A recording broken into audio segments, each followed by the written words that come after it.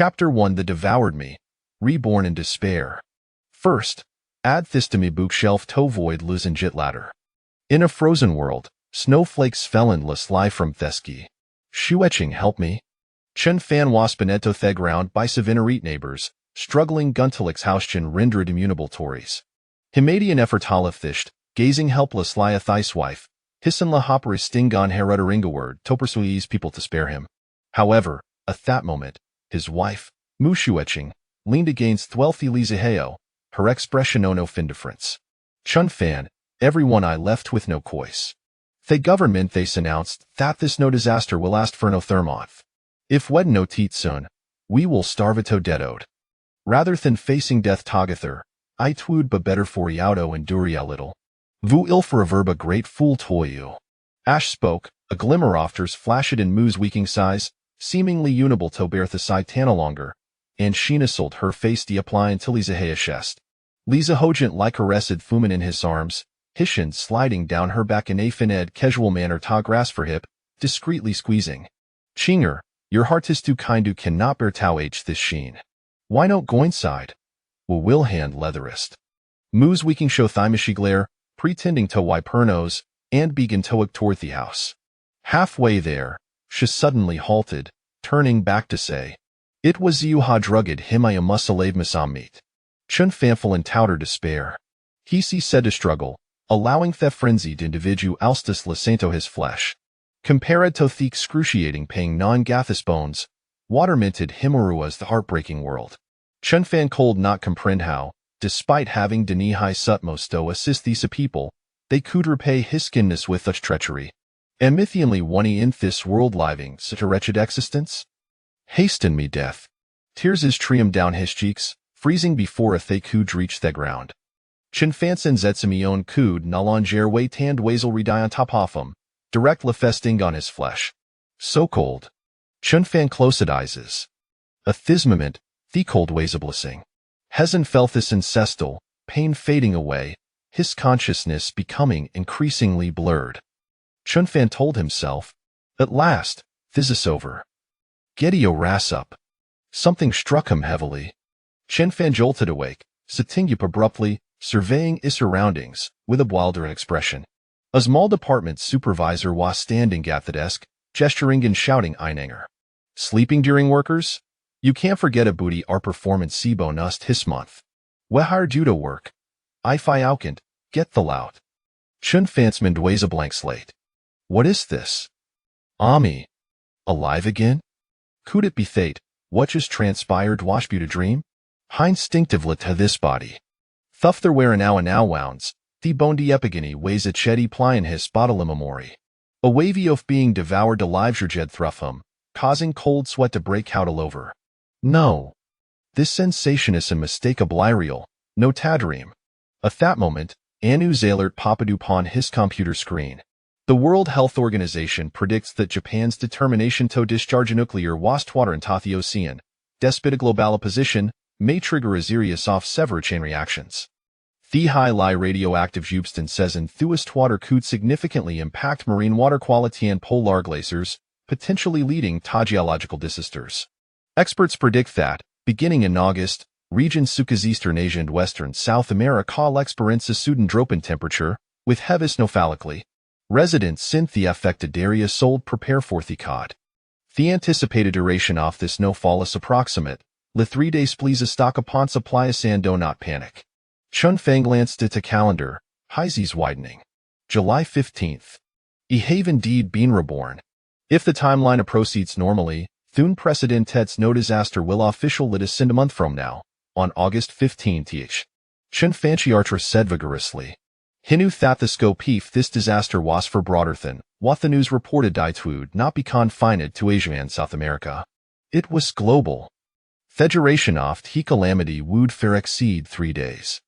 Before his rebirth, by Thedum he was consumed, the snow disaster hatal readapers instead for over 12 months, with no soft cessation in sight. Water and electricity were recutov, food was scarce, and days were reshort will night stretched long. As survival conditions deteriorated sharply, human civilization began to displays in soft regression. Unimaginable brutality unfolded before his eyes. robberies, rapes, murders, and even cannibalism. The brutality and ugliness lurking within human nature were a laid bare through hell. Moreover, Thoth had not witnessed it firsthand. He had heard reports of people turning in to live in corpses if consuming nuclear wastewater.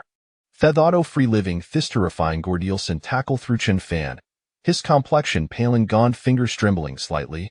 Seeing Chen Fan in this state, the small supervisor assumed he was cowed by his authority and became even more emboldened. Look at you, such a coward. If I were as pathetic as you, would have handed Mijel, from Atrilongajo. The supervisor's words grew increasingly unpleasant. In this maleficarium, he was fellow emperor. Colleagues, fearing repercussions, buried their heads in their keyboards, pretending to work diligently. In the past, to avoid trouble, Chen Fan would proactively admit fault. But today, he met the small supervisor's gaze, coldly fixing his eyes upon his face. In a month's time, when the snow seals theskis, every own will perish will list to lend your ornaments? Damn you! Chen Fan erupted suddenly. What are you even worth? Relying gonna by tof petai power in the company tobar quarters. Doi ao think nuna no sabudi our pay the ticantics? The small supervisor was taken aback. Huesa wereth at ever yo negan erila disdained him, but the didn't care. In the world of serval, shamelessness was a thrive. As long as nu never read to speak up, it was as if it never existed. But the never expecteth will known honestman, Chen Fan, to display such bravery today. The atmosphere in the feist shifted alkalia gesperked up, abandoning firework towate spectacle. Event those from adjacent department were drawn over, peering through the doorway. Thesmal supervisor, no the center of attention, turned beatered. I have done nothing wrong? The leadership appreciate us kashav my strong workability. Chen Fan raised his voice to the maximum. Shut that pit of full mouth hofio yours. Apart from io yearnably tongue pleasing the bosswife, what workability do you possess? The bosswife has gynecological issues, soy or mouths or shaven either healed, right? Dot stands a closet of methacinchi overpowering. Oh. Theme tire remove colleague seemed to sudden lie, understand some ething, hastily covering their mouths and noses. Thesmal supervisor, mortified and furious, opened his mouth but found himself a talash for words. Use lander, you'd fame I will. You wanna fire him? Na need for that tiquit. Ash spoke. Chen Fan swept a thick stack of documents off the desk, striding away with flair against the backdrop of flying papers. Applause and cheers erupted from his colleagues behind him. For Chen Fan had done what they had long wished to be dare not. Chen Fan did not look back. His expression was grave, his steps resolute. Since having granted Jaime's chance at life, those who tormented Mamie past life shall surely suffer fatorseth in death. Reflecting on Thevant Sophis' former life, Chen Fan felt a surge of emotions, blood rushing to his face, rendering Jaime unable to control himself. Suddenly, his vision inexplicably began to distort, a burning sensation igniting in his eyes. In the next instant, he found himself in an alternate dimension. As for the there was an lion and les expands of square to less beneath him. Chen Fan was stunned not on lihad had been reborn, Buthielsa possessed. The ability of infinity alternate space. For subsequent readers under 60 years old dairy advice said to wake with parental supervision. Chapter 2 So-called mental cleanliness and not something wise the individuals should possess. Chen Fan attempted several to meet and quickly mastered Hughes oft alternate space. By concentrating a point, his right eye could freely transfer objects within his field of vision into the alternates. By focusing in himself, his left eye allowed him to freely interact with the alternate space and ethereal world. The capacity of alternate space seemed boundless. Chen Fan was overjoyed, able died a blossoming in his mind. This is an opportunity for survival, perhaps psychonussed alternate space to savement of people. As soon as this thought emerged, he slapped himself hard. Am I still clinging to a severe complex? When the apocalypse eves, humanitist sit hypocritical mask solving them is no better than rescuing a dog. In his previous life, Chen Fan was overwhelmed with sympathy, rescuing people left hand right. Yet, in the end, those had saved were among those who harmed him. Chen Fan resolved firmly this time, I will save noon. Anthosi ungrateful bastards, ishalinsharethemi tagrusamend. The primas off free vinjai sto first inchurini son survival. Chun fank new thatan the apocalypse, themist crucial factors for survival varimpal fudentiplatio fabsolitsafeti. Perhaps it weighs a symptomo fapocalyptic after effects. As soon as Sheth had to food, his stomach rolled with hunger. Thus, hides I dead to zeta sidiather matter sand first indulgina hardinal. Without hesitation, Chun famity his suedo thenis twestern restauranta Jinling. Hai tianxing yin. This is known Mikelin 3-star restaurant Jinling. In the past, the exorbitant price of Haitian Shinji and Hadelways deterred Chen Fan. A sanativy of Jinling, this is the first time Chen Fan has crossed the threshold of the prestigious restaurant. Hai tianchen. Good day, sir. May inquire how maniguist you have? Thuatra spoke with yet most politeness. Although she could discern that themen before hair was dressed quite ordinarily, notre resemblinga patron capable of affording such high expenses, her professional demeanor compelled her to maintain a standard, albeit artificial, smile. 1. Chun Fan replied with a hint of indifference. Hesservati hall brief libe for making easewaito and imtite bleem taking gassiat. In the past, being in such an upscale establishment, food have filled Chun Fan with discomfort and junnies. However, having witnessed the grotesque facade softy so-called upper class during the apocalypse, he had come to understand that the so-called elite society was merely a collection of well-dressed hypocrites, engaging in themis sorty dandish peculiar acts beneath their glamorous veneer.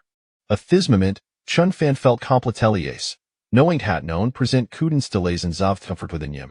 I'm sorry, sir. This to be accommodates for, and since you are alone, might I kind lie a scooter la catito to a person to be over there? Thought he waitress words were a courteous. Thes light droop at the corner soft your is betrayed a clear disdain. That woe persentable was situated perilous li closeto theasl, evident lie the least favorable spatintherrestrant. The Zerkchen Fan. That is no acceptable a prefertosithere, he certa dresolutely. The waitress. Thes smiley in her face vanished instantly. Her brows furrowed slight lie as hate hot, hudo est his bumpkin thinkais? Surely must not comprehend the caliburo for establishment. She anticipated that taunts had glimpse set the prices, huelled hesitatorder, ansurelish the thought of whitenessing is embarrassment. After Chun Fan's refusal, he did not spare Heronotherglance. Instead, he beckoned with a finger, signaling for the waitress to bring the menu. At that moment, Lisa Heo, a wealth-as con generation Hirden in Jint the same restaurant engaged in a clandestine meeting with Mushuetching, noticed Chun Fan. Hequacli rubbedhizes, ensuring he was not mistaken. Chinger, isn't that your husband? Moose weaking froze, her expression of surprise as he turned her head, following Lisa Ha's gaze. Indeed, it wasn't an. Coincidentally, Chinfanel so caught Saitafi's wife, their eyes locking momentarily. Moose Wecking's face flashed crimson, reaching gear ears. Regardless of their circumstances, they remained legally married. Infidelity I say disgraceful affair, and event though Moose Wecken Gofton Lukadao Nupon Hurrisband, Shanao felt as if Shuri sitting on pin sand needles. She hadn't anticipated encountering Chun Fan in Sukanupskalivanu, a place where Simeonave is financial standing should belong. How cold this? A sudden tightness gripped Moo's weaking shart. What if this pathetic man had comito kacharent the act? She hurriedly glanced around, relieved to find that there weren't many patrons. However, if this situation were to become public knowledge, it would undoubted lie stereotypistan thesity. Shefford that be dawn, would become the topic of gossip among her colleagues. Themoresha contemplated, Themori anxious screw, her hands nerve a slight wisting the hemo for dress. Don't worry, Chinger. As long as I'm here, Chun Fan want Darito Kasin, Lisa Heo reassured her with a grin. Hair guarded Chun Fan with utter contempt. Moreover, he was soon bothered being a negative reputation associated with Stu Singanotherman's wife. In Liza's affluent circle, successfully attracting Simi O'Neill Sespau Suasabaji of honor, a point off bragging great among peers. But Moose Wecking could not remain still. If Chin Famiki Sassana here, it could tarnish the reputation of life family. Way there I will bebek shortly. With that, Moose Wecking wiped Hermuth and stewed, striding towards Chin Fan. This woman was reckless, not foolish. She understood that if this scandal were to break, Their percussions for hair would be far greater than for him. Husband, what brings you where? Mu swecking endeavored to aperities. The compagnasked me to arrange a meeting with a client, so it hot I would stop before Amiel. Why don't you join? Harry started around, searching for an isignof motion from Chun Fan. Yet, there was nothing. Chun Fan's expression was serene, a calmness that unsettled her. Ida said that before a storm arrives, there is often a brief period of tranquility. Could it be that Chun Fan was on the verge of an outburst? Mu's weaking sheer traced. Chun Fan gazed steadily at his wife, perceiving her faces both familiar and foreign. This was the woman who, despite her numerous betrayals, had chosen to save without hesitation when the apocalypse loomed. Yet, in the end, she had rugged Hyman turned them into upon for her lover. Chun Fan chuckled. He laughed at his past incompetency and ignorance, at his own foolishness and cowardice. In Thismet, Heffinally realized that he had completely let go of these women. Heffelt na love for her na hatred remained. It just finished were condecided to stopen for meal. Na need to concern yourself carry on with what you were doing, and remember to return homey early. Hesade with Asmile, his face betraying no hint of disturbance. Yet within, Hehadal ready plot the beginning goff his revenge in thys apocalyptic world. This phase was far more urgent to Chun Fan than hoarding supplies or preparing is a fee haven. After all, Mu swecking was still his legal wife. Legally, spouse serio obligatorio fulfiliacothers need syntherm of intimacy. The cis both reasona ba unlawful. Thus, there is no justification for his little brother to beslie teduadon fidelity. The right should he served must be claimed. The so-called obsession with moral purity weighs a concern on live for fools, was it not? Chun Fan eroeticizes, unabashedly fixating in Mu's weaking's bosom. Mu swecking had dressed provocative for her rendezvous, with Lisa Heo, donning Garevi Alangevin gown. She was bare beneath, the plunging neckline and nearly ricking her navel. With Thesli test movement, her ampla curvus seemed poised to escape ethereal confines, swaying gentisingly. Noticing Chun Fan's unabashed gaze, Mu swecking felt a twinge of embarrassment. Instinctively, she placed a hand over her chest. Chun Fan's expression darkened, visibly displeased she stated. Lower your hand. I am your husband. If clients can look, why can't I ask your husband?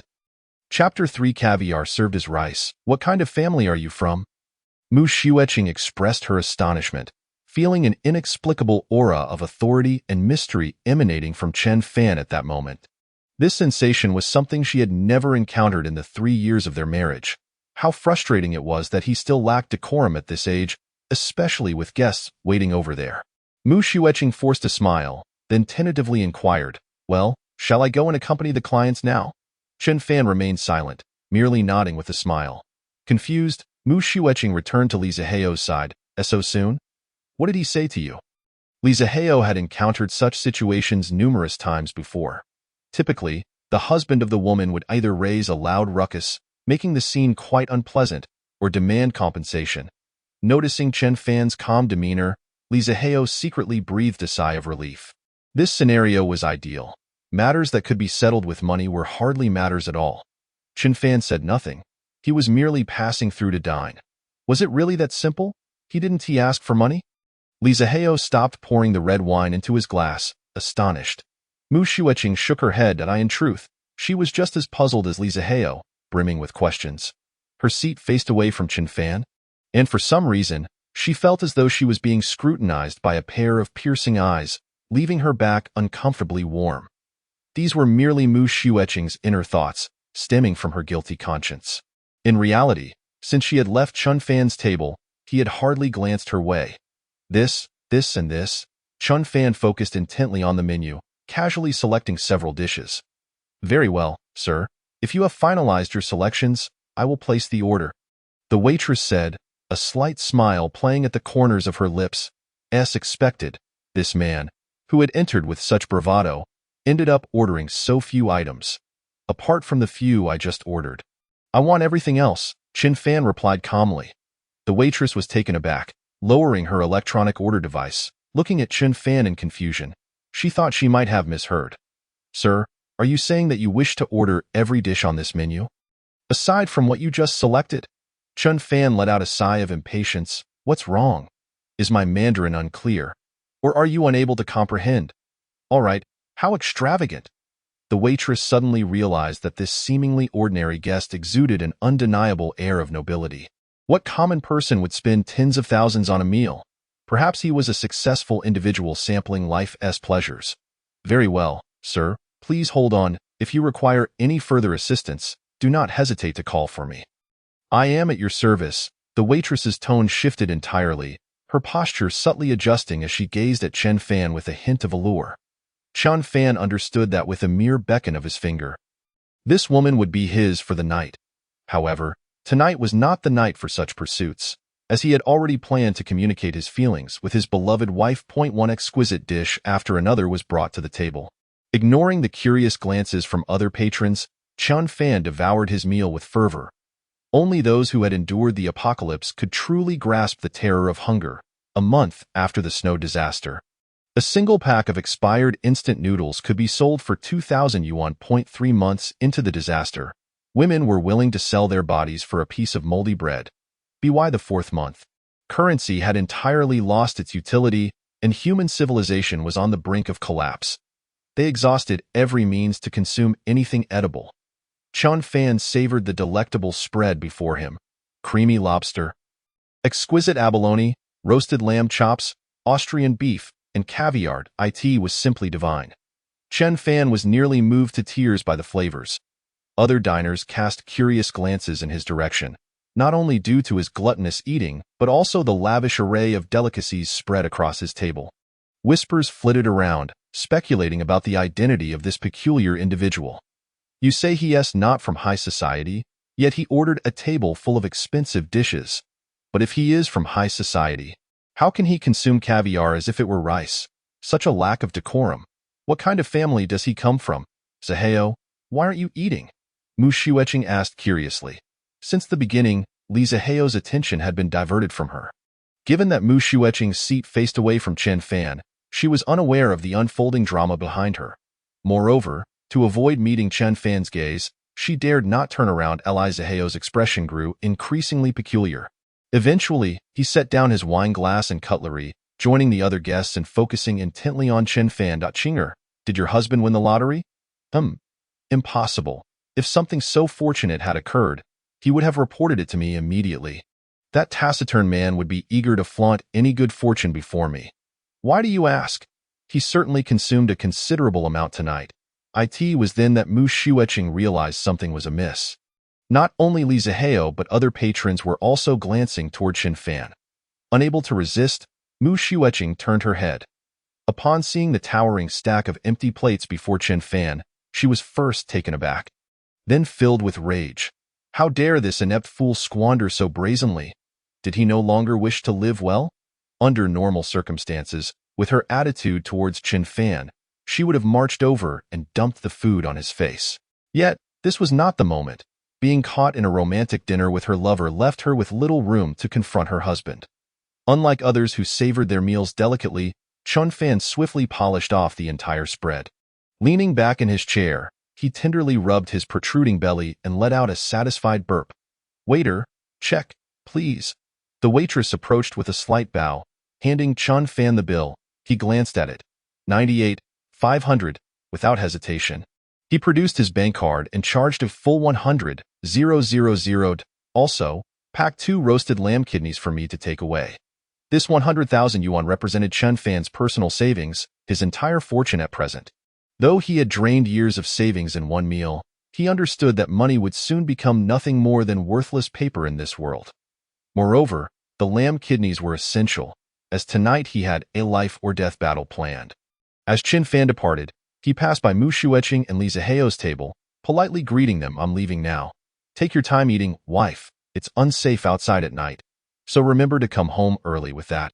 He bent down to gently kiss Mu Shueqing on the forehead. She stood frozen like a statue, unsure of how to react.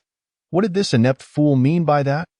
After Chen Fan left, Li Zaheo tossed the napkin from his lap onto the table. It seemed that he could no longer eat.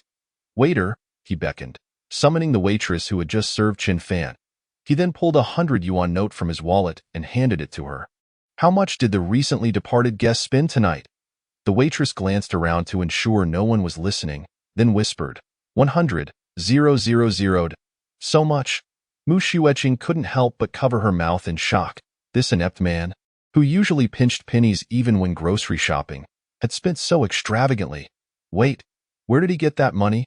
Filled with indignation, Mu Xueqing began to gather her belongings, preparing to return home and confront Chen Fan. Unbeknownst to her, Chen Fan was already at home, having finished off the lamb kidneys and 2 raw eggs, eagerly awaiting his beloved wife's return. Chapter 4. One must objectively consider the legitimate activities between spouses. Caught with her husband and Li Zihao, Mu Xueqing was filled with questions and eager to clarify with Chen Fan. Thus, she ceased eating, gathered her belongings, and prepared to head home. Qinger, are you truly going back? What else can I do? Mu Xueqing fixed her gaze on Li Zihao. He saw us. How could I not return? I could remain by your side. But would you have me marry you? Faced with this life-altering question, Li Zihao fell silent. Tempting a married woman was merely a game, a fleeting romance, and marrying a second-hand bride from the illustrious Li family was absolutely out of the question. Yet, Li Zihao found it hard to sever ties with Mu Xueqing. She was fair-skinned and beautiful, possessing both the shyness of a new bride and the allure of an experienced woman. Every encounter with her left him thoroughly satisfied, a pleasure no other woman could provide.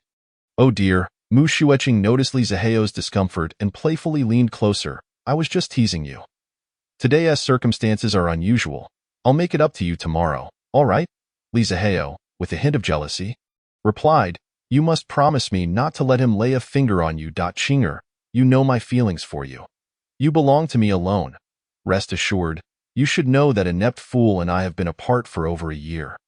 He wouldn't dare. As she spoke, Mu Xueqing seductively caressed Li Zihao's cheek before gracefully departing. As she stepped out of the Hai Tian Shengyin, Mu Xueqing's expression shifted entirely. She quickened her pace to the roadside and hailed a taxi, directing it towards home. Her urgency to return was not out of fear that Chen Fan would misinterpret her relationship with Li Zihao. She had long ceased to care about that. What she was eager to clarify was the source of the money Chen Fan had spent, and how much he had been hiding from her. To know that they are indeed a legitimate couple, with all assets being jointly owned, even in the event of a divorce, she would still be entitled to half of those finances. No, women are the vulnerable group. Chen Fan, as a man, should leave with nothing, so he must not hide any family assets. Shortly after, Mu Xueqing arrived home.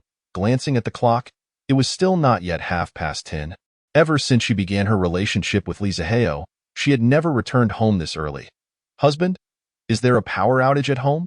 As Mu Xueqing opened the door and stepped inside, she noticed the lights were off, with only a few candles flickering on the dining table. You're back? Chen Fan's voice suddenly emerged from the corner, startling Mu Xueqing.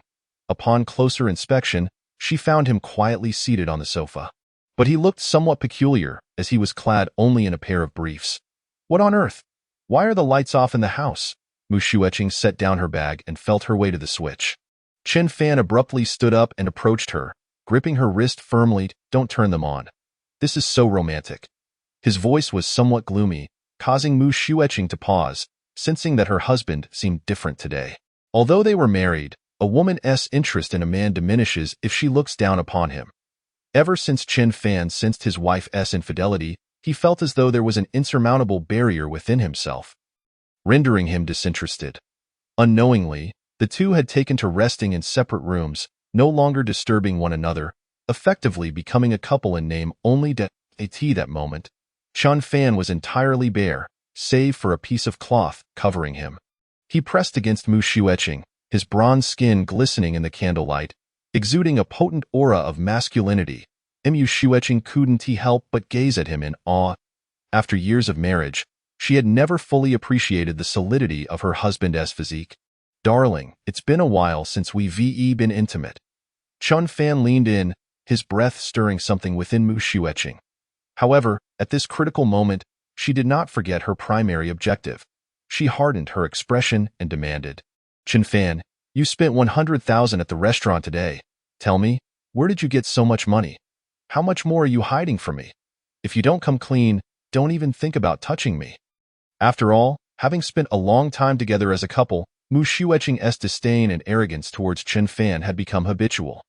Chen Fan let out a cold laugh, incredulous that this woman could speak such words. He had given her a dowry of 990,000. The house had been purchased solely by him through a loan, and he had been the one paying the mortgage all along, despite both having jobs. All household expenses fell upon his shoulders alone. Yet now, Chen Fan was too weary to argue these points. Why should he reason with a mere tool for gratification? Don't even think about touching you. Do you really believe you have the final say? Chen Fan seized Mu Xueqing by the collar and, with a swift motion, tore it open. Her ample bosom immediately sprang forth. What are you doing? At this moment, Mu Xueqing finally realized something was off about her husband. Chen Fan's eyes were bloodshot, his expression menacing, almost terrifying. What? Not used to it. Have you forgotten? I, Chen Fan, am your lawful husband.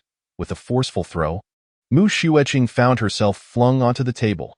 Chen Fan swiftly followed, pressing one hand heavily on her neck, rendering her immobile. Thus began the lawful act of intimacy between a married couple.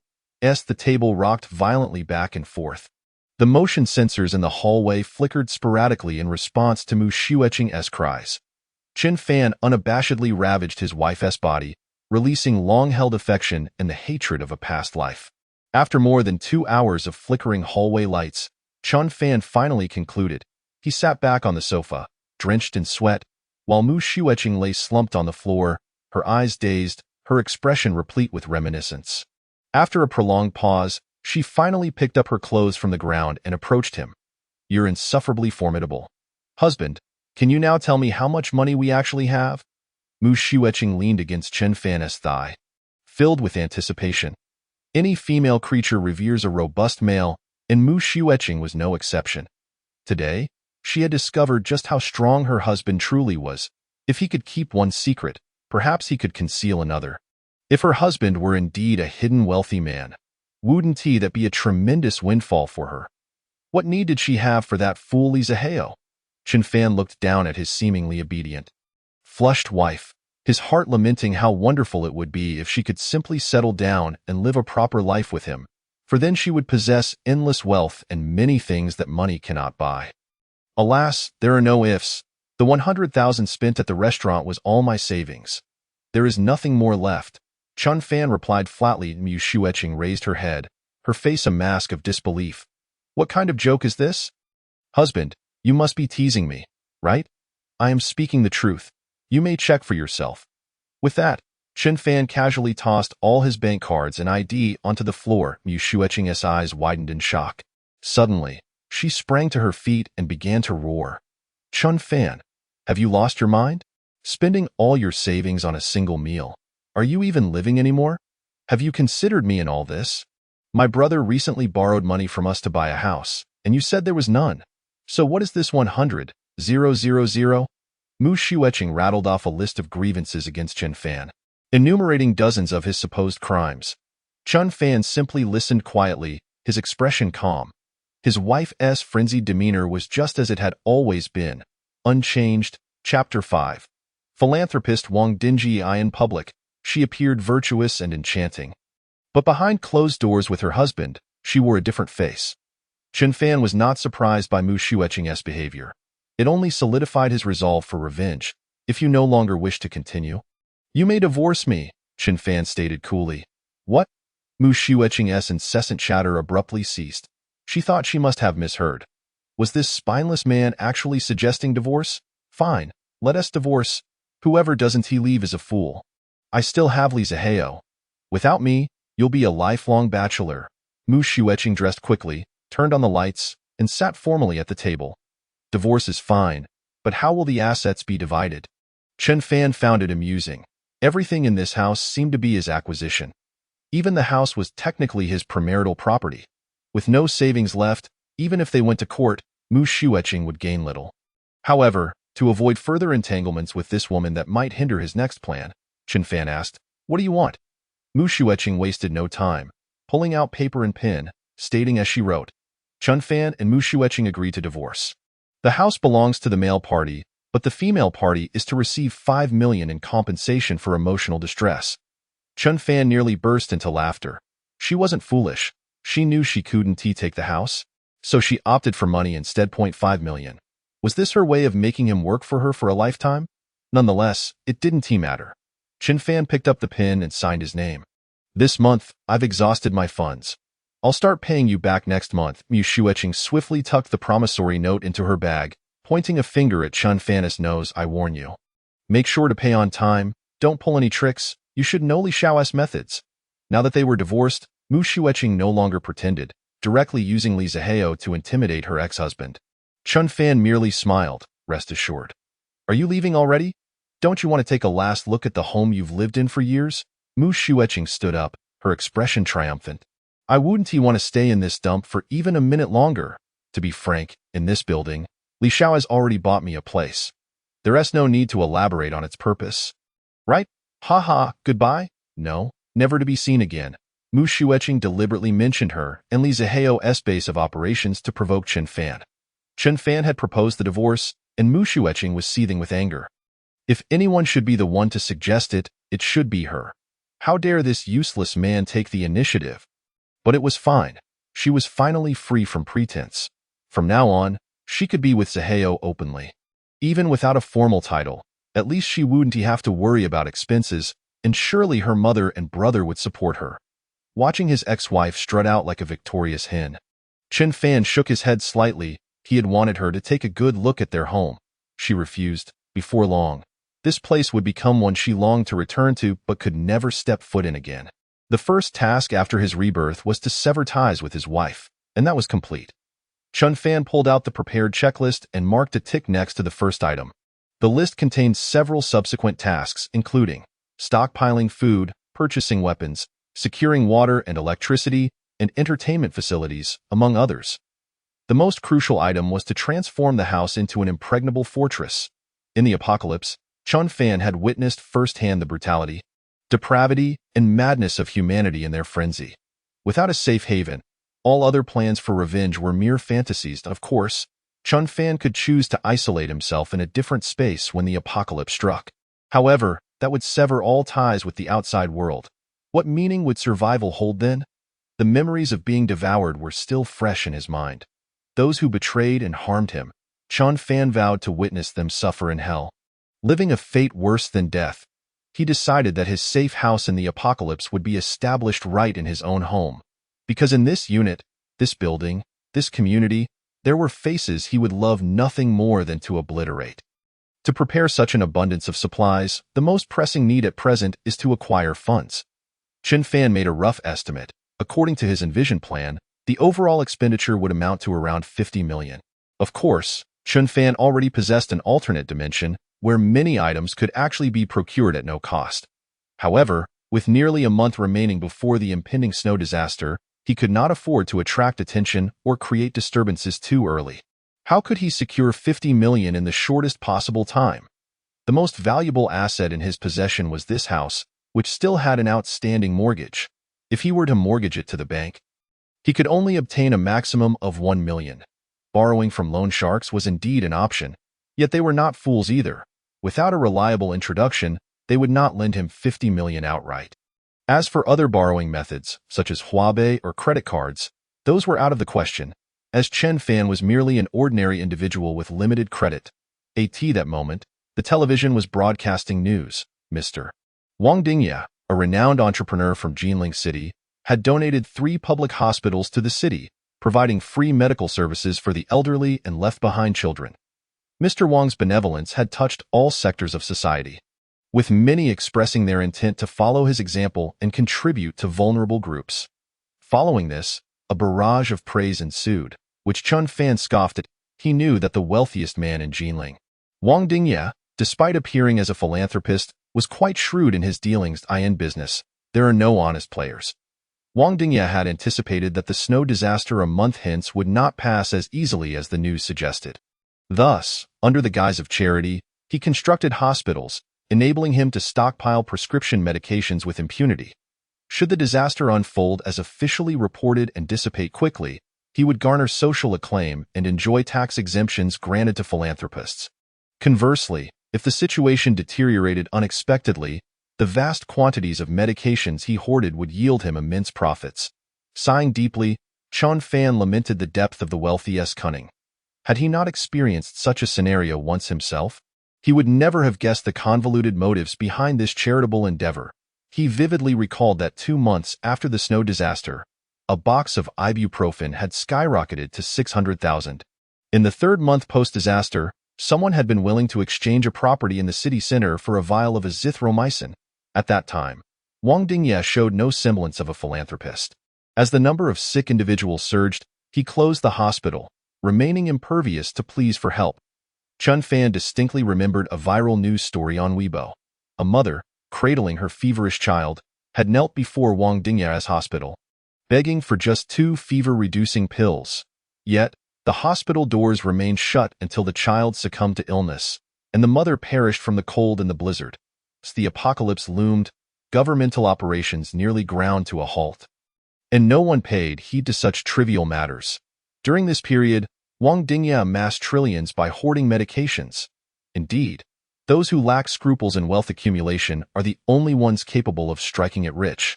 Chun Fan murmured to himself. Suddenly, a spark of realization illuminated his eyes.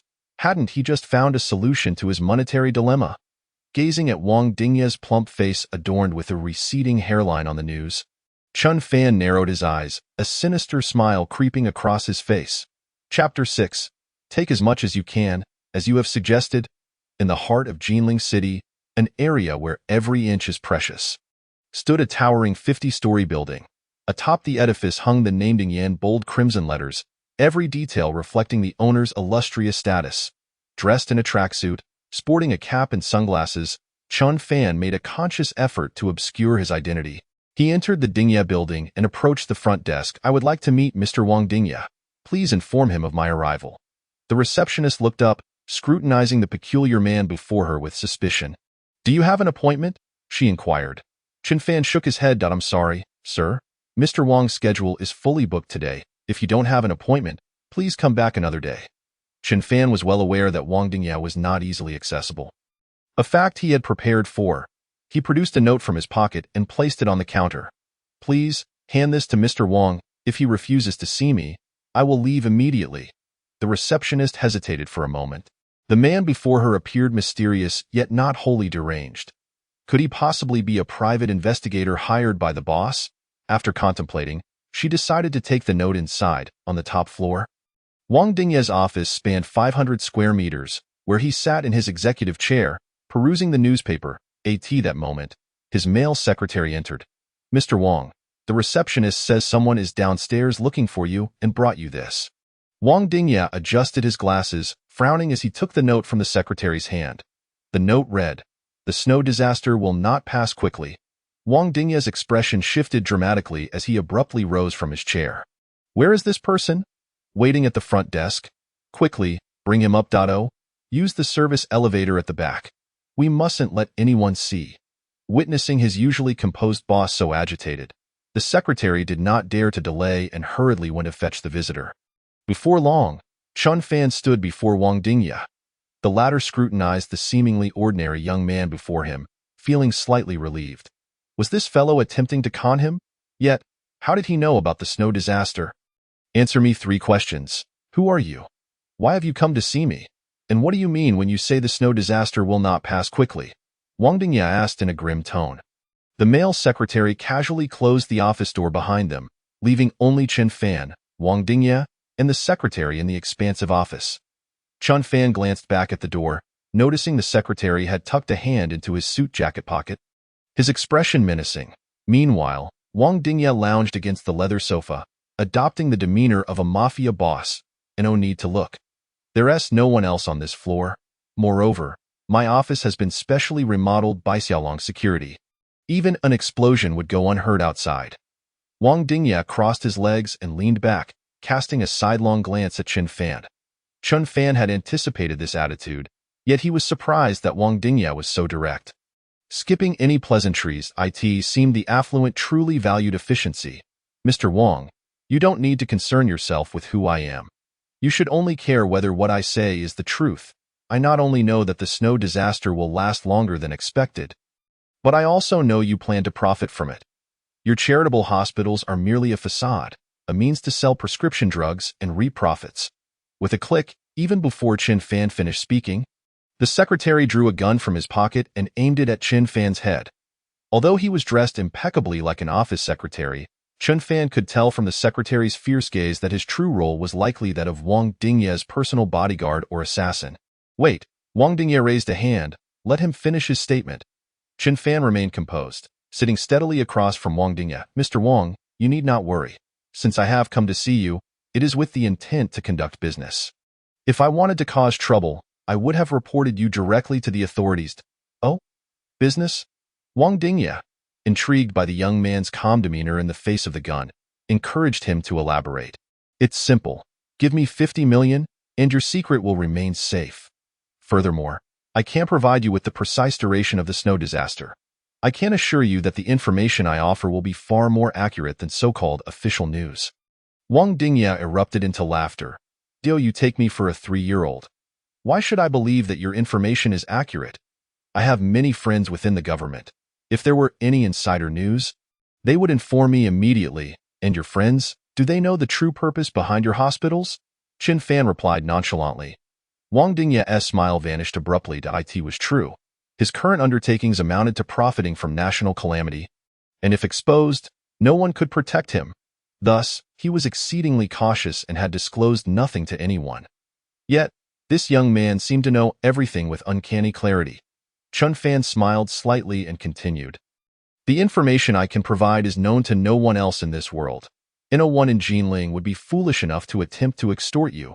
Wang Dingye, to this point, Chen Fan cast a glance at the secretary, who still had the gun trained on him. If you discover that I am deceiving you, you may kill me at any moment.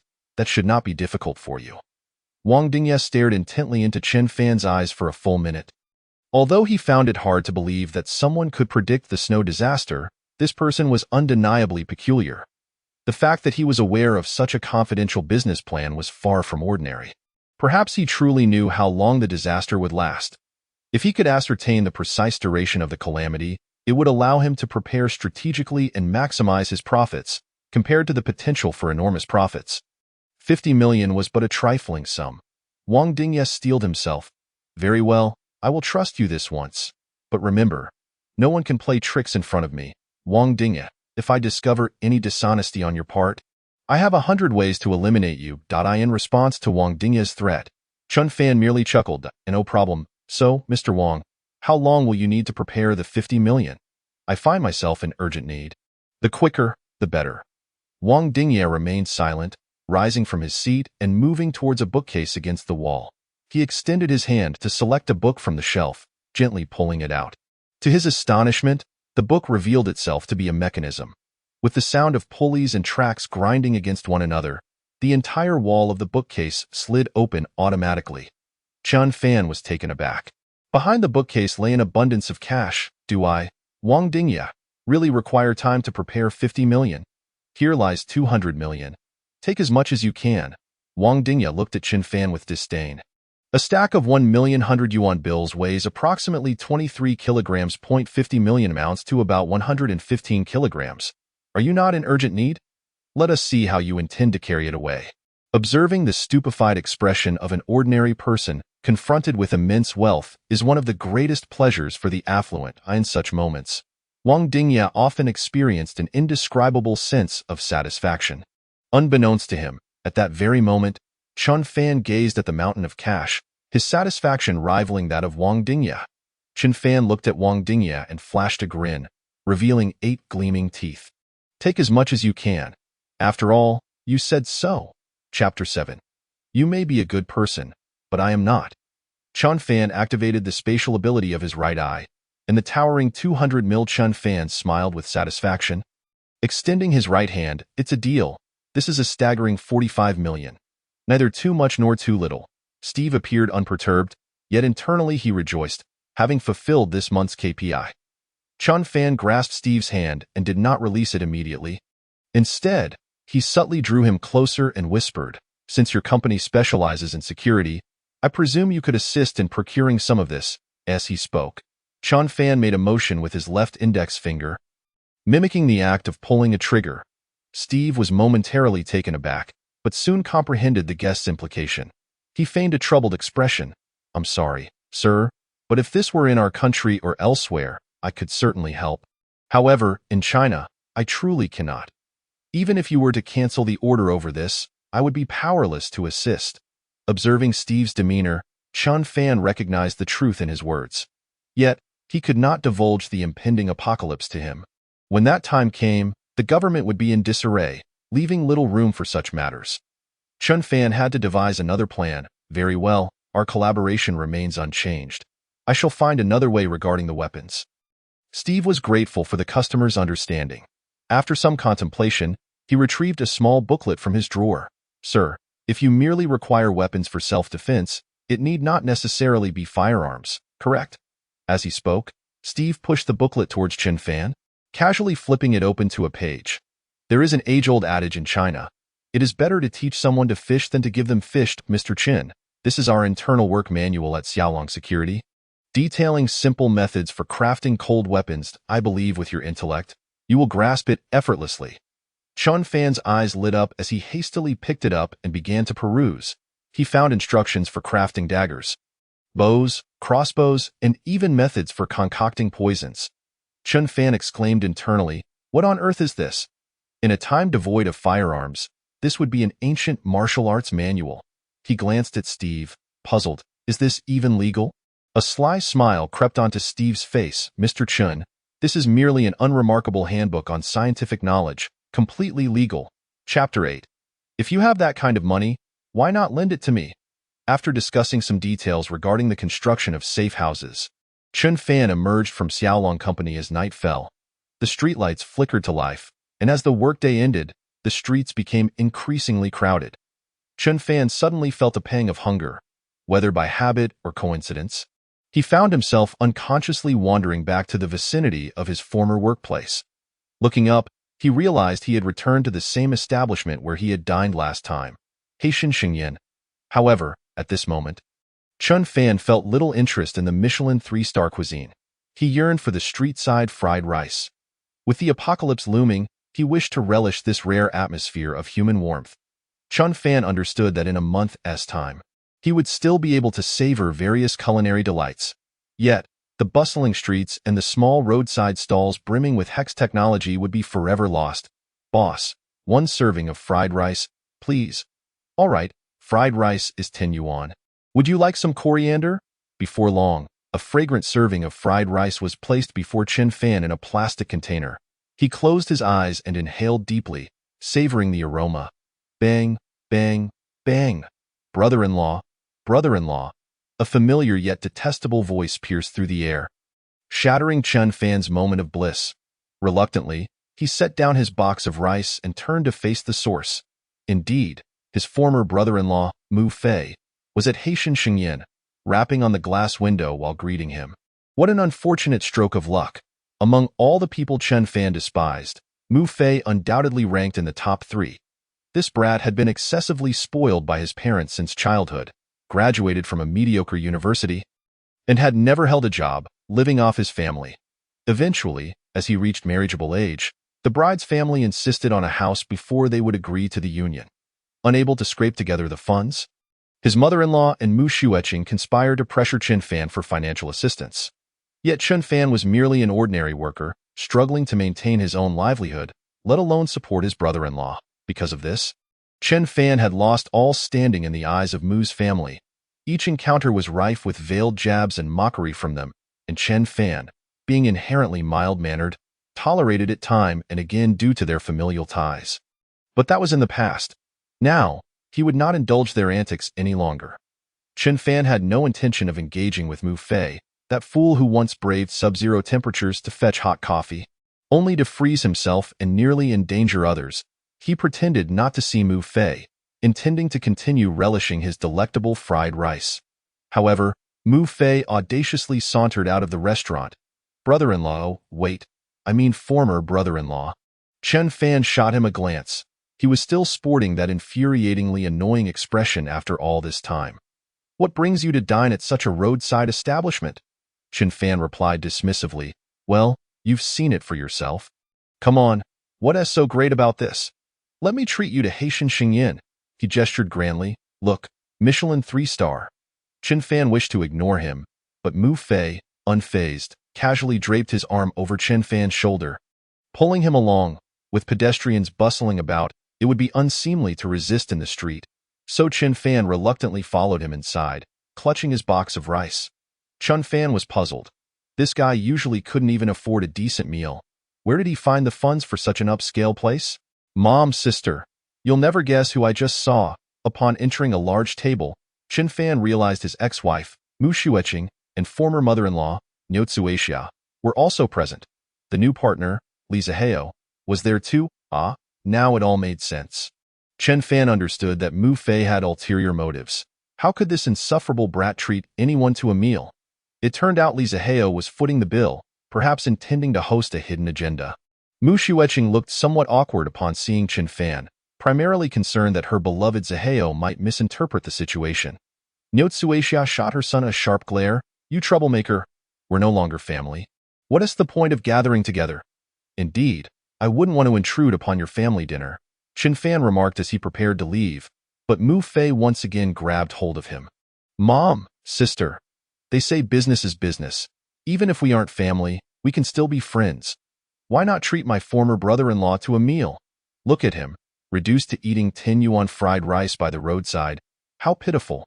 Mu Fei's words were laced with condescension as he exchanged knowing glances with his family. Li Zihao appeared magnanimous. I don't mind. More chopsticks for everyone. Just wondering if Mr. Chun can handle our humble fare. After all, he is someone who usually spends 100,000 on a meal. What?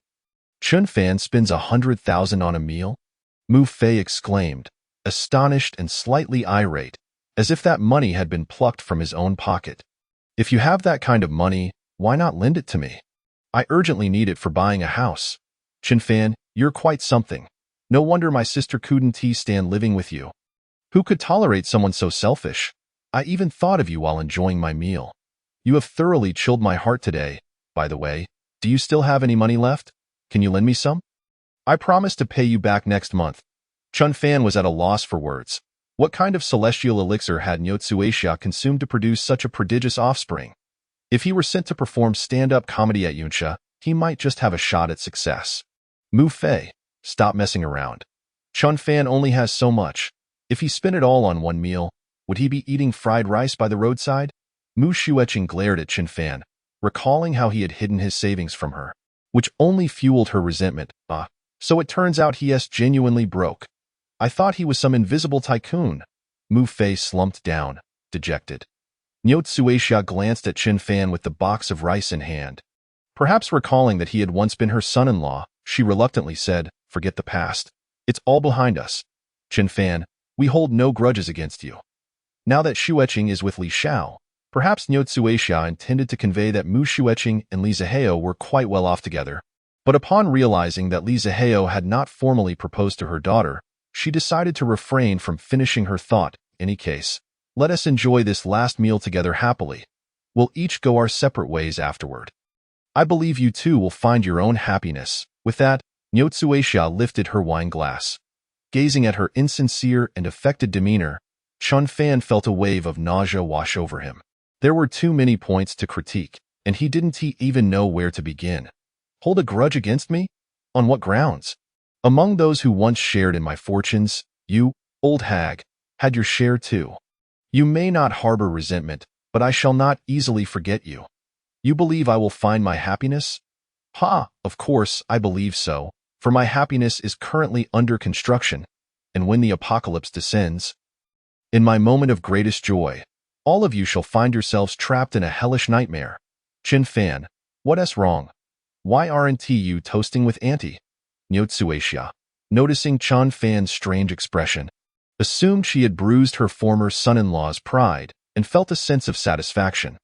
Little did she know that Chen Fan was striving to suppress the urge to eliminate these people, for he intended to save the grand performance for last. Chapter 9. Shrimp and pork heart, how could you live with such a conscience?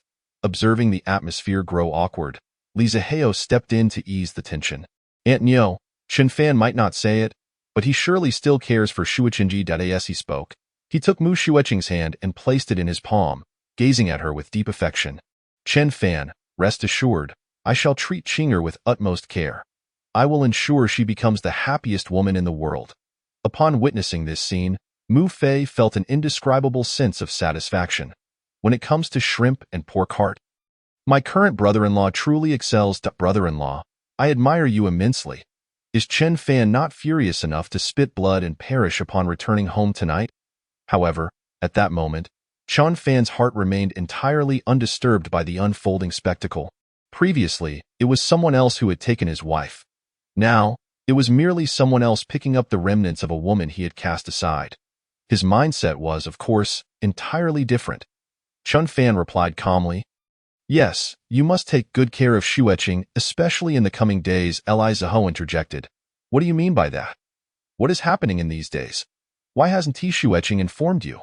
Chen Fan feigned surprise. The night before last, after we finished dinner with you, we took the opportunity to indulge passionately before the divorce. It was my fault for having consumed a couple more skewers of lamb kidney that evening. I must have been a bit too vigorous, as I noticed Xueqing could hardly walk when she left. He then cast a sincere and concerned glance towards Mu Xueqing. Niu Tsuixia, Mu Fei, and Mu Xueqing were momentarily frozen in shock. Li Zihou, suppressing his fury, turned slowly to Mu Xueqing, gritting his teeth as he inquired, Is what he said true? Of course it is true. Honest people never lie that night. Xueqing was rather loud, and I believe the neighbors in the entire unit heard it. You may go and ask, Chen Fan added, relishing the chaos. Shut your mouth, Mu Xueqing screamed.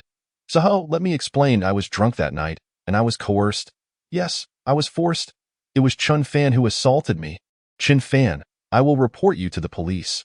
I will ensure you face legal consequences. Mu Xueqing could see that Li Zihou was genuinely angry. After being entangled for so long, it was the first time she witnessed her benefactor in such a rage. Thus, she could only attempt to shift the focus back to Chen Fan.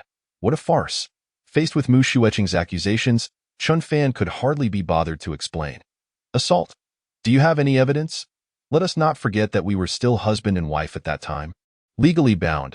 If the police were to intervene in the matters of a married couple, they would indeed have too much time on their hands. Chen Fan, seeing the tension rising between her daughter and the affluent son-in-law, Niu Tsuixia panicked. She began to beat her chest, feigning deep sorrow, her voice tinged with a sob. What a travesty! I treated you like my own son, and in return, you repay my kindness with such ingratitude.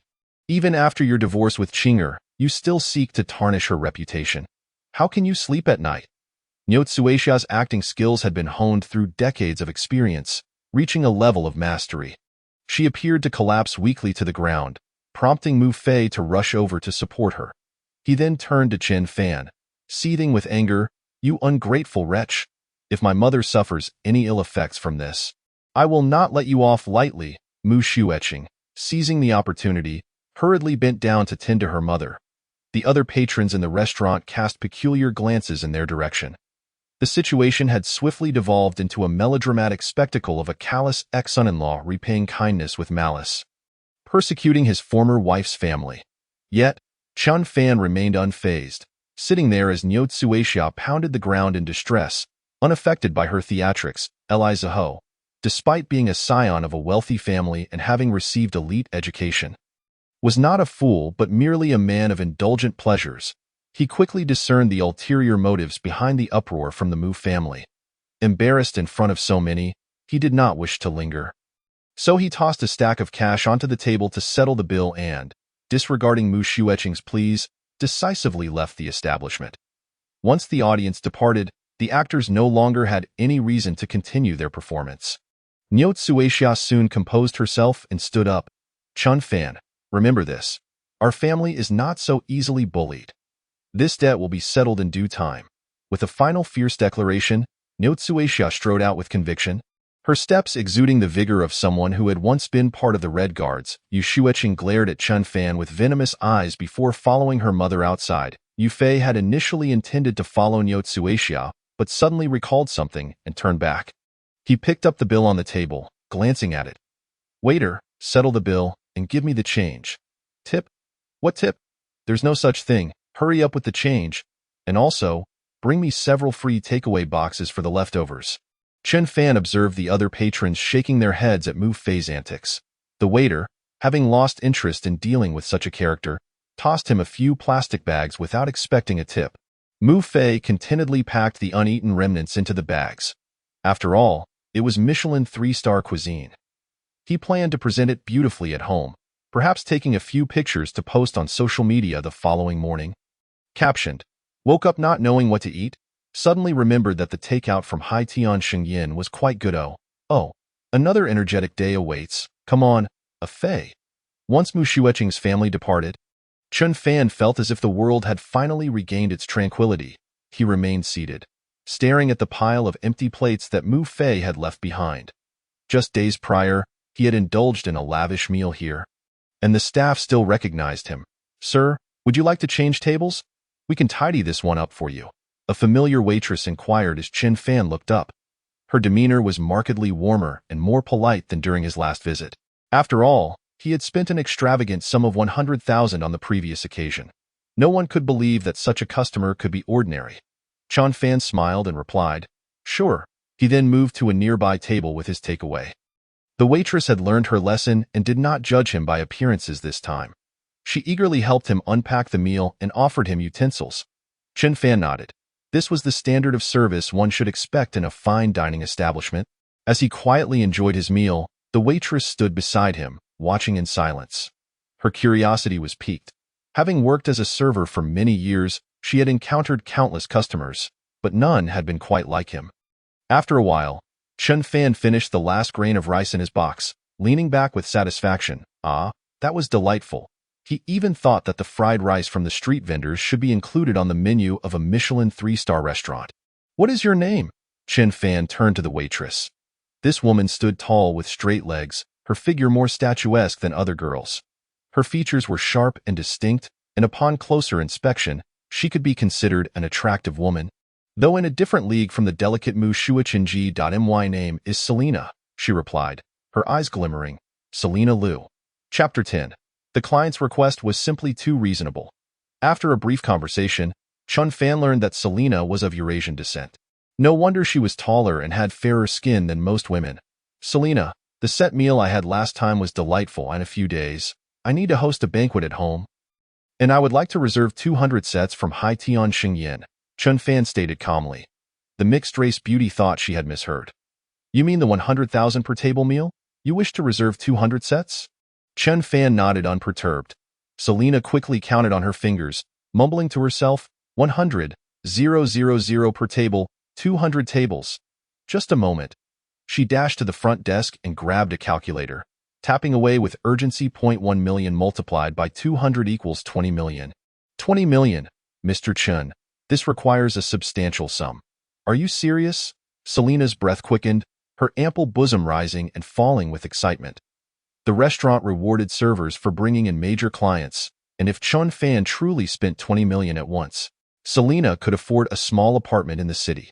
Chen Fan remained unfazed, nodding once more.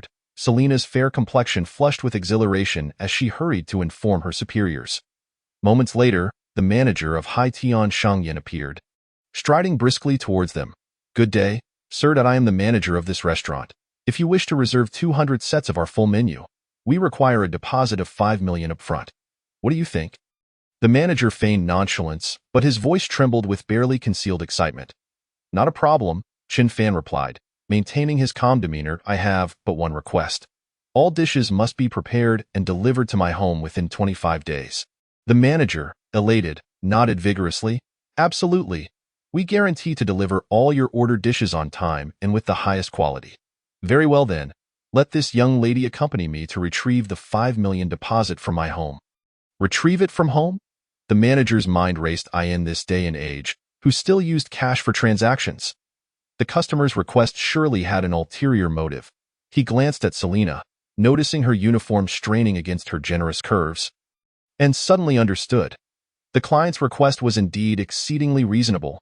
The current landscape for physical businesses is quite challenging, particularly in the high-end market.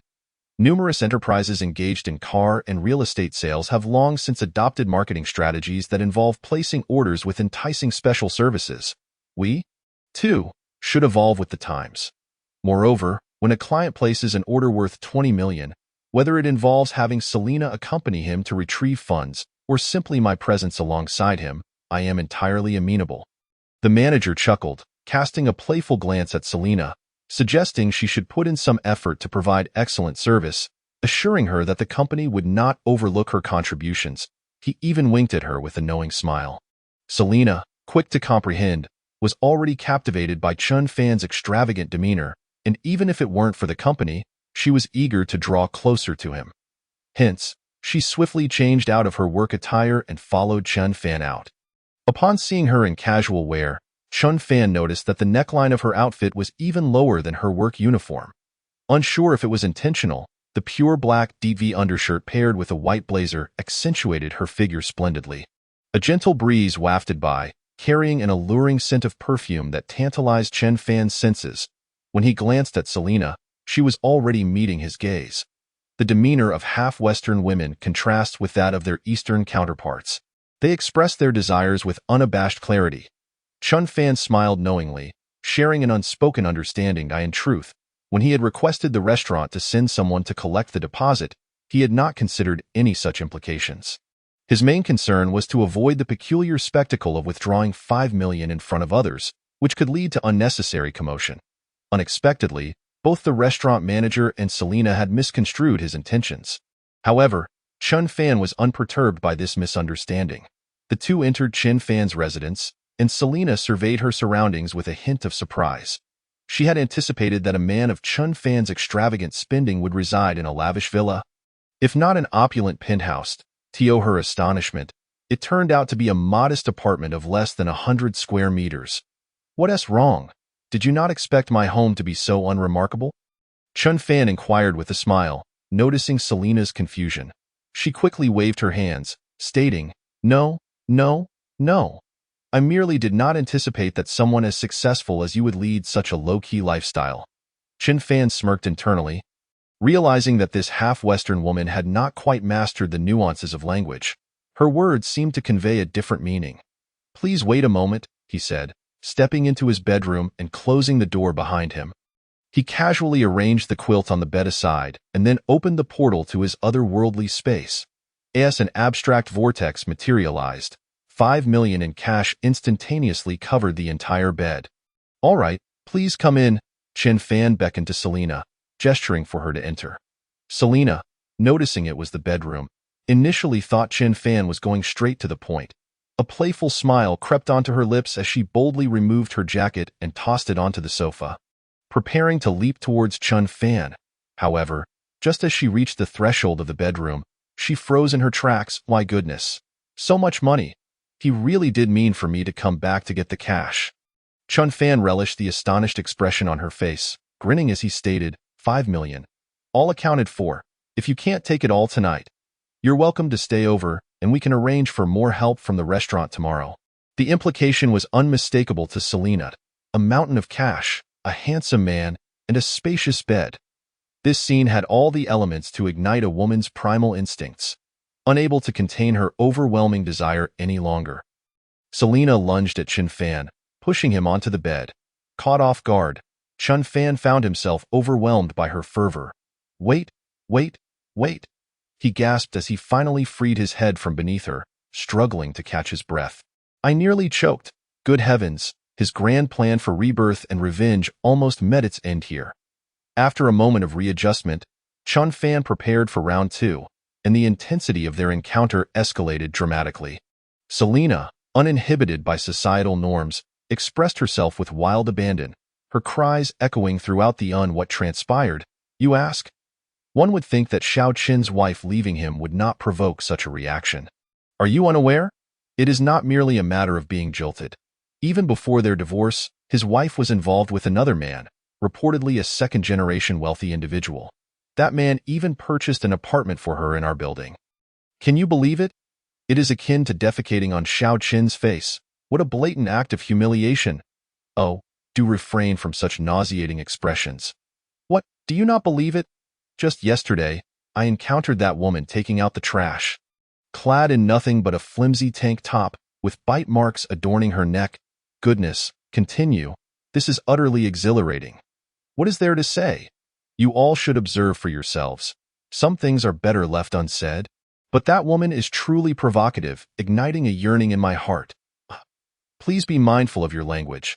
This is a group chat, and there are ladies present. Exercise some decorum. Everyone, let us not stray from the topic. Are you not curious why Xiao Qian has been purchasing so many items? Where is he acquiring this money? Could it be that he is involved in some illicit activities at home? Perhaps dealing in rock sugar or the like?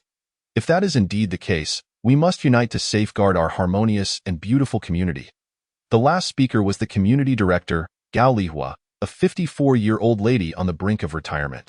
Yet, judging by her fervor for work, it seems she intends to exhaust every last bit of her energy in this final year. Although the community director holds no significant power, she wields considerable influence within the neighborhood. Residents often seek her assistance for various documents and procedures.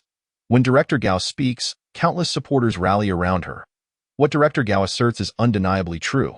Regardless of who it may be, if anyone attempts to engage in unlawful activities within our community, I, Huang Tao, shall be the first to object. That Chun Fan has always appeared rather shifty. I have long suspected he was not a man of good character. As the saying goes, it takes two to tango. If he were innocent, would his wife have strayed? Speaking of which, I recall that my son's company is adjacent to Chen Fan's workplace, and I heard he was recently dismissed. What good can come from a jobless, idle individual? There is no need for further analysis. His household must surely harbor some unsavory dealings. What are you babbling about, old man Jia? Are you implying that being unemployed equates to being worthless? I am also without a job. Does that concern you? 12-03 Jia Fugue. Dear, look at this child. I was not directing my words at you, but at Chun Fan. You, however, are a good child. I misspoke. Please do not take it to heart. 8-01 Lu Tian. All right, let us cease the bickering and address the matter at hand. We shall temporarily form a neighborhood security team and investigate Chun Fan's residence this afternoon. Who is willing to volunteer? Everyone. Gao Lihua called out in the group. Yet, the lively conversation that had just ensued fell abruptly silent. Chapter 12. The Authority of the Community Director? Humph. A giant in words, yet a dwarf in action. Whether we acknowledge it or not, this is the stark reality faced by the majority of the populace today. Despite the fervent enthusiasm displayed by neighbors in the owners group when it comes to taking concrete action, not a single voice is raised. As saying goes, jealousy distorts one's appearance. With Chun Fan's incessant shopping sprees, it is only natural that envy breeds among the masses. Deep down, everyone doubts that he is engaged in any rock sugar activities. Such talk is merely for amusement, as slandering others online incurs no real responsibility, simply a fleeting thrill. Yet, there is always the possibility of the unexpected. Chun Fan's recent purchases have indeed been rather peculiar. What if he is truly involved in some illegal activities? I have heard that those engaged in such business often possess firearms. Should we venture there, it would be unwise to risk our safety. When it comes to our own well-being, even the slightest chance warrants caution. Neighbors, I am not only a resident of the Fuda Lanshan community, but also the director of our district. Any issues arising within our community are my responsibility. Gao Lihua, upon noticing the prolonged silence, perhaps to amplify her emotional appeal, Gao Lihua sent several lengthy voice messages. However, it must be said, the community is our home, and harmony relies on all of us. Ultimately, protecting the stability and unity of our home is the duty of every resident. I do not insist on dragging everyone along. However, the greater the participation in such actions, the more it reflects our community's solidarity and strength. Would you not agree? Director Gao spoke passionately, but after a moment of waiting, the group remained eerily quiet. The atmosphere became quite awkward. After a considerable pause, someone finally typed a few words. Director Gao, today is a weekday. Everyone likely has their own matters to attend and I have no engagements, so I will accompany you this afternoon. Upon seeing this, Gao Lihua recognized the resident from apartment 403 above her, Yin Jianjun. Yin Jianjun is a retired judge who has been out of the profession for many years. Perhaps due to his career, he tends to come off as somewhat stern and rarely engages in the group discussions. Yet, whenever there are community matters, he never shies away. After a while, another message popped up in the group. I have no classes this afternoon, so I can join as well. Everyone looked to see it was Tang Shui from the top floor. Apartment 2301. Tang Shui is a middle school math teacher, well known in this community, not solely for her teaching prowess, but also for her striking appearance and poised demeanor. With delicate features, skin as smooth as cream, and an enviable figure, she commands attention.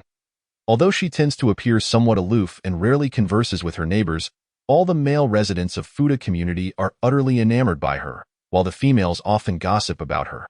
Ah, it would be splendid if Judge Yin and Teacher Tang could accompany us. One is authoritative, the other knowledgeable. With Director Gao leading the charge, whatever mischief Chen Fan is up to, he would surely think twice before acting out. What? I just saw the group message. You are all going this afternoon. Oh dear. Why wasn't I informed sooner? I had just scheduled a business meeting with a client for this afternoon. I commend the neighbors for their efforts, and I will certainly participate next time. While our lineup is indeed formidable, neighbors, please ensure your own safety. Caution is paramount. Uncle Yin, if you require any weaponry, feel free to come by my house. I can lend you my newly acquired powerful slingshot. No need to stand on ceremony. 4-03 Yin Jianjun. Teacher Tang, you truly are a remarkable woman. I have added you on WeChat. Could you please accept my request? 2301 Tang Shui. Witnessing the outspoken bird action team take shape, others began to chime in. Gao Lihua waited a moment longer, observing that the neighbors were either engaging in trivial chatter or seeking contact information from Tang Shui. It seemed unlikely anyone else would join. However, that was of little concern. After all, 3 individuals were sufficient to deal with the pathetic Chen Fan. Gao Lihua was astute in her judgment. Had it been someone like Li Zihao, the wealthy second generation, or a troublemaker like Sun Hongda from the 9th floor, she would never have dared to orchestrate such a venture. Director Gao relished the opportunity to handle someone like Chen Fan, who was easily intimidated, allowing her to assert her status and accomplishments before the neighborhood residents. Naturally, Chen Fan remained blissfully unaware of all this. 18 noon. Chen Fan, feeling utterly bored, dined at the 5-star restaurant Mingdao Seafood, finishing a seafood platter that cost over 3,000 yuan. Burping contentedly as he picked his teeth with a crab leg. Upon entering the building, he encountered Community Director Gao Lihua waiting for the elevator, accompanied by her rotund grandson, Fu Bao. Fu Bao, aged 6, is spoiled rotten by his family, exhibiting a notoriously unruly temper, often wreaking havoc in the community's green spaces and running amok on public seating. While the residents often express their disdain, they typically jest about the child's mischief in deference to Gao Lihua. Each time, she would chuckle helplessly and say, "What can I do? He is still young. He will grow out of it." Observing that it was not yet time to attack Chen Fan, and lacking any support, she chose not to say much upon seeing him. Chen Fan, of course, would not be the one to greet Gao Lihua. He had never been fond of her in his previous life, and with his rebirth, there was even less reason to curry favor. The 3 of them entered the elevator in single file. Suddenly, Fu Bao wrinkled his nose and exclaimed, "Grandma, I want seafood too." Gao Lihua shot a glance at Chen Fan. The delicious aroma clearly emanated from him. This young man has been indulging himself lately, and it is rather unsettling. Don't worry, dear. Grandma will cook you some fish when we get home. No, I want crab, Fu Bao pouted, pointing at the crab leg Chen Fan was using to pick his teeth. Gao Lihua was displeased and admonished Chen Fan, "You should enjoy your food properly. Why are you using your food to pick your teeth? It is so unsanitary. Can't you use a toothpick instead?" Upon hearing this, Chen Fan thought, "What is this? Who are you scolding?" In these dire times, even a slight advantage taken from someone puts me in a foul mood. I will do as I please. What concern is that of yours? Gao Lihua was taken aback. She had never expected the usually docile Chen Fan to dare to retort against her, the esteemed community director. Stunned, she replied, "Who would even care about you? By exhibiting such poor hygiene, you are setting a bad example for the children. Is that not morally reprehensible?" Chen Fan chuckled. "You should take a good look at yourself before lecturing others on morals. Do you truly believe you are qualified to speak on virtue? Moreover, your own crooked sapling has long been spoiled. Is there even a need for guidance?" Gao Lihua nearly spewed a mouthful of blood in outrage. She often proclaimed to others that she had 2 non-negotiable principles. One was her impeccably sacred public authority, and the other was her beloved grandson. No one was permitted to tarnish either. Chen Fan, you have crossed the line. Gao Lihua glared with wide eyes, daring him to repeat it. Who doesn't he know that my grandchild, Fu Bao, is renowned as a model child? Last semester, he achieved a perfect score in his moral education class. And yet you, before she could finish her sentence, Fu Bao had already tiptoed and illuminated all the elevator buttons from the top floor to the first. Gao Lihua resided on the third floor. Everyone understood what the child was up to. Grandma, isn't he this fun? Fu Bao beamed at Gao Lihua with wide eyes, clearly a habitual troublemaker. Gao Lihua's face turned crimson with suppressed rage. Chen Fan genuinely wished to give that child a couple of hard slaps. Yet he restrained himself. He silently vowed that when the day of reckoning arrived, the snow would not care whether one was a child or not. By that time, I shall not show leniency simply because of your tender age. Chapter 13. Equivalent exchange is the primary law. Finally, Gao Lihua awaited the afternoon with impatience. She hurriedly went to summon Yin Jianjun and Tang Shuiyai at this moment. The director was not only anxious to punish the wicked and promote the virtuous for the sake of the community residents, but more importantly, she sought to reclaim the dignity she had lost in the elevator that noon. Bang, bang, bang. A series of urgent knocks echoed.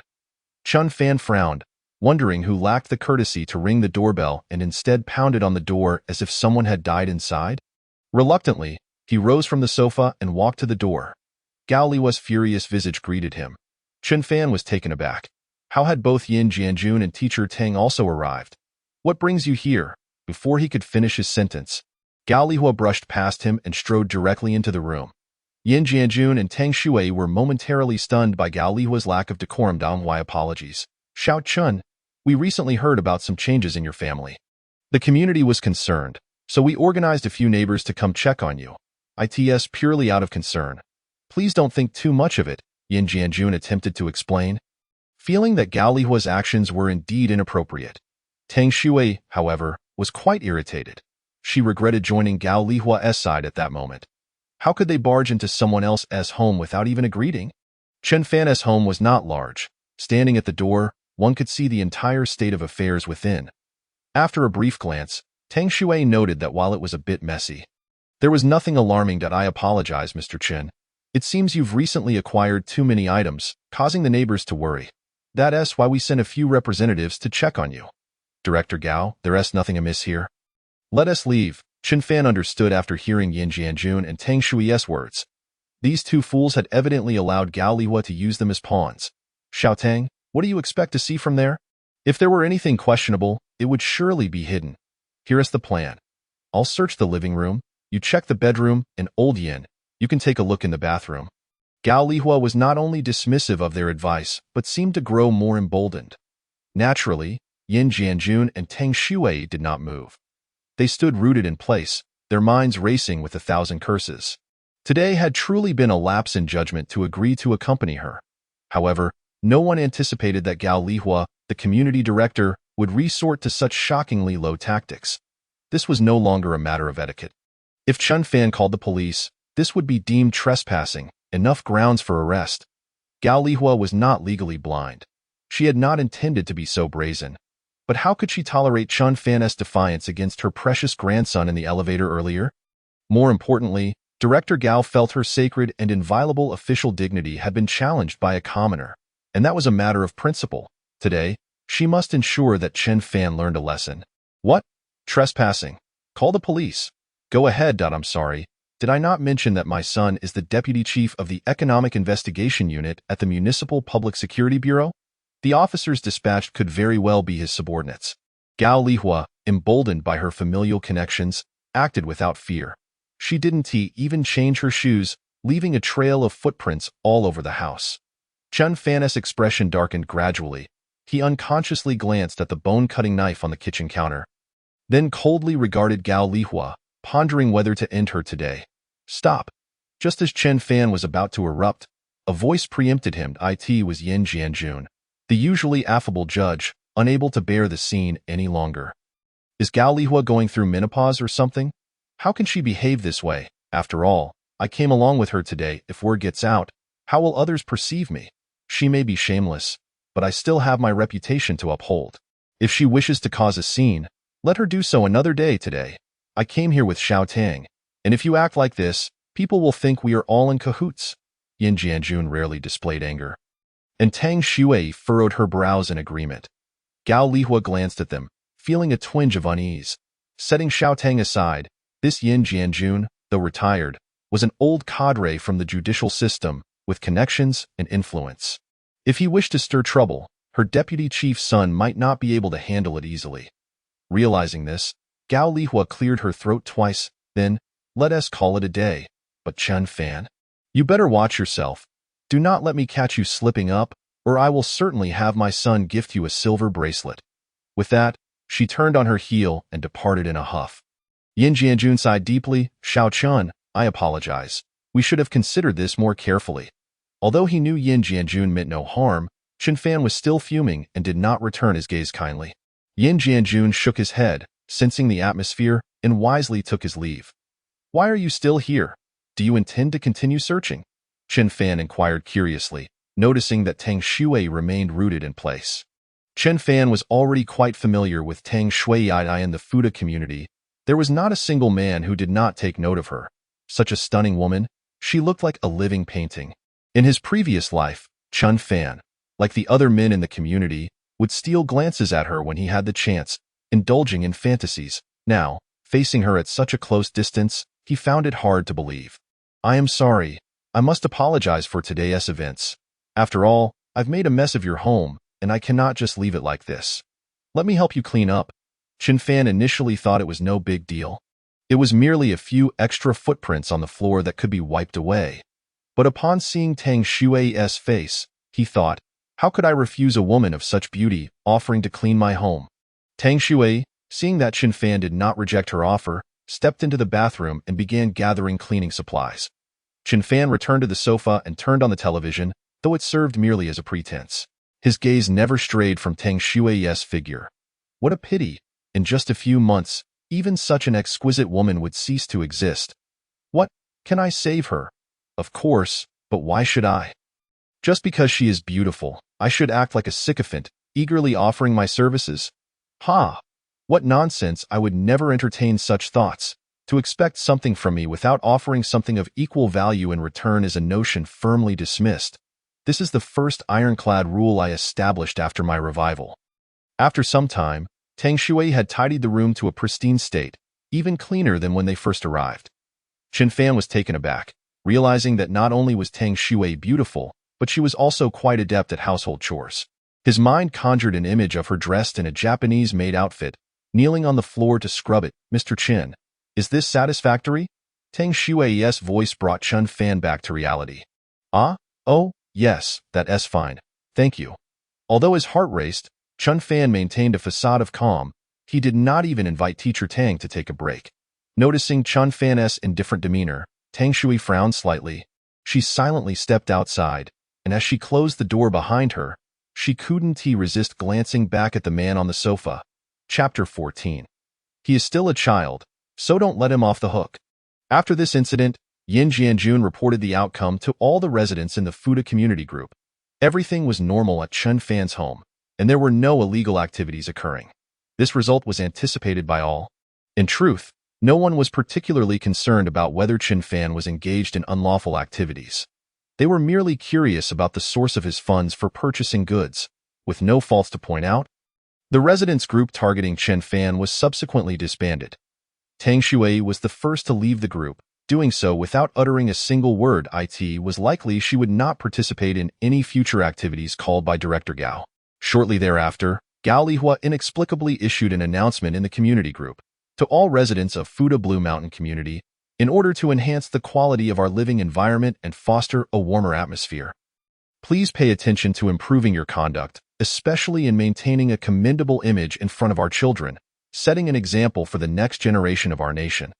For those unaware of their actions, let us all supervise each other, providing timely reminders and corrections.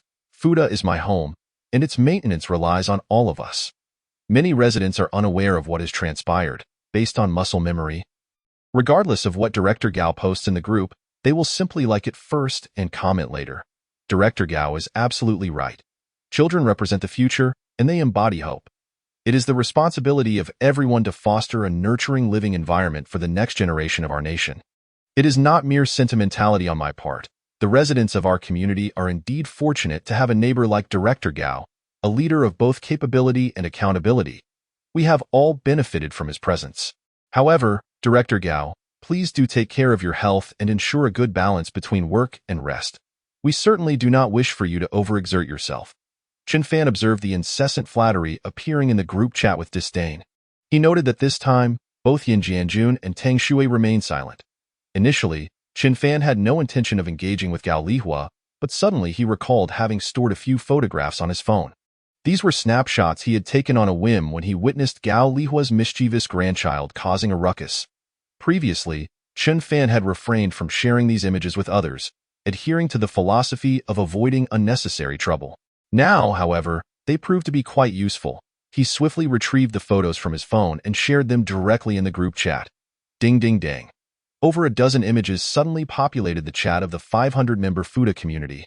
The first image depicted Gao Lihua's grandson, Fu Bao, squatting in the community's greenbelt, with a proud smile plastered across his face as he relieved himself. The second image showed Fu Bao hurling stones at the windows of a ground-floor resident. The third captured the mischievous child kicking the elevator doors. The fourth image, too, was remarkably well-timed, clearly showcasing Fu Bao's antics. An eerie silence enveloped the group. After a few moments, Gao Lihua sent a message. "Oh dear. When did this happen? This naughty child is too mischievous. I apologize to all the neighbors. He is still very young and does not understand. It is our failure as adults not to supervise him adequately. I was completely unaware of these incidents. I thank neighbor Chen Fan for the reminder, and I will certainly have a serious talk with my child." However, Chen Fan had no intention of allowing Gao Lihua an opportunity to absolve herself. He casually sent a follow-up message, this time a short video.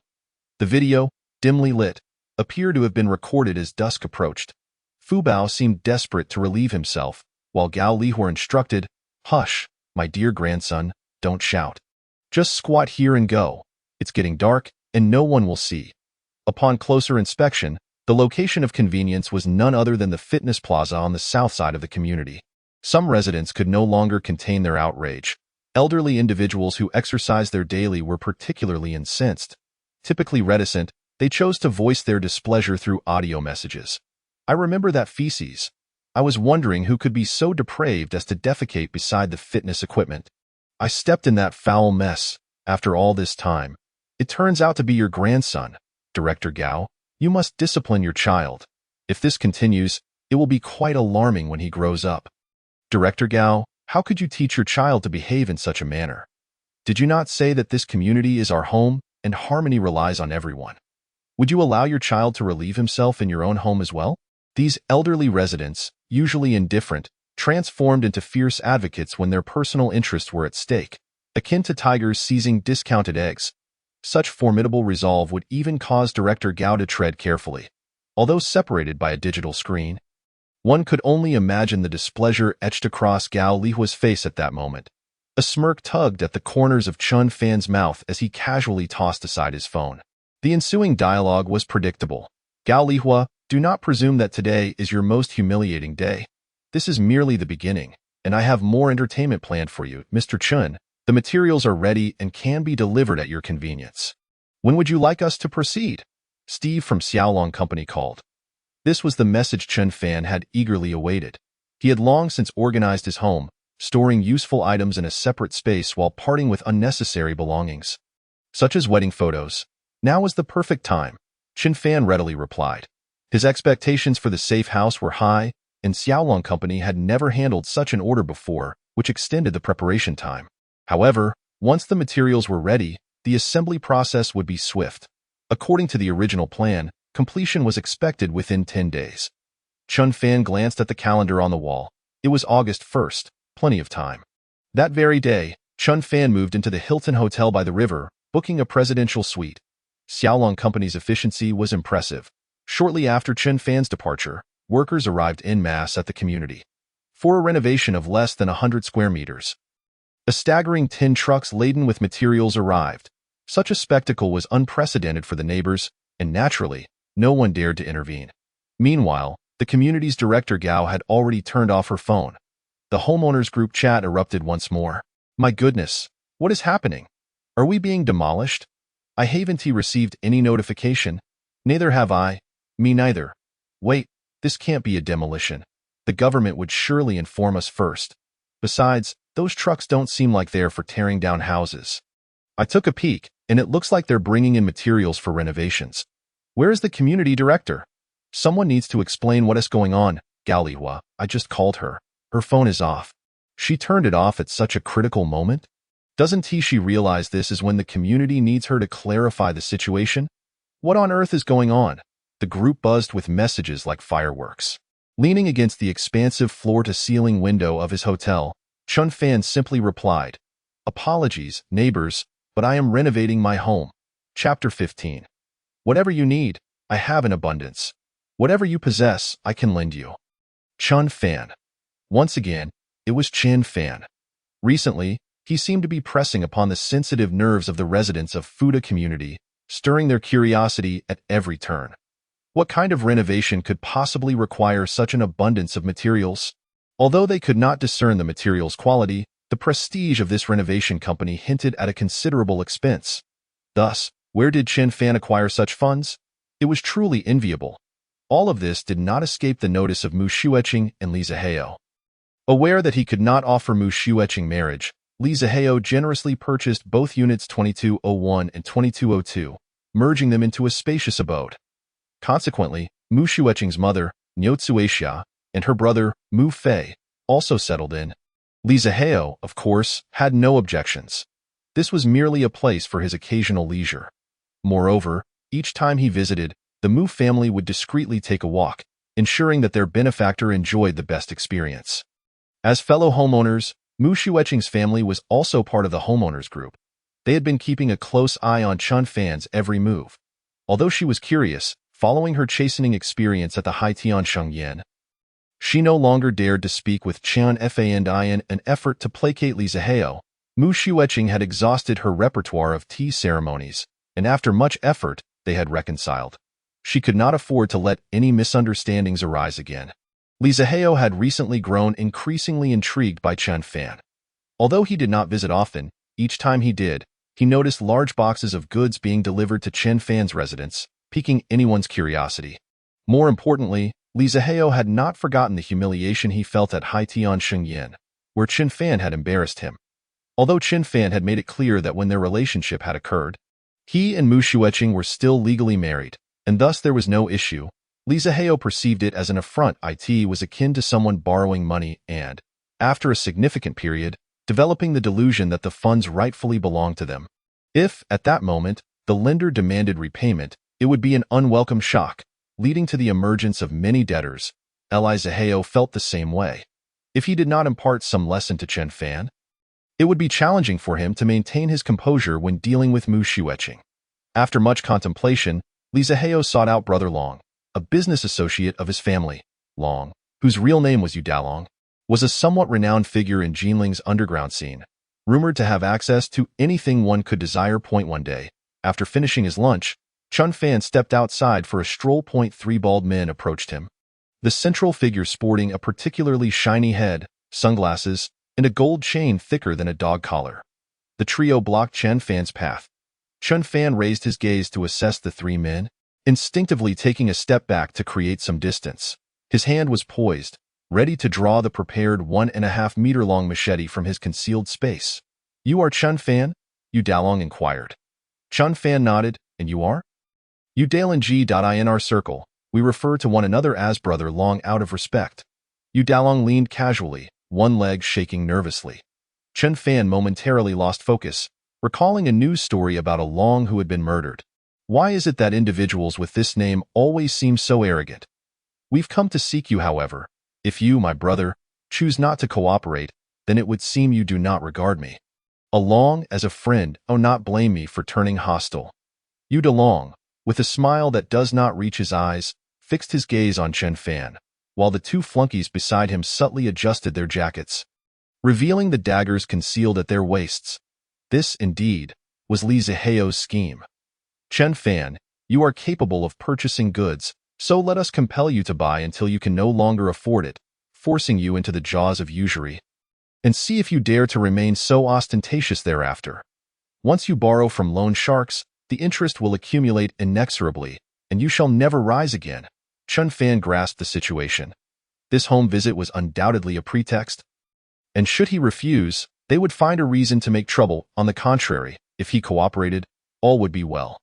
Realizing this, Chun Fan relaxed. In urgent times, Brother Long is indeed a timely reign. The names of Liang Shambua and Song Jiang should rightfully be bestowed upon you. Chen Fan reached out both hands, firmly clasping Brother Long's hand, his eyes full of eagerness. Yu De Long was taken aback. What was this? Why did this fellow appear so enthusiastic? Could it be that he was genuinely in dire need of funds? How much do you need?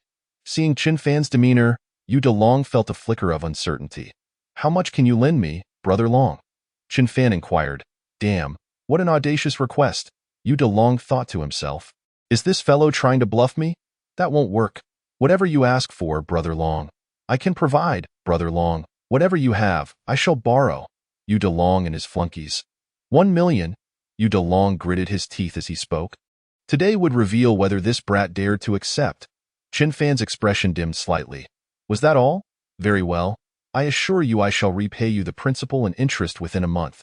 Yu De Long was utterly bewildered. What was happening? I haven't even mentioned the interest, brother. Let's be clear. My minimum rate is 5%. If you cannot repay 1,500,000 within a month, I shall have you and your men come into my home and kill me. Chen Fan quickly replied, Good brother, it's a deal. Yu De Long blushed with excitement. At this moment, he dismissed thoughts of Li Zihao, for this individual was the true benefactor. Chun Fan was equally pleased with the loan. After a month, he was eager to see how Yu De Long would dare to invade his home.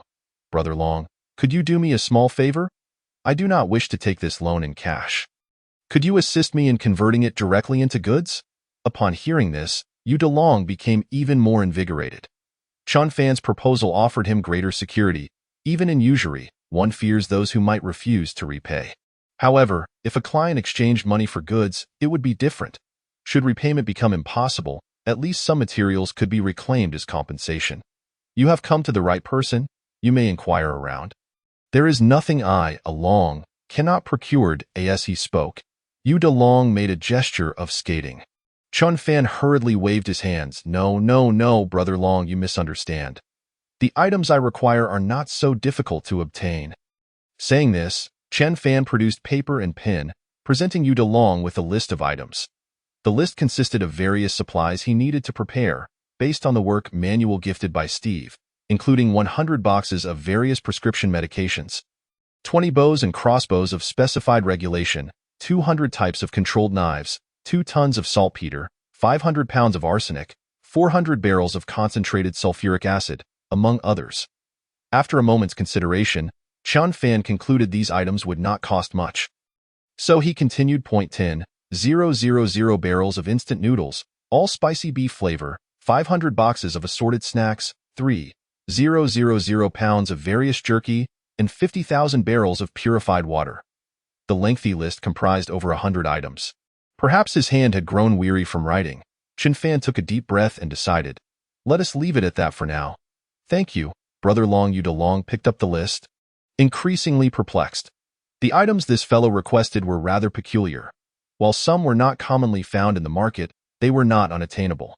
Most critically, if Yu De Long were to collect these items, the cost would not exceed 5 million, meaning he would effectively double his profit. Due to home renovations, Chun Fan provided Yu De Long with an address, ensuring the items were delivered to the warehouse he had rented in advance within 10 days. In truth, Chun Fan required a discreet location to secretly store all the supplies in an alternate space. However, to avoid drawing attention, he opted to rent a large warehouse of 1,000 square meters. Some items were assigned to Yu De Long simply due to Chen Fan's desire to avoid the hassle, such as the 50,000 barrels of purified water. Purchasing them himself would inevitably lead to questions, which would be cumbersome to explain. Little did he expect, someone would come knocking, providing both money and labor to handle these trifling matters. With profit to be made, Yu De Long naturally agreed wholeheartedly. Delightfully departing with the list in hand, the moment Chen Fan and Yu De Long turned to leave, Both silently muttered in their hearts, "Fool." Chapter 16. The last warmth before the ice freeze. With preparations nearly complete, Chun Fan found himself somewhat bored, harboring a desire for the impending disaster to arrive sooner. The air conditioning was set to 22 degrees, yet Chun Fan felt a lingering heat within the confines of the room. In recent days, the weather had become increasingly abnormal, with outdoor temperatures soaring above 42 degrees. Discussions regarding the discharge of nuclear wastewater into the sea continued unabated. Yet, as for the scientists' reports predicting an impending snow disaster, everyone had long forgotten. The weather was unbearably hot. How could anyone believe there would be a snow disaster? These experts were surely spouting nonsense. Only Chun Fan understood that this was the result of nuclear wastewater radiation affecting the marine environment, causing portions of seawater to transition from liquid to solid, resulting in an immediate release of heat. Following a brief period of high temperatures, a protracted series of snowfalls and a despairing ice age would ensue. The atmosphere in the room felt stifling. Chun Fan grabbed his room card and stepped outside. The temperature outside was outrageous, and naturally, Chun Fan had no intention of wandering about. Fortunately, the Hilton Hotel was spacious and well-equipped. The first floor boasted a CAF, a library, and other areas for leisure. The 20-meter-high ceilings adorned with glittering crystal chandeliers showcased the opulence of the city's finest hotel. This place had long since become a popular spot for social media influencers, with various charming young ladies frequently visiting to order the cheapest coffee and then lounging for the entire day, posing for pictures. As Chun Fan descended to the ground floor, stepping out of the elevator, he was taken aback. So many people. The CAF was utterly packed, with no available seating. Typically, it was not this crowded. Perhaps the sweltering heat outside had driven everyone indoors in search of air conditioning. Nonetheless, Chun Fan remained unperturbed. The CAF was divided into a public area and a VIP section. As a distinguished guest residing in the presidential suite, he was undeniably among the elite of the elite. Dressed in flamboyant shorts and flip-flops, he ambled lazily toward the bar. The attentive staff spotted him from afar. Before Chun Fan could approach, a cheerful waitress rushed over. "Mr. Chun, how may I assist you?" "Just browsing. Is there any seating available?"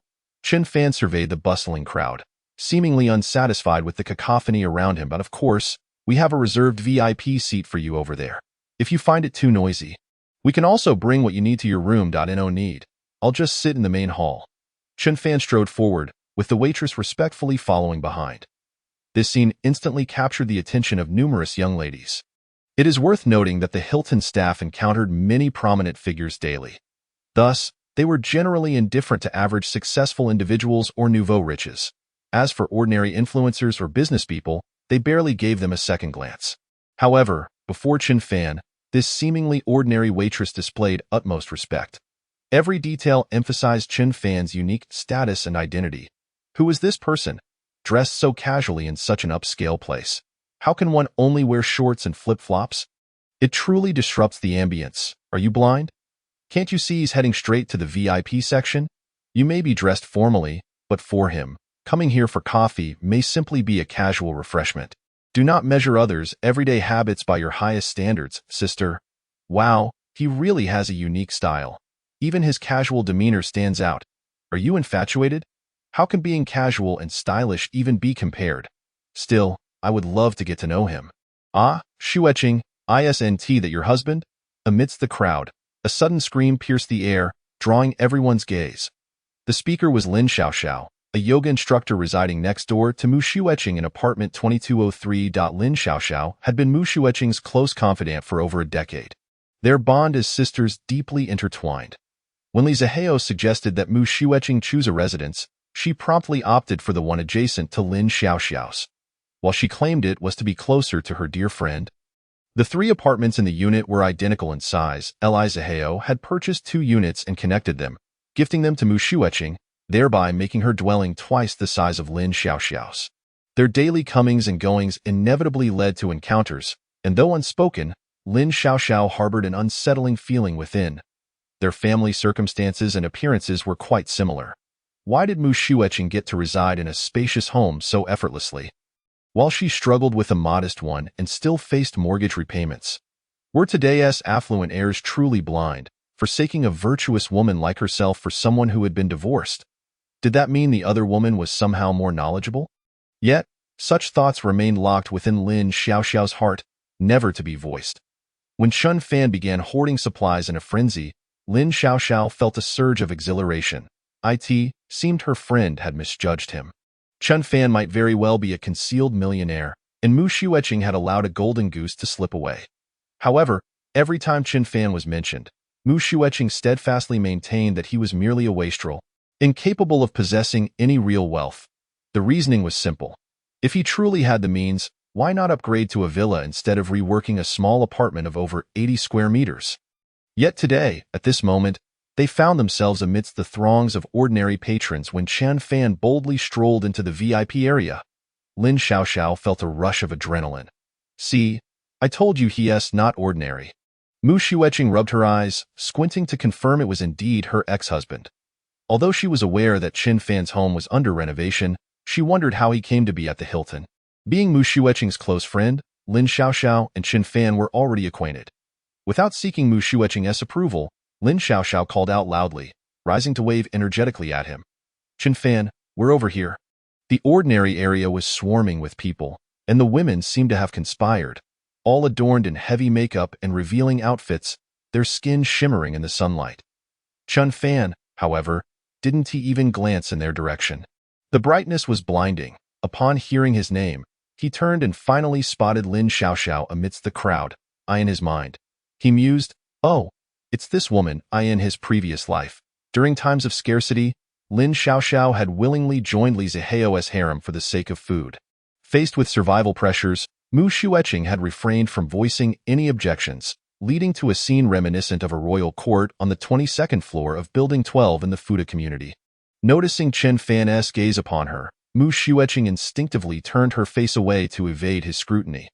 Having divorced, she was determined not to let him see her as lesser.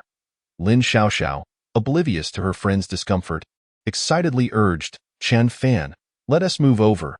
It's too crowded here. Everyone turned their envious gazes toward Lin Xiaoxiao, astonished that she recognized such a wealthy individual.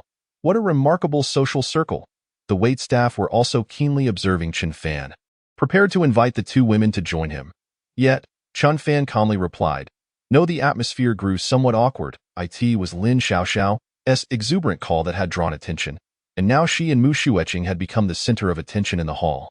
All eyes were curiously fixed upon them. In Lin Xiaoxiao's memory, Chun Fan was a man who would never lose face, even after his divorce from Mu Xueqing. He would surely not embarrass her in front of so many. However, to her surprise, Chun Fan's rejection was both resolute and nonchalant, leaving her feeling flustered. How rude. You just love to joke around and put people on the spot. Lin Xiaoxiao's smile had become forced, bordering on rigid, yet she maintained her composure to ease the tension, aware of the spectators. To her astonishment, Chun Fan retorted, who's joking with you? Are we that familiar? With that, he resumed his path toward the VIP area. Laughter erupted in the hall, the once bored young women finally entertained by the unfolding drama, unrestrained by the fact that they were strangers.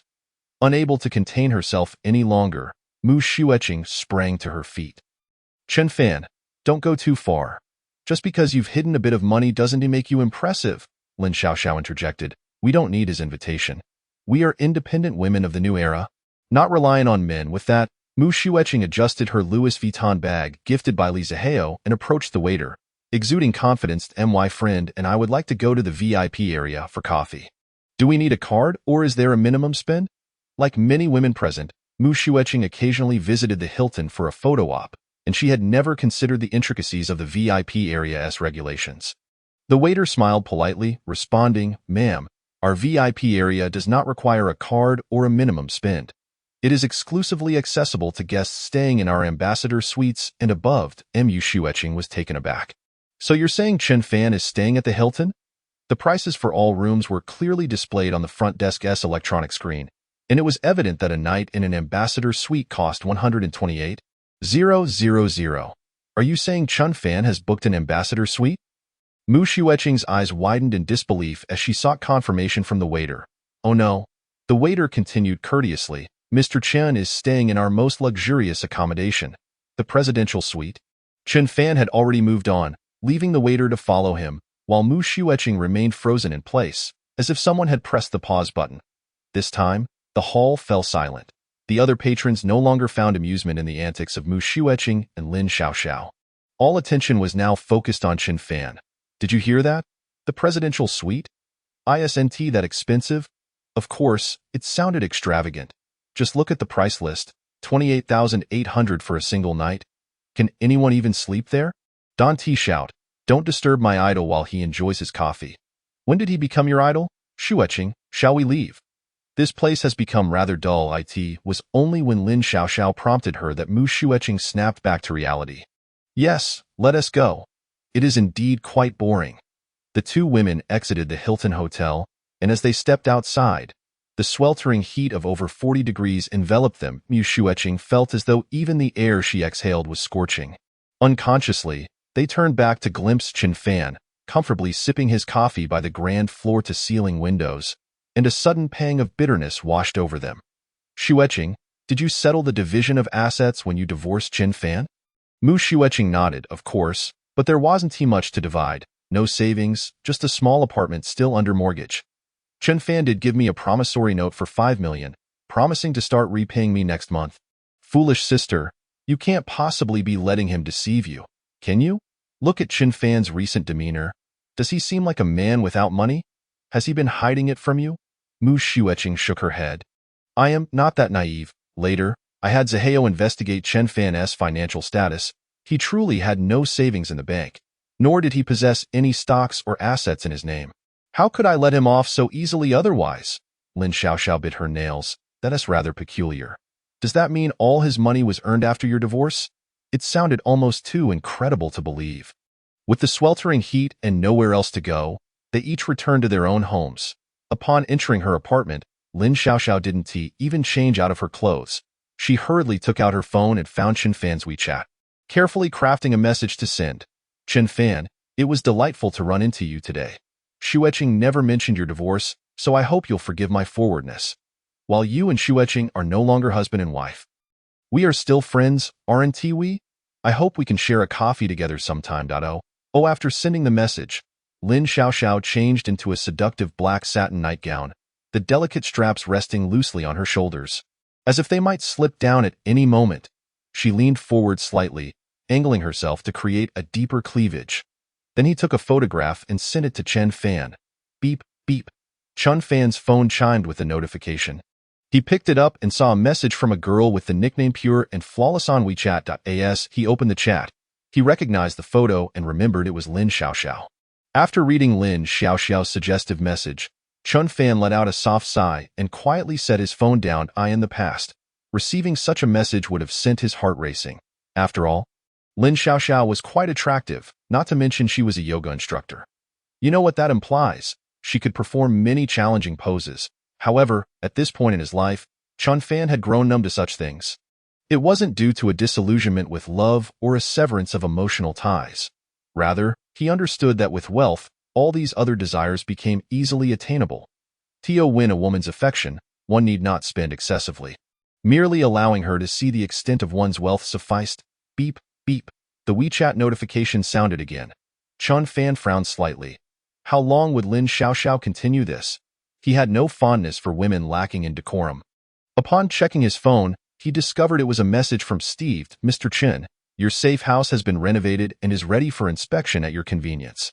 Chen Fan glanced at the date, August 12th.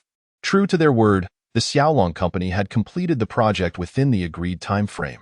The hotel conditions were excellent, but Chen Fan was eager to move into his safe house. The traumatic experiences of his previous life had left deep scars in his heart. Even now, when he closed his eyes, those ghastly faces would involuntarily surface. Perhaps only by residing in a sanctuary impervious to disaster could he finally enjoy a peaceful night's sleep. Without hesitation, Chen Fan replied to Steve. Now. Chapter 18. My invincible safe house in the apocalypse. Upon returning home, Chen Fan found that the Xiaolong Company had already removed all excess materials from the site. Aside from Steve, the other staff members had long since departed. In accordance with Chen Fan's request, the entire renovation process of the safe house had been kept strictly confidential. The modifications were primarily internal, with windows and balconies preemptively covered, ensuring that even the neighbors directly across from Chen Fan were unaware of the nature of the renovations taking place within. He stood once more before his front door, observing the exterior, which remained unchanged and ordinary, and nodded in satisfaction. This was precisely the effect he desired. Click. Steve gently opened the door and gestured for him to enter. Stepping inside felt akin to entering another realm. Due to the extensive materials used in constructing the safe house, the original 80 square meter space had now been reduced to just over 60. Yet, the Xiaolong Company had transformed the original two-bedroom layout into a one-bedroom suite. Moreover, aside from the bathroom, which was enclosed with transparent panels, all partition walls in the remaining rooms had been removed, creating an overall spacious appearance, perfectly suited for Chen Fan's solitary residence. The safe house's walls, ceilings, and floors were all constructed from a specialized blend of low-carbon alloy steel and nickel alloys, a patent unique to Xiaolong Company. The exterior walls met Chen Fan's stringent requirements for blast resistance, high-temperature resilience, and extreme cold tolerance. A floor-to-ceiling window faced south, ensuring that one could remain inside for extended periods without feeling stifled, providing an unobstructed view of the outside world. Naturally, the window glass was specially manufactured. Bulletproof was merely the baseline standard, and the strength Chen Fan had specified meant even grenades would pose no threat.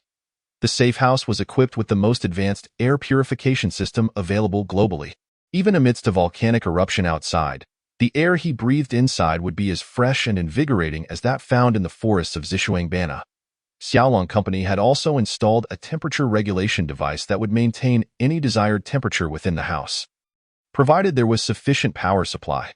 Steve had cautioned Chen Fan that should the apocalypse truly arrive, the government might struggle to maintain electricity supply, at which point this system would cease to function.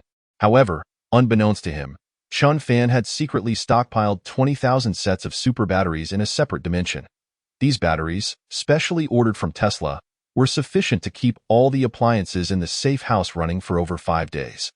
Thus, even if Chen Fan resided in the safe house for a lifetime, he would have more than enough power. The safe house also featured numerous cutting-edge technologies, such as a water filtration system capable of extracting water from rain, snow, or even the humidity in the air for household use. Of course, Chen Fan likely would not require this, as the pristine water stored in his dimension was abundant enough for daily baths. Additionally, there was a waste disposal system that could completely convert various forms of household waste, including excrement, into gas for expulsion outside the safe house, among other features. Chen Fan nodded appreciatively. He was very satisfied with the products of Xiaolong Company. By the way, Mr. Chen, since you are a valued client, our company has prepared a small gift for you, Steve said with a mysterious smile. Please check the monitoring system. Reminded by Steve, Chen Fan recalled that the safe house had an essential feature, the monitoring system. In the event of an apocalypse, to ensure his safety, Chen Fan would likely remain indoors, rendering him unaware of outside conditions. Thus, he had instructed Xiaolong Company to discreetly install numerous hidden cameras around the safe house and within the building's corridors. Should any disturbances arise from the neighbors, he would be able to view the footage on his phone. Upon hearing Steve mention a small gift, Chen Fan skeptically opened the app on his phone. To his surprise, he saw a view of the square west of Building 3. After reviewing several more images, it dawned on him that, initially, he had only requested monitoring for his own unit.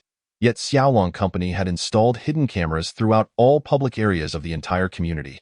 I initially intended to place cameras in other buildings as well, but since your request was for absolute discretion, I opted to keep it conservative.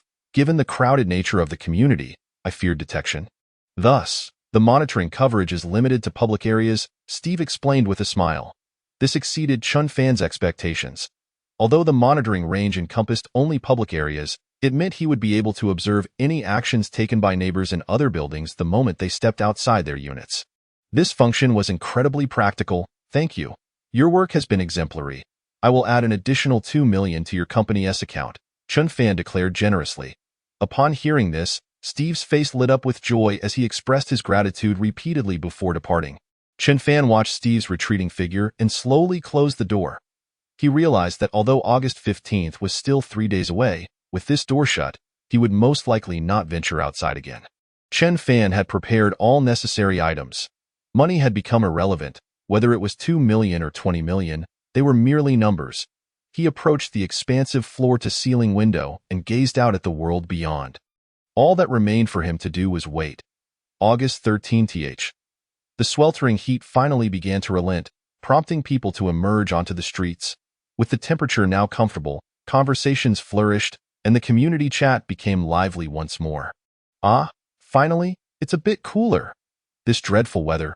August, and it's still so hot. I reckon this heat wave has passed. Staying indoors with the air conditioning has given me a headache, you're lucky. I've had to endure not only the heat but also the noise. The construction on the 16th floor has finally quieted down. Speaking of noise, remember the several vehicles that arrived a while back? What kind of renovation do you think they're doing? It must be extravagant. Huh? You can't tell? They kept everything tightly sealed.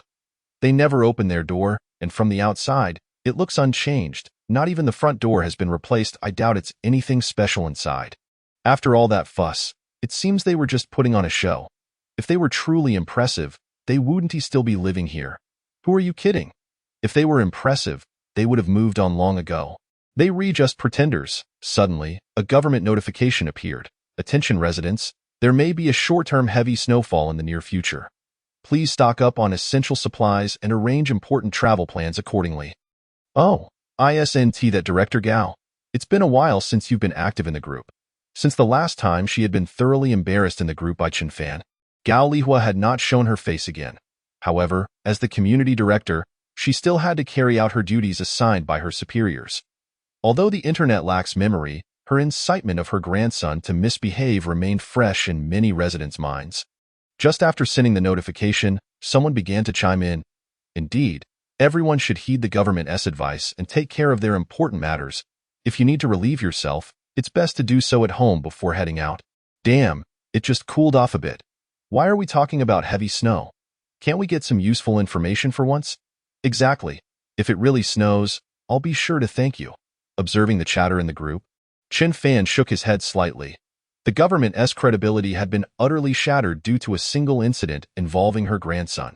If these individuals could be more prudent and stockpile supplies in advance, perhaps they could endure a few more days when the apocalypse struck. Chen Fan, however, chose not to voice his thoughts. He set his phone down and turned back to continue playing his game. Whether you live or die is of no concern to me. Chapter 19. What are you up to? At long last, the date of August 15th has arrived. Chen Fan had not set an alarm. Yet for reasons unknown, he awoke quite early that day. He opened his eyes but did not immediately rise, for he was aware, through the memories of his past life, of the astonishing sight that awaited him upon waking. What is destined to happen will inevitably come to pass. Taking a deep breath, Chen Fan tossed aside the covers and made his way to the floor-to-ceiling window. With a swift motion, he drew back the curtains. Outside, a vast expanse of white greeted him. The air was filled with dense, swirling snowflakes, the whiteness seemingly intent on engulfing everything in its path. Merely a night had passed, yet the ground was already blanketed in half a meter of thick snow. The anticipated spectacle had arrived, just as expected. Chen Fan murmured to himself. He settled onto the sofa and switched on the television, where several news channels were simultaneously broadcasting urgent reports regarding the heavy snowfall. The meteorological station had detected that, due to the high-frequency radiation from nuclear wastewater, most regions of central and northern China were experiencing a strong snowfall. The government had issued an orange snowstorm warning, predicting that within 6 hours, the snowfall would exceed 10 millimeters, potentially causing significant disruptions to transportation and agriculture. Scientists forecasted that this round of snowfall would persist for an estimated 3 to 10 days, urging residents to refrain from travel and to heed the community's unified directives in order to collectively combat the snow disaster. The government had prepared thoroughly for this round of severe snowfall, assuring that the normal necessities of life for every citizen would be maintained. Residents were implored to refrain from spreading rumors and to cooperate with local authorities. Furrowing his brow, Chen Fan noted that not a single statement in the news held any truth, prompting him to turn off the television in frustration. In his previous life, it had been the same. He was unsure whether the government had genuinely misjudged the situation or if they were merely attempting to stabilize public sentiment by downplaying the threat posed by the impending blizzard. Many people had believed the government and had not prepared adequately at home, leading to increasingly difficult circumstances later on. Chun Fan opened WeChat, where several group messages displayed 99. He casually clicked on a homeowners group. Neighbors, wake up and take a look outside. It's snowing. Wow. I've never seen such a heavy snowfall in winter. How cool. It's only August and it's snowing. What on earth? I heard it's due to the discharge of nuclear wastewater. There were news reports about it a month ago, but I guess you all missed it. Oh my goodness, it really is snowing. What are we going to do? We don't have much food stored. At that moment, Chun Fan noticed the old judge, Yin Jianjun, chiming in again. Everyone, please do not panic. The news indicates this snowfall will last just 3 to 5 days. If anyone is short on supplies, let's help each other out. It's just me and my wife at home. Our children are all awake. We have plenty of food, so anyone in need can reach out to me privately. Old Judge Yin is reliable. Let's give him a round of applause. What Yin Judge says is right. We can overcome this little difficulty by helping each other. I propose that when the next homeowners committee is elected, we choose Yin Judge as our committee chair. I agree. Me too. Seeing this, Chun Fan shook his head slightly. The old man was decent enough, but such a benevolent disposition would not carry one far in a post-apocalyptic world. The neighbors were chattering animatedly, creating a joyful atmosphere, with many feeling fortunate that they would not have to work due to the snow disaster. Some even rummaged for their winter coats, planning to take their children outside to build snowmen. No one seemed to grasp the gravity of the situation. Director Gao has reappeared. To maintain a clean and orderly living environment in our community, the neighborhood has decided to form a snow removal team. Each household is requested to send a volunteer to join. Once again, everyone was called to recruit volunteers. Since the last incident, no one in the Fuda community had paid any attention to Gao Lihua. The true nature of this old lady was evident to all. Only a fool would continue to associate with her. After a while, not a single person responded. 403 Yin Jianjun. Perhaps realizing that her previous influence had waned, Gao Lihua had no choice but to adopt a different strategy. She approached the most agreeable Yin Jianjun directly. Old Yin, the neighbors have some misunderstandings about me. I would appreciate your support. Cleaning up our community is not only a government mandate but also for the benefit of our neighbors. Wouldn't you agree? Yin Jianjun, predictably, fell into her trap and began rallying the group. Neighbors, we should heed the government's call. If we do not clear the roads in the community promptly, what if someone has an emergency? Like needing medical attention? An ambulance wouldn't be able to get through, and that would be a grave matter. Therefore, I believe establishing this snow removal team is indeed necessary. Each family should assess their situation. Those with young and able-bodied individuals should send out a couple of volunteers, while families with only the elderly and children need not participate. I will take the lead and prepare to head downstairs. At over 60 years of age, Yin Jianjun's willingness to volunteer prompted many neighbors to feel their pride was at stake, and one by one, they began to respond. Uncle Yin, I'll join me too. Just a moment, I'll find my winter clothes. Count me in. Since they were just sitting at home, the rare August snowfall felt like an opportunity for many young people to have some fun, and they eagerly joined the snow removal volunteers. At this moment, Chun Fan suddenly noticed someone tagging him in the group. 1602 Chun Fan, why aren't you signing up? So many older folks are heading downstairs. And you, a young and strong lad, can't just pretend not to see. Chun Fan squinted at the message. Indeed, it was Gao Lihua. It seemed that after all this time, she had not forgotten about him, which was impressively persistent. Chun Fan had no intention of pretending to overlook her, nor was there any need to. He directly replied in the group.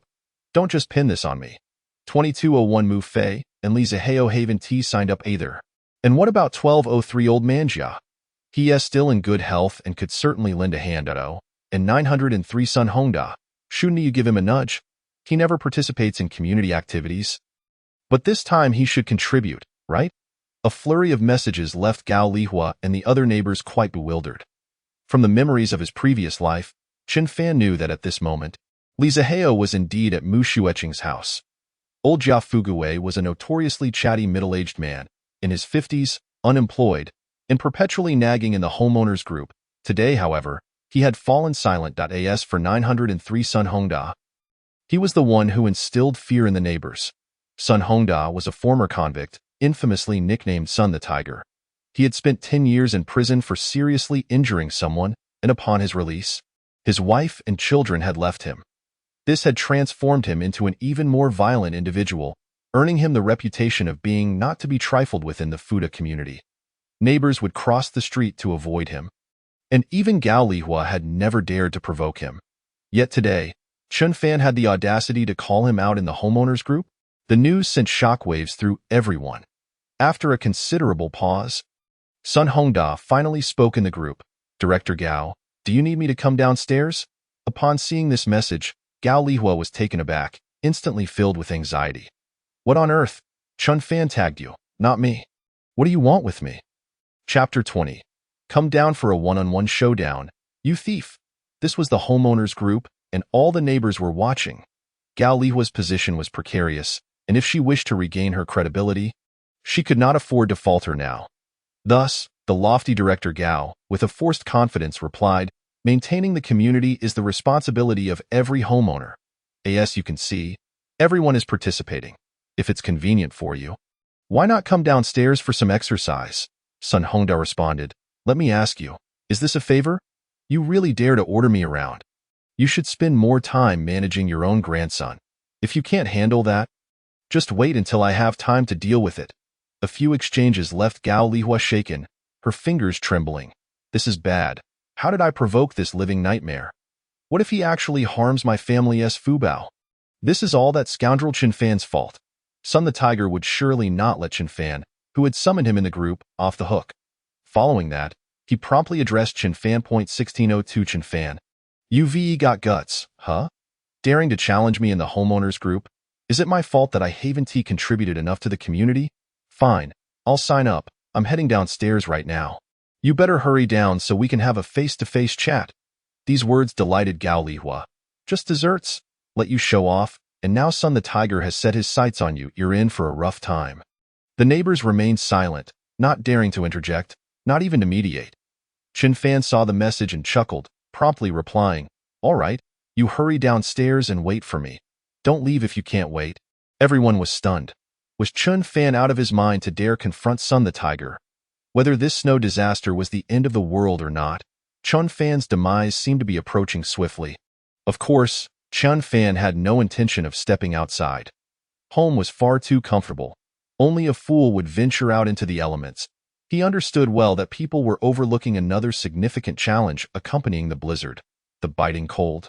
The sky was enveloped in a relentless snowfall that had long since obscured the sun, leaving the only source of warmth on the ground extinguished, despite it being the height of August. The outdoor temperature had plummeted to a chilling -30 degrees. Chun Fan knew this was merely the beginning. The temperature would drop even further come nightfall, while those who had just stepped outside might not feel the full brunt of the cold. A mere 5 minutes spent outdoors would allow the biting chill to penetrate even the thickest of clothing and reach their skin. Furthermore, with the heavy snow falling at such a rapid pace, the notion of venturing out to clear the snow was utterly absurd. Chun Fan surmised that those who dared to step outside would return to the warmth of their homes within 10 minutes. At that moment, a notification from WeChat indicated a friend request. To his surprise, it was Tang Shui from 2301. How could this proud and enchanting ice maiden take the initiative to add me? Chun Fan, filled with curiosity, accepted the request. "Hello Chun Fan, I just saw your conversation with Sun Hongda in the group chat. Allow me to advise you, do not go downstairs. Sun Hongda is a desperate man, and in a moment of impulse, anything is possible. I apologize for what happened at your home last time. Consider this warning as a gesture of goodwill." Chun Fan read the message, a knowing smile gracing his lips. He replied, "I have no intention of going out. Nevertheless, thank you." Through the surveillance monitor, he observed the scene outside. Indeed, within 5 minutes, some members of the volunteer group were already huddling back towards the building. Sun Hongda, shovel in hand, was not shoveling snow but rather waiting for Chun Fan to descend. After a short while, as people finally recognized the futility of attempting to clear the snow in such conditions, they began to disperse, and Sun Hongda, unable to withstand the cold any longer, retreated as well. Chun Fan watched as Sun Hongda sneezed several times, muttering curses under his breath as he made his way home. "Where the hell are you? You coward! I've been waiting for you down here forever." Sun Hongda's frustration was palpable. Shortly thereafter, he re-entered the group chat. I'm downstairs. Where are you? Chun Fan, nestled comfortably on the sofa, spun a web of lies effortlessly. Nonsense. You haven't even stepped outside. If you were down here, how could I possibly not see you? Did you really come down? Chun Fan feigned ignorance. Oh dear, I just saw someone with a shovel and a red scarf around their neck. Was that you? Sun Hongda was momentarily taken aback. With the snow falling heavily, visibility from the 16th floor was nearly non-existent. Chun Fan's accurate description of his appearance led him to wonder if he truly was below. Hurry up and come over. If you take any longer, I want to wait. Chun Fan pretended to be excited and sent a voice message. This ignited Sun Hongda's enthusiasm. If anyone sees this, they'll think Sun Laohu is afraid of you. You little turtle. Just you wait. I'm coming down right now. With that, Sun Hongda threw on some clothes haphazardly and dashed down the stairs with his shovel. The outcome was predictable. Sun Hongda spent over half an hour searching in the frigid snow, his nose running and tears streaming, until he could no longer endure the cold and returned home. It dawned on him that, given the bitter chill outside, Chun Fan could not possibly be outside responding to him.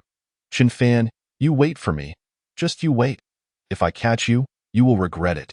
Sun Hongda's words trailed off as he sneezed repeatedly, clearly succumbing to the cold. Though the neighbors dared not speak, they couldn't help but feel a sense of satisfaction.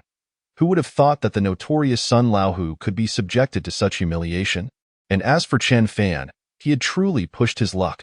The snow would eventually melt, and on that day, Sun Laohu would undoubtedly make him pay dearly. Yet, it mattered little.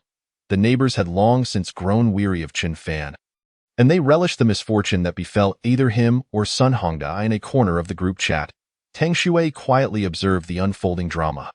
Chun Fan had initially informed her in private that he had no intention of going outside, followed by a series of clever maneuvers that left Sun Hongda utterly befuddled. Tang Shui, curled up in her bed, couldn't help but chuckle at the spectacle.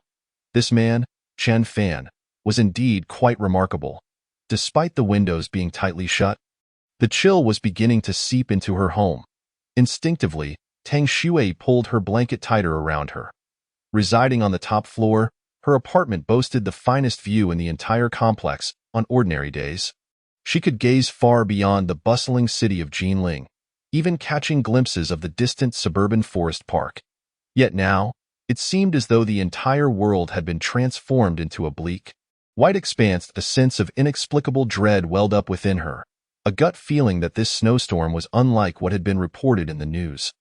Meanwhile, in room 2201, at the home of Mu Xueqing, Li Zihao was acutely aware that Chun Fan had summoned him in the owner's group chat, yet he was not particularly curious as to how Chun Fan knew he was present.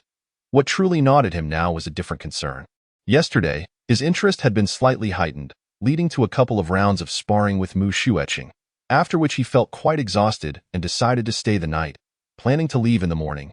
To his astonishment, he awoke to a world utterly transformed. The heavy snowfall had rendered the roads impassable, leaving him stranded. Mu Xueqing, clad in a loose white shirt with nothing underneath, wrapped her arms around Li Zihao's neck from behind. Her pristine thighs bared in their entirety. While the outside world was frigid, the central heating system that Li Zihao had installed ensured their room remained as warm as spring. Darling, why the glum expression? Is Chun Fan bothering you again? He's just a pathetic loser with a bad case of jealousy. Why pay him any mind? With this time, shouldn't we indulge in each other once more? However, in the face of Mu Xueqing's captivating allure, Li Zihao found himself lacking interest. Why is the snow so heavy? He murmured. Mu Xueqing assumed Li Zihao was concerned about work matters. After all, her Zihao was no idle wastrel like Chun Fan. He was a successful man managing a company with thousands of employees. Darling, this heavy snowfall is a sign from the heavens, urging you to spend more time with me. Why do you look so unwilling? Don't worry, the news says this storm will last at most 3 to 5 days. Once the skies clear, you can return to work. For now, let us enjoy our time together. How about it? Mu Xueqing was oblivious to Li Zihao's true worries. The company of over 1,000 employees was managed by his father. Even if Li Zihao never set foot in the office, it would hardly make a difference. What troubled him was a different matter altogether. Many believe that the so-called rich second generation were nothing more than spoiled brats lacking in education. In truth, however, most of those tales were concocted by envious individuals seeking to tarnish their reputation. The reality of the rich second generation was that they received elite education from a young age, starting off at a significantly higher point than the average person. Their thinking, awareness, and perspectives often far surpassed those of ordinary individuals. Li Zihao chose to ignore Mu Xueqing, turning on the television and focusing intently on the news broadcast. He then pulled out his phone, scrolling through short videos and posts from around the world. After a short while, he reached a conclusion. The government's report on this snow disaster was vastly divergent from the reality. The affected areas were not limited to Asia and South America, but rather encompassed the entire globe. Xueqing, add me to the owners group for the Fuda community. Mu Xueqing was taken aback. Why would Zihao make such a request? Previously, he had shown disdain for the neighbors here, viewing them as mere commoners. Entirely beneath him, he wouldn't even spare them a glance when they crossed paths. After some contemplation, could it be because of Qin Fan? Zihao, do you want to confront Qin Fan? What do you want to say? I can directly insult him in the group. In an effort to demonstrate her complete disassociation from her ex-husband, Mu Xueqing eagerly volunteered. To her surprise, Li Zihao suddenly appeared irritable. Just add me. Stop with the unnecessary chatter. Mu Xueqing, startled by Li Zihao's uncharacteristic anger, dared not utter another word and promptly added him to the group. Hello, neighbors, I am Li Zihao from Building 12, Room 2201. Without further ado, I am now willing to purchase food items from any neighbors at a premium price. No restrictions on type or quality. I will pay 5 times the market price for anything you're willing to sell. This announcement sent ripples through the chat, igniting a frenzy of responses. 5 times the price? Is this for real? I have 2 bags of rice. I could sell you one, and I have several boxes of instant noodles. I can sell you some, but it has to be cash up front. No IOUs. Who is this person? I've never seen him in the group before. Neighbors, be cautious. Don't let him be a scammer, and no worries, he's from the Mu family. They own 2 combined apartments, so he's definitely not short on cash. Ah, I see. Well, my household has an excess of bread that we could sell. Suddenly, a multitude of messages erupted in the group, with many wanting to sell food to Li Zihao. Qin Fan gazed at the flurry of messages appearing in the group chat, surprised to discover that so many had stockpiled supplies. The quintessential modesty of our homeland. It is akin to when one asks a classmate, "How did you perform on the exam?" More often than not, the response is, "Not well at all. I hardly studied." Yet, when the results are revealed, those same individuals invariably score significantly higher than you. Then follows a series of unnutritious justifications. I was just lucky. I guessed correctly. I won't have such fortune next time. These individuals, upon growing up, remain unchanged. Perhaps when the government first issued a notice, they had already begun hoarding supplies in secret. Yet, they would insist, don't believe that nonsense. What disaster! It certainly won't happen. Anyone who believes it is a fool. In truth, it is those who take their words to heart who are the real fools. Nevertheless, one day these cunning individuals will encounter someone even more astute. Such as Li Zihao now, he has discerned that this calamity is far from simple. Food that can be purchased today at 5 times the price may, in less than 3 days, be unattainable even at 10 or 20 times the cost. Regarding the farcical antics in the group, Qin Fan chose to observe with a detached demeanor. Although Li Zihao and Mu Xueqing are the targets of his vengeance, those insatiable, greedy neighbors also form part of Qin Fan's revenge narrative. He had no reason to alert these naive creatures at this moment. Moreover, since Li Zihao possesses such insight, he and Mu Xueqing ought to survive for a while longer. For a cat, capturing a plump mouse does not mean it will be devoured immediately. Rather, it will be toyed with for a while, bringing more joy and greater satisfaction. Of course, among the neighbors in Fuda community, there remain a scant few who exhibit a modicum of rationality. Everyone should sell their food within reason. The snow disaster is ongoing, and food is indeed a precious commodity. One must not deplete their own supplies in the process. Upon seeing Yin Jianjun, the residents felt a sense of calm. The esteem of Judge Yin within the community far surpasses that of the community director. And the people quickly regained their composure. Indeed, while the government claims this heavy snowfall will cease in 3 to 5 days, who can guarantee with absolute certainty the outcome of natural disasters? Moreover, one must ponder why this Li Zihao is willing to stockpile food at such exorbitant prices. Has he received some insider information? Nevertheless, by the end of the day, Li Zihao had managed to purchase a substantial amount of food. The assortment of bread, ham, rice, and the like would suffice for Mu Xueqing's family for an entire month. Li Zihao kept his word, promptly scanning and paying for any food delivered by neighbors, as long as the prices were not exorbitantly unreasonable. Mu Fei felt a pang of regret. Although it was her brother-in-law footing the bill, the expenditure was indeed rather excessive. Had she known, she would have purchased more items in advance to sell to her brother-in-law. Thereby striking it rich, time swiftly progressed to the evening. The temperature plummeted, reaching an astonishing -60 degrees Celsius outdoors. Although the neighbors of Fuda community hesitated to incur high electricity bills, the frigid conditions compelled them to turn on their air conditioning and various heating devices. To their dismay, even with the heating set to maximum, the indoor temperature could only be maintained at around -20 degrees Celsius. The cold rendered sleep nearly impossible. Despite this being a sleepless night, the group chat was eerily quiet. These individuals were at a loss for what to do, bundled in thick quilts, staring vacantly at their phone screens, hoping for any semblance of good news. A sense of unease was gradually permeating the atmosphere. Chapter 22. The neighbors' accused spirit of victorious delusion. Dawn broke, but the light was not the usual warm hue of comfort. People braved the cold, trembling as they emerged from their blankets, only to find the outside world enveloped in a relentless expanse of white. The heavy snowfall showed no signs of abating. At this moment, the snow accumulated overnight had completely blocked the entrance to their building, rendering them unable to leave. Though this was merely the second day of the snowfall, many were already at the breaking point.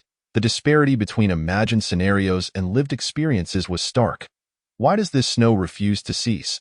Is it truly destined to last for 3 days? I am freezing to death. My home has only a small air conditioner that cannot raise the temperature, and in the middle of the night, I resorted to turning on the gas stove. Don't be reckless. Are you not afraid of gas poisoning? It was morning once more, and Chun Fan lazily kicked off his quilt. The indoor temperature of 27 degrees Celsius made him break a slight sweat. Rubbing his eyes, he rose, first exercising on the treadmill for a while, followed by a delightful hot shower. His breakfast was rather simple. He retrieved a portion of sirloin steak, a bowl of pasta, and a plate of Australian lobster prepared by a top chef, accompanied by a glass of 1982 Chateau Mouton Rothschild. His daily meal was simple yet unpretentious. Before long, feeling satiated, Chun Fan reclined on the sofa, idly picking up his phone. The previously quiet owners group chat now displayed 99 notifications. Chun Fan had anticipated that everyone would maintain a low profile in the 3 days leading up to the disaster, but he was surprised to see the morning buzzing with activity. Curiosity piqued, he clicked into the group. "Did I ask you, dear neighbors, how are you all managing to cook? My oil has frozen solid. I cannot stir-fry anything. Just warm it up with hot water. Right now, even a bit of warm water is being prioritized for the children. Who has time to wash pots? I didn't even wash my face this morning. We're all in the same boat. My house is just as cold. Cooking is impossible. I'll just settle for instant noodles." Ah, this wretched snowfall. The news claims it will continue for 2 more days. How are we to endure these next 2 days? Chun Fan chuckled and shook his head at the lively chatter in the group. 2 more days? Just wait. Let us see if this snow can be cleared in 2 months. A mischievous thought struck him, and he casually sent a message in the group. If cooking is too troublesome, why not indulge in some ready-made food, like ordering steak or lobster from a restaurant? His words, indeed, ignited a wave of indignation as neighbors clamored to voice their dissent. Shut up, in this icy weather. Where is a restaurant even delivering food? What a nuisance, steak and lobster. Even without heavy snowfall, who can have such luxuries for breakfast? Are we to abandon our lives? Let us ignore him. Some people are just bitter because their wives left them, and they are venting their frustrations. We, at least, have family together. Though the room is cold, our hearts are warm, unlike some, who are left with nothing but cold after their only spouse has run away. The last speaker was Jia Fugue. He was still brooding over Chun Fan's earlier remarks in the group, and seizing the opportunity, he quickly retaliated to vent his feelings. Chun Fan disdainfully scoffed. This old man's incessant prattling was more tiresome than that of a nagging woman. Yet, it was rather enjoyable. Without someone to engage with, the banter would be far less entertaining. Chen Fan snapped a few photos of the remnants of his meal on the table and sent them to the group. If you feel warm, then savor that warmth. He also took a couple of pictures of himself and sent a message. I cannot speak for your warmth, but I am certainly feeling quite toasty. The neighbors were taken aback. The photos of the leftover steak and lobster shells needed no explanation, and Chen Fan, clad only in a tank top, lounged comfortably on his woven couch, exuding an aura of utter relaxation. Through the floor-to-ceiling windows, the heavy snowfall could be seen outside, confirming the authenticity of the images. What is happening? The neighbors were momentarily speechless. They had just assumed he was boasting, only to realize he was merely stating an objective truth. This time, he had genuinely outshone them. Although they felt a pang of envy, their current circumstances were still bearable. They had yet to reach a point where they had to relinquish their dignity to grovel. The group fell silent. On the other side of the screen, Mu Xueqing and Li Zihao, of course, could also see this information in the photographs. Li Zihao felt an inexplicable surge of anger. What is this? Is he trying to show off? In Jinling, there is no room for anyone to outshine Li Zihao, especially not Mu Xueqing's ex-husband. That is absolutely intolerable.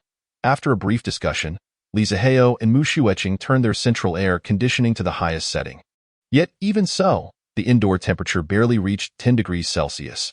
Chen Fan's safe haven was uniquely constructed, airtight, and its insulation capabilities far surpassed those of ordinary residences. Li Zihao couldn't fathom why. Despite keeping their central air conditioning running around the clock, the temperature in their home was still lower than that of Chen Fan's old and dilapidated abode. The situation resembled a battlefield. They could not afford to be outdone in terms of morale. Mimicking Chen Fan's demeanor, Li Zihao and Mu Xueqing removed their outer garments, donning only thin layers beneath, while having Gikui help them take several flattering photos. Afterward, Mu Xueqing quickly retreated into her thick blanket, shivering uncontrollably. After a moment's respite, Mu Xueqing utilized the fifth great invention of Huaxia, Meitu Xiao, to edit the photos, making them appear as warm and inviting as possible before posting them in the owner's group. Accompanying the images were the words, "So what if it's a bit warmer at home? What is there to boast about?" As for the lobster and steak, Li Zihao currently finds himself at a loss, and he cannot possibly pit the frozen dumplings from his home against Chen Fan's lobster. Thus, he decides to forego any breakfast competition altogether. The members of the group, who had long harbored discontent towards Chen Fan, felt a secret thrill upon witnessing someone finally confront him. Some neighbors, aware that Mu Xueqing was Chen Fan's ex-wife, deliberately stoked the flames below. Oh my. The couple in 2201 truly exemplifies love. A handsome man and a beautiful woman. They are the envy of others. Indeed, as the saying goes, love can satiate one's thirst, especially when they are so wealthy, far surpassing certain individuals. It matters not how warm the room is. We all know that some hearts are lonely, desolate, and cold. It is the companionship of loved ones and the presence of love that constitutes true happiness. Only love can bring genuine warmth. Chen Fan, glancing at the nonsensical platitudes and toxic positivity in the group chat, had no intention of engaging. Nevertheless, he found himself somewhat curious. How could Li Zihao's home also be so warm? Had he too created a safe haven? Upon opening the photos Li Zihao had shared, Chen Fan suddenly noticed something peculiar in one of them. Although Li Zihao and Mu Xueqing were dressed lightly, a figure was reflected in the mirror behind them. Enlarging the image, Chen Fan instantly recognized it as his former mother-in-law, Niu Xuexia. Niu Xuexia held a phone, presumably capturing a moment of the young couple. The focal point was her attire. She was bundled in an outdoor down jacket, making her already bulky figure resemble a ball. Chen Fan chuckled to himself. Everything fell into place. Given Niu Xuexia's clothing, the temperature in Mu Xueqing's home could not exceed 10 degrees above zero. The so-called principle of not tearing apart what is difficult was utterly inapplicable to Chen Fan at this moment. He decisively took a screenshot of the enlarged image of Niu Xuexia and sent it to the homeowners group. Chapter 23. The snow continues unabated. The disappointment of the lower-classed Li Zihao from 2201. I must admit, I find the temperature in your household rather puzzling. How is it that you two are dressed so lightly while your mother-in-law is so bundled up? According to old Gia's logic, it seems you two are warm-hearted, leaving your mother-in-law feeling quite chilly. That could be deemed rather unfilial. Grinning face emoji. Chen Fan had even zoomed in on Niu Tsuexia's face, marking the revealing portion of the photo with a red arrow. Upon seeing the message, Li Ziheo's teeth ground in anger. It was the first time in his life he had been publicly humiliated. Though the indoor temperature was not high, his face felt as if it were on fire. Mu Xueqing quickly snatched the phone from Li Ziheo's grasp, preventing him from viewing any further group messages. Ziheo, engaging in a feud with this lowlife is beneath you. He won't gloat for long. Once the snow subsides, you will still be the respected heir of the Li family, while Chen Fan won't even be worthy of carrying your shoes. Mu Xueqing's attempt to console him had no effect. Li Ziheo's strong-willed nature refused to allow him to bury his head in the sand like an ostrich. Clenching his fists, he vowed that if he ever found an opportunity, he would leave no mercy for Chen Fan. Perhaps due to the frigid temperature, the enthusiasm of the onlookers was rather subdued. Or perhaps it was because Li Ziheo had just spent a fortune acquiring food supplies from many of the neighbors. Now, in the Fuda community, everyone knew that Li Ziheo was a wealthy heir, a true man of means, and thus no one dared to stir the pot. After a few scattered neighbors uttered some tepid remarks, the group once again fell into silence. Chen Fan set down his phone, a slight smile playing on his lips. The curtain on this grand performance was slowly being drawn, and what had transpired thus far was merely an appetizer. He was well aware that the individuals around him would soon traverse the stages of disappointment, surprise, unease, fear, ultimately exposing the darker facets of human nature when all hope was lost. Presently, they were still in the initial phase, disappointment. They had initially believed the snowfall would not be as severe as previously reported by the authorities. However, it was evident that the situation had not developed in their favor. The news broadcast continued to project an optimistic view, as if everything were fine. In the face of relentless storms, humanity prevails. Recently, a blizzard has swept across much of our country, yet the people stand united, with many volunteers willingly joining the fight against the snowstorm. Their hearts are like a flame in the cold, warming hope and illuminating the path ahead. Chen Fan observed the news footage, where individuals were being buffeted by the blizzard. Struggling to stand, yet they maintained a stiff smile for the cameras, cheeks flushed with cold, tears freezing upon their faces. Chen Fan shook his head in disbelief. Time swiftly passed to the third day. As Chen Fan had anticipated, the blizzard showed no signs of abating. Yet, while his lack of surprise was expected, it was a revelation for many others. Why is it still snowing? Didn't the news say this would only last 3 to 5 days? Who knows how much longer it will continue? The official reports are utterly unreliable. Oh no, I have so little food left at home. If this snow keeps up, my family will run out of supplies. Some neighbors were beginning to show signs of impending collapse. Many had previously doubted that a disaster would strike and had not prepared sufficient provisions. Others, initially well-stocked, had succumbed to Li Ziheo's exorbitant purchasing and sold off their supplies. Now, they could only regret their decisions. Li Ziheo from 2201. Can we discuss something? The instant noodles I sold you earlier, could I possibly have them back? I would refund you. Oh no, I could even offer you a bit more money. Li Ziheo, of course, would not agree. He was even feeling somewhat smug at that moment. These short-sighted individuals from the lower class had no idea of his superior foresight. Neighbors, we engaged in a fair trade. Neither of us owes the other anything. You want to return goods now? That simply isn't reasonable. Those supplies are now mine, and no one can take them back, Li Ziheo resolutely replied. The neighbors grew anxious. You can't say that. When we sold you those items, it wasn't solely for the money. We considered your larger household and hoped to lend a helping hand. Now that you have ample supplies, shouldn't you help us in return? Exactly. Wealthy individuals mustn't be too ruthless. Otherwise, it will be called ungratefulness and will invite retribution. Mu Xueqing, could you perhaps persuade your husband? We usually get along quite well as neighbors. And in the matter of you and your ex-husband, we stand by you. Now that our neighbors are in trouble, shouldn't you lend a hand? The neighbors group was filled with clamoring voices. Mu Xueqing, being a woman who had lived in the community for many years and had generally gotten along well with everyone, found it difficult to ignore their pleas. She attempted to reason with Li Zaheo. Zaheo, we have so much food. Why not add a little more money and sell some to them? Not only would we gain a good reputation, but we could also earn some pocket money. Li Zaheo looked at the foolish woman before him and almost laughed in anger.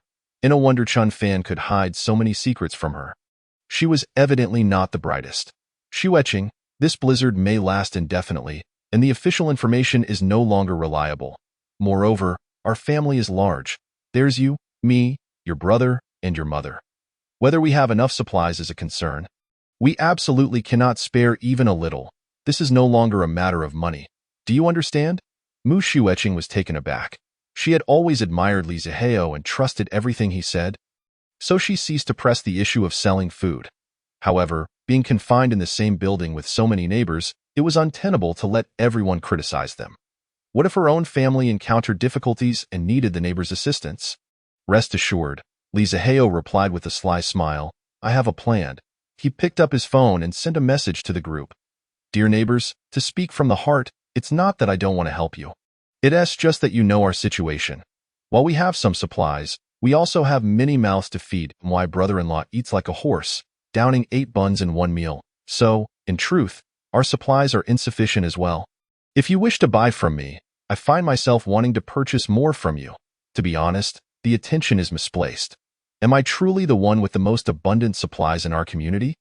Of course not. Have you all forgotten that Chen Fan's household had stockpiled a significant amount of goods not long ago? Why not inquire if he would be willing to share some? Chapter 24. My scheme is named Killing with a Borrowed Knife. Li Zaheo's words enlightened the neighbors. Right? How could we have overlooked this? Chen Fan's home had been receiving a steady stream of deliveries recently. And from the photos he shared in the group, it is clear he has prepared quite an abundance. Chen Fan in 1602. This is Huang from upstairs. We've even taken out the trash together. Remember, if you have any surplus at home, could you share some with me? I promise to return it once the snow stops. Neighbor from 1602, you've stockpiled so much food recently. One person can hardly eat it all. Why not distribute some to the neighbors for emergencies? If necessary, we can even pay you at market price. In the year 1602, Chen Fan, a young man, was immediately recognized by the elderly lady as a kind-hearted individual. She believed he would not turn a blind eye to the suffering of others. With her advancing age and deteriorating mobility, she implored him to bring her a box of flour, and if possible, some milk as well. Neighbors, she proclaimed, we are currently in a period of great adversity. It is imperative that we set aside our individualistic tendencies and prioritize the collective well-being. Only through unity can we navigate this calamity together. I propose that those among us with ample supplies contribute them to the community for centralized management. The community will then allocate these resources judiciously based on the needs of each household. To set an example, I shall offer my own supplies to serve as a temporary command center for our community's disaster response. Neighbors may begin delivering their excess provisions to my home. I will ensure proper records are kept, and rest assured, the government will remember those who made extraordinary contributions once this snow disaster has passed. This lengthy message was penned by the community director, Gao Lihua. Chen Fan, one hand scrolling through the group messages and the other clutching a bottle of soda, nearly choked on his drink upon reading Gao Lihua's words. Good heavens, I can hear this old lady scheming all the way up on the 16th floor. Is she delusional, or does she think everyone else is? What a uniquely bizarre line of reasoning. There were countless messages from his neighbors, too many for Chen Fan to read in their entirety. Yet, he could easily surmise that they were merely attempting to persuade him, through emotional appeals and rational arguments, to share his supplies. You may not possess much in terms of looks, but your ideas are certainly lofty. Many refuse even to part with their money, believing that those deemed affluent should contribute without expectation during a crisis. Why should I give anything to you? Finally, Chen Fan decided to voice his thoughts in the group chat, posing a simple question to his neighbors. What do you mean by why? Isn't it a given? Indeed, if he possessed such resources, he would have willingly shared them without needing a reminder from his neighbors. Chen Fan, humans are inherently social beings. No one can live in isolation. If you assist others today, they will remember your kindness. He was reminded that selfishness could lead to dire consequences, and that today's actions would yield tomorrow's results. I advise you to reflect on this, Chen Fan. As the group chat grew increasingly contentious, some individuals, noticing that their moral high ground was failing to sway Chen Fan, resorted to threats. Li Zihao and Mu Shueqing were nestled under their blankets, fixated on their phone screens, occasionally erupting into laughter. Zihao, you are truly remarkable. With just a few words, you've shifted the spotlight entirely onto Chen Fan. I adore you for it, she exclaimed. What a spectacle. If my predictions hold true, the best is yet to come. A sinister grin spread across Li Zihao's face as he plotted. This tactic is akin to using another's weapon against them. Chen Fan is finished. Li Zihao understood that in dire situations, individuals often succumb to irrationality, especially in a community filled with diverse personalities. As expected, it wasn't long before one of those individuals spoke up in the chat. Chen Fan, my family has exhausted our food supplies. You need to bring me a box of instant noodles now. We can forget the past if you comply. If you refuse, I'll make you regret it. Upon realizing that the speaker was Sun Hongda, the others fell silent. Sun's voice, hoarse and menacing, conveyed his seriousness. Everyone watched in anticipation, curious about how Chen Fan would respond. Previously, Sun Hongda had been irked by Chen Fan's presence. Having been made to feel unwell after their encounters, he had taken some fever-reducing medicine and, thanks to his robust constitution, managed to recover enough to engage in this confrontation. As Chen Fan saw Sun Hongda's bravado, he merely smiled and sent a succinct message. Go to hell. These 4 simple words evoked a far more powerful emotional response than Sun's lengthy voice message.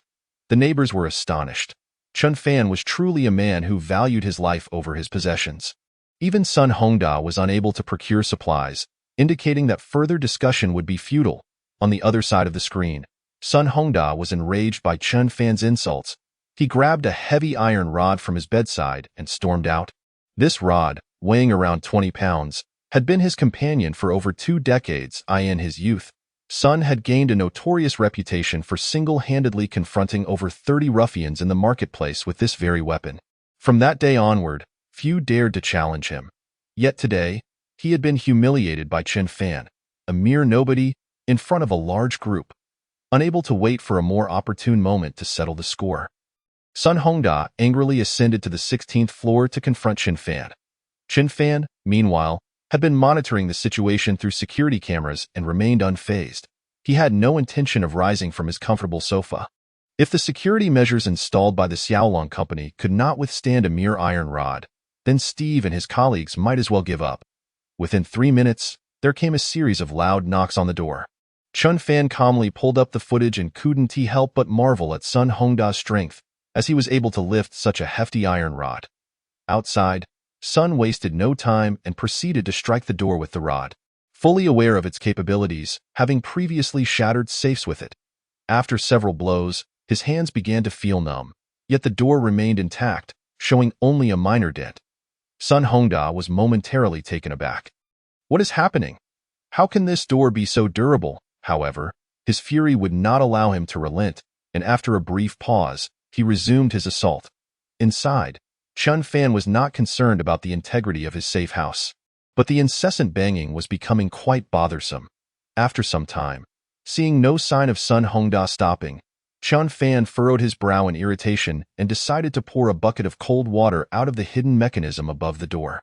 The safety house had been designed to remain airtight and concealed. He donned a jack. Mu Fei pointed at the door in terror. Mu Shueqing cast a suspicious glance toward the door and retorted, "Stop talking nonsense. What ghost could possibly appear in broad daylight?" Despite her words, upon witnessing Mu Fei's pale face, a sense of unease stirred within her heart. She cast a pleading look at Li Zihao. Li Zihao shot a disdainful glance at the useless figure of his brother-in-law on the floor and approached the door. Peering through the peephole, he discovered a figure standing outside. Half of his face was grotesquely peeled away, presenting a truly horrifying sight. However, Li Zihao remained far more composed than Mu Fei, recognizing that it was merely a person outside. "Hello, may I inquire who you are? What brings you here?" Li Zihao endeavored to keep his voice steady. "I am Sun Hongda. Let us skip the pleasantries. My family has run out of food, and I need to borrow some from you," he declared brusquely. "If you refuse, I'll just help myself with that." Sun Hongda brandished the iron rod in his hand. Isnd that Sun Laohu? Didn't he go to settle a score with Chen Fan? Why would he come to our house? The members of the Mu family collectively gasped in shock. Suppressing his anxiousness, Li Zihao thought to himself, so it's brother Sun. I've heard much about you. Your reputation precedes you. We can discuss this amicably, brother Sunday. However, are you sure you've come to the right place? This is the Mu family. Chen Fan's residence is at 1602. I know.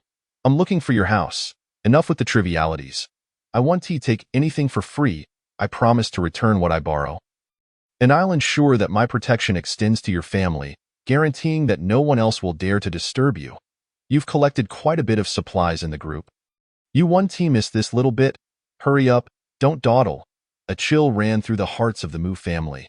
This Sun Laohu had come specifically to stir trouble. Brother-in-law, Mu Fei whispered urgently. We absolutely cannot give him anything. If he tastes even a bit of sweetness, he will surely come back for more. Li Zihao shot him a resentful glare, thinking, do I really need you to remind me of that? But given the current situation, what choices do we have? Go to the back and fetch a box of milk and 10 loaves of bread, he instructed Nyotsueisha. Seeing the elderly lady hesitate, rooted to the spot, he quickly added, if we anger Sun Laohu, we won't have anything left. Upon hearing her son-in-law's words, Nyotsueisha stomped her foot and rushed into the bedroom to gather the items. What is this? You don't want to lend anything? Then don't blame me for being rude, Sun Hongda said impatiently, raising his iron rod as if to strike at that moment. Li Zihao opened the door just in time. His face plastered with a forced smile. Brother Sun, please don't be hasty. We're just preparing your items. He handed over the milk and bread, adding, every household is struggling right now. These are what we managed to scrape together. Please don't think it's too little. Once this snowstorm passes, I'll treat you to a month's worth of feasts, I promise. Sun Hongda regarded Li Zihao and nodded. Ah, so you are indeed from the upper echelons of society. You possess a certain vision. I shall consider you a friend. If your family encounters any troubles in the future, just let me know. I have connections all over this area. Once these supplies are finished, I'll return. Come back after eating all this? Li Zihao forced a smile, though his teeth were already grinding in anxiety. At that moment, Sun Hongda felt a wave of warmth wash over him. Although Li Zihao's home was not particularly warm, the air conditioning had been running, making the indoor temperature significantly higher than that outside. Standing in the cold, Sun Hongda immediately felt the difference. He unconsciously glanced at Mu Shueqing behind Li Zihao, a knowing expression crossing his face. Damn it, this is the life of the wealthy. While I have to venture out into the cold with an iron rod to scavenge for food, they can comfortably reside in a warm home, with food and women. Seeing the expression on Sun Laohu's face, Li Zihao felt a jolt of realization. He immediately understood what the other man was thinking. All right, brother, if you need anything else in the future, just come by that, I assure you. I won't be stingy. Hastily exchanging pleasantries, he quickly shut the door. He shot Mu Shueqing an annoyed look. What are you doing out here? With Sun Laohu around, you should be hiding inside. TCH, Mu Shueqing replied, her expression one of disdain. I in a society governed by law. Does he dare to lay a hand on me? I came out to see how you plan to use him as a tool against Chen Fan, only to find he has turned his attention to us instead. Li Zihao. Chapter 26. As the people grew increasingly anxious, every grasped opportunity felt like a lifeline. It was evident that Sun Laohu had come seeking retribution after failing to gain the upper hand with Chen Fan. Although the reasons eluded her, Mu Shueqing's attitude was gradually shifting. Female creatures naturally possess an instinctive admiration for strong male figures. In the past, she had looked down upon Chen Fan for his poverty, weakness, and lack of ambition, which failed to satisfy her extravagant desires or provide her with a sense of security. Now, Li Zihao was no different. Why was it that he could not resolve matters that even Chen Fan could handle? Yet he was groveling to the likes of Sun Hongda from the lower strata of society. It was utterly disgraceful. This was akin to the humiliating concessions made during the Qing dynasty. Li Zihao, too, sensed the subtle shift in Mu Shueqing's demeanor toward him. However, with the heavy snow trapping them, he had no choice but to endure the company of this foolish woman and her snobbish family for a few more days. It is said that cold is the foremost killer of desire. Under such conditions, Li Zihao found himself devoid of any inclination for intimacy. This realization brought him a measure of clarity. He suddenly recognized that Mu Xueqing was merely a fickle and somewhat foolish woman, hardly worthy of the effort he expended on her. Determined, Li Xiao resolved that once he weathered this storm, the first order of business would be to rid himself of this woman. Time passed, inching forward under the weight of people's prayers, until it swiftly arrived at the 5th day. Based on prior news forecasts regarding the snow disaster, this calamity was expected to last no more than 5 days.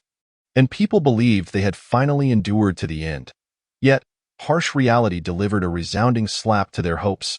The heavy snow continued to fall mercilessly, and no one had the heart to appreciate the rare beauty of the scene. Each individual was gripped by an undercurrent of anxiety. The official television station ceased broadcasting real-time updates on the snow disaster, instead opting for a loop of mindless soap operas, further exacerbating the public's concerns. By that afternoon, an unexpected occurrence became the final straw that broke the camel's back. The community experienced a power outage. Although it was daytime, since the onset of the snowfall, the sun had been completely obscured by the heavy flakes. Many households had kept their lights on even during the day. The sudden blackout sent people spiraling from unease into full-blown panic. The implications of the power outage extended beyond mere loss of light. Most critically, air conditioning and various heating devices could no longer function. This was a devastating blow to those trapped in the bitter cold. Why has the power gone out? Neighbors, what happened? I just saw the announcement on the government's website. Starting today, all residential areas will only have power for 2 hours from 6 to 8 p.m. What? Just 2 hours? What can we even do with that? Is the government leaving us to fend for ourselves? The community needs to come out and explain this. 301 Gao Lihua, aren't you the servants of the people?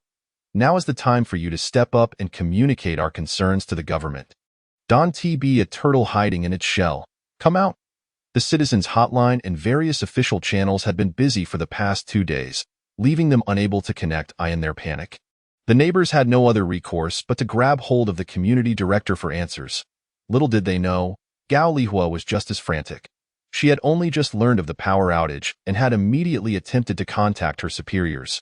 But there had been no response. Gao Lihua's son was the deputy chief of the police station. He had been deployed to carry out tasks since the disaster first struck and had yet to return home.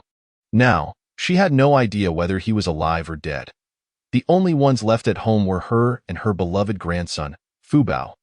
Being a public servant, Gao Lihua at least understood that her inability to contact her superiors indicated that the situation had escalated beyond the government's control. At this juncture, her priority must be to ensure her and her grandson's safety. As for honor and future prospects, they could go to hell, dear neighbors. After formulating her thoughts, Gao Lihua began to post updates in the residents' group chat. Please remain calm. Although the snow disaster is more severe than anticipated, it is still manageable overall. Everyone must believe in the country and the government. I have already reported our community's situation to higher authorities and secured a spot for our residents in the first batch of Plan B. Plan B? Our government has a Plan B? Upon hearing the community director's words, the residents immediately felt a surge of excitement. Indeed, the government has considered everything. I knew they wouldn't abandon us. Thank goodness we have Director Gao. She always manages to stay ahead and address our needs in crucial times. It's our dear Gao Dejia who comes through. Gao Dejia, please don't hold a grudge about previous matters. We'll definitely come to apologize later. But can you tell us what Plan B entails? Seeing how easily the neighbors were swayed, Gao Lihua felt a wave of relief. She had feared that anything she said would be met with skepticism. All right, everyone, listen to me. Due to the relentless snowfall, the nation has been unable to maintain power supply across all regions. Consequently, the government has proactively established a secure zone to address the current predicament. From this moment forth, residents in areas experiencing power restrictions may relocate to the safe zone under government coordination, where ample food and a warm living environment await. I have successfully secured the first batch of relocation quotas for everyone, and the government will soon dispatch troops to escort us. Please rest assured. Wow, this is truly remarkable. The community chat erupted in excitement. Long live Director Gao. Sister Gao is indeed a dedicated official who genuinely cares for the people. I feel immensely proud to reside in the same community as you. From now on, we will heed your every word without question. Chen Fan, however, stared at the chat messages, his mind filled with confusion. Does the government have a plan B? Why was I unaware of this? What is this safe zone? If it truly exists, how come so many perished in the previous life without a whisper of such information? Thus, Chen Fan concluded that this Gao lady must be fabricating tales, though he remained uncertain of her motives. After a while, Gao Lihua spoke again. Everyone, please quiet down. There is one more matter to address. Given the large number of residents in the community, the relocation cannot occur all at once. Therefore, the government has instituted a rule. Those wishing to leave must surrender their food supplies to the community for safekeeping, to be allocated to those who have yet to depart. Silence fell. Upon hearing Gao Lihua's words, the previously lively chat suddenly hushed. So, in the end, this still means surrendering food. Only this time, Gao Lihua presented a seemingly reasonable and hard-to-refuse rationale. Those departing first in their journey to the safe zone would find their food supplies of little use. It is thus logical to leave it for those who remain. Yet, this situation feels rather awkward. Everyone is not foolish. What if they relinquish their provisions and fail to leave? Or what if the safe zone is not as splendid as she claims and supplies are scarce? Chen Fan chuckled. From a certain perspective, he found himself somewhat admiring the old lady's cunning intellect. Had he not experienced reincarnation, he might have fallen into her trap. Chapter 27. Director Gao's Sincere Monologue. Neighbors, the quotas for relocation are limited. If anyone wishes to leave, please contact me promptly. The first batch of evacuees consists of only 100 individuals. Registration will close once filled. After sending this message, Gao Lihua ceased her appearances, anxiously monitoring the screen. With scant provisions remaining at home, she could not resort to looting like Sun Hongda. If she failed to deceive others into parting with their supplies, she and Fu Bao would starve. Director Gao, I wish to register. May I ask if the provisions are still to be delivered to your home? Finally, a neighbor could no longer contain themselves and sent the first message to Gao Lihua, with one person leading the charge. It was as though a faucet had been turned on, prompting many other neighbors to follow suit, rushing to deliver their supplies to Gao Lihua's residence.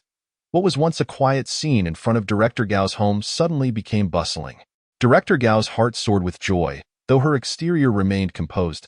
As she collected the provisions, feigning to count and record them, she reassured the donating neighbors, saying, "These items will be kept here. I thank you on behalf of those who will collect them later. Rest assured, the safe zone has plenty of hot meals waiting for you. These instant noodles and biscuits will no longer serve you." Naturally, the neighbors, upon hearing these words, left with beaming smiles, filled with gratitude, and returned to patiently await the rescue troops. The Mu family also noticed the community announcement, and Mu Fei grew increasingly restless. "Sister, brother-in-law, mom, should we also register? Look, so many neighbors are signing up. If we delay, we might miss the quotas." At this moment, Li Zihao sat on the sofa, resting his chin in contemplation, and no matter how he pondered, he found the situation suspicious. According to the information collected, the entire nation was currently grappling with a snow disaster.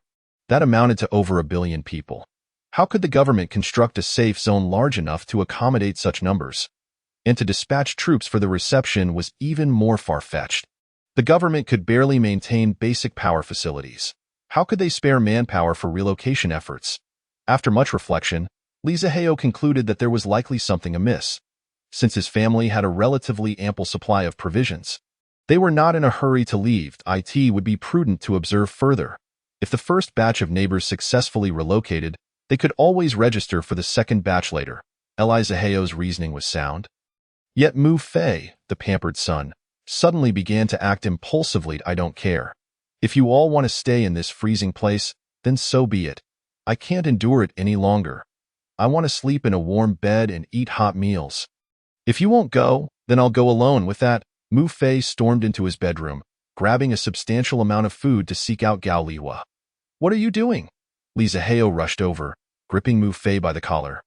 His brows furrowed and expression fierce. Mu Fei had never witnessed Li Zihao so enraged, and he was momentarily taken aback. "I want to register." "What's wrong with that? If I don't bring something, how can Director Gao accept my registration? Besides, I'm not taking everything. I'm only taking what belongs to me. To hell with it." Li Zihao could no longer tolerate the foolishness and delivered a resounding slap. Mu Fei spun around from the force. Dropping the food he held, a red handprint rapidly appearing on his face. Li Zihao, what are you doing? Don't forget, you're in my sister's house. Your sister's house? Li Zihao was nearly driven to laughter by the absurdity. This house, along with everything within it, was purchased with his own money. Including the items on the floor, what does only taking what belongs to you even mean? You have no claim to anything. Remember, everything here belongs to me.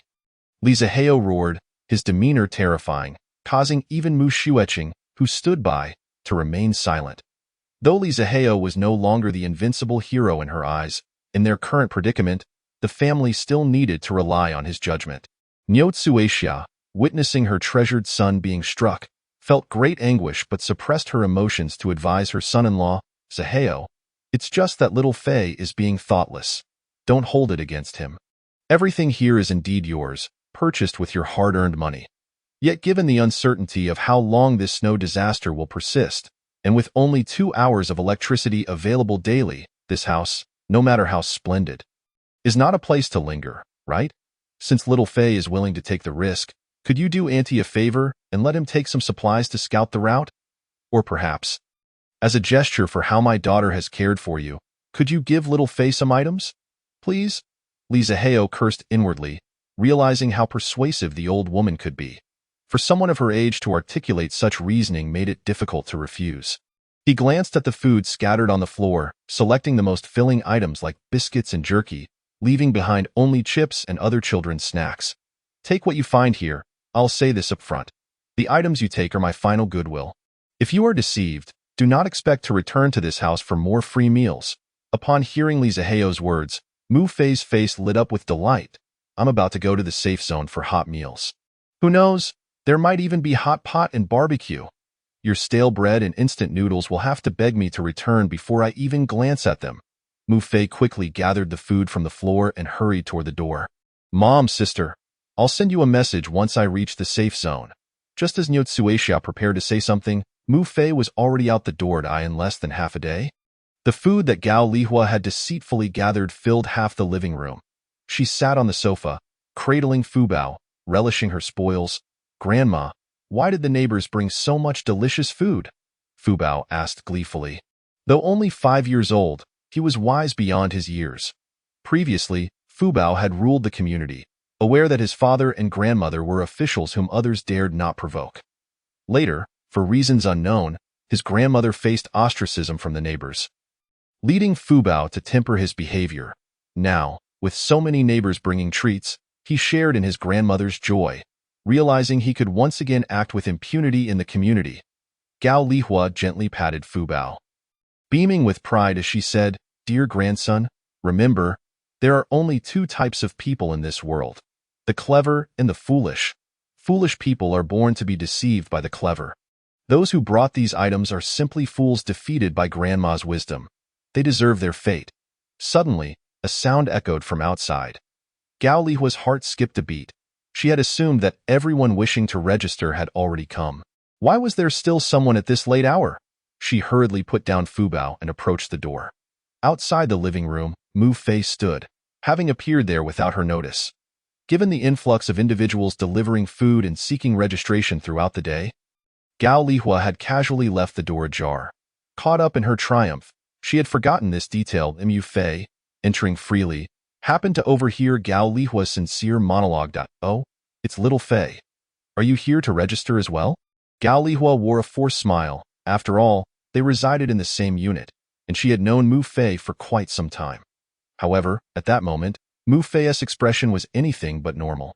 Even if he was somewhat dim-witted, he could grasp the general idea behind Gao Lihua's recent words. Director Gao, the information about relocating to the safe zone is false. Isn't it? In Chapter 28, the true ruthless character, Gao Lihua, felt a surge of panic within her. Nonetheless, she had navigated the bureaucratic labyrinth for many years, making her quite adept at handling such situations. The role of community director was not one that just anyone could assume. It required a quick wit to address the myriad of trivial disputes among residents daily. Gao Lihua's mind raced at high speed. It was evident that Mu Fei had overheard her words. Even this mama's boy, no matter how foolish, would have pieced together some semblance of truth, making it nearly impossible to deceive him entirely. Gao Lihua quickly concocted a scheme, understanding that the most effective method to mislead involved intertwining a kernel of truth within a web of lies to enhance credibility. Alas, little Fei, since you've overheard, I shan't keep anything from you. The notification in the owner's group about evacuating to the safe zone is indeed false. Mu Fei's eyes widened in disbelief. What the heck? You old hag, how can you utter such a lie? Aren't you afraid of divine retribution? Yet, Gao Lihua hastily added, the notice for everyone to evacuate is false, but the safe zone itself is real. Ah? Mu Fei was taken aback, a flicker of hope igniting within him once more. Gao Lihua approached Mu Fei, peering cautiously down the corridor to ensure no one else was present before beckoning him closer with an air of mystery. Come, let us speak inside. This matter is a state secret. A state secret? Mu Fei's excitement grew, and he obediently followed Gao Lihua into the kitchen. Director Gao, what is truly going on? Please don't deceive me. I am quite clever. Gao Lihua smiled faintly, acknowledging that while the safe zone did exist, it could not accommodate everyone. Out of approximately 10,000 individuals, only 3 spots were available. You see, my son is part of the police force, and I managed to secure one of the scarce spots for you at this point. Gao Lihua paused deliberately, allowing this fool the time to fill in the gaps with his imagination. Mu Fei, ever gullible, believed that Gao Lihua's son was indeed influential, a fact well known throughout the community. 3 spots, he contemplated, which means besides you and Fu Bao, there's one more spot available? Gao Lihua nodded with a smile. It was quite a dilemma for me. I can't possibly neglect my grandson, can I? That leaves only 1 spot, and being neighbors, how could I choose? Mu Fei eagerly grasped Gao Lihua's hands. Auntie, what else is there to discuss? Since I am the only one aware of this, please take me with you. From now on, you shall be like my own mother, Gao Lihua replied. It's a pity there's no chance to rescue your real mother. That's fine. As the saying goes, the grace of life surpasses that of nurture. You are my true mother, Gao Lihua. In that moment, Mu Fei was in a state of extreme exhilaration, feeling as if he were the chosen one. If he had arrived earlier or later, he would have missed this fortuitous opportunity. He felt like a walking lucky charm. With Mu Fei pacified, Gao Lihua internally sighed in relief. However, she understood that such deceit could only hold Mu Fei for a fleeting moment. She needed to send him away swiftly. Little Fei, the rescue team will arrive tomorrow. Why don't you head back for now and await news? I will contact you once they arrive. Mu Fei blinked, contemplating. This was his sole opportunity. If any unforeseen changes occurred and Gao Lihua abandoned him, it would be too late for regrets. The once oblivious fool began to awaken to reality. Well, Aunt Gao, to be honest, my family was against my coming out this time, especially my brother-in-law, who has thrown me out. I can't go back to that home. It's just one night. I can manage on your sofa. Gao Lihua noticed that this persistent young man intended to impose himself upon her. While her heart seethed with resentment, she feigned warmth. Staying over is fine. It saves me the trouble of searching for you tomorrow. You can stay in the living room. Seeing Gao Lihua's swift acquiescence, Mu Fei felt entirely at ease and shrugged as he headed toward the living room. Just as he turned, Gao Lihua abruptly raised a kitchen knife, channeling all her strength into a strike aimed at the back of Mu Fei's head. The knife was unnaturally sharp, embedding itself deep into Mu Fei's skull in an instant. Mu Fei felt a chill at the back of his head and instinctively wiped his hand back, only to find it covered in blood. Soon, he felt dizzy, his vision blurring, and he collapsed to the ground. Yet, even in that moment, Mu Fei retained a flicker of consciousness, suddenly realizing the gravity of his situation. Calling out for help as he struggled toward the door. The corridor was frigid, every door tightly shut, and Mu Fei's weak cries for help went unheard. He crawled inch by inch, while Gao Lihua followed behind. Slow and deliberate, with a chilling expression, Mu Fei's body half emerged from the door. He could no longer hold on and collapsed, losing consciousness entirely. Seeing her motionless, Gao Lihua leisurely dragged Mu Fei's body back into the house. She believed that everything had transpired unbeknownst to anyone. Little did she realize that a red, had been silently shining in a very discreet corner of the corridor. Since Gao Lihua began her charade, Chun Fan had been closely monitoring her. Although he recognized that this old hag was perpetrating a scam, he had no intention of warning the gullible neighbors. Their actions stemmed from self-interest, making them no different from Gao Lihua. Falling victim to deception was a choice they made, and each individual must bear the consequences of their actions. Chun Fan projected the surveillance footage onto the television, sipping on a fizzy drink and munching on chips, engrossed as if watching a film. His interest peaked when he saw his brother-in-law Mu Fei entering Gao Lihua's home. Moments later, he watched in horror as Mu Fei crawled out, bloodied, only to be dragged back inside by Gao Lihua. Chun Fan set down the chips with a gentle sigh. He understood that Mu Fei had undoubtedly fallen victim to Gao Lihua's treachery. He hadn't anticipated that this old witch possessed such cunning. Her ruthlessness was alarming, especially in her murderous demeanor. She appeared transformed, akin to a malevolent spirit. In an instant, a vivid memory flashed through Chun Fan's mind. During the last days of the previous world, he recalled being pinned to the ground by neighbors, faintly remembering a face eagerly feasting upon his flesh. While he still had some awareness, he gasped sharply, suddenly feeling as if he were being gnawed upon by some beast.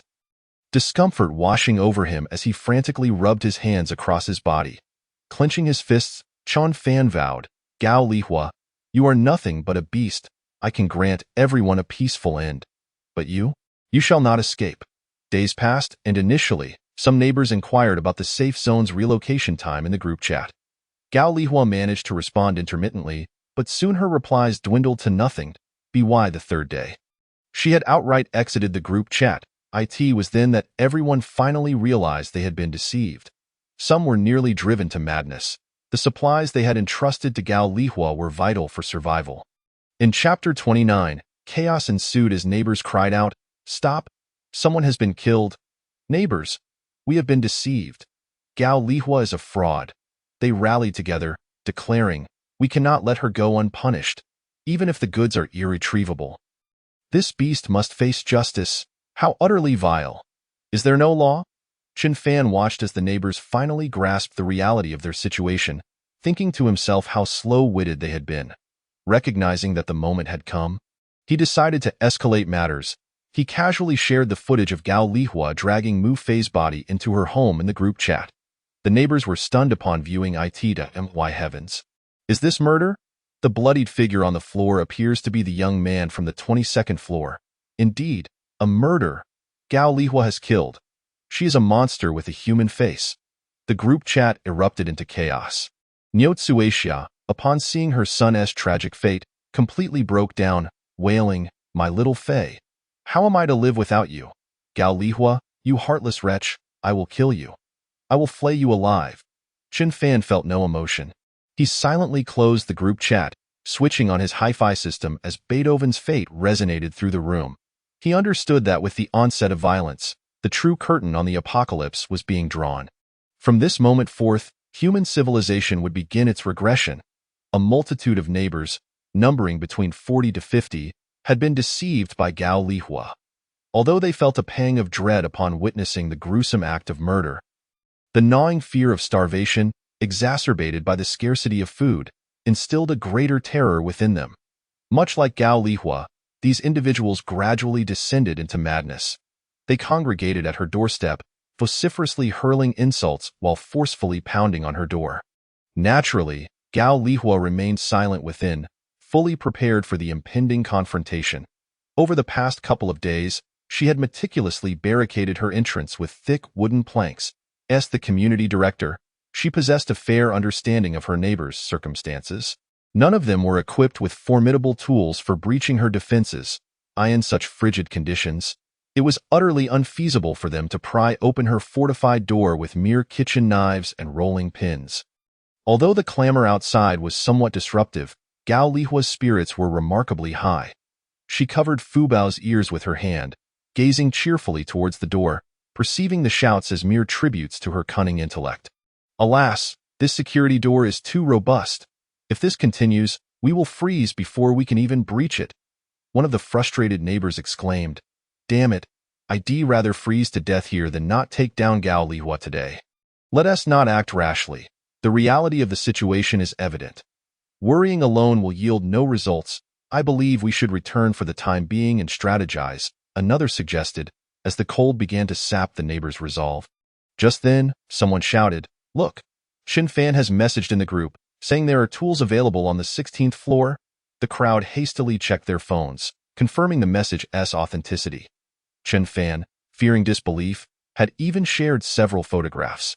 On the ground before Chen Fan's door lay an axe, a crowbar, and even a rechargeable chainsaw. Wow! Under these circumstances, such equipment is absolutely top-notch. Several young and vigorous neighbors swiftly ascended to the 16th floor to retrieve the tools. Meanwhile, Chen Fan observed them through the surveillance cameras, amused, as this was all part of his orchestrated plan. He understood that with Gao Lihua's cunning intellect, these foolish neighbors would not stand a chance. Thus, deciding to lend them a hand, he retrieved several handy tools from an alternate dimension and casually tossed them before the door. With these implements in hand, the neighbors felt a surge of confidence. With the sound of blades slicing and the chainsaw's intense buzzing, the entire wall trembled. Gao Lihua was startled. Having exited the group, she was completely oblivious to the commotion outside. Why were the sounds of destruction growing louder? The plaster from her walls began to crumble.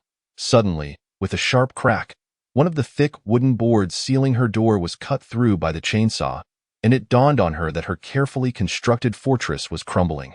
Anxiously, she grasped a kitchen knife, shielding Fu Bao behind her. As a gap formed in the door, the subsequent dismantling was effortless.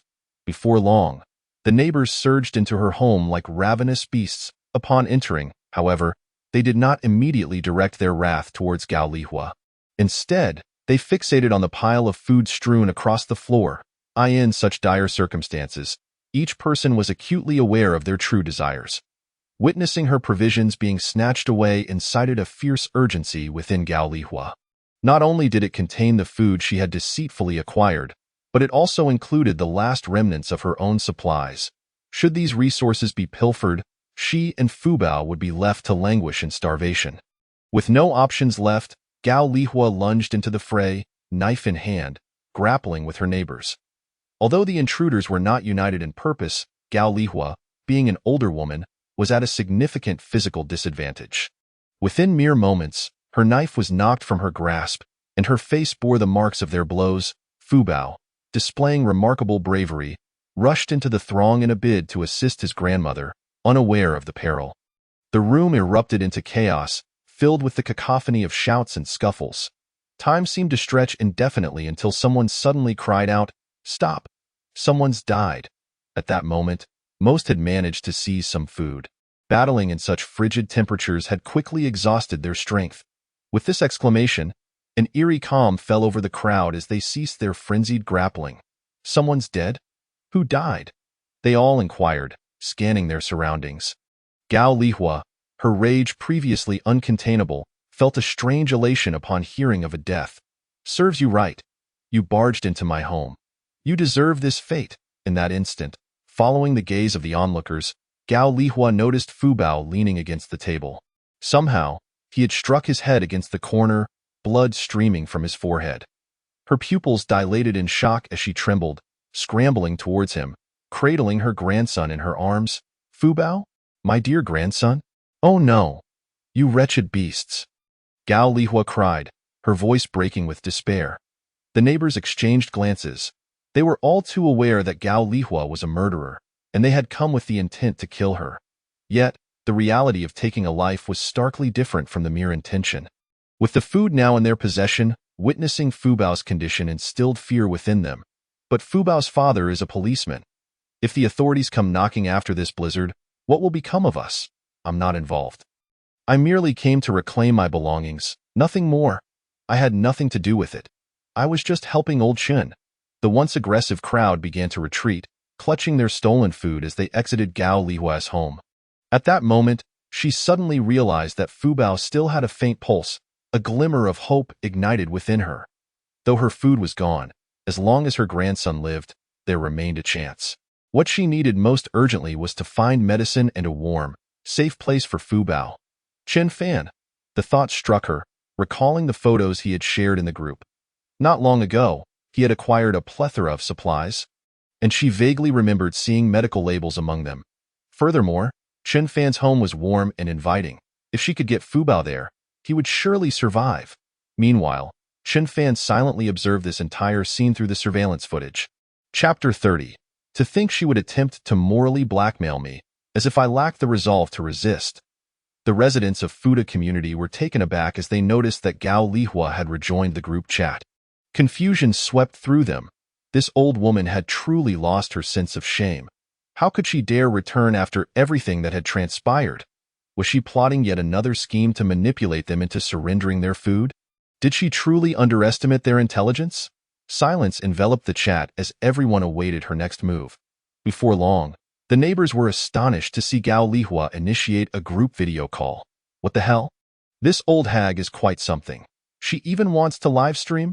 Driven by curiosity, the residents clicked to join the call to eye in the footage. Gao Lihua had positioned her phone expertly, capturing both her full figure and the surroundings.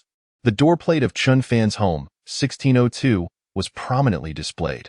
Kneeling before Chen Fan's door, she held Fu Bao in a pitiable embrace.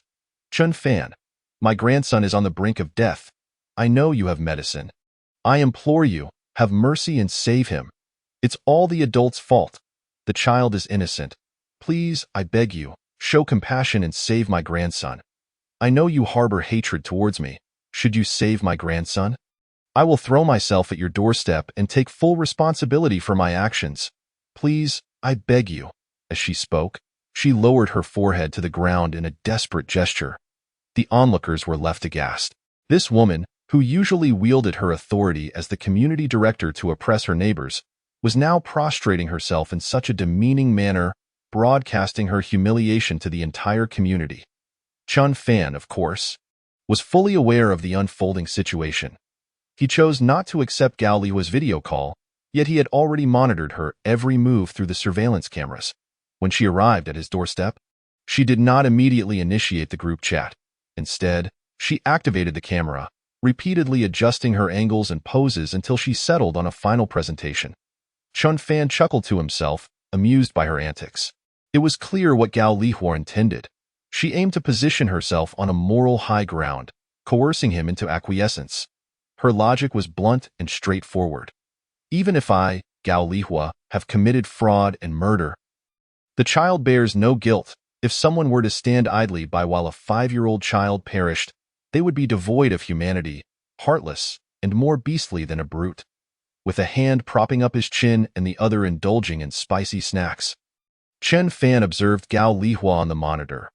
What is this old woman thinking? Does she truly believe she can morally blackmail me, as if I lack the fortitude to resist? At this moment, Gao Lihua found herself with no recourse other than to rely on Chen Fan. While the breath of the precious child in her arms grew increasingly feeble, she could only incessantly beseech. Repeatedly bowing her head with fervor, it was unclear how many times she had bowed.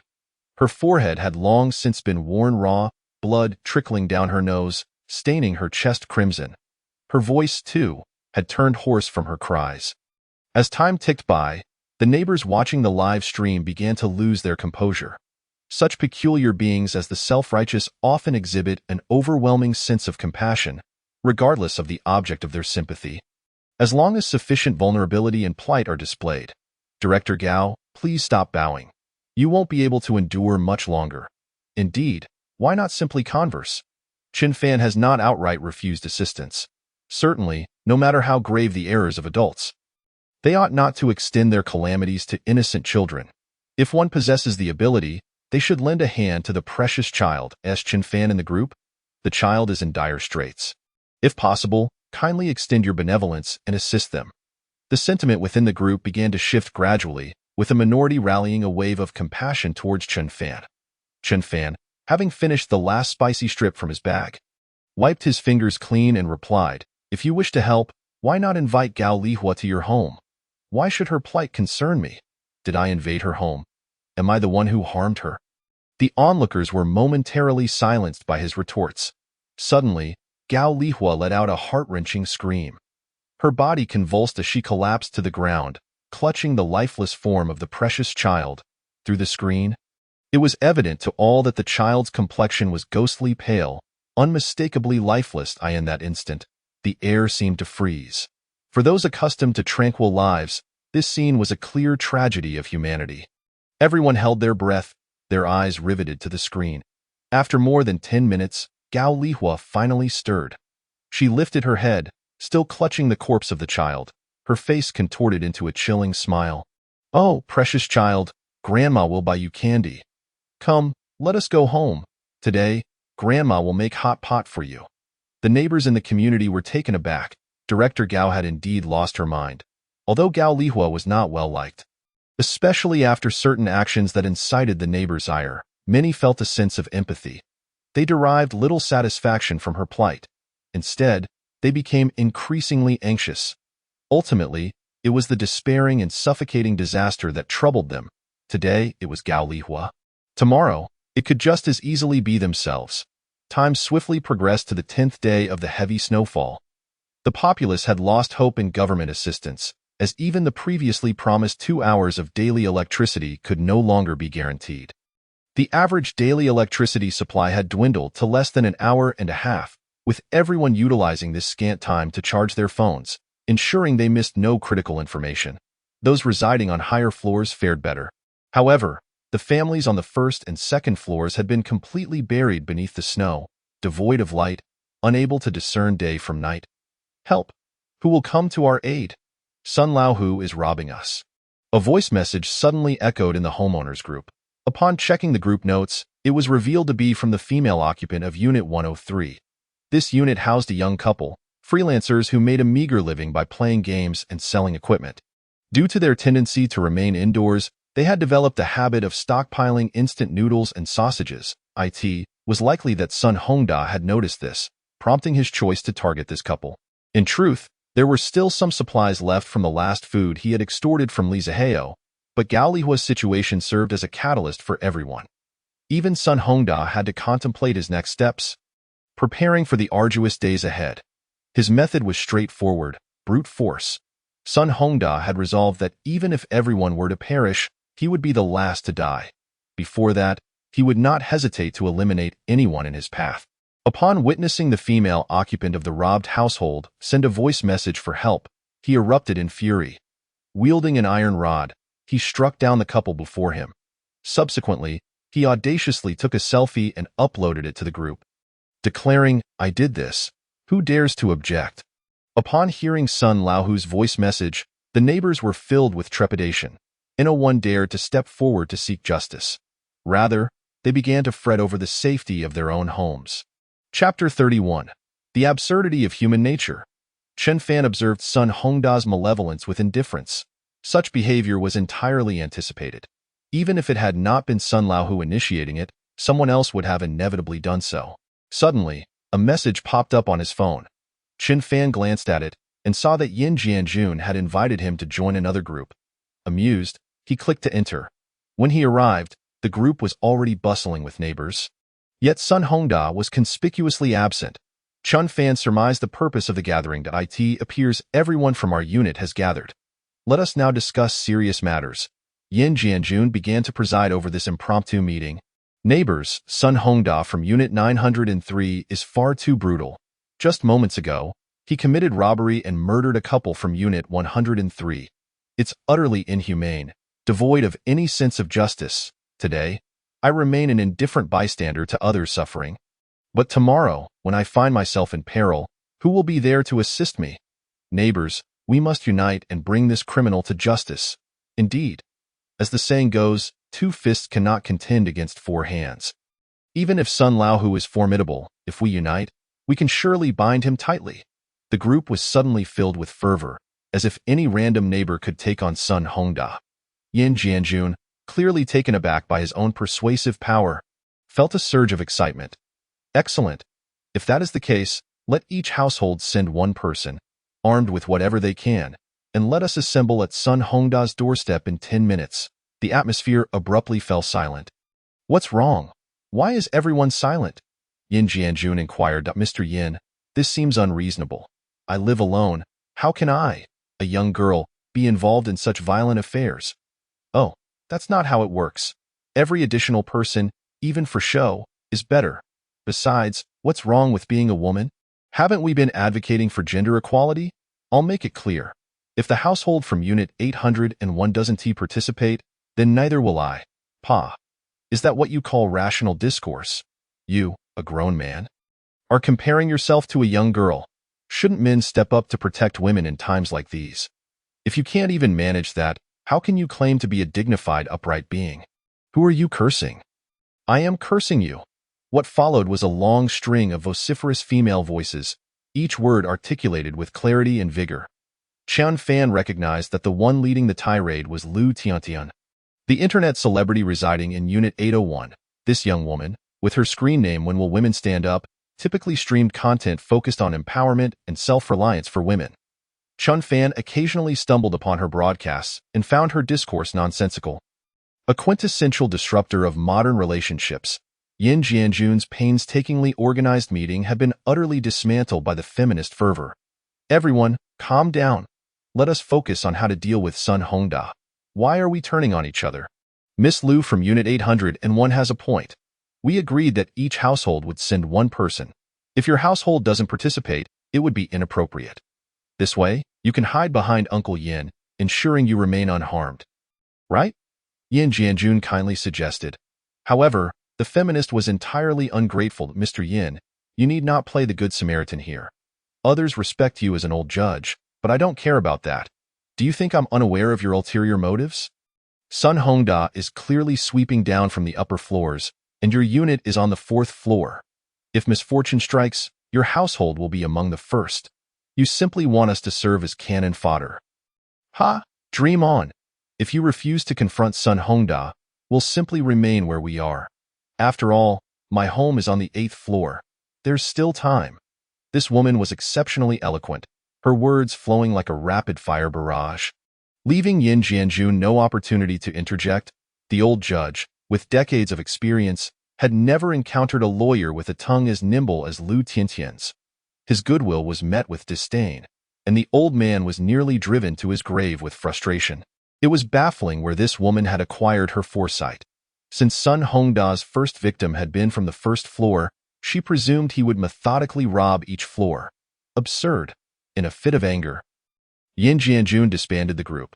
You say I act for my own interests? Fine. Let us wait and see who will face misfortune. Following Yin Jianjun's outburst, no one dared to organize a resistance against Sun Hongda anymore.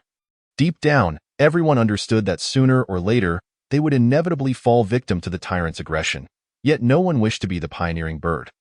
This phenomenon is indeed peculiar psychology. Chen Fan recalled a news story he had seen years ago about the invasion of the Japanese pirates. A mere dozen of them, armed with spears, managed to escort thousands of Chinese civilians to safety. After traversing dozens of miles along rugged mountain paths, not a single one of the tens of thousands of captives offered resistance or attempted to flee. The intricacies of human nature truly represent one of the most complex phenomena in the world, perhaps even in the universe. Yin Jianjun's suspicions were indeed accurate. Sun Hongda did not seize his gains from the bottom up. Instead, he strategically targeted households with abundant resources. This time, however, he neither approached Judge Yin's residence nor sought trouble with Lu Wanghong. Sun Laohu once again set his sights on the Mu family in apartment 2201. The rationale was simple. Aside from Chen Fan, their household boasted the most substantial supplies. Chen Fan's prior attempt had yielded less than satisfactory results, compelling him to seek out Li Zihao once more. Mu Xueqing, peering through the peephole, was struck with terror at the sight of Sun Laohu. Her hair stood on end. Zihao, Sun Laohu is back. Upon hearing this, Li Zihao furrowed his brows deeply. He had anticipated that Sun Hongda would return to create further chaos. The food stockpiled in his home was akin to the most tantalizing bait, bound to draw this beast back. Brother, open the door. Your good brother is here again. If you don't open up, I might just break it down.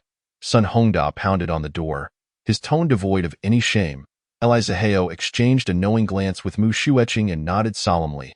She understood that if the front door could withstand Sun Laohu's intrusion, the couple in apartment 103 below would not have met their tragic end.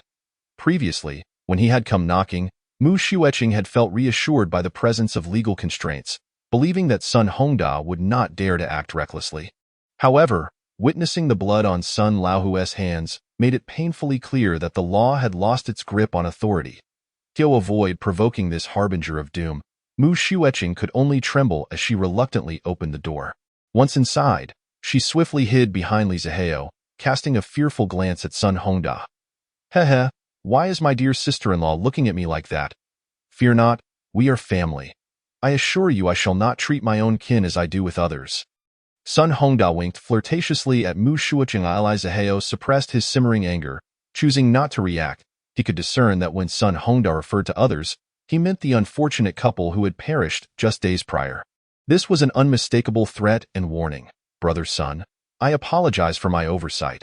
I presume the provisions I previously provided have been depleted. I shall fetch you more at once. Li Zihao thought that the best course of action would be to placate Sun Laohu for the moment, hoping to preserve the greater good. However, to his astonishment, Sun Hongda brazenly strode inside, making himself comfortable on the sofa. Good brother, no need to rush. Since we are family, it would be more convenient for us to reside together. Chapter 32. The completely darkened and rampaging second-generation Rich, Li Zihao, having just turned away, suddenly froze in disbelief. He turned his face in shock, casting a sidelong glance at Sun Hongda. What did you just say? I said, since we are family, there is no need for you to bring me anything. Your Mu Fei is past, so I shall occupy his room. From now on, we can all look out for one another.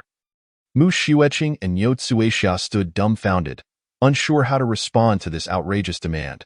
Sun Hongda was utterly inhuman. He was shamelessly trampling on another's dignity. Previously, when the neighbors attacked Gao Lihua's residence, Niu Tsuixia had also intended to intervene, yearning to reclaim her son's remains. Yet, she was forcibly restrained by Li Zihao, who insisted that, given the living were already in peril, there was no time to attend to the dead. What good would it do to retrieve Mu Fei's body? Our home is too small. We cannot coexist with a corpse. Li Zihao had resolutely opposed the idea. Mu Xueqing had also urged Niu Tsuixia, stating, your brother is gone. The body is merely a husk, regardless of where it rests. Confronted with her daughter's stance, Niu Tsuixia reluctantly acquiesced, recognizing that Li Zihao held the reins in their household. Yet now, Sun Laohu audaciously demanded to move in, taking over her son's room. What kind of madness was this? Unable to withstand the shock, the elderly matriarch finally succumbed, collapsing into unconsciousness. Mother! Incorrect. Chen Fan immediately dismissed this possibility.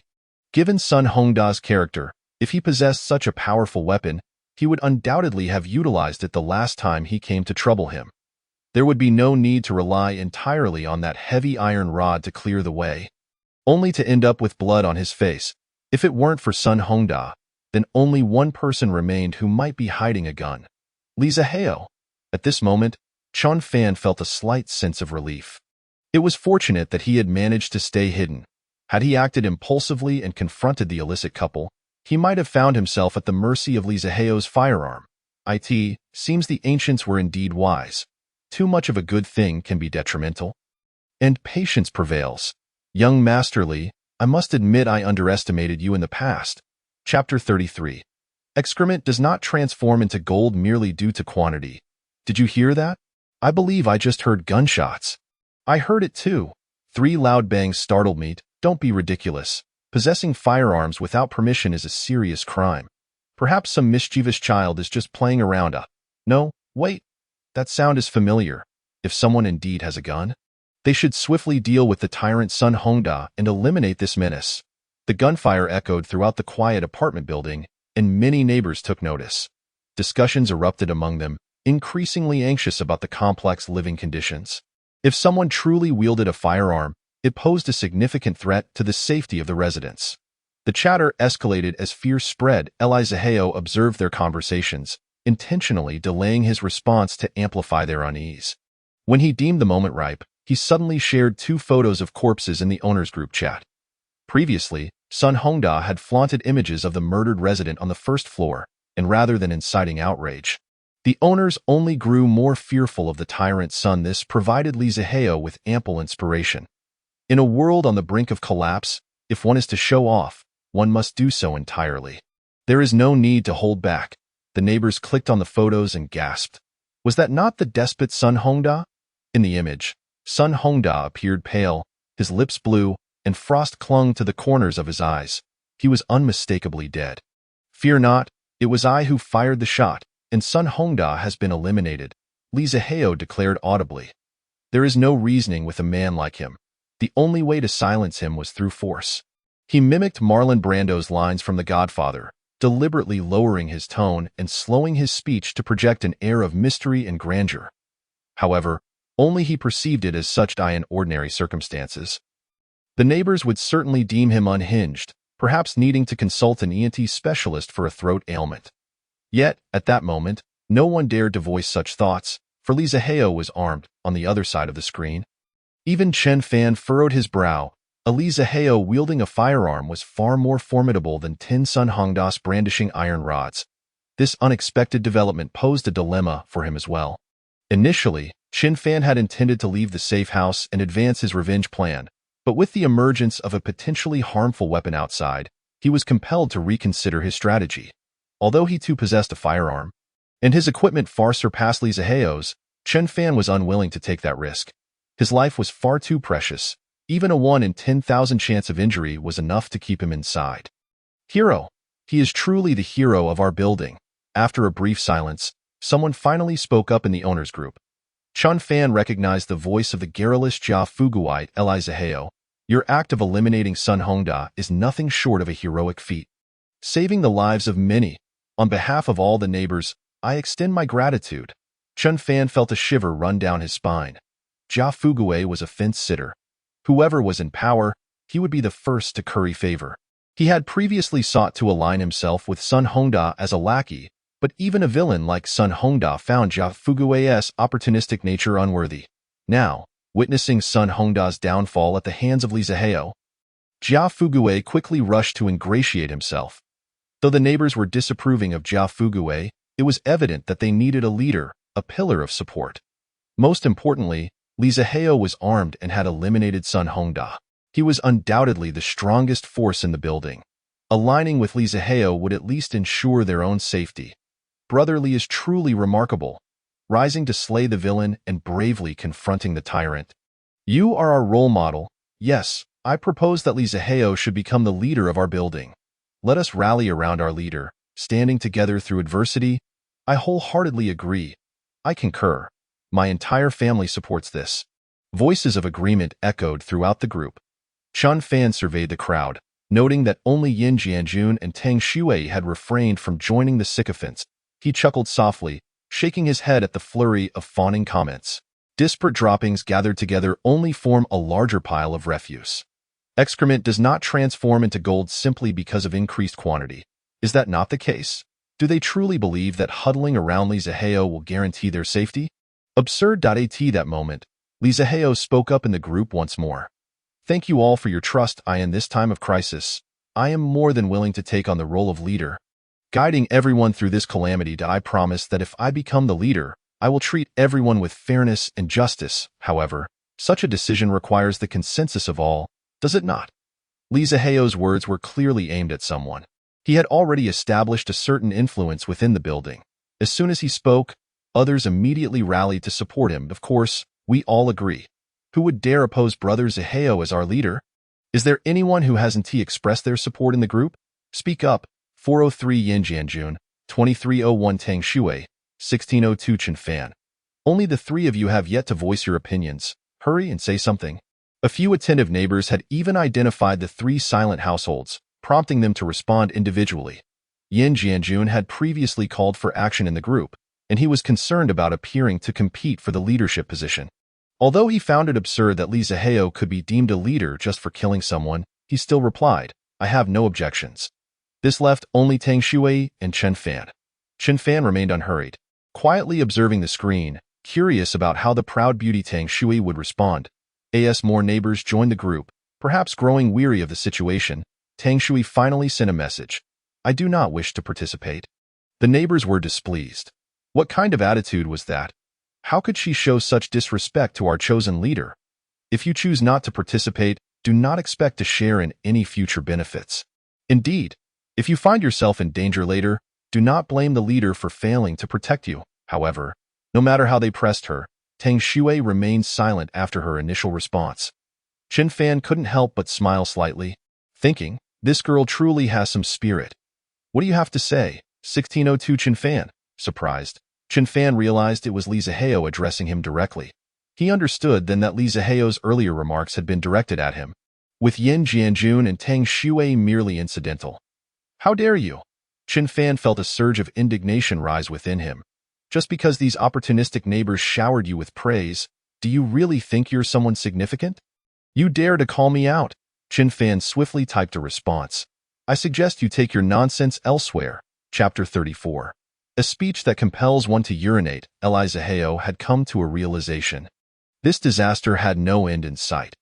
All the rules and order of civilized society would regress to their most primitive state. If one wished to survive and thrive in such an environment, they must become the master, akin to a tribal chief, finding a way to dominate the resources. Qin Fan, you must understand, everyone in our building is united, and your solo antics are shameful. Neighbors, though the disaster is merciless, we as humans must exhibit compassion. We cannot allow ourselves to become cold-blooded savages in the face of adversity.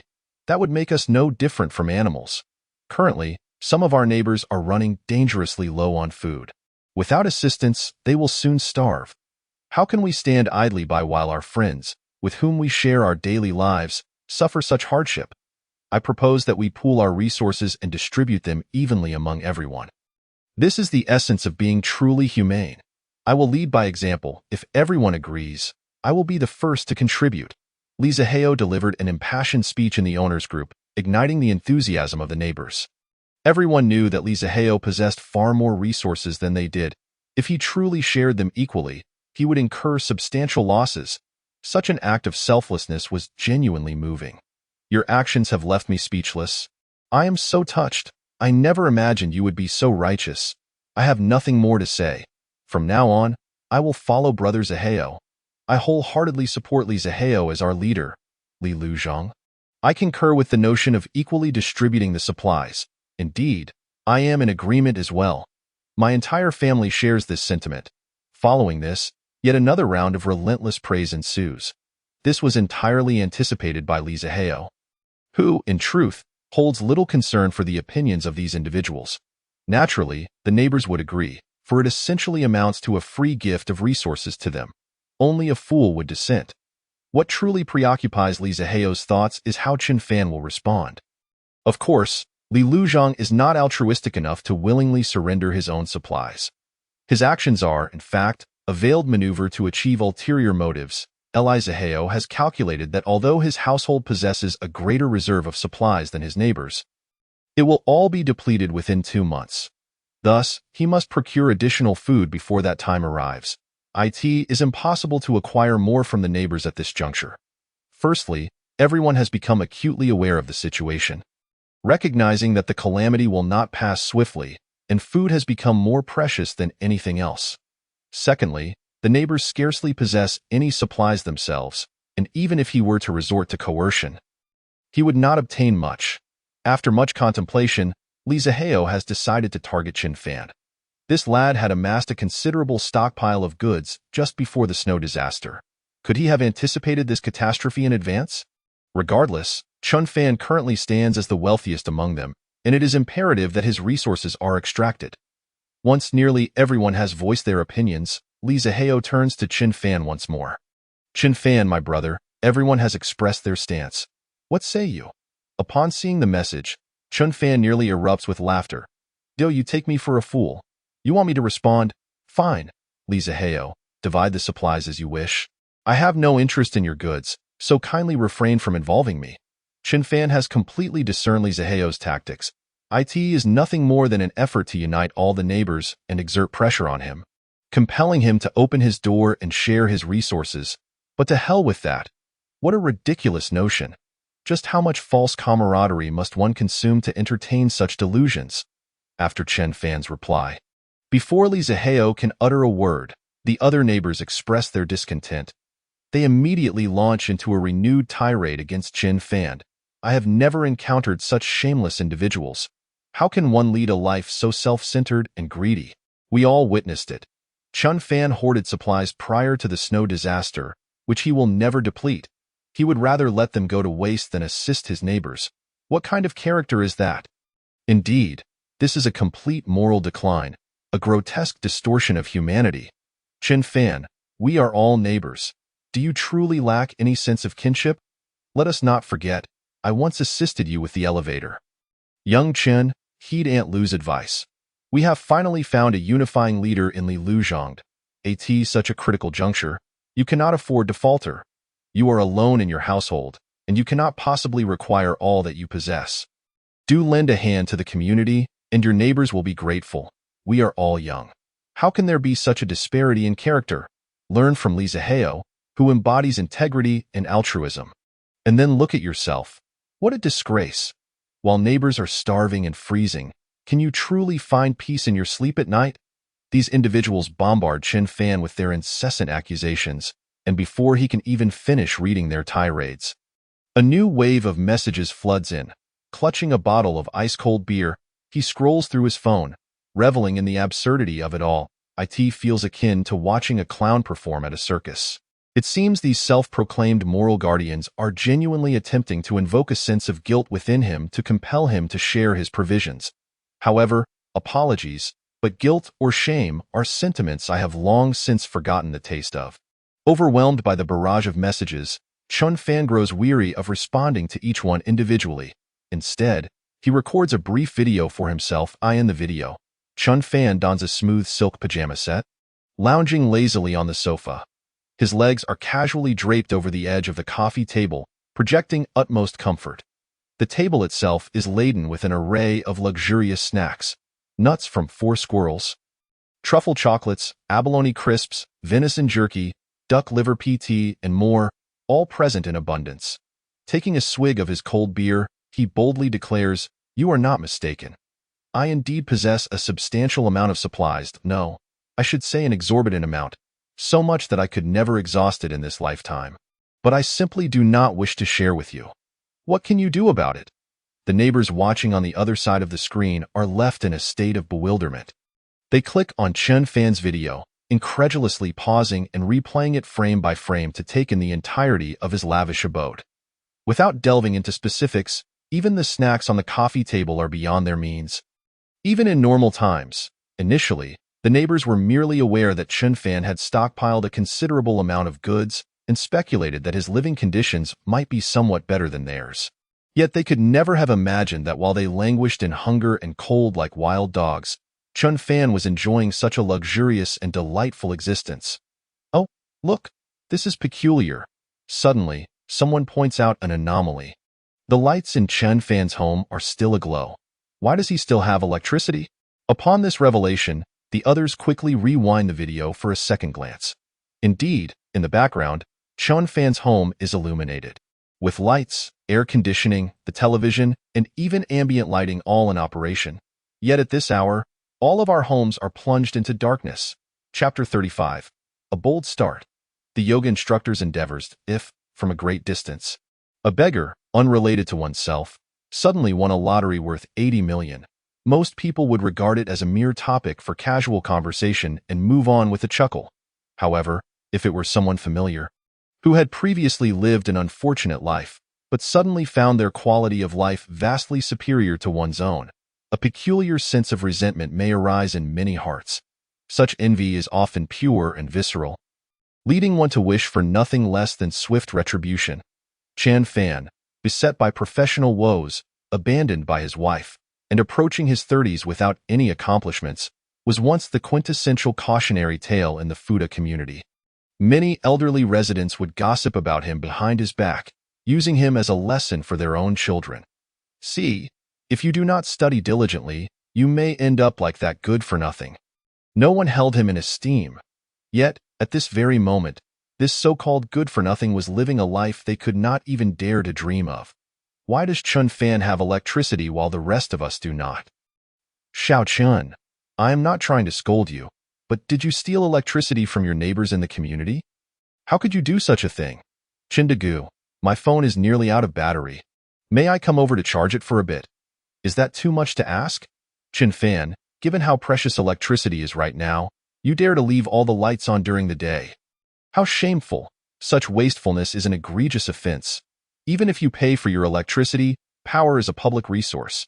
No one has the right to squander it. I advise you to conserve the excess and save it for our community's needs.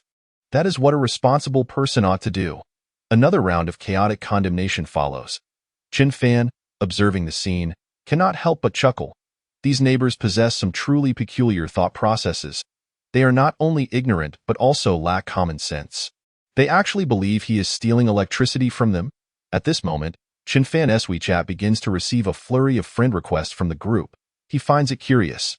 If these individuals are already in the group, why not just speak directly? Why at him privately? So, he casually approves one of the requests. Hello neighbor, are you there? I may have been a bit overzealous in the group earlier, but consider this. Everything I said was for your benefit. Just think, while everyone else is in the dark, you alone have light. Doesn't he that attract envy and invite gossip? As the saying goes, 3 men can create a tiger. You are too young. There are many truths you do not comprehend. I am a university professor, and if you have time, I would be glad to share my insights with you. Neighbor, my power bank is nearly out. May I come over to charge it? Much appreciated. Chen Fan glances at the profile picture and realizes it is the very individual who had just vehemently condemned him for wasting public resources in the group. What a fine university professor, clearly well-versed in the art of subtle manipulation. Chen Fan sneers and promptly blocks him. Want to charge your phone? With your intellect, you ought to figure out how to generate your own electricity. After a brief perusal of the group messages, where neighbors incessantly repeat the same few phrases, Chen Fan begins to feel bored and is about to set down his phone. Just then, a new red notification appears in the group chat. Upon checking, he sees that Lin Xiaoxiao has sent him a private message. Who could resist the invitation from a yoga instructor? Thus, his interest is piqued once more. To be fair, although his safe haven and alternate space are well stocked, remaining indoors all day does become somewhat tedious. Chen Fan recalls that Lin Xiaoxiao had previously sent him a flirtatious message, and he had been too preoccupied with resource planning to respond at the time. Now, however, he finds himself with ample time. Opening Lin Xiaoxiao's chat, he is greeted by a provocative selfie that sets his heart racing. Perhaps due to her routine workouts, Lin Xiaoxiao has some essential equipment at home, such as a pole and 2 long red ropes attached to the ceiling. In the photo, she has donned yoga attire and is facing away from the camera, her legs spiraled in red ropes, executing a perfect splits pose suspended in mid-air. The flawless curve of her peach-shaped posterior is on full display. Impressive. The scene left Chen Fan utterly astounded. Following the power restrictions in the community, the indoor temperature in the neighbors' homes plummeted to below -30 degrees Celsius. Lin Xiaoxiao, dressed so lightly, was truly pushing her limits. Chen Fan, are you there? After a short while, Lin Xiaoxiao, presumably having dressed appropriately, sent a message. Chen Fan detested such formalities. If one was not present, they would not see the message. If they were, they could simply state their purpose. However, considering Lin Xiaoxiao's apparent effort, he responded with a brief yes. With the heavy snow falling, venturing outside was impossible, and he wondered if the school had resumed. Facepalm emoji. How about practicing at home casually? What do you think? Shy emoji. Eyes closed, blushing. Chen Fan chuckled. Despite the frigid conditions, this girl still had the leisure to discuss tea arts. What do you mean by how about? Are you referring to the poses or the gluteus maximus? Chen Fan, shedding his previous image of a meek individual, thought it absurd to feign innocence in such dire circumstances. Surprisingly, Lin Xiaoxiao seemed quite pleased and sent a voice message. You only know how to tease. Chen Fan involuntarily shrugged. Lin Xiaoxiao's sultry voice was not something one could produce without years of live streaming experience. Yet, despite her attempt to sound carefree, he detected a hint of nasal congestion. It seemed that her recent antics had resulted in a cold. Brother Fan, may I ask, what do you think of me? Brother Fan? Chen Fan found the situation increasingly amusing. In the past, Lin Xiaoxiao rarely referred to him by name, opting instead for dismissive terms like that person or hey. He smirked internally at how courteous she had become. It appeared that cold and hunger had their merits in refining human character. Why do you ask? You never cared about my opinion before. Chen Fan, feigning ignorance but genuinely intrigued, teased Lin Xiaoxiao. Brother Fan? Why would you think that? I've always been quietly attentive to you. It's just that, I share a sisterly bond with Shueqing, and since you are her husband, I must maintain my distance. However, in my heart, I've always felt that you are different from other men. I believe you can sense this, can't you? Lin Xiaoxiao was deeply engrossed in her role, likely convincing even herself as she spoke. Meanwhile, Chen Fan glanced at his screen, his toes curling uncomfortably in his slippers. Can I really sense your feelings? He recalled how, each time she visited to see Mu Shueqing, she acted as if he were invisible, neglecting to greet him. Though she was a guest in someone else's home, she strutted around as if she were royalty, her eyes seemingly glued to the ceiling at tea times. She even had the audacity to command him for tea. Damn it, Chen Fan thought, still irked by these memories, wondering why he had been so eager to please back then, enduring such behavior repeatedly. If she dared to act so brazenly now, he would have retorted with a sharp comeback. Chen Fan pondered, from this perspective, perhaps he indeed appeared different to Lin Xiaoxiao compared to other men. With others, she would not dare to behave so presumptuously. Chapter 36. Plastic Sisterhood. Chen Fan initially intended to leverage his superior equipment to storm into Li Ziheo's home, seizing or destroying his food, allowing the illicit couple to experience the pangs of hunger and cold sooner rather than later. However, upon realizing that Li Ziheo possessed a firearm, he prudently postponed his revenge plan. Without a foolproof strategy, Chen Fan would never recklessly exit his safe haven.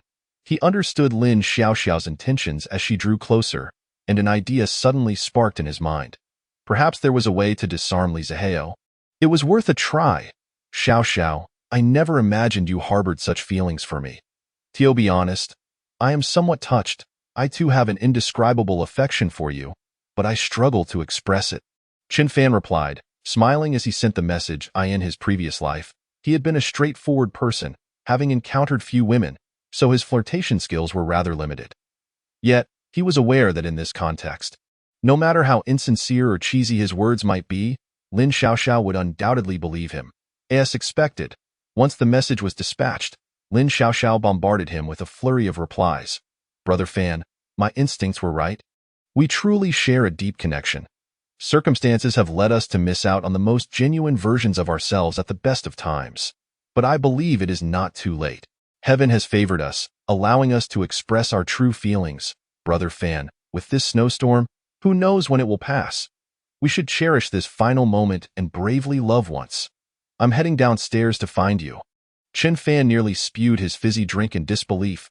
Good heavens! I'm merely throwing a casual remark, and she's already making grand declarations. Has she lost her mind?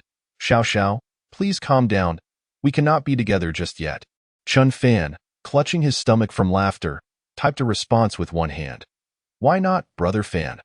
What in this world can prevent two lovers from being together? Lin Xiaoxiao's voice was filled with urgency, her tone almost cracking. In reality, her inner monologue was pleading for him to let her into his home, as she felt she might freeze to death. As long as you allow me inside, I would gladly lie in your bed. You understand that although I am now divorced from Shueqing, we were once married. You and Shueqing share a deep bond as best friends, akin to sisters. I do not wish for our affair to impact your relationship. There was a brief silence on WeChat. Chen Fan could vividly imagine Lin Xiaoxiao's expression at that moment.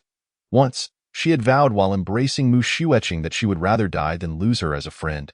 Of course, she made this vow while seeking Mu Shueqing's help to secure a job for her limping cousin at Li Ziheo's company. After a while, Lin Xiaoxiao sent another message. Brother Fan, you've misunderstood. My relationship with Mu Shueqing is not as it appears. There are many things you are unaware of. When we are together, we do not need to consider her feelings. The corners of Chen Fan's mouth curled up. This was the response he had anticipated. Oh? Chen Fan added an expression of surprise. Not as it seems. What does that mean? What is it that I don't know? Xiaoxiao, I believe that sincere partners should have no secrets. If there is something I should know, you ought to tell me. WeChat fell silent once more. Lin Xiaoxiao seemed to have made a decision, typing out a long message to Chen Fan. Actually, my relationship with Mu Shueqing was forced. My cousin works as a security guard at Li Ziheo's company, and if I do not keep her happy, he will lose his job. But now, for your sake, Brother Fan, I must reveal the truth. I cannot bear to see you remain in the dark about that hypocritical woman's true nature. Mu Xueqing, that promiscuous witch, has been cheating on you with Li Zihao behind your back. Did you know that since your divorce, she has been secretly seeing a trainer from Aoli Fitness Club? Can you believe a woman like that could become an obstacle in our pursuit of true love? Chen Fan was intrigued. Since his divorce from Mu Xueqing, he had not kept tabs on her. However, he did recall a moment on the balcony when he saw Mu Xueqing being dropped off by a muscular man, exchanging a friendly peck on the cheek as they parted. Since she was no longer his wife, he had not given it much thought, so Mu Xueqing has been unfaithful to Li Zihao as well. Did she have a side hustle selling hats in her past life? Chen Fan's curiosity was piqued. He casually retrieved some lamb skewers from another dimension and opened a bottle of beer. Is that for real? We mustn't spread rumors that of course it's true, Lin Xiaoxiao urgently replied, sensing his skepticism. Once, Li Zihao called Mu Xueqing on the other end. That shameless woman was panting, and Li Zihao asked if she was feeling unwell, while she was actually with her trainer. Isn't that hilarious? But how do you know this? I was there. They were in the changing room, separated by only a glass door. Mu Xueqing was on her knees, her arms pinned by the trainer, unable to grab her phone, while she was on speakerphone with Li Zihao, talking while in the act. Impressive, right? Or rather, shameless?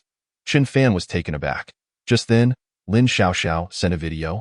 Chen Fan clicked on it, and to his astonishment, this so-called best friend had recorded Mu Xueqing and the trainer. Though the image was somewhat blurred through the glass, the voices unmistakably confirmed it was indeed Mu Xueqing. One could only wonder what Lin Xiaoxiao had been thinking when she secretly filmed this. Perhaps she intended to leverage it for some advantage from Li Zihao. What a sisterly bond, Brother Fan. Do you believe me now, Brother Fan? Why haven't you responded to my message? Can I come to your house now, Brother Fan? Lin Xiaoxiao sent her final message, but suddenly a red exclamation mark appeared on the screen. You are not yet friends with the other party. Please add them as a friend first. Lin Xiaoxiao was momentarily taken aback, and then she nearly erupted with fury. Ah, Chen Fan, you scoundrel. How dare you delete me? After all the heartfelt sincerity I have shown you, you actually, cough, gasping for breath, Lin Xiaoxiao began to cough violently. She incessantly sent friend requests to Chen Fan. However, at that moment, Chen Fan had already added her to his blacklist. Chen Fan frowned. His objective had been accomplished. This green tea had outlived her usefulness. Not even for the sake of fulfilling a mere physiological need would he seek out such a woman. He scrolled through their chat history, starting from when Lin Xiaoxiao had insulted Mu Xueqing, and took screenshots. Then, he sent the chat logs along with a little video to Mu Xueqing. Chen Fan chuckled. Taking a hearty swig of beer, he had never imagined that revenge in the apocalypse could be so entertaining.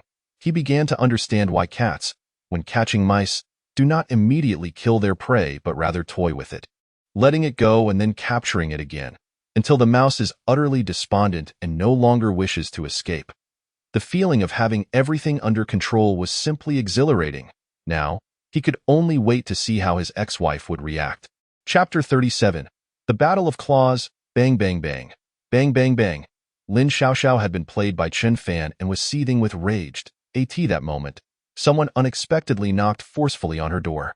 Lin Xiaoxiao's heart raced with excitement. Although she felt the chances were slim, could it be that Chen Fan was here to pick me up? Was the deletion just a jest? P.S. coming. In a flurry, Lin Xiaoxiao jumped out of bed, her heart brimming with anticipation as she opened the door. Upon opening it, she was left stunned. Instead of her brother Chen Fan, it was her close friend Mu Xueqing, standing at the doorway with a face full of fury. Xueqing? What are you doing? Lin Xiaoxiao could not finish her sentence before Mu Xueqing lunged at her. You filthy bitch. I trusted you completely. Why didn't you keep your distance? You treacherous harlot. How could you betray me? I told you not to film me. Watch as I tear you apart. Mu Xueqing unleashed a torrent of curses. In just a few words, Lin Xiaoxiao grasped the situation. Chen Fan, you actually sold me out. I swear, if I have any breath left in me, I will swallow you whole. But at this moment, Mu Xueqing was clawing at her like a madwoman. Lin Xiaoxiao had no choice but to fight back. Otherwise, there was a real possibility she would be stripped bare by Mu Xueqing. Putting aside the matter of shame, the critical issue was that it was cold. Lin Xiaoxiao was forced to engage in battle. The two women instantly became entangled. Thankfully, given the freezing weather, even if the neighbors heard the commotion, no one would come to investigate. 10 minutes later, Mu Xueqing's emotions had calmed somewhat. Both women were exhausted, collapsing onto the ground, gasping for breath. Due to the exertion, sweat and the steam of their heavy breathing had formed a layer of frost on their brows and hair. The two beauties appeared to have aged 20 years in an instant, creating a somewhat comical scene. Xueqing, calm down and listen to my explanation. Mu Xueqing's nails were slightly longer, giving her an edge. Lin Xiaoxiao bore several scratches on her face, which, though not severe, looked pitiful. Seeing Lin Xiaoxiao in such a wretched state brought Mu Xueqing a slight sense of satisfaction. Speak. I'm listening. But even if you come up with some flowery explanation, our sisterhood is finished. This is all Chen Fan's scheme. He simply cannot stand to see us get along and deliberately sow discord. You're talking nonsense. The video was indeed sent to me by Chen Fan. But who filmed it? Wasn't he at you? Xueqing, let me explain. I had no ill intentions when I recorded that video. I simply thought it would be a keepsake to look back on later. Recorded for fun? What kind of nonsense is that? Why didn't you record when you were with that black guy? Mu Xueqing was too exasperated to listen to her excuses. Did you share this with anyone else besides Chen Fan? Perhaps Li Zihao?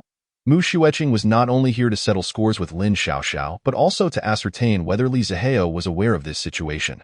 Given the current circumstances, Li Zihao was no longer just a lover to Mu Xueqing. He was her and her mother's lifeline in this apocalypse. Lin Xiaoxiao shook her head vigorously like a rattle. No, no, no. Absolutely not.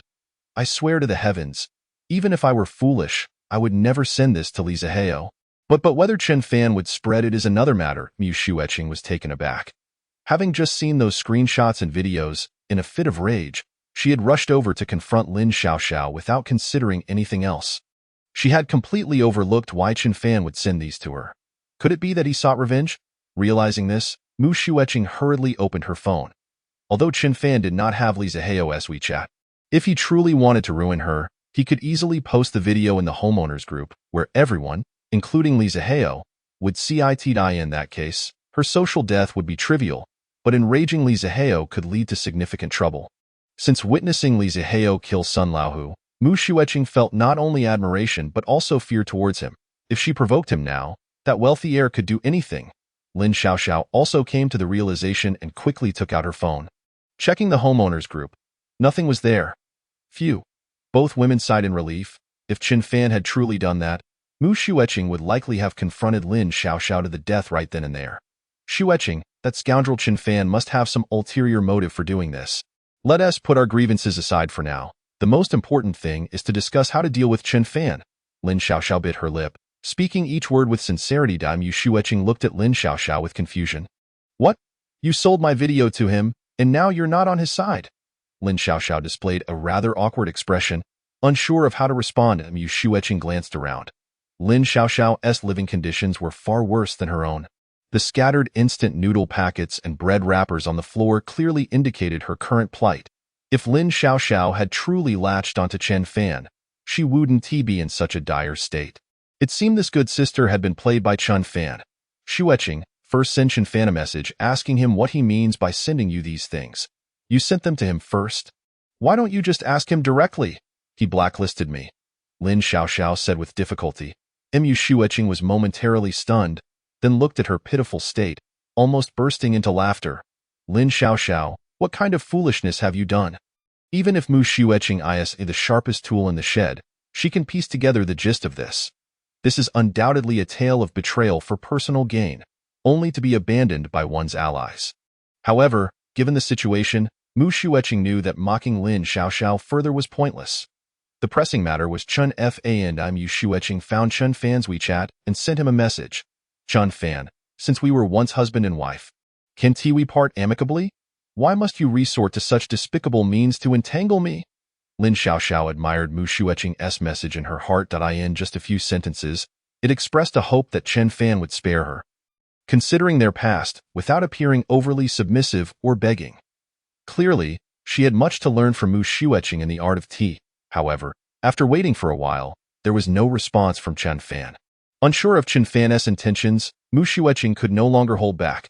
She directly called Chen Fan via video. Mu Xueqing and Lin Xiaoxiao had agreed that, regardless of the outcome, Chen Fan had no justification for selling Lin Xiaoxiao out by forwarding Mu Xueqing's private video. The two women aimed to seize the moral high ground, and, when the video connected, they would loudly reprimand Chen Fan first to gain the upper hand before discussing terms. After a melodic chime, the video finally connected. The image on the screen was somewhat blurry, as if Chen Fan's camera lens was obscured by something smoky. Xueqing, hold on a moment, I'm a bit occupied here. Although they couldn't see him, the familiar voice of Chen Fan came through. After a minute, Chen Fan finally adjusted the phone's position, placing it further away from him. Lin Xiaoxiao and Mu Xueqing could finally see. To their surprise, he was cooking steak. No wonder the screen was filled with smoke. Chen Fan used tongs to place a thick, tender premium steak in the pan, and the sizzling sound of oil immediately filled the speakers. As the smoke billowed up, translucent juices flowed from the meat. Even through the screen, Mu Xueqing and Lin Xiaoxiao could almost smell the enticing aroma of the steak. Both women instinctively swallowed hard. In the video, Chen Fan was dressed in a tank top and shorts, evidently a bit tired from his efforts, his face glistening with oil as if he were sweating. Xiaoxiao is there too? Hello. Hey, what happened to your face? At that moment, Chen Fan noticed Lin Xiaoxiao on the screen and greeted her cheerfully, his expression showing no sign of discomfort, as if the matter of betraying her was entirely irrelevant to him. Xueqing, why aren't you speaking? You didn't just call me to have a look, did you? Chen Fan said with a friendly smile. At this moment, Mu Xueqing and Lin Xiaoxiao were entirely engrossed in the steak sizzling in Chen Fan's pan, completely forgetting what they had intended to say. Oh no! Chen Fan suddenly exclaimed, I was so caught up in talking to you that the steak is overcooked. I prefer it medium rare. I'll have to redo it. With that, he casually tossed the steak into the garbage bin. In that instant, both Mu Xueqing and Lin Xiaoxiao felt a jolt in their hearts. Chen Fan, do you have any idea how precious food is these days? You could have given it to us instead. At that moment, Lin Xiaoxiao wished fervently that she could be the garbage bin in Chen Fan's house, so that the food he discarded could go straight into her mouth. Chapter 38 Goodness, she actually wants to be the Empress Wu of the apocalypse. Chen Fan, what do you mean by sending me those things? Mu Xueqing questioned sternly. Don't forget, we are already divorced. What I do with whom is my own business. And you have no right to interfere. As she looked at the screen, her ex-wife, despite not looking as she once did, still retained a certain grace. Chen Fan plated the perfectly cooked steak onto a white porcelain dish. Then he silently took out some cherry tomatoes and arugula, meticulously arranging them on the plate. Mu Xueqing was aware that Chen Fan was deliberately showing off to her, yet even so, she could not escape her innermost desires. Saliva involuntarily pooled in her mouth. In this apocalypse, even having enough to eat is a challenge. How could he still be so meticulous about the presentation of his dishes? She truly envied him. How she longed to step into Chen Fan's home and savor a bite of that tender, juicy steak. After arranging the plate, Chen Fan did not directly respond to Mu Xueqing. Instead, he lifted his head, grinning at the camera. Do you want to eat? Yes. Without waiting for Mu Xueqing to reply, Lin Xiaoxiao could no longer contain herself and answered eagerly. Hearing Chen Fan's question, it seemed there was a possibility of actually tasting it. That was enough for her. Seeing Mu Xueqing remain silent, Chen Fan understood that she too was longing to eat. Otherwise, she would have already launched a verbal attack. Let us skip the pleasantries and discuss a collaboration. Chen Fan's expression shifted, becoming very serious. The reason I haven't released the video is that, considering our past as husband and wife, I wanted to leave us both a way out. As long as you agree to collaborate, I will keep these secrets to myself forever. Also, I can't provide you with 10 boxes of steak. Upon hearing this condition, both Mu Xueqing and Lin Xiaoxiao's pupils dilated in unison. The offer was simply too tempting. What do you want me to do? It's quite simple. You need to steal Li Ziheo's gun and deliver it to me. Steal a gun? Mu Xueqing's mouth fell open in shock. Indeed, what Chen Fan was asking was far from easy. If it weren't for Sun Hongda's bullying, Li Ziheo would not have been forced to resort to murder. Even Mu Xueqing was unaware that Li Ziheo possessed a firearm. This demonstrated just how cautiously he guarded it, especially now that many were aware of his armament. In this apocalypse, possessing a gun equates to having power. Li Zihao would undoubtedly be even more vigilant in safeguarding his weapon. Steal it? How can that be so simple? Even if I wanted to help you, it wouldn't be an easy task. Perhaps you could propose a different condition. Mu Xueqing's expression revealed her difficulty. Chen Fan immediately changed his demeanor, his gaze sharpening. This is the condition. If you cannot fulfill it, then there is no point in discussing further. Seeing Chen Fan's fierce expression, Mu Xueqing was taken aback. For the first time since she had known him, she found him somewhat intimidating. The fierce glint in his eyes bore a striking resemblance to the day Li Zihao committed murder. Could he also? It's a deal. I'll speak for Xueqing. Just remember, if you go back on your word this time, I will haunt you as a ghost. Lin Xiaoxiao was not concerned about whether Mu Xueqing's little video would be exposed. However, the allure of 10 boxes of steak was simply irresistible to her. At this point, she would not hesitate to steal a gun, or even swallow it whole if necessary. Mu Xueqing glanced at Lin Xiaoxiao, who appeared invigorated as if she had been given a shot of adrenaline, and realized she had no other choice. She could only nod in resignation. That's the spirit. Chen Fan's expression softened. He casually reached into the alternate space and pulled out a neat stack of steaks, placing them on the ground. Then he adjusted the camera to let the two women see clearly. See? I have plenty of good things here. As long as you complete the task, if I'm in a good mood, I might even throw in a few extras. Do your best. I believe in you both. With that, Chen Fan ended the video. You agreed so easily, but stealing a gun. Am I supposed to risk my life for that? Li Zihao would truly kill. They dared not act in front of Chen Fan. As soon as the video ended, Mu Xueqing unleashed her pin-up frustration on Lin Xiaoxiao. Lin Xiaoxiao did not argue back. After all these years of friendship, they were well aware of each other's natures. Lin Xiaoxiao knew that Mu Xueqing often preferred to play the blame game to make herself appear both innocent and authoritative. By agreeing to collaborate with Chen Fan, who would ultimately benefit the most. All right, Xueqing, Lin Xiaoxiao said with a smile, once again linking arms with Mu Xueqing in a friendly manner, as if the previous confrontation had never occurred. All the previous matters were my fault. Regardless of the situation, we women should unite. Otherwise, how can we survive in this apocalypse? Don't worry, I will help you handle the gun theft. You have a plan? Mu Xueqing asked, looking at Lin Xiaoxiao in surprise. She had to admit, this good sister was always full of clever ideas. If it weren't for Chen Fan's unscrupulous behavior, she would have indeed been sold out completely. Lin Xiaoxiao smiled mysteriously, as if everything was within her control. Xueqing, we are going to steal a gun, but this action is not meant for trading with Chen Fan. Huh? Seeing Mu Xueqing's confusion, Lin Xiaoxiao continued to explain. Think about it. Even if Chen Fan keeps his promise and pays us 10 boxes of steak as a reward, how long can we survive on such a meager amount of food? So what do you mean? Why was Sun Laohu so formidable in the past? Because he wielded an iron rod. Why does everyone fear Li Zihao now? Because he has a gun. In this world, whoever possesses a weapon is the boss. Even as women, as long as we have the means, we can dictate our own fate. We will first steal Li Zihao's gun, then use it to take over Chen Fan's home. We can become the leaders of all. Mu Xueqing was taken aback. She looked at Lin Xiaoxiao's triumphant expression and realized she was not joking. She never expected her close friend to harbor such grand ambitions. Goodness, she actually wants to be the Empress Wu of the apocalypse. Mu Xueqing remained silent, neither agreeing nor opposing. Lin Xiaoxiao shot her a dismissive glance. In this apocalypse, your non-committal stance is merely for show. Regardless, both of us seem to have reached a consensus on the gun theft. Lin Xiaoxiao quickly devised a battle plan. These past few days, Li Zihao had been feeling somewhat dejected.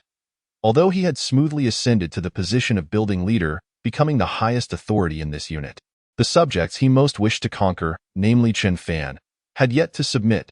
To make matters worse, this only rebellious delinquent happened to be the one holding the most resources. Public opinion pressure, moral coercion, and conscience condemnation. Li Zihao had tried every method, but to no avail. Chen Fan remained utterly unmoved. To be precise, Chen Fan simply did not care about him. Li Zihao did not dare to launch a direct attack on Chen Fan's home. He was aware that this tactic had already been attempted by Sun Hongda. Although he was unaware of the specifics, he realized that even someone as physically imposing as Sun Laohu had failed, and he would only be wasting his effort. Moreover, the revolver he held only had 6 bullets. When he killed Sun Laohu, He had wasted 3 bullets due to his initial excitement over killing someone. Eliza Heo understood that the reason he could intimidate his neighbors was solely due to this gun. If he lost this threat, there was no guarantee that those neighbors, driven by hunger, would not come over to steal from him, just like Sun Hongda had done. Hence, the 3 bullets he had left were exceedingly precious. Zaheo, are you unhappy? Mu Xueqing approached, leaning against Li Zaheo's back like a cat. The tone and posture were familiar. They had long developed a tacit understanding. Eliza Heo instantly recognized that Mu Xueqing was offering herself to him. Since the power outage, they hadn't been intimate in quite some time. It wasn't that they didn't want to. Rather, the cold temperature in the room had dampened Li Zaheo's interest. Qing'er, no, it's too cold. How can that be? You've been frowning for ages. I just want to help you relax. How about this? I'll invite Xiao Xiao over, and we can all 3 be together. More people means it will be warmer, right? Li Zaheo's body trembled at this suggestion. Is that really a possibility? In truth, he had thought of this before, but he was hesitant to bring it up, fearing Mu Xueqing would object. Now, to his surprise, she had brought it up herself.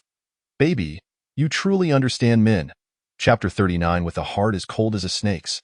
Qing'er, are you serious, or are you just testing me? You know my commitment to you is unwavering. Though he spoke these words, Li Zaheo's eyes began to roam down. Mu Xueqing smiled coyly. Xiao Xiao, come in. The bedroom door was gently pushed open. Lin Xiao Xiao, clad in flesh-colored yoga attire and draped in a thick down jacket, swayed her way inside. Due to the recent scratches on her face inflicted by Mu Xueqing, she adorned a golden powder masquerade mask. These props were all carefully selected by Mu Xueqing to enhance the quality of life, serving as an assortment of playful items for everyday use. The current scenario was perfectly suited for their purpose. Eliza Heo's eyes widened in surprise as he instinctively stood up from the bed to greet her. True to her role as a yoga instructor, Lin Xiao Xiao approached Li Zaheo and, with a graceful motion, lifted her leg high, resting her delicate foot upon his shoulder. Although Li Zaheo was a wealthy heir accustomed to the tides of life, he had never encountered a woman with such remarkable skills before. Despite the chilly indoor temperature, he felt a sudden warmth surging through him. He glanced sideways at Mu Xueqing, who smiled knowingly and nodded at him. Zaheo, you've worked hard during this time. You deserve this. Moreover, Xiao Xiao is more than willing. How considerate! Li Zaheo felt a surge of gratitude towards Mu Xueqing. With one hand, Lin Xiao Xiao grasped Li Zaheo's hand and pressed it against her most cherished asset, her peach-shaped dairy ri. His fingers moved instinctively, discovering its firmness and delightful springiness, proving the reputation of the yoga instructor was well-deserved. Actually, I don't have much experience, so be gentle, okay? Don't hurt me, she said playfully. Despite the frigid temperature of over 20 degrees below zero, Li Zaheo suddenly felt an overwhelming heat enveloping him.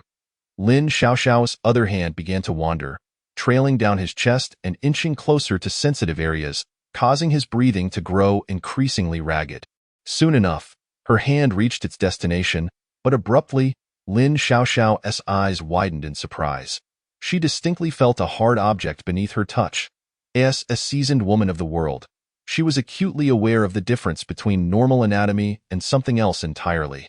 Li Zaheo noticed her pause and seemed to recall something, hastily pushing her away. Oh, forgive me. I need to use the restroom for a moment. With that, he bent slightly and hurried towards the bathroom. Mu Xueqing watched Li Zaheo's retreating figure, puzzled. He had never been this conscious of hygiene during their encounters. Was there something amiss? Lin Xiaoxiao smirked mischievously, lowering her voice. I never expected Li Zaheo would hide a gun there, not fearing an accidental discharge that could lead to his own castration. What are you saying? Mu Xueqing's eyes widened in realization. If Li Zaheo truly kept a firearm tucked in his underwear, it meant that every night she slept beside him, there was a weapon that could take her life at any moment. The thought sent shivers down her spine. Damn it, that pervert Li Zaheo. What if, in a moment of carelessness, he accidentally discharged it while sleeping? I would die in vain. Moments later, the sound of a toilet flushing echoed from the restroom. Li Zaheo emerged with a lascivious grin. I am ready. Let us go. Lin Xiaoxiao had never feared such encounters. Throughout her illustrious career, she had faced far more daunting challenges, and he was nothing compared to that. While Lin Xiaoxiao may not have boasted the same overall attributes as Mu Xueqing, the allure of novelty was irresistible. Before long, Li Zihao found himself utterly captivated. The room was filled with the sounds of passionate exchanges, echoing throughout. Meanwhile, as they immersed themselves entirely in the moment, Mu Xueqing stealthily slipped out of the bedroom. She made her way to the restroom that Li Zihao had just occupied, searching the surroundings. Indeed, within the toilet tank, she discovered a revolver wrapped in a plastic bag. Elated, she quickly concealed the weapon and returned to the bedroom. Enthusiastically joining the fray, Li Zihao, being a pampered young master, was no match for the relentless assault of two formidable women. Within 10 minutes, he surrendered, but Lin Xiaoxiao was relentless. Employing her unique skills, she managed to revive Li Zihao's vigor once more. Thus, after several rounds, they finally ceased when they confirmed that Li Zihao could no longer produce a single drop of oil. Li Zihao lay sprawled across the bed, utterly spent, devoid of the strength to even roll over. Less than a minute later, the sound of snoring filled the room. Mu Xueqing and Lin Xiaoxiao exchanged knowing glances before quietly dressing. They stealthily gathered their belongings, including the gun, and slipped out of the house. As Mu Xueqing departed, she prudently ensured that half of the food from her home was moved to Lin Xiaoxiao's residence. She understood that once Li Zihao awoke to find his precious firearm missing, he would undoubtedly go mad and torment her mercilessly. This home was now one she could never return to. The only path ahead was to conquer Mount Hua, for failure meant death. But what about her mother? As they made their exit, Lin Xiaoxiao glanced at Mu Xueqing's mother, Notsuaxia. Following Mu Fei's death, Notsuaxia's mental state had deteriorated. After being further traumatized by Sun Hongda, she fell into unconsciousness. When she finally regained consciousness, her awareness was severely impaired, often failing to recognize anyone. Lost in a state of dementia, Mu Xueqing stared at her mother, sitting motionless on the floor, her eyelids not even fluttering, as if frozen in time. With a deep sigh, she lamented, "My mother doesn't recognize anyone now. If we take her with us, she will surely scream and attract Li Zihao's attention. There's no choice but to leave her here for now. Once we seize Chen Fan's home, we can come back for her." Lin Xiaoxiao remained silent. Since Mu Xueqing, as a devoted daughter, had expressed such sentiments, what could she, an outsider, possibly say? Lin Xiaoxiao felt an increasing admiration for her dear friend. Her own ruthlessness paled in comparison to Mu Xueqing's determination. The notion of returning for Notsuaxia after taking over Chen Fan's home. Did Mu Xueqing genuinely believe that? If Li Zihao discovered that his most prized possession had been stolen and Mu Xueqing had vanished, how do you think he would treat the mother of his traitorous wife? Lin Xiaoxiao pondered. Once Chen Fan's home was secured, she must act decisively and eliminate that venomous woman. If she survived, it would only be a matter of time before Lin Xiaoxiao herself met her end at her hands. "Xueqing, where is the gun? I thought you despised such things. Just leave it with me." Lin Xiaoxiao said with a smile, extending her hand at Mu Xueqing shot her a sidelong glance, a sudden glare causing Lin Xiaoxiao's heart to race. "From now on, this gun belongs solely to me. No one is allowed to take it." Her tone was cold, leaving no room for negotiation. At that moment, the gun felt akin to the One Ring from a tale of old. Anyone who possessed it would experience a shift in mentality. Suddenly, Mu Xueqing felt that perhaps she could become that powerful figure in a world turned upside down. Lin Xiaoxiao forced a smile at him. "I was just concerned that you wouldn't want to carry it. Since you're willing to take it, I appreciate your effort." Chapter 40. If you break your promise, don't blame me for exposing the leaked video. Chen Fan had been monitoring the situation outside Mu Xueqing's home. He witnessed both Mu Xueqing and Lin Xiaoxiao continuously moving supplies from their residence to the neighboring one. Once he saw Mu Xueqing even relocating a large yellow duck into Lin Xiaoxiao's home. He understood she had no intention of returning. That yellow duck was a pillow Mu Xueqing had to hold every night while sleeping. Even before their divorce, she had declared that no matter what, she would never part with her beloved yellow duck. Now, it seemed she was indeed a woman of her word. Chen Fan smiled knowingly. Clearly, these two women had devised a plan. They succeeded. Otherwise, they wouldn't be paving the way for their escape. After a while, Chen Fan frowned as he noticed the two women closing the door behind them. He had observed Mu Xueqing moving many items, yet he hadn't seen Notsuaxia at all. It appeared that the former mother-in-law had been abandoned by her devoted daughter. Nyo Tsueshia, in her youth, had ventured into the mountains, worked in the countryside, and had been a Red Guard. During the government's promotion of the one-child policy, she had defied the odds to have a second child. At her peak, she had single-handedly carried 2 children from the village to the county in search of aid, crying all the way. From a certain perspective, she could be regarded as a strong woman. She had fought tirelessly for her children's futures, only to face the tragic outcome of being forsaken by them in her twilight years. Chen Fan shook his head slightly. Chen Fan, we got the gun. Let us proceed with the deal. Not long after, Mu Shueching sent a message. Chen Fan smiled faintly. All right, place the gun in front of my door. I'll collect the agreed items once I've verified everything is in order.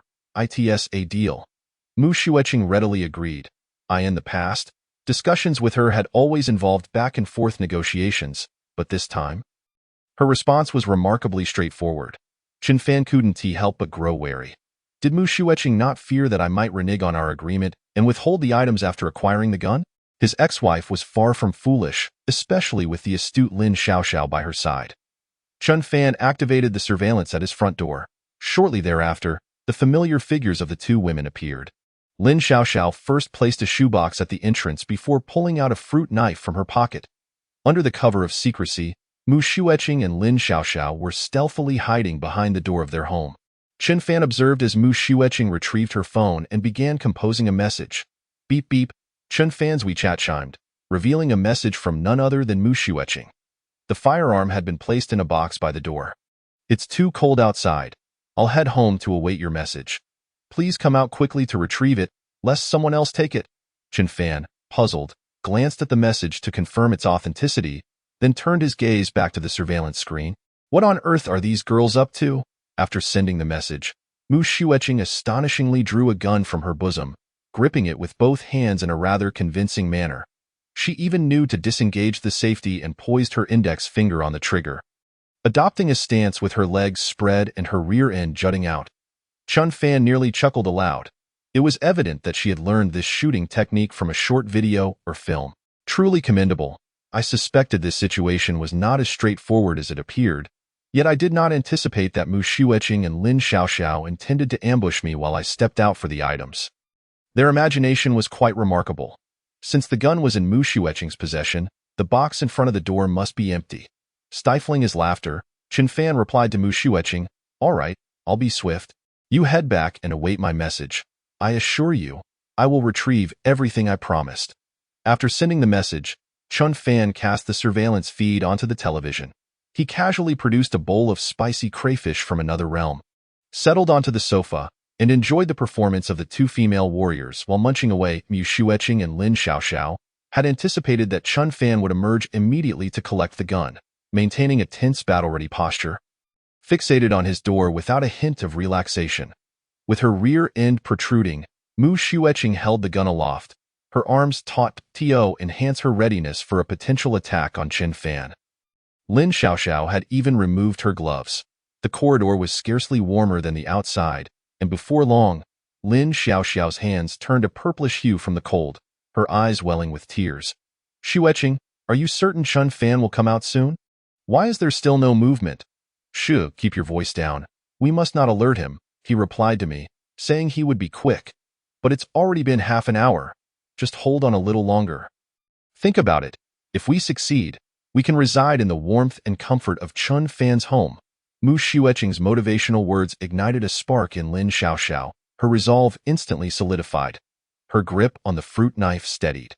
Their conversation, amplified through the surveillance speaker, reached Chen Fan's ears, prompting him to chuckle and shake his head. Given their tenacity, they might as well continue lying in wait. After finishing a bowl of crayfish, sweat beading on his forehead from the spice, Chen Fan glanced at the clock and noted that 40 minutes had elapsed. To his astonishment, these 2 women remained steadfast.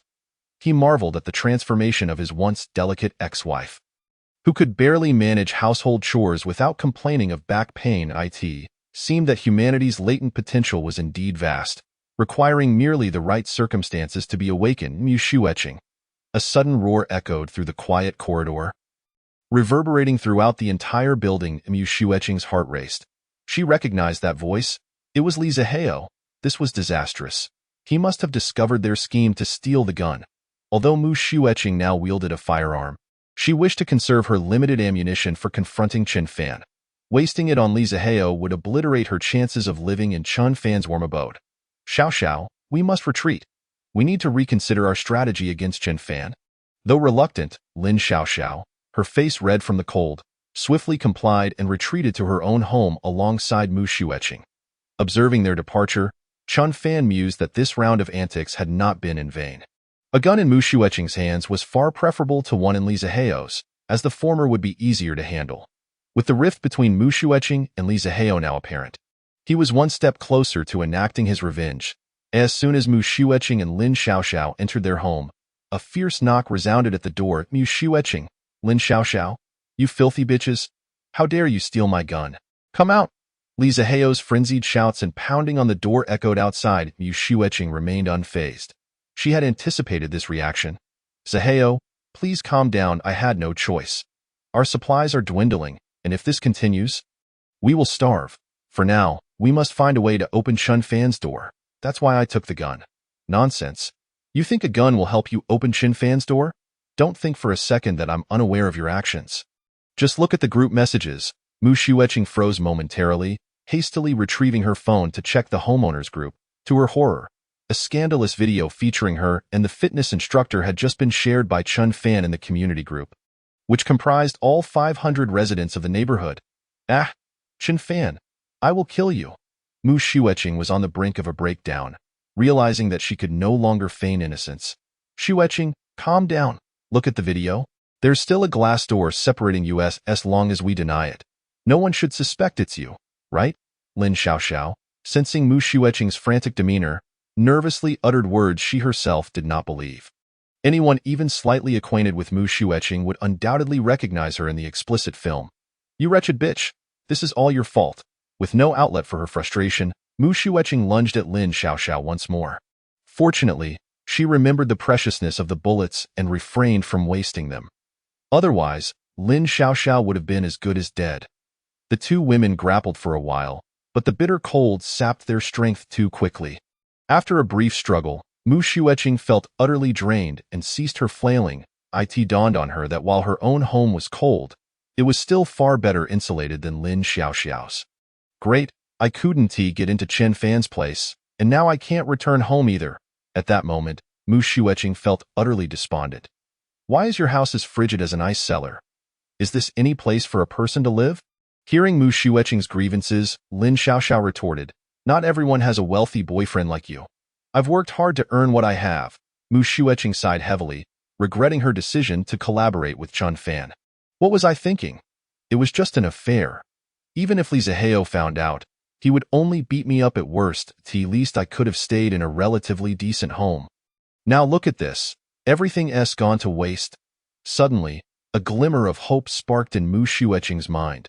Who said I have nothing left? I still have this. She drew the gun, handling it with utmost care. Running her fingers over it repeatedly, Lin Xiaoxiao, upon seeing the firearm, stuttered in fear. Xueqing, no, please don't. If I die, you'll truly be alone. How can you, a woman, contend with those filthy men? I'm still of use. Mu Xueqing shot her a disdainful glance. Rest assured, I won't waste a bullet on you. Now that we're in this predicament, we can only look forward. However, I warn you, if I catch wind of any more of your underhanded schemes, don't expect me to show any mercy. With that, Mu Xueqing shook the gun in her hand. Lin Xiaoxiao, terrified, hastily agreed. Mu Xueqing, get out here. I have something to show you. Outside, Li Zihao's furious voice rang out once more. Mu Xueqing frowned. How could this man shout for nearly an hour without tiring? Oh, Xueqing, come quick and take a look. Lin Xiaoxiao peered through the peephole and gasped in astonishment. Observing her reaction, Mu Xueqing approached the door and peered outside. Her pupils dilating in shock, her mother, Niu Xuexia, was inexplicably tethered by a dog leash, crawling on the ground and licking the breadcrumbs that Li Zihao had scattered. Niu Xuexia appeared utterly deranged, driven solely by animal instincts. Whenever Li Zihao tossed crumbs, she crawled over like a dog. Mu Xueqing, Open the door quickly and return my gun. Otherwise, you'll only witness your mother living like a dog every day." Li Zihao shouted menacingly, a sinister grin plastered on his face. Mu Shueqing understood that if she complied, Li Zihao would undoubtedly mistreat her mother. However, she could hardly fathom the depths of his depravity. "Shueqing, why don't we apologize to Zihao and return the gun?" Even Lin Xiaoxiao found the scene unbearable. Yet Mu Shueqing's response was unexpectedly resolute. "Apologize? You think that after all this, Li Zihao would still forgive us?" "Don't be foolish, but Aunt Nyo, silence. This is a matter for my family, and I don't need your interference. My mother has long succumbed to dementia. She is utterly oblivious to her actions. While others may find the scene awkward, she herself feels nothing at all." Lin Xiaoxiao gazed in astonishment at Mu Shueqing, struggling to comprehend the reality before her. Initially, Lin Xiaoxiao had felt a sense of triumph. Having concocted the brilliant plan of stealing a gun before robbing Qin Fan, she also grasped the notion that possessing a firearm was essential for survival in this apocalyptic world. Lin Xiaoxiao had believed Mu Shueqing to be merely a large-breasted, thoughtless woman, but now she questioned whether she had misjudged her from the very beginning. Was it possible that Mu Shueqing had resolved to act in this manner all along? After all, how could she so ruthlessly forsake her loved ones to protect a mere gun? Was this woman's cunning truly so profound? It was terrifying. Outside, Li Zihao led Niu Tsuixia along, intermittently making suck noises to amuse the dog. He had formulated a plan. If Mu Shueqing refused to return the gun, he would maintain this charade indefinitely. After all, it was his own mother who was being humiliated outside, and he couldn't help but wonder how long she would endure it. Suddenly, a noise emanated from the fire escape. Li Zihao was taken aback. Since the power outage, every household had sealed their doors and windows, fearful of letting warmth escape. Thus, the corridor was devoid of any presence. Residing on the 22nd floor, it was highly unusual for anyone to climb so high. Where could that sound be coming from? The noise grew louder, finally reaching the stairwell. Li Zihao fixed his gaze intently in that direction. Suddenly, he was struck dumb. Approaching him was none other than the long-missing, now deranged community director, Gao Lihua. In her current state, she appeared disheveled and unkempt, a stark contrast to her previously meticulous appearance. Had she not been clad in the same outfit from the day she knelt at Chen Fan's door, he might have failed to recognize her. The clothing was tattered and riddled with holes. To his astonishment, Li Zihao noticed that Gao Lihua was clutching the lifeless body of the long-dead Fu Bao. Had she truly wandered the corridors in that condition for all these days? How had she managed to survive? Gao Lihua fixed her gaze on Li Zihao, grinning widely. Slowly, she extracted a human hand from her embrace and began to gnaw on it. Even though Li Zihao had become hardened, witnessing such a scene sent chills down his spine. He felt a wave of nausea rise within him, nearly causing him to retch. Just moments ago, Niu Tsuixia had been mindlessly licking crumbs off the floor. But now she let out a piercing scream. Like a wild beast, she lunged at Gao Lihua. In an astonishing display of strength, Niu Tsuixia managed to break free from the rubber collar around her neck. A gruesome spectacle unfolded before them. Two deranged women, Niu Tsuixia and Gao Lihua, savagely tore into each other. At that moment, they had completely shed their humanity. They clawed with their nails and bit with their teeth, inflicting harm upon one another in the most primal manner. Both women's arteries were soon ruptured, and blood sprayed across the corridor. Accompanied by guttural, beast-like growls, time seemed to blur until they finally collapsed. Motionless on the ground, Li Zihao watched in a daze, utterly bewildered by the unfolding chaos. Meanwhile, Chen Fan observed every detail through the surveillance cameras, fully anticipating the events. On that fateful day, the neighbors, deceived by Gao Lihua, had stormed into her home and emptied it of all supplies. Logically, one would assume that a deranged woman with no food should have perished by now. However, they had overlooked one crucial detail: the corpse of Mu Fei that had remained in Gao Lihua's residence. In her madness, Gao Lihua had survived by resorting to cannibalism. Perhaps, deep down, she continued to search for a way to revive Fu Bao, wandering throughout the building in her desperate quest. Chen Fan's surveillance system meticulously covered every corner of the unit's corridor.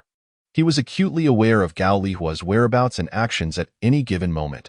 When he witnessed Li Zihao leading Niu Tsuixia outside, he recognized that the time had come. Thus, he whispered softly through the surveillance system, guiding Gao Lihua to the 22nd floor where someone could save Fubao Dai in her foggy state. Gao Lihua obediently followed the voice and ascended to the designated floor, where she encountered the equally deranged Niu Tsuixia. While Chen Fan was uncertain of the outcome when two mad women clashed, he understood one thing. No matter the circumstances, a mother would never fail to recognize her child. Indeed, Niu Tsuixia immediately discerned that the hand being devoured by Gao Lihua belonged to her son. Mu Fei. In that instant, a spark of clarity ignited within her. The instinct of motherhood ignited an uncontrollable rage, leading to the earlier bloody confrontation. Chen Fan observed as Gao Lihua lay on the ground, still clutching Fubao tightly, while Niu Tsuixia leaned against the wall, gazing at the severed hand she had reclaimed, tears streaming down her cheeks. There was no tragedy more profound than this. Chen Fan remained silent, his heart a tumultuous storm of emotions. Slowly, he rose, focusing his left eye, and in an instant, he entered an alternate dimension. Somewhere within this realm stood a whiteboard inscribed with the names of 8 individuals.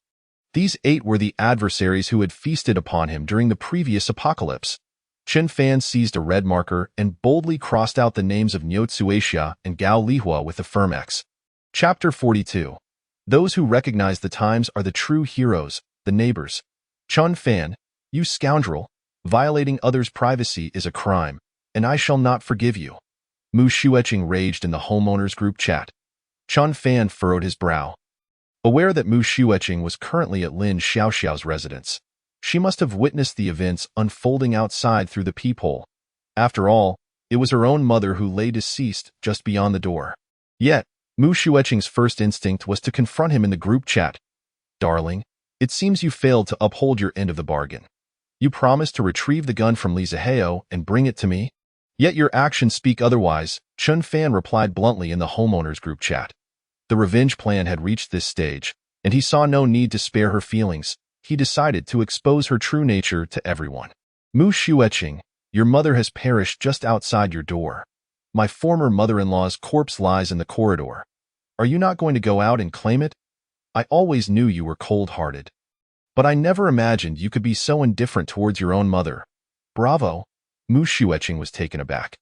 How did Chen Fan know what had just transpired outside? Had he ventured out, feeling bold? She brandished the gun and prepared to confront Chen Fan. However, as she approached the door, she found Li Zihao still blocking her way. Reluctantly, she bit her lip and retreated, seething with frustration. With only 3 bullets in the gun, she could not guarantee a clean shot. If she were to kill Li Zihao first, she would be left defenseless against Chen Fan. Damn you, Li Zihao. You've caused my mother's demise. What more do you desire? Mu Shueqing could only return to the group chat, continuing her war of words with Chen Fan. The two exchanged barbs, neither willing to yield an inch. Gradually, the neighbors began to piece together the events that had transpired. In the past, any one of the incidents, be it the gym incident or the Mad Women deathmatch or even the director Gao's cannibalism scandal, would have been explosive news, enough to keep the gossiping crowds entertained for days. However, the current situation was markedly different. When faced with the dire struggle for survival, it became increasingly difficult to ignite any thrill-seeking impulses. The only concern for the residents of Fuda community was how to stay alive. At that moment, the neighbors gleaned several key pieces of information from the exchanges between Mu Shueqing and Chen Fan. First, Li Zihao was unarmed. The gun was in Mu Shueqing's possession. Second, if food supplies ran out, cannibalism could emerge as a viable option. Naturally, sane individuals would only resort to such measures as a last resort. Thus, the neighbors began to voice their concerns, with the first to speak up being Jia Fugue. Li Zihao, the head of our building, my food supplies are running LOW.as the building leader. Shouldn't you set an example? When can we expect you to fulfill your promise to share food? Yes. Everyone has endorsed you as our leader. You must not falter in this critical moment. I have only 2 packs of instant noodles left. Can I come over to borrow some supplies for an emergency? Building leader, you previously confiscated quite a bit of my provisions. Now I am willing to buy them back at the original price. I hope you won't deny my reasonable request. Li Zihao read the messages in the group chat, his teeth grinding in fury. How dare these opportunistic ingrates come crawling to him now, when they had previously been too afraid to approach him. The moment they learned he was unarmed, they all rushed to him like vultures. Dear neighbors, my household is facing some difficulties, and I'm sure you're all aware by now Mu Shueqing not only stole my gun, but she also took many supplies from my home. This treacherous wretch is currently holed up in Lin Xiaoxiao's apartment. 2203. There is no need to spare her feelings, everyone. I am willing to offer all the supplies from room 2203 as a reward to whoever is the first to storm into her home. In his desperation, Li Zihao quickly redirected the crowd's focus onto Mu Shueqing. But did these people truly care about principles? It has never been the case. They only consider who can provoke and who cannot. Although Mu Shueqing is a delicate woman, she wields a gun. Only a fool would dare to target her. Li Zihao, your words do not please me. In these challenging times, how can you incite others to trouble a girl? Is this the conduct of a gentleman? Regardless of the reasons behind your breakup with Mu Shueqing, she has now moved out, essentially leaving with nothing. Is it too much to allow her to take a few trivial belongings? You are being excessively domineering. Indeed, as people often say, one may choose not to love, but should not bring harm. This isn't something I am saying lightly. Do not emulate Chen Fan, lest you become a scoundrel. I am utterly infuriated. Li Zihao was beside himself with rage, nearly losing his mind. As a wealthy heir, he had always been a beneficiary of unfair circumstances. This was the first time he had been on the receiving end of such injustice. How could these people be so brazen? Distorting the truth, blurring the lines of right and wrong. Mu Shueqing is clandestinely consorting with others, stealing arms, hoarding supplies. Why has it all become my fault? Is there no law left? Fellow neighbors, Li Zihao suppressed his anger. He could not afford to provoke the crowd's wrath. I previously mentioned sharing resources, but the condition for sharing is that everyone must contribute their supplies for equitable distribution. Now, Chen Fan from Unit 1602 is defying our collective resolution. We must find a way to compel Chen Fan to produce his goods, reminded by Li Zihao. The neighbors recalled that Chen Fan had the most abundant stockpile of supplies in the community. If he were to relinquish his items, it could potentially sustain the entire unit for 3 to 5 months. But he refuses to comply. What can we do? I've never encountered someone so shameless. If I were subjected to such ridicule daily, I wouldn't be able to sleep at night. Enough with the idle chatter. Let us hear what the floor leader has to say. When Li Zihao had a gun in hand, he was unconcerned about threats to his safety. Thus, he had adopted a more conservative approach, opting to observe the situation. However, the circumstances had changed. It was evident that these neighbors were hesitant to provoke Mu Shueqing, who was armed. If a strategy was not devised regarding Chen Fan, it was likely that the neighbors would soon storm into his home to plunder, just as they had invaded Gao Lihua's residence. No matter how ruthless one might be, 2 fists cannot withstand 4 hands. He could hardly fend them off. Wait a moment. Li Zihao suddenly had an epiphany. Previously, Gao Lihua had also made ample preparations, deceiving the neighbors while barricading her door. Yet, they still managed to break in. This was because they had acquired powerful tools provided by Chen Fan. Therefore, Li's clever mind devised a plan. Neighbors, since Chen Fan has refused to heed the proposal of all homeowners, we cannot be blamed for our impoliteness. I propose that we collectively visit Chen Fan's residence and reclaim what is rightfully ours by our own efforts. Those who previously visited Gao Lihua's home still have the tools. Correct? After Li Zihao's incitement and reminders, the neighbors appeared enlightened, as if a light bulb had gone off in their heads. 1703 Shen Hui. I'm in. I have an axe. 1203 Jia Fugui. I have a crowbar and a steel rod. 1701 Sun Li Gong. I have a chainsaw. It's fully charged. 1003 Zhao Li. Yes. He was outside the door. Chaos ensued. Inside the room, Chen Fan, having discarded the fragrant world, hurriedly opened the surveillance feed to assess the situation outside. After a moment of observation, he shook his head in disappointment. The ammonium nitrate solution had been replaced with Niao, and indeed, its potency had diminished significantly. He resolved to adhere strictly to the manual henceforth, refraining from arbitrary alterations to the formula. The neighbors had all retreated, instinctively distancing themselves to the corner of the staircase. Once the acrid scent in the air had lessened, They cautiously lowered their hands from their mouths and noses, deliberating their next offensive strategy. See, everyone must obey the command. Without discipline, how can one secure victory?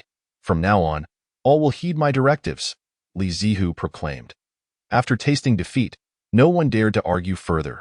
To prevent a repeat of the air raid, Li Zihu dispatched a few individuals to fetch 3 quilts from their homes.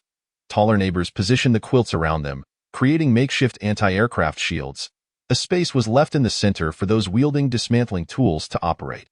Chen Fan nodded in approval. Indeed, Li Zihu had orchestrated this quite commendably, with a clear and methodical approach. In truth, the hidden entry points of the safe house extended beyond just above the door. Chen Fan could easily launch a surprise attack from another angle. However, he was reluctant to bring the game to a swift conclusion, as that would render it rather dull. For now, he decided to bide his time, eager to witness the neighbors' expressions shift from hope to disappointment and ultimately to despair. Shen Hui, keep going, the neighbors cheered from outside. Chen Fan was aware that Shen, the portly chef, was quite experienced. His daily culinary endeavors had endowed him with considerable strength in both arms. Shen Hui, confident in his abilities, brandished a heavy hammer, assuming the role of the vanguard as he initiated the first round of fervent assaults on Chen Fan's door. He struck relentlessly, delivering dozens of blows. His hands began to tingle, and his arms ached as though he had labored for several days. Yet, on Chen Fan's door, only an inconsequential white mark appeared. Shen Hui was left bewildered. Exhausted, he bent over. Gasping for breath, beads of sweat the size of soybeans cascading from his forehead to the ground. Chapter 44. As long as there is food, everything is negotiable. The neighbors rolled their eyes in unison. This Chef Shin, seemingly robust and imposing, turned out to be rather ineffective. The door remained largely untouched, yet he was the first to show signs of exhaustion. Old Shun, step aside. Allow me to take over, Sun Ligong said as he pulled Shen Hui behind him, raising the chainsaw that Chen Fan had previously bestowed upon them. When it comes to dismantling, this tool is undoubtedly superior. Sun Ligong yanked the trigger, and with a chilling hum, the chainsaw's teeth began to spin rapidly. The sound acted as a potent stimulant, instantly invigorating the neighbors. Shen Hui shot him a glared eye. In reality, the two worked at the same hotel, with one toiling in the kitchen and the other serving in the dining area, leading to minimal interaction.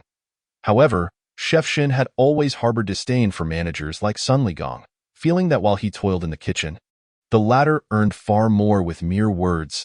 Damn it, even in this apocalypse, I still can't outshine that scoundrel, Shen Hui muttered under his breath, begrudgingly stepping back. He was simply too exhausted to continue. As Shen Hui turned to leave, he cast one last glance at Chen Fan's door. He could sense that this door was distinctly different from his own. Chen Fan must have reinforced it. Such abnormal hardness would likely render Sun Ligong's chainsaw ineffective. Contemplating this, Shen Hui halted. Just as he was about to return to caution the others, Sun Ligong impatiently urged, "Old Shun, why are you dawdling? Hurry up and clear the way." Shen Hui's mouth opened to speak but quickly closed again as he shot Sun Ligong a resentful glare. Damn it, let your eagerness to be the hero lead to calamity. Sun Ligong, a hotel manager, was meticulous about his appearance. Even in this chaotic moment, he remained impeccably dressed in a tailored suit, his hair meticulously styled. Holding the chainsaw, he took a step forward, adopting a martial stance. His chin raised and his narrow eyes seemingly looking down upon everything, a quintessential exemplar of a high-quality male. Go for it, Mr. Sun. You've got this, the crowd cheered, showering him with admiration. Sun Ligong, intoxicated by the flattery, began to lose himself. In truth, using the chainsaw for dismantling should involve a gradual approach, ensuring there are no issues before applying force. Yet Sun Ligong felt that such caution would undermine his masculinity and prestige. After all, it was merely an unremarkable entry door. He had previously tested the chainsaw on Gao Lihua's door, and it had sliced through with ease. So, he recklessly cranked the power to the maximum and thrust the chainsaw forward. A dazzling array of sparks erupted, followed by a sharp crack. The chainsaw's teeth exploded outward, scattering like shrapnel in every direction. Several neighbors, propping up the quilts, were struck and immediately cried out in pain. The chainsaw, rebounding violently, landed squarely on Jia Fugue's foot. In an instant, chaos erupted as the scene spiraled into disarray. Among them, Sun Ligong, closest to the blast, bore the brunt of the catastrophe, his face riddled with ghastly lacerations from the flying debris. A sight too horrific to behold. My face. I've been disfigured. My beauty. Help me, quickly, Sun Ligong wailed, clutching his face as he collapsed to the ground. Yet, at that moment, everyone was engulfed in their own terror, too preoccupied to heed his cries. Fortunately, Li Zihu remained level-headed.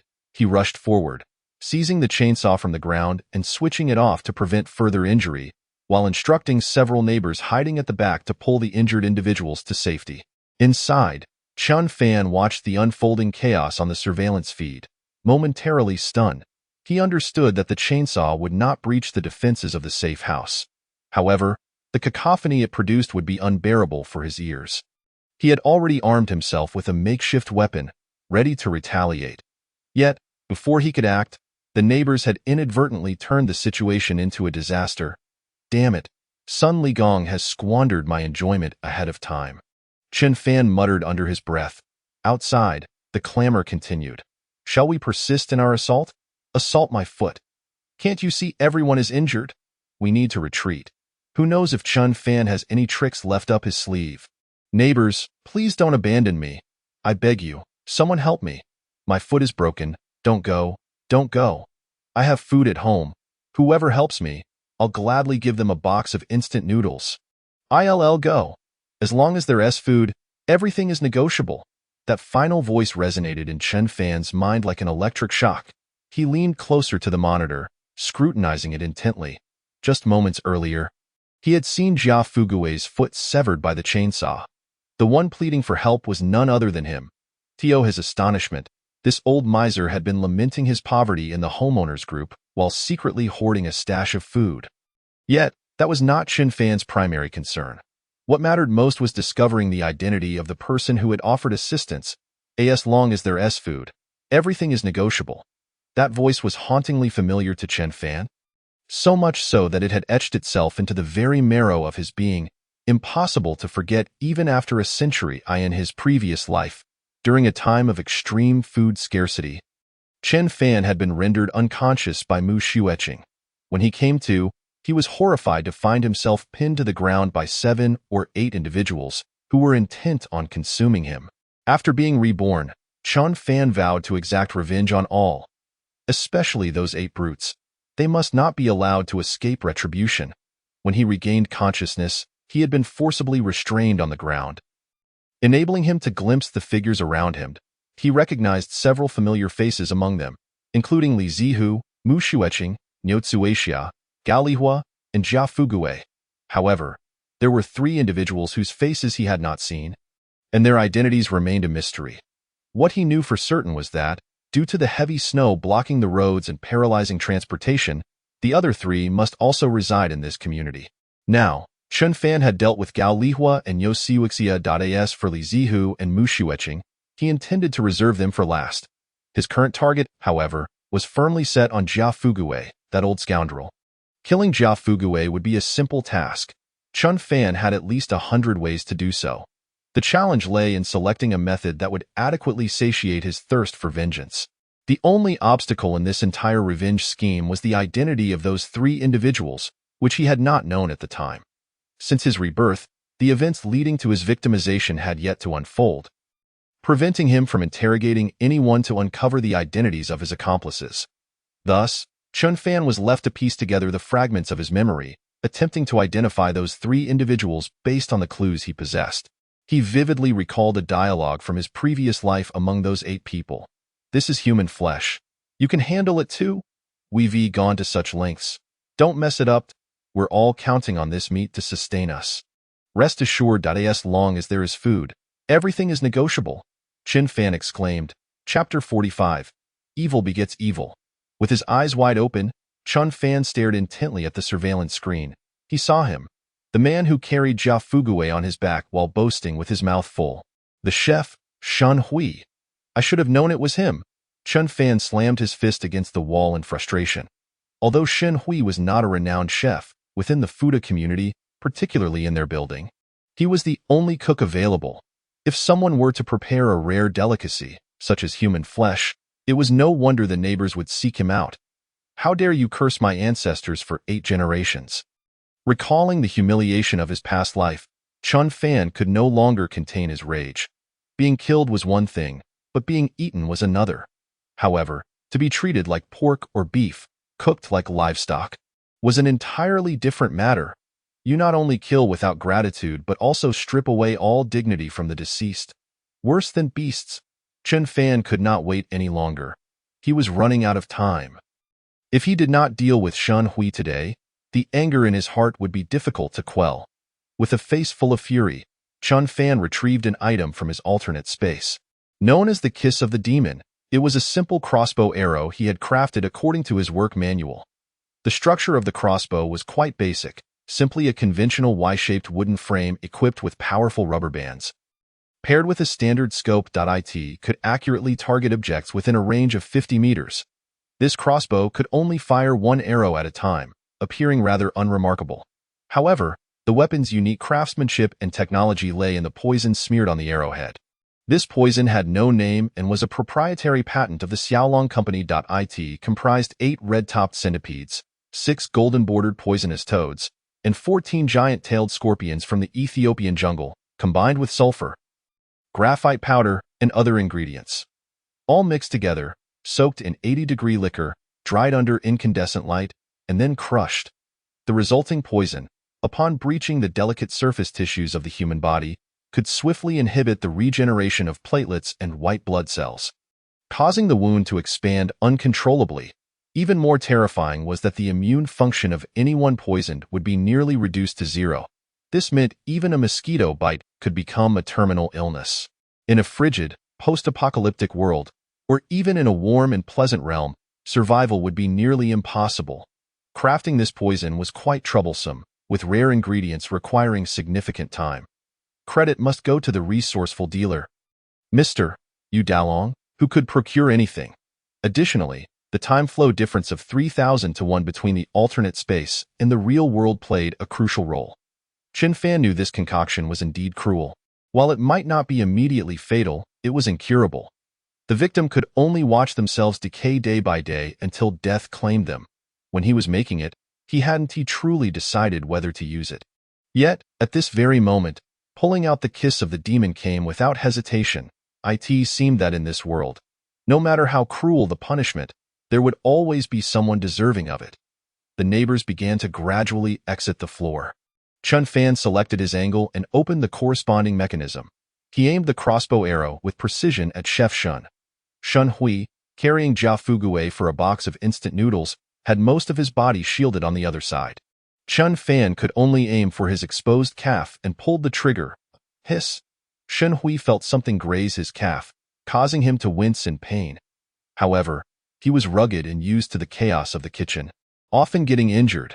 Thus, he dismissed this minor injury, not even bothering to set down Jia Fugui. "Brother, you're quite the man.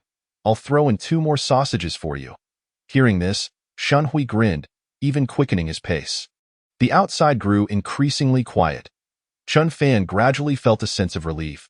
He had no regard for those foolish neighbors. Originally, his plan was to eliminate Jia Fugui today, but unexpectedly, he stumbled upon Shen Hui. For Chun Fan, exacting revenge on Shen Hui held more significance than killing Jia Fugui. He discarded the crossbow and entered the alternate space.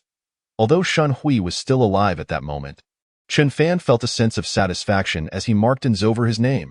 Upon returning home, Jia Fugui first tended to his foot injury. Then he genuinely handed a box of instant noodles and 2 sausages to Shen Hui. "Brother, you're a true friend." Such loyalty. Upon seeing the food, Chef Shen was overjoyed. With his culinary skills, he could surely create 10 different dishes from the instant noodles and sausages. Chef Shen was quite pleased. After all, food is paramount. It seems that a chef's expertise is always in demand. "Old Jia, how is your foot?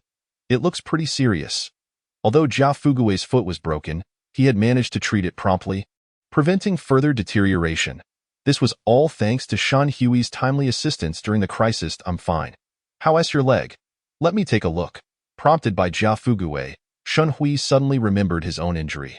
Oh, it's nothing if it's convenient. Just apply some ointment. But I don't feel much pain. Look, there's hardly any blood. Jia Fugui, being quite shrewd, knew that such cautious individuals often learn some medical knowledge for self-preservation during critical moments. This was precisely why he had an emergency medical kit at home. Glancing down at Shen Hui's trousers, Jia Fugui frowned slightly. Indeed, there was only a negligible amount of red bloodstains on the fabric. This isn't right. Shen Hui thought it would be even better to score some free ointment. After all, one should seize opportunities when they arise, so he rolled up his pant leg. Upon seeing the wound, Jia Fugui gasped in shock. How could this be? Seeing Jia Fugui's expression, Chef Shen curiously looked down. The wound he had received was now surrounded by a ring of black necrosis. The blood seemed to dissolve into the flesh and tissue, turning to mush before it could even flow out. At this moment, the wound met the air. Although Shen Hui still felt no pain, it suddenly itched unbearably. Unable to endure it, he instinctively scratched it lightly. A large chunk of rotting flesh fell away, scattering across Jia Fugui's home. Damn! Don't touch it. Whatever you do, don't touch it again. This injury is wrong. Jia Fugui's expression changed drastically. Although he did not know the specifics, the sight of the wound suggested that this flesh resembled that of a corpse decomposed for a month. How could an injury sustained just moments ago appear like this? What method did Chen Fan employ? The thought that if the arrow had struck him instead, he would now be in the same wretched state sent shivers down Jia Fugui's spine. Cold sweat trickling down his cheeks. I've given you what I promised. Now hurry and leave. Jia Fugui, fearing that Shen Hui's bizarre injury might be contagious, hastily ordered him to leave. From the appearance of the wound and Jia Fugui's reaction, Shen Hui understood that he was in deep trouble. Pleading pitifully, he knelt down. Brother Jia, save me. I don't want to die. For the sake of saving your life, you should help me too. Bah! Jia Fugui turned his back on him. You helped me only because of the transaction. Since it's a deal, don't bring feelings into it. Jia Fugui limped into the kitchen and retrieved a kitchen knife. Are you leaving or not? If you don't go, I want to be polite. Shen Hui lay on the ground, grinding his teeth in frustration. At that moment, he genuinely wanted to leap up and strangle the old man Jia. But Shen Hui suddenly found himself inexplicably weak, struggling even to stand. Chen Fan, I have no grievances with you. What kind of wicked method did you employ against me? In the end, Shen Hui could only crawl out of Jia Fugui's home under pressure. The things you owe me. Shen Hui barely managed to drag himself outside Jia Fugui's door, nearly collapsing from exhaustion. He gasped for breath, pointing weakly at the instant noodles and sausages left at the entrance. Jia Fugui smirked maliciously. Brother, in your condition, you want to be able to eat these. It's better to save them for someone else. Wasting food is shameful. With that, Jia Fugui slammed the door shut. Outside, Shen Hui's anguished cries echoed. Jia Fugui, you bastard. Chapter 46. We freeze like dogs, and you actually blow a fan. Shen Hui has passed away. Jia Fugui is now crippled, and Sun Ligong's eyes have been irreparably damaged. Other neighbors have also suffered varying degrees of injuries. Following this tumultuous event, the residents have been left depleted and demoralized. They have finally come to a profound realization. Chen Fan's household is impregnable. In this farcical ordeal, Li Zihao unexpectedly emerged as a beneficiary once more. Amidst the chaos, he stumbled upon Sun Ligong's chainsaw. Although the teeth were dulled, its rotational power remained ominously formidable. While it may be ineffective against Chen Fan, it suffices to intimidate the timid neighbors. No one dared to suggest that Li Zihao share his resources anymore. The neighbors found themselves in an increasingly awkward position. Among the known households in this building, the three with the most provisions are Chen Fan, Li Zihao, and Mu Xueqing. None of them are to be trifled with. These neighbors are even uncertain about whom to direct their animosity towards next.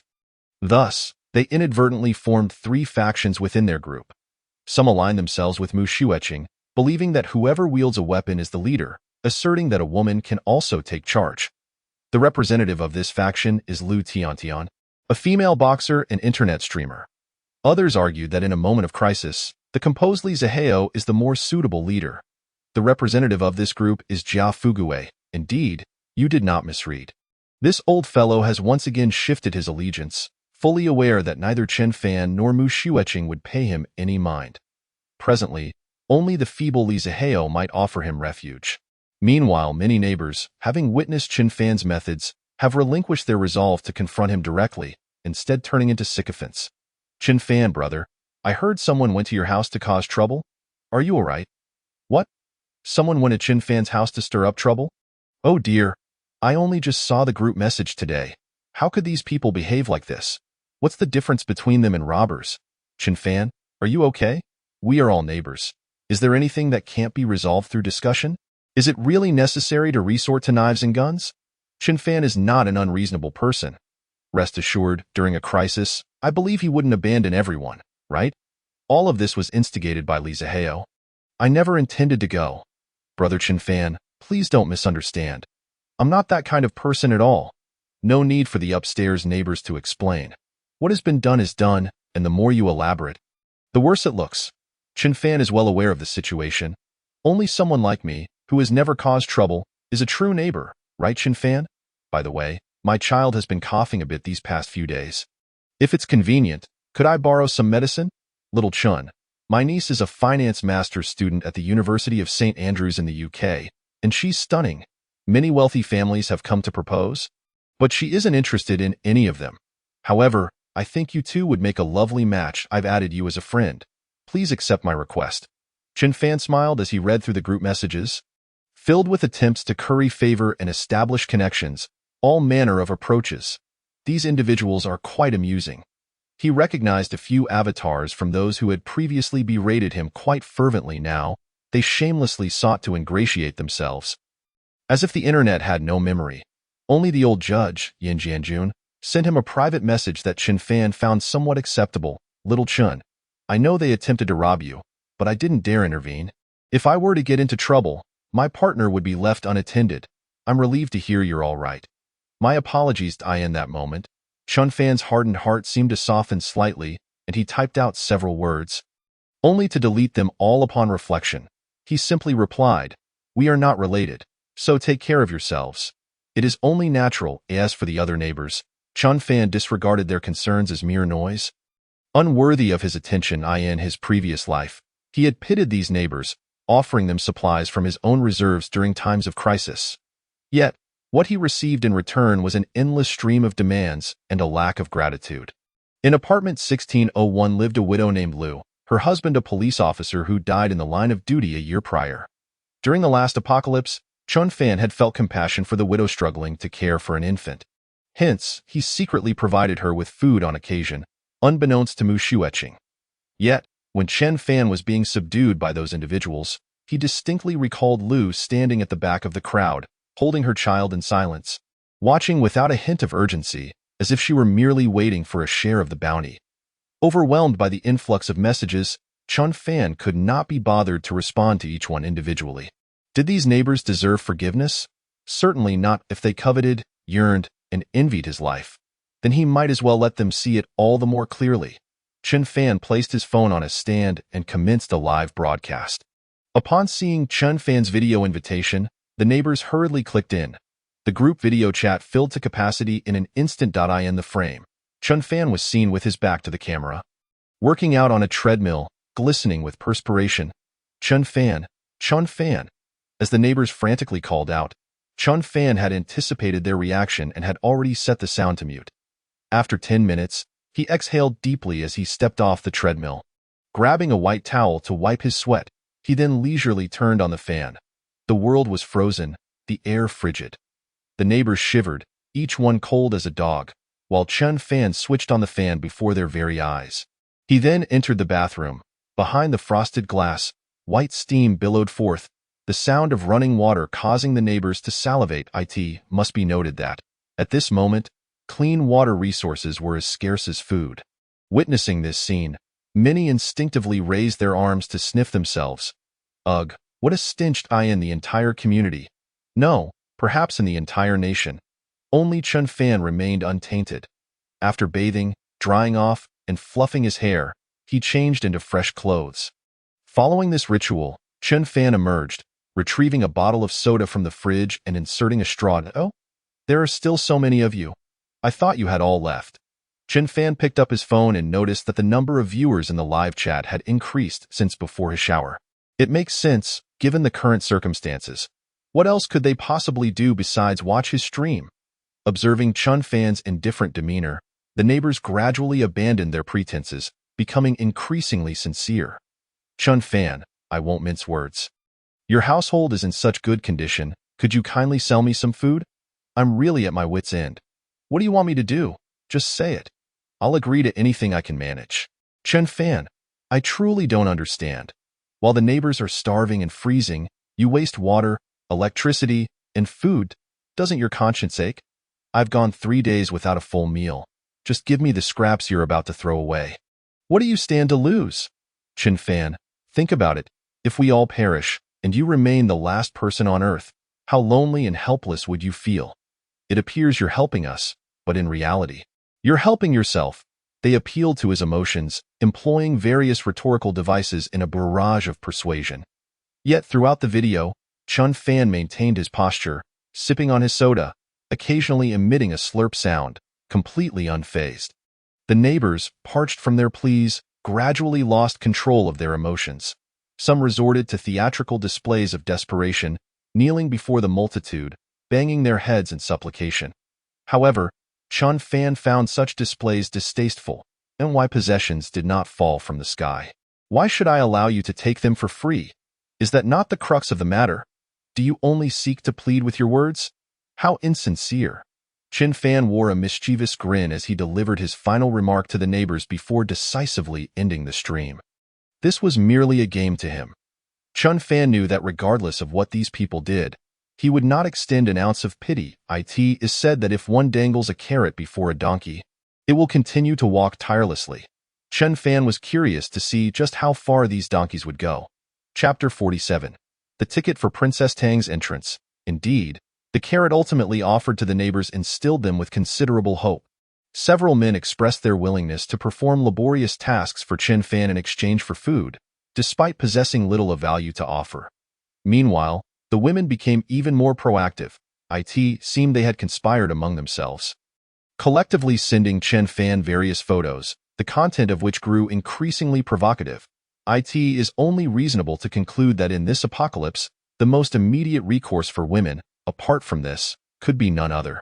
Chen Fan perused the provocative photographs one by one, occasionally startled by the exaggerated imaginations of the neighboring women. The black silk leopard print had become a customary display. To his astonishment, they even employed various props and adopted peculiar postures. It must be said, a few of these enchanting beauties were indeed rare finds. Even the alluring aunt in her 50-cent photos in a bid for attention. Typically, everyone maintained a faade, making it hard to discern such hidden talents. After some time, Chen Fan felt a twinge of restlessness. After all, he was a normal man with standard physiological needs. However, the astute and cautious Chen Fan would not recklessly invite a woman from the outside due to such impulses. Having died once, he was acutely aware of the treachery that could lurk behind beautiful and captivating faces. As was his custom, he summoned a top-tier star from an alternate dimension. The pleasure doll was undoubtedly one of humanity's greatest inventions. With the aid of modern bionic technology, high-end products not only boasted exceptional tactile and auditory qualities, but could also engage in simple conversations with users. Chen Fan had anticipated this requirement and had prepared over 20 top-tier options in advance. Just as he decided to indulge in a delightful evening with Demimi, his phone chimed again. Initially, he intended to ignore it, but a fleeting glance caught his attention. That nickname seems familiar. Upon closer inspection, it was indeed the aloof beauty, Tang Shui. Had she sent me photos too? With numerous engagements recently, he had nearly forgotten her. Chen Fan, naturally, would not let such a splendid opportunity slip by, especially since teacher Tang typically concealed herself so thoroughly that nothing was visible. He hastily opened the chat window. To his disappointment, Tang Shui had not sent any photos, only a message. "Hello, Mr. Chan, I apologize for the interruption. I have a request. Could you lend me some food?" Reading those few simple words, a smirk crept onto Chen Fan's lips. This teacher Tang was different from others. It was rumored she never asked for anything. For her to say such a thing, she must be absolutely famished. Chen Fan narrowed his eyes slightly, but what did that have to do with him? Chen Fan, food, yes. What will you offer in exchange? Tang Shui, Mr. Chun, given the current circumstances, money seems worthless. I truly cannot think of anything to trade. Perhaps you could tell me what I could offer in return for food. Chen Fan, simple, be my sexual partner, serve me, and do whatever I ask. I in return. I'll provide you with food, and you can conveniently stay at my place. Tang Shui stared at Chen Fan's response, utterly stunned. Was he really this direct? This could hardly be called a sexual partner. It was akin to being a sex slave. She was not oblivious to Chen Fan's intentions. After all, with her looks and figure, any normal man would undoubtedly have thoughts. However, Tang Shui had always lived like an untouchable noble princess, surrounded by men who were nothing but sycophants. They would only grovel, shower her with gifts, and meticulously package themselves in hopes of winning her heart. No one had ever dared to speak to her so disrespectfully, and now, this Chen Fan was being so brazen. No, this was nothing short of blasphemy, an insult. Infuriated, Tang Shui hurled her phone to the ground. What did this Chen Fan take her for? The last time she visited his home, she had actually thought well of him. Unlike other sycophants, he did not fawn over her upon their first meeting, in her presence. Such a normal man was a rarity. Later, when Chen Fan single-handedly faced the entire neighborhood, manipulating the neighbors with ease, Tang Shui had witnessed it in the group chat. She would sometimes find herself chuckling at his words and actions. A capable man always exudes an inexplicable allure to women, and Tang Shui was no exception. At that moment, her extreme hunger was just one aspect. She could have easily sought help from Li Zihao or Jia Fuguwei. By approaching Chen Fan directly, she subconsciously hoped for something more to develop between them. Perhaps it could blossom into a romantic tale set in a post-apocalyptic world. However, she never anticipated that one sentence from Chen Fan would shatter her dreams. He indeed wished to engage with her, but his approach was direct and unyielding. Simple, crude, and devoid of any subtlety. Tang Shui sat on her bed, taking a moment to collect herself. She stared at the phone on the floor, noting that Chen Fan had not sent any further messages. This man truly was. Her stomach grumbled uncontrollably. At this point, she had only 3 choices: starve to death, seek assistance from other men, or abandon her dignity and continue negotiating with Chen Fan. Tang Shui wrestled with her thoughts for a long while. Ultimately, she picked up the phone and reopened the chat with Chen Fan. Mr. Chen, may I ask if you are drunk? Are you joking? Or are you serious? Of course, he was serious. Oh, by the way, let me add this. My demand for obedience is absolute. This includes following orders even if I instruct you to commit murder. Think it over and reply when you've made your decision. Tang Shui. This person is incredibly straightforward. Teacher Tang had completely lost her temper. She had initially wanted to haggle, perhaps coax Chen Fan into softening his tone to make herself feel better. Yet, he had the audacity to sigh. Tang Shui did not wish to die. Obviously, everyone desires to live, especially to avoid the excruciating process of starving to death. Tang Shui also did not want to be dominated by Li Zihao or Jia Fuguwei. If she sought their assistance, such a scenario was almost inevitable. Therefore, Tang Shui found herself with no other options. Enough of being proud for over 20 years. She had had her fill in a society where civilization had collapsed. What good was it for her to cling to her principles? Resolutely, Tang Shui replied, I agree. On the other side of the screen, Chen Fan, upon reading Tang Shui's response, remained composed. This outcome seemed to have been anticipated all along. A few charming words, a touch of gentlemanly pretense, and he could effortlessly lure Tang Shui into his bed. Yet, Chen Fan had other considerations. He needed more than just a warm bedmate. He understood that after enacting his revenge, he would inevitably have to leave this safe house and the neighborhood. At that point, he would require companions. However, selecting allies in a post-apocalyptic world was fraught with difficulties. One could easily be backstabbed. Furthermore, his companions must possess a heart of steel, a fundamental requirement. Those who are easily offended or overly sensitive should keep their distance. Allowing Tang Shui into his world was merely granting her an entry pass. Whether this path could be traversed long-term depended on her choices. Since he had secured Tang Shui, all other women became as insignificant as discarded rags. Chen Fan casually selected all the photos sent to him for deletion to conserve storage space. Lu Tiantian, heh. When he reached the photos from the internet celebrity Lu Tiantian, he paused. He knew that this woman was a renowned female boxing master, constantly proclaiming, "When will women stand tall?" During the neighborhood's group skirmishes, she had claimed unwavering support for the Mu Shueching sisters. Yet, she had the audacity to privately send him explicit photos in a plea for food. Not to mention, her creativity was indeed somewhat distinct from other women. While others posed solo, Lu Tiantian included a small teddy bear in her photos. Was she insinuating that she could play man and beast? Chen Fan quickly shook his head. That was too heavy for his taste. Eye in the picture. Lu Tiantian cradled the teddy bear to her chest, cleverly obscuring her alluring curves, making her appear quite enticing. Chen Fan instinctively tried to focus on the teddy bear, attempting to see past it to discern Lu's figure. That moment, the bell attached to the small teddy bear caught his attention. The bell. Suddenly, Chen Fan recalled that during his previous life, when he was pinned down, he seemed to have heard the sound of a bell. Chapter 48. The life you saved is considered a debt repaid. Due to her profession, Lu Tiantian typically live-streamed late into the night, so she spent her days napping at home and rarely ventured outside.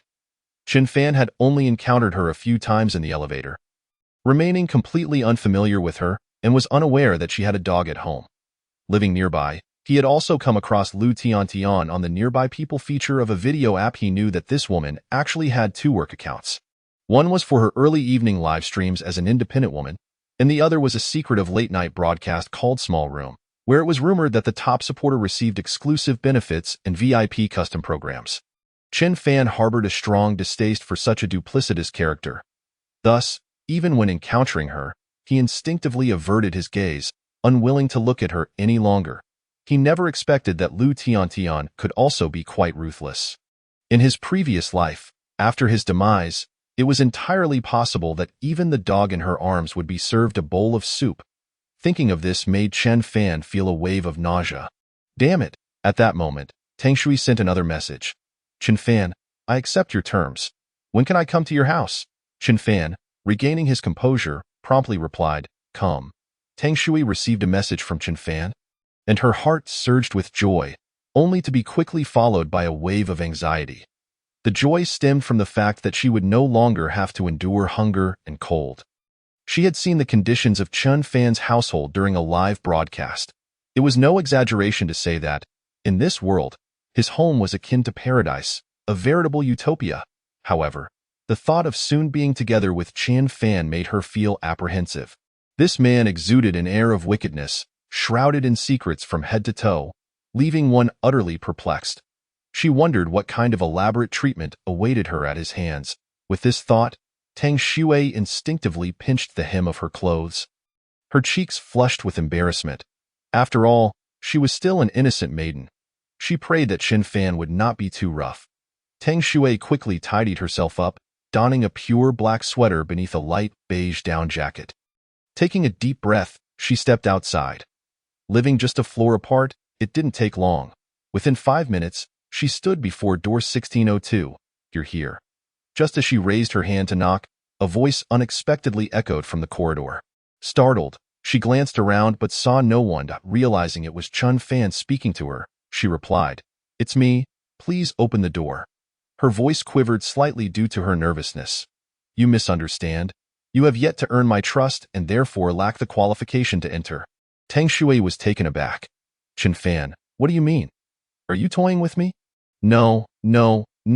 Rule number 1. You must have complete trust in me.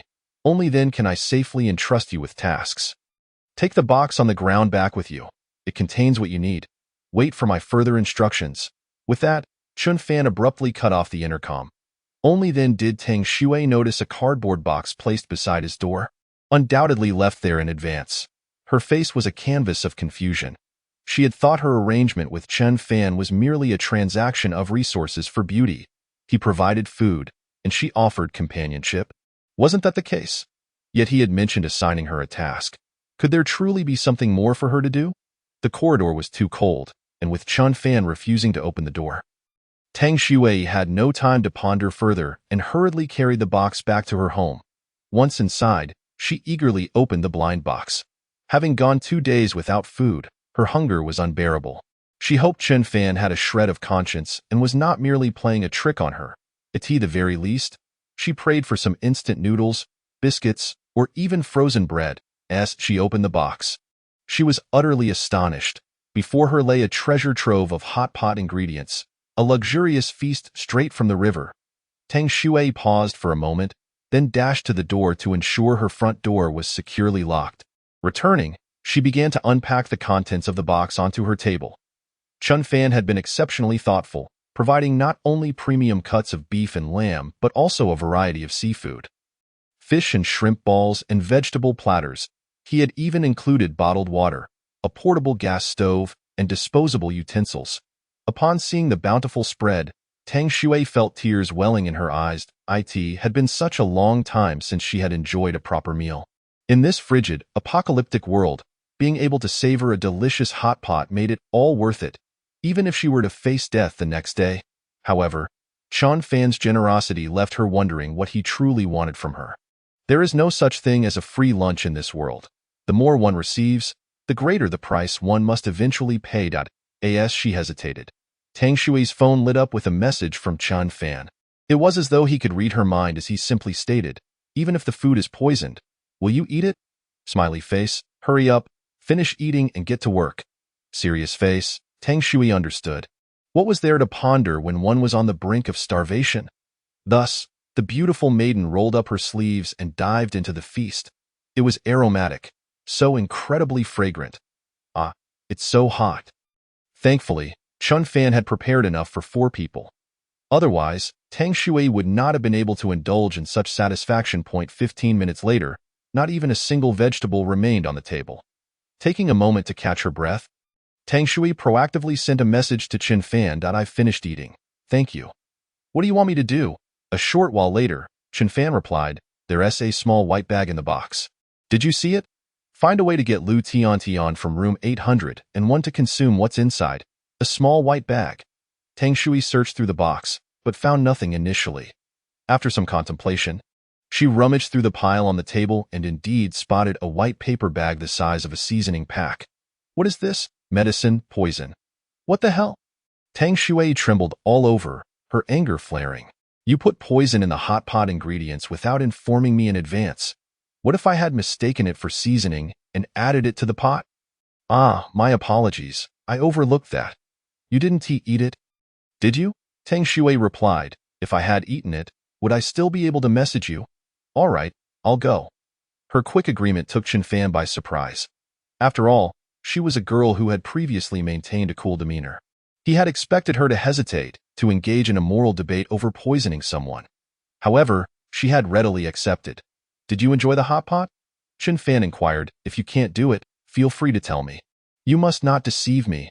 Otherwise, the consequences will be severe, and I will never forgive any betrayal."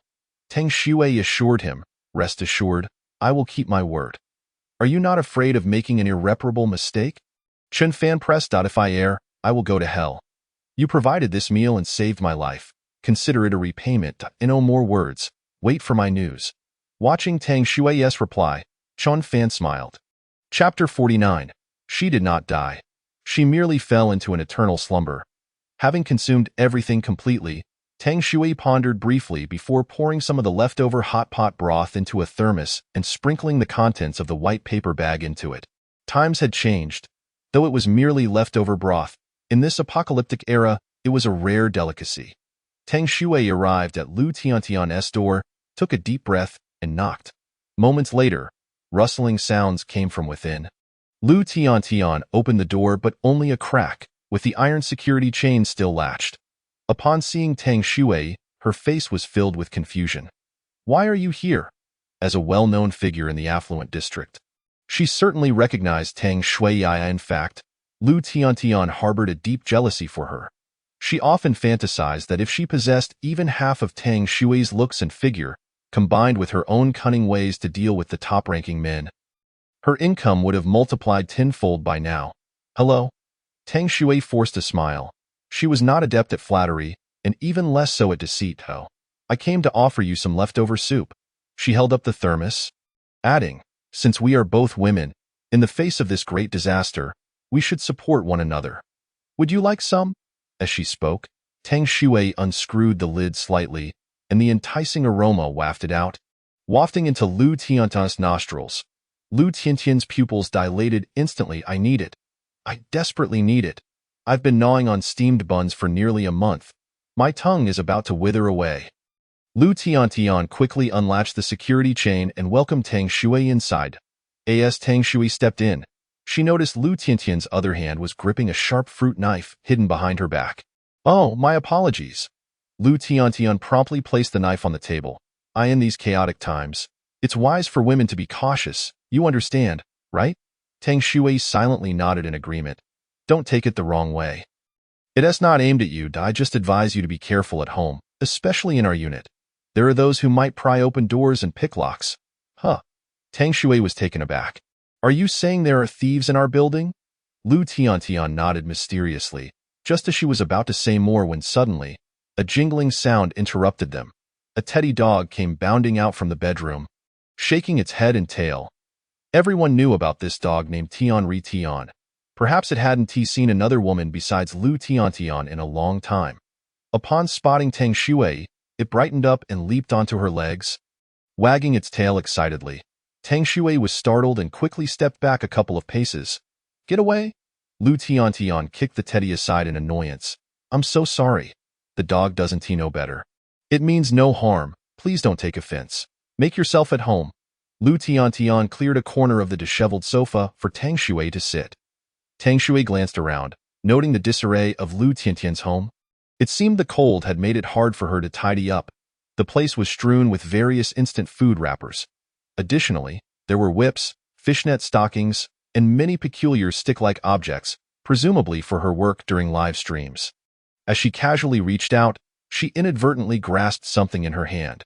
She curiously held it up to her eyes, only to find it was a black model. Ah! Tang Shui let out a startled cry, quickly releasing her grip and discarding the item. Lu Tiantian covered her mouth and chuckled softly.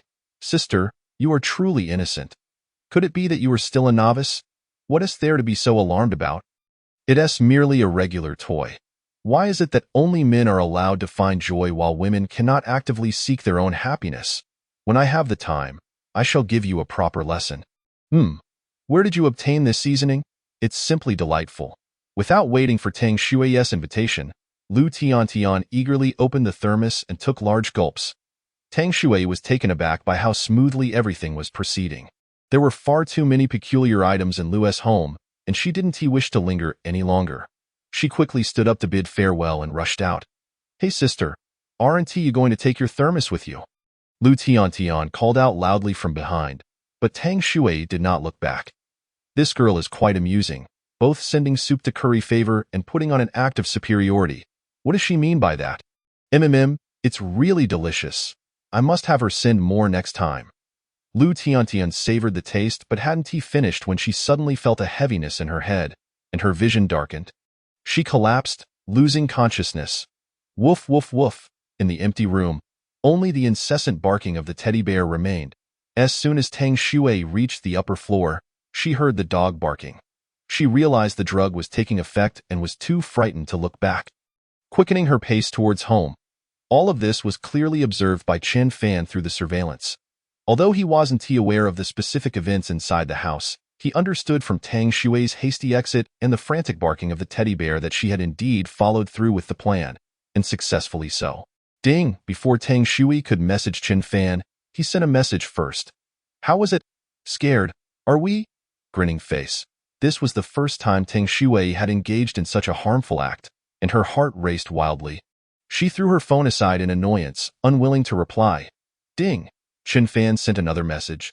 Don't worry, Lu Tiantian has merely lost consciousness. She is not dead. You haven't committed murder. Smiling face, upon reading this message, Tang Shui felt her emotions settle somewhat. After all that had transpired, she had developed a basic understanding of Chen Fan.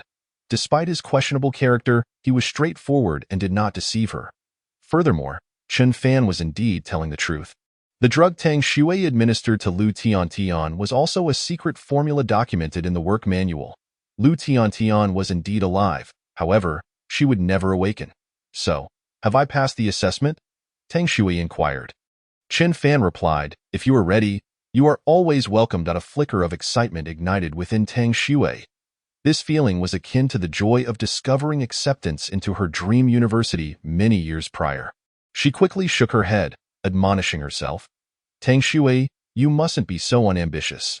Yet her body remained honest. With Chen Fan's consent, Tang Shui promptly stood up, opened the door, and walked towards Chen Fan's residence. Finally, I can lead a normal life, she thought. Upon arriving at Chen Fan's doorstep, the speaker crackled to life once more. Stand there and open your coat. Tang Shui was momentarily stunned but quickly grasped Chen Fan's intent. She parted her down jacket and, quite obediently, spun around in place. How is it? Can you see clearly? I'm not carrying anything. You wouldn't make me undress further here, would you? The corridor is quite cold. After a pause of 5 seconds, click. The door to Chen Fan's home swung open. In that instant, a narrow beam of warm light illuminated Tang Shui's face. It felt as though she was gazing upon a heavenly path leading to another world. Come in. What are you dawdling for? The warmth will dissipate soon. Huh? Oh, Chen Fan urged, pulling Tang Shui inside and effortlessly shutting the door behind them. The sound of dozens of electronic locks clicking into place echoed through the air. Then, with utmost caution, Chen Fan accessed the hallway surveillance, scrutinizing the footage. Tang Shui was bewildered. You are exceedingly cautious, so this fellow has installed so many cameras. No wonder he knows every move the neighbors make. And what about this door? From the outside, it appeared no different from those of the other neighbors.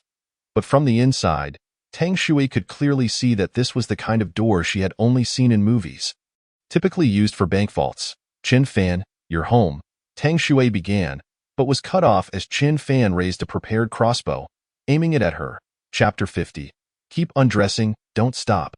Seeing Chen Fan's stance and serious expression, Tang Shui was immediately silenced by fear. What on earth is this? You invited me in, remember? Are you having a mental breakdown, brother? Now that it's warm, you want me to take off my clothes? Chen Fan glared at Tang Shui. Not even blinking. Tang Shui. Right? We agreed on this beforehand. This is part of the transaction. However, your posture, demeanor, tone, and the overall atmosphere are far from the prelude of a romantic encounter. Even if we are to proceed, can't we do so normally? At least exchange a few sweet nothings. Faced with such a Chen Fan, Tang Shui was filled with 1,000 unwilling thoughts, yet she dared not voice them. She could only obediently pull off her outerwear. Do not stop. Continue, Chen Fan commanded coldly. Tang Shui shot him a glare before removing her jeans. Following that was her black sweater and leggings. Soon, all that remained on Tang Shui was a pure white bra and panties. Perhaps due to the pleasantly warm temperature in the room, as her clothing diminished, her inner resentment surprisingly lessened. With beauty like a blossoming flower, skin like cream, graceful curves, and prominent bosoms, Chen Fan initially intended to check if Tang Shui was carrying any items that could pose a threat to him. However, the sight before him was akin to a breathtaking masterpiece. Chen Fan couldn't help but swallow hard. Still undressing? Tang Shui asked coyly, her arms crossed over her chest. The look in her eyes gradually shifted, filled with a flirtatious glimmer. Chen Fan had not expected that this woman, despite having drifted alone in such a resource-depleted world for so long, could still possess such allure if she had maintained her appearance well in normal times. She would undoubtedly be captivating. Of course, if you undress completely, I will dispose of all your old clothes. Go take a shower. The water is already prepared for you. Chen Fan lowered his weapon. Tang Shui turned her back, shedding the last few remnants of fabric. Stepping through the glass door, she felt a wave of relief wash over her. Chen Fan let out a long breath. Looking down, he suddenly realized that his underwear had been pushed up high. And he understood where Tang Shui's shy gaze had come from. He felt an undeniable embarrassment. Tang Shui enjoyed a refreshing hot shower. Once finished, she noticed the change of clothes Chen Fan had prepared for her. To her surprise, it was a Japanese-style female police uniform. Tang Shui wore a bemused expression. This rascal is truly something else, in truth.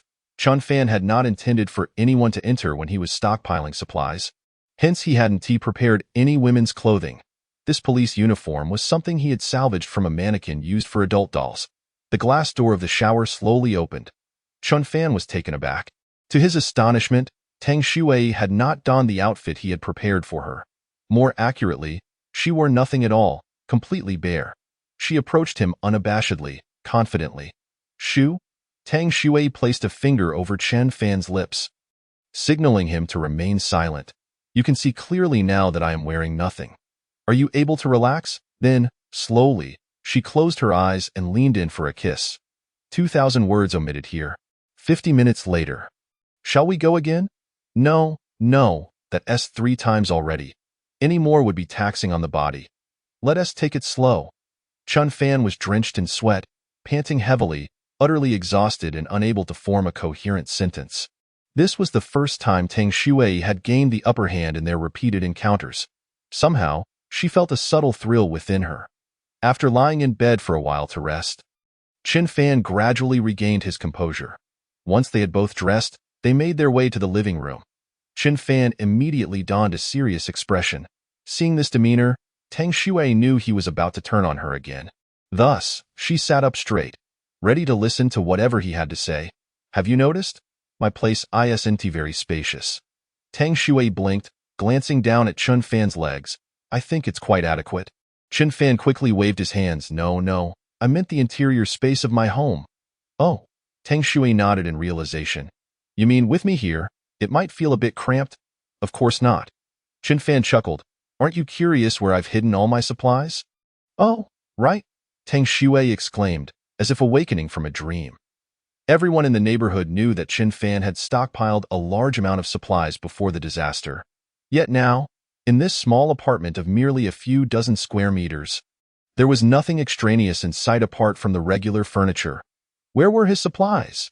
Tang Shui's eyes widened with curiosity. "Would you like a cup of coffee?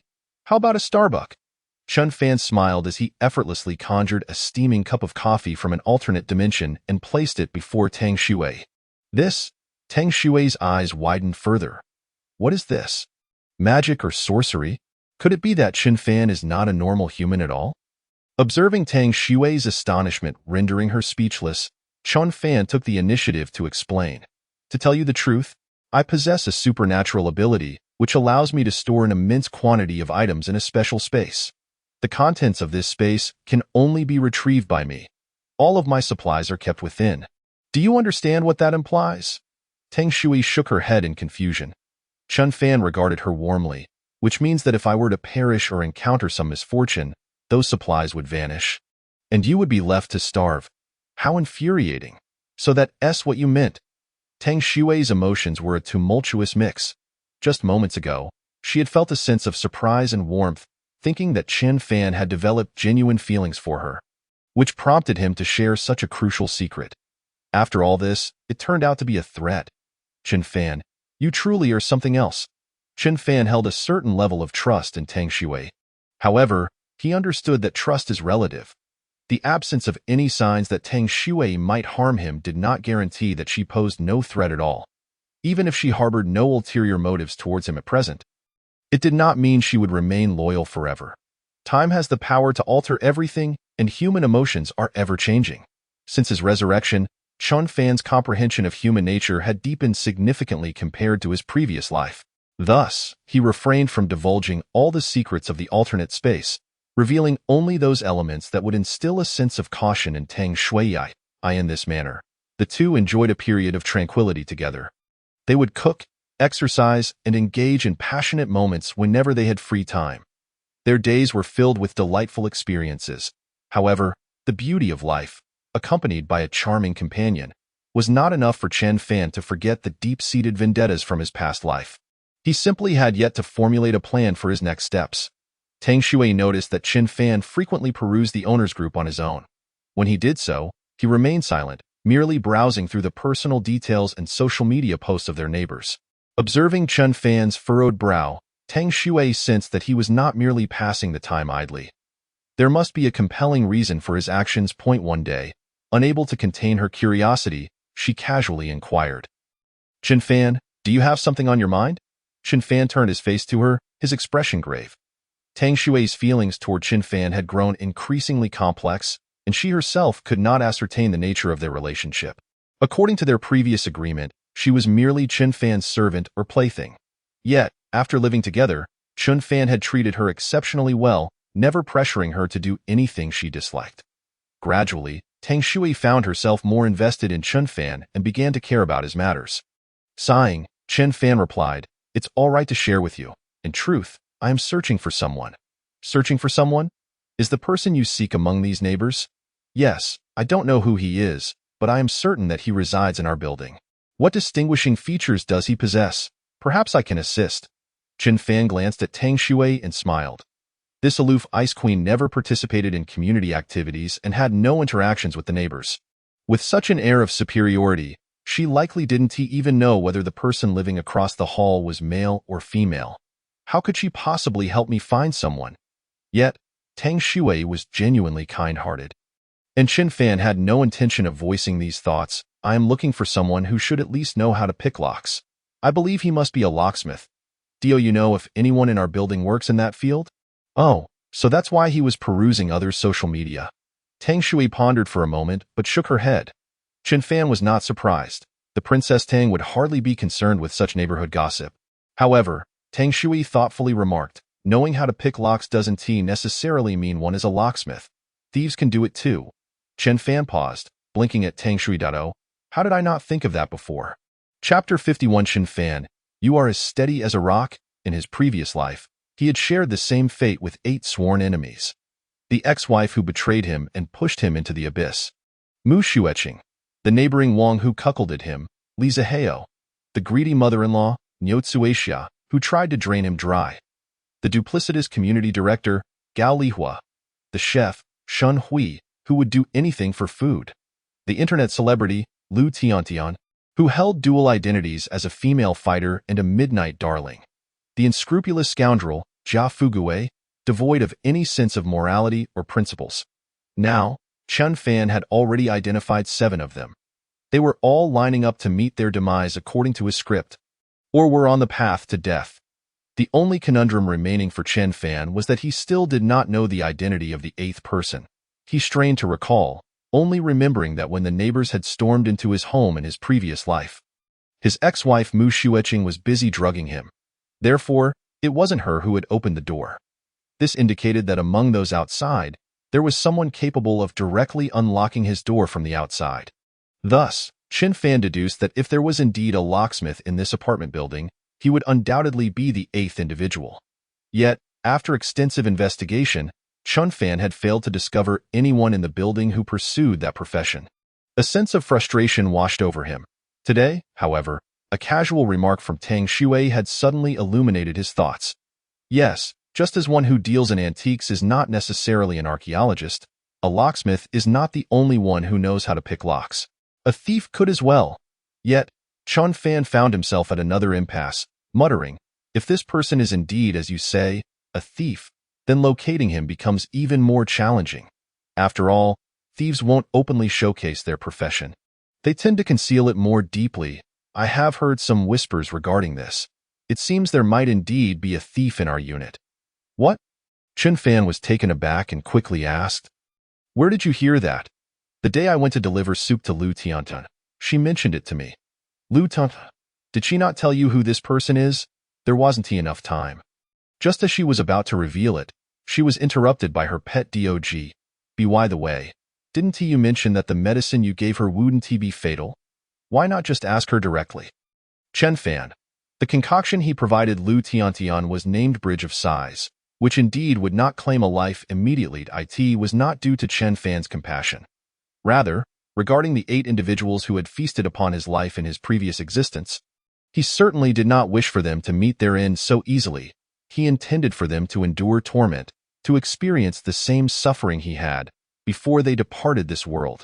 After consuming the Bridge of Sighs, Lu Tiantian would completely lose her ability to move, as if trapped in an incredibly vivid dream.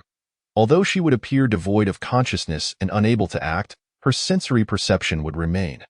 This meant she would lie on the cold ground, Feeling the chill and hunger gradually sap her life away and the suffocating despair, she would slowly perish.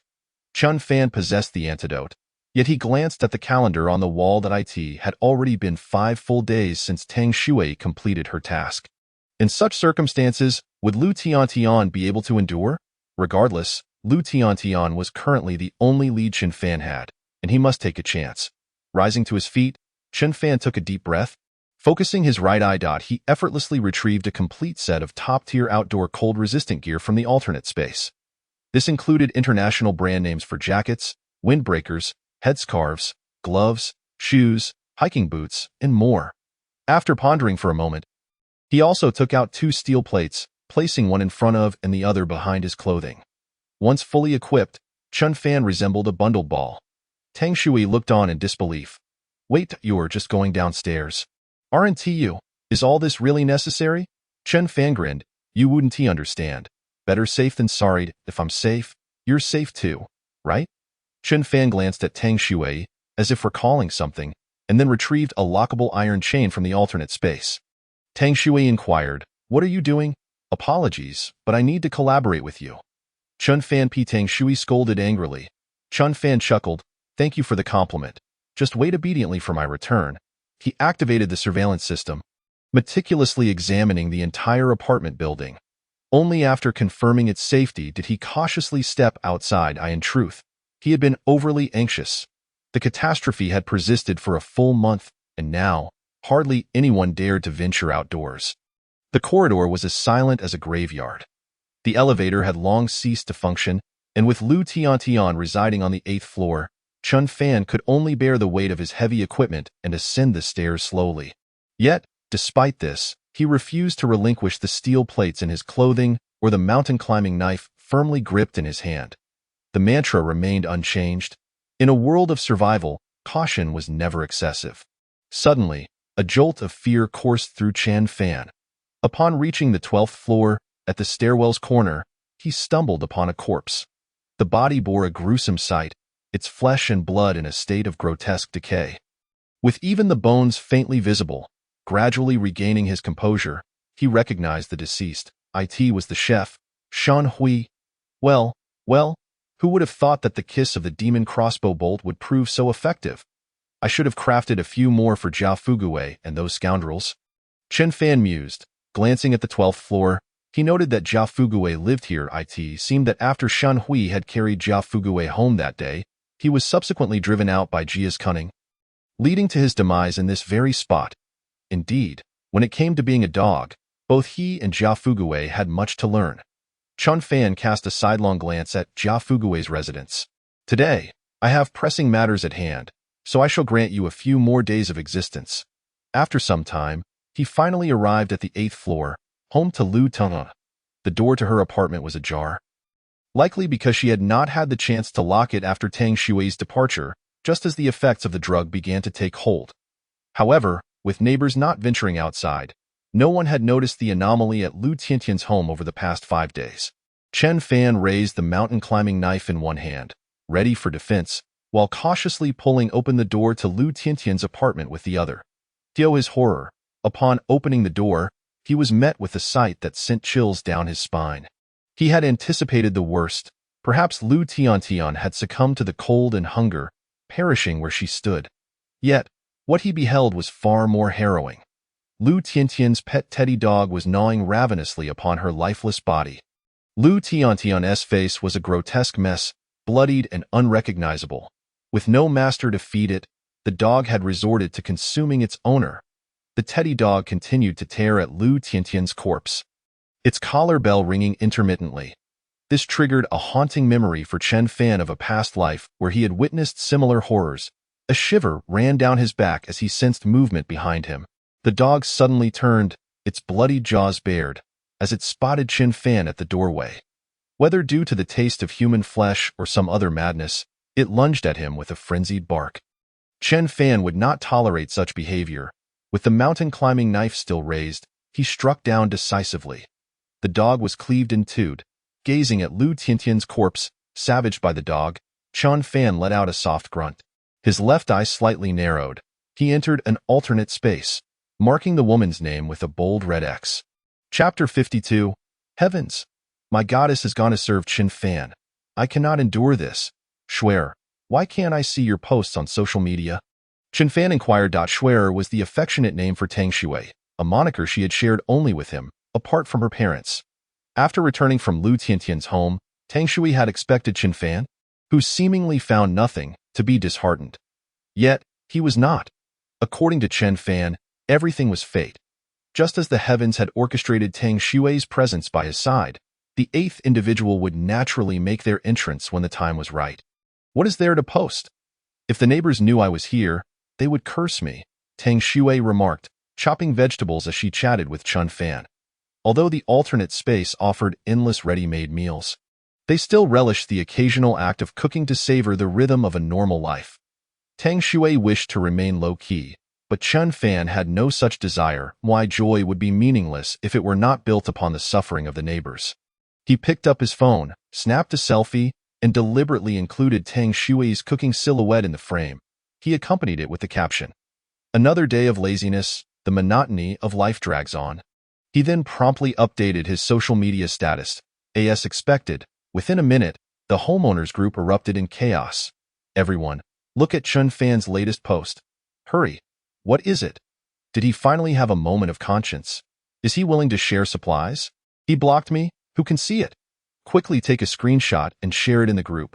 Moments later, Chen Fan's post was circulating among the homeowners. In the picture, Tang Shui was seen cooking, and an observant neighbor had circled her in red. A woman. Chen Fan has a woman in his home. He was living alone. When did he acquire a woman? The neighbors could hardly contain themselves. This revelation was a devastating blow to their spirits. According to the philosophy of self-deception, the only thing Chen Fan lacked compared to his neighbors was that he was lonely and isolated.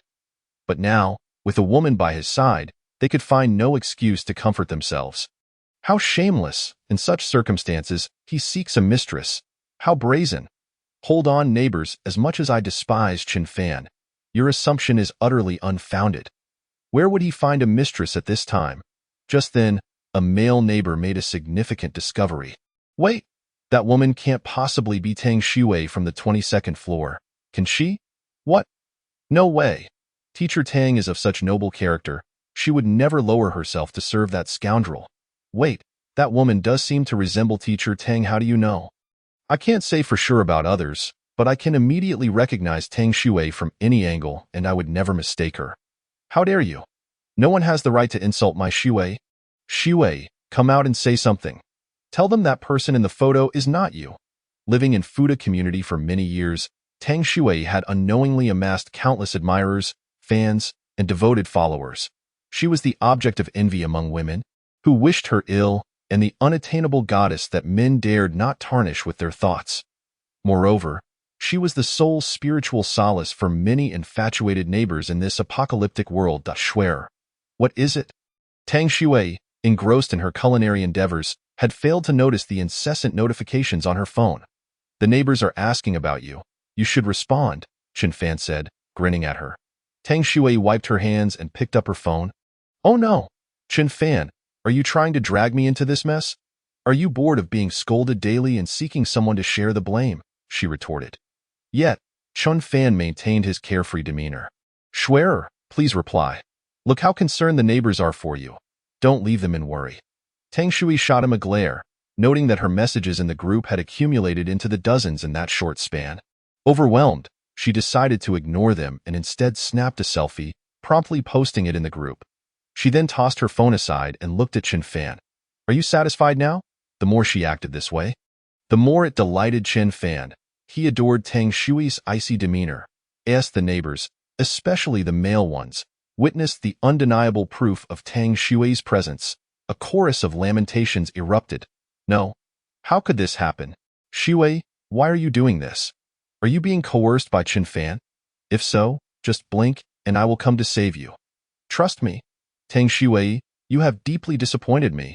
Do you have any idea how long I have admired you and how much I have silently sacrificed for you?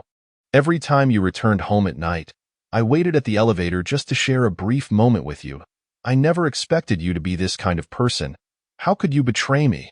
Teacher Tang, as an educator, How could you engage in such morally corrupt actions, associating with someone as selfish as Qin Fan? I truly misjudged you. Xue, I believe you must have your reasons. Just remember to protect yourself. Don't let Qin Fan touch you. When you sleep at night, make sure not to take off your clothes and don't sleep too soundly. Through the screen, Qin Fan could almost hear the sound of hearts shattering among the infatuated neighbors. Schwer, aren't you going to take a look? They're scolding you. Qin Fan lay on the sofa, scrolling through his phone, occasionally bursting into laughter at the comments in the group. Tang Xue finished cooking and brought the dishes to the table. Enough of your idle chatter. Come and eat. Are you not curious about what they are saying? What is there to be curious about? They're certainly not saying anything nice, regardless of the reason I am with you. It is none of their business. I can't be bothered with them. Qin Fan chuckled softly, not voicing his thoughts, yet his heart swelled with joy to the very least. Tang Xue was not overly sensitive, which was quite commendable. Since she held such an open-minded perspective, why not be even more generous? Qin Fan set up his phone stand on the table and decided to initiate a live stream. Tang Xue looked on in bewilderment, pondering Qin Fan's intentions. Was he truly this bored? Although she felt a twinge of discomfort, she recalled their prior agreement before entering the room.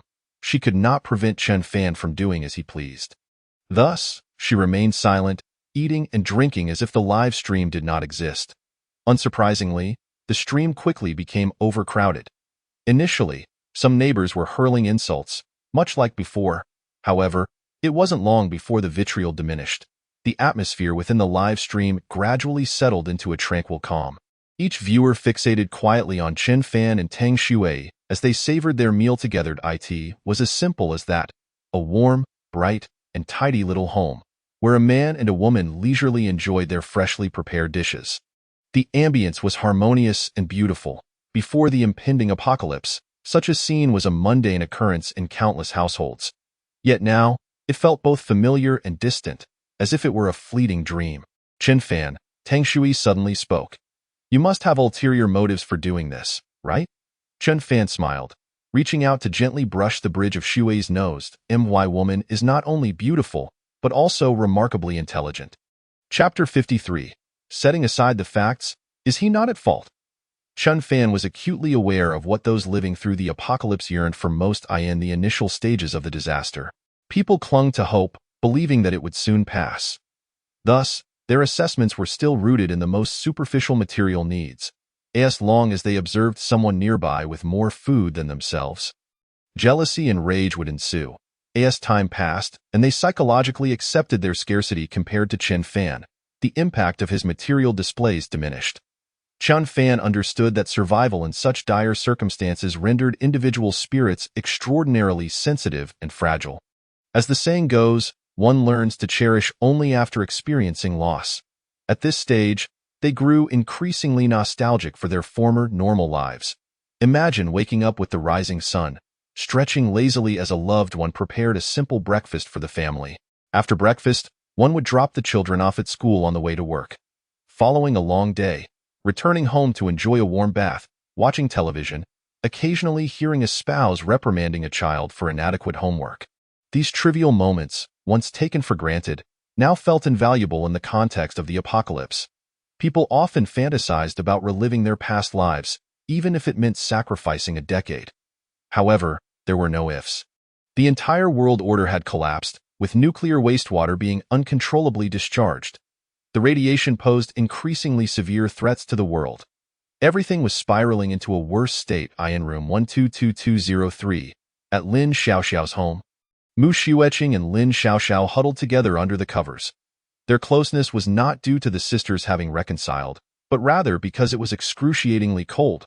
The indoor temperature plummeted to over -30 degrees. Despite covering themselves with every available item, they could not cease shivering. Each breath released a cloud of white mist. Night, they were often too cold to sleep. Fortunately, the government still managed to provide 2 hours of electricity daily. They utilized this meager time to charge their heating device, barely managing to survive. At this moment, the two sisters were staring blankly at their phones, in the live stream. Qin Fan and Tang Xue, clad in silk loungewear, sat across from each other at the dining table, leisurely savoring their warm dishes. Occasionally, They glanced at the public screen, sharing smiles and murmurs. Mu Shueqing watched Qin Fan's life on the screen, a tumult of emotions swirling within her, filled with regret. This, she thought, should have been her life. Everything Tang Xue possessed in that moment was rightfully hers. Shueqing, what's wrong? Noticing Mu Shueqing's increasingly distressed expression, Lin Xiaoxiao, as a seasoned strategist, had already guessed her thoughts. Shueqing, I believe Tang Xue is utterly unworthy of residing in your home. She is merely a homewrecker. Mu Shueqing was momentarily taken aback. Truly, it was as if her innermost thoughts were spoken aloud by her closest confidant.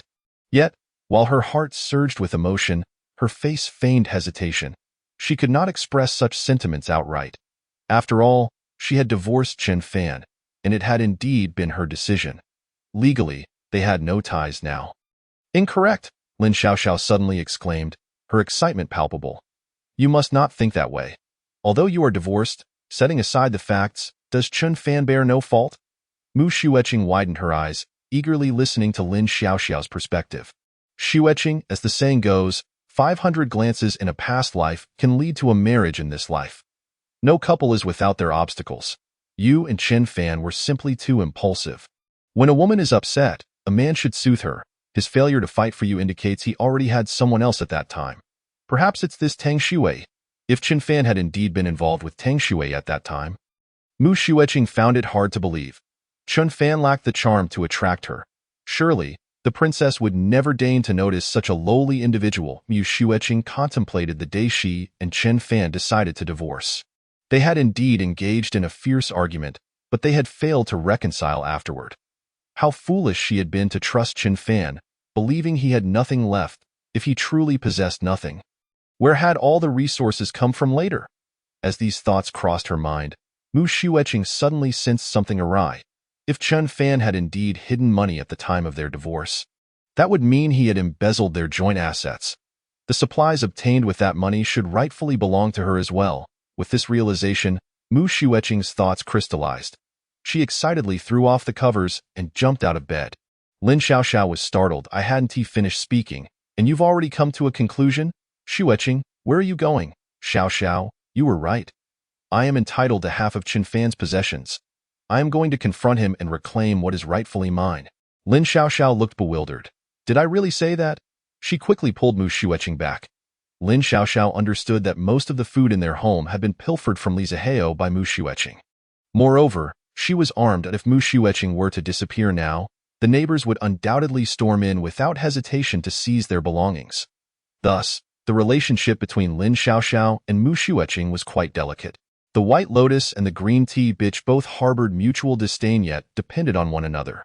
Lin Xiaoxiao could not afford for anything to happen to Mu Shueqing. Otherwise, her own survival in this apocalypse would also be jeopardized. Shueqing, please calm down. Your reasoning is sound, but I believe we should consider this carefully. Think about it. If you rush over to confront Qin Fan, will you even be able to enter his home? Last time, when Li Zihao brought so many people and tools, they couldn't break through Qin Fan's door. With just this gun in your possession, what are your chances? Mu Shueqing pondered, realizing Lin Xiaoxiao's words held merit. She returned to the bed, and the two sisters sat side by side, watching the live stream as they deliberated their next steps. Xiaoxiao, I think we should devise a plan involving Qin Fan first. That seems more feasible. If all else fails, we can resort to something more forceful. Devise a plan involving Qin Fan? What do you mean? Consider this. There's an old saying, a day as husband and wife means 100 days of affection. You and Qin Fan have been married for 3 years. Think of all those days. Mu Shueqing playfully hit Lin Xiaoxiao. Be serious. Lin Xiaoxiao blinked. Where am I not serious? Today is not the same as before. You read the one reading it wrong. I simply mean that Qin Fan likely won't be so ruthless toward you. We ought to play the emotional card first. Look, Mu Shueqing, Tang Xue, if he were to find another woman, would her name not also contain the character Xue? This clearly indicates he has not completely let go of you. Mu Shueqing felt her cheeks flush at Lin Xiaoxiao's words, and she shyly murmured. Do you truly believe that? Absolutely. Lin Xiaoxiao gazed at Mu Shueqing, her expression resolute. Chapter 54. The weather is too cold. Have you frozen your brain? Dudu, are you there?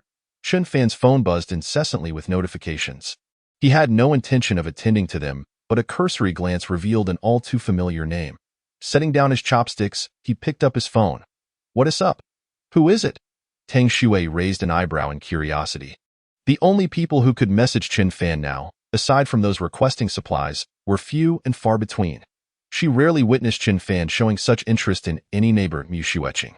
Chen Fan held his phone, his head never lifting. Tang Shui, chewing her food, instinctively paused. She was acutely aware that her presence in Chen Fan's home at that moment was merely transactional. Despite sharing a bed every night, Chen Fan had never made any promises. Thus, Tang Shui wisely maintained her silence and continued her meal, though inexplicably, a sense of discomfort lingered within her. "What's the matter?" Chen Fan noticed something was amiss, raising his head with a cheerful smile directed at her. "It's nothing, but if you intend to bring her back, please give me a heads up in advance so I can brace myself," Tang Shui murmured. While she could reluctantly accept the terms set forth by Chen Fan for the sake of survival, it was a decision made under the faint hope of harboring some affection for him. However, the notion of a shared arrangement was utterly unacceptable to her.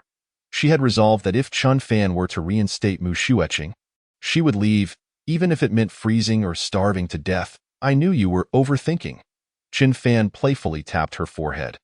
"Have you ever seen someone indulge in gourmet delicacies only to return to scavenging for scraps?" Tang Shui remained silent. She understood that Chen Fan was merely trying to lighten her mood. Although she considered herself to be in a favorable position, Mu Xueqing was not without her merits. The two were not as vastly different as one might think. "Rest assured, if I ever want you to leave, I'll be clear about it. Don't jump to conclusions before I say anything.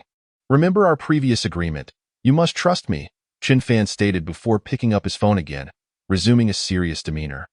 Tang Shui recognized that she could no longer disturb him while he was working.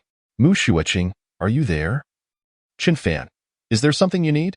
Chen Fan had an aversion to such meaningless exchanges, feeling as though it was merely a waste of words. Yet Mu Xueqing had a habit of initiating conversations with a simple "Are you there?" In the past, Chen Fan would dutifully reply, "Wife, I'm here," before proceeding with the conversation. However, now that his feelings had waned, he found himself devoid of patience for Mu Xueqing, even finding her simple inquiry irritating. He suddenly found himself understanding those scoundrels who cut ties without a second thought. Mu Xueqing. "Chen Fan, it's been a while since we last spoke. How have you been lately?" Chen Fan's expression darkened. What kind of absurd small talk was this? She had watched his live stream. He had even seen her avatar in the list. Did she really think he was doing poorly? "I'm not doing well. I've barely scraped by. Each day is a struggle for survival," he replied sarcastically. "Since you like to feign ignorance, let us see who can outdo the other." Mu Xueqing. "Stop it. You haven't changed at all? Still teasing me for fun?" Blushing face, Chen Fan thought to himself. "UGH.IT seems we haven't been in touch since our divorce. What does she want?" Realizing her ex-husband was direct, Mu Xueqing abandoned her roundabout approach. "Chen Fan, recently, I can't help but reminisce about the beautiful moments we shared, doing chores together, house hunting, and making dumplings at my mom's on weekends. Looking back, it feels as if it happened just yesterday. We didn't cherish those moments, failing to appreciate the warmth we had." As Chen Fan read Mu Xueqing's message, a wave of nausea washed over him. He couldn't help but scoff internally. When did we ever do chores together? It was always me doing the work while she was likely off gallivanting with Li Zihao. House hunting. Ha! It was her mother, her brother, and a horde of relatives fretting over whether my apartment was too small. They drained my finances, and after much persuasion, I finally agreed to a 2-bedroom for our wedding. Even after marriage, her mother, Niu Xuexia, would often nag about how other sons-in-law bought villas or spacious flats while her daughter's husband was stuck with a mere 2-bedroom, needing a loan to afford it. What a waste of my daughter's beauty. As for making dumplings at her mother's house on weekends, don't make me laugh. How could she even suggest that? I was a 996 worker, exhausted to the bone, and on my only day off, I was coerced into doing chores at Niu Xuexia's. That was not making dumplings together. While I cooked, her brother Mu Fei lounged on the couch doing nothing, claiming he was unwell or simply didn't want to help. Neither she nor her mother lifted a finger. I couldn't even manage a sip of water without someone passing it to me. Chen Fan was well aware of Mu Xueqing's intentions in discussing these matters. Yet, He wasn't in a rush to confront her. Yes, I too remember the past fondly. How blissful it was, right? But what has done is done. We must look ahead. I trust you and Zaheo will find happiness together. Chun Fan feigned ignorance about the affair between her and Lee Zaheo. Throwing in a jab for entertainment, Mu Shueqing knew he was being deliberate. She had already made it clear with Lee Zaheo in their group chat.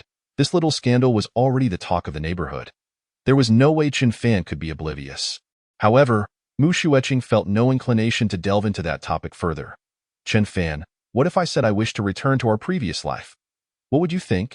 Finally, Mu Shueqing got to the crux of the matter.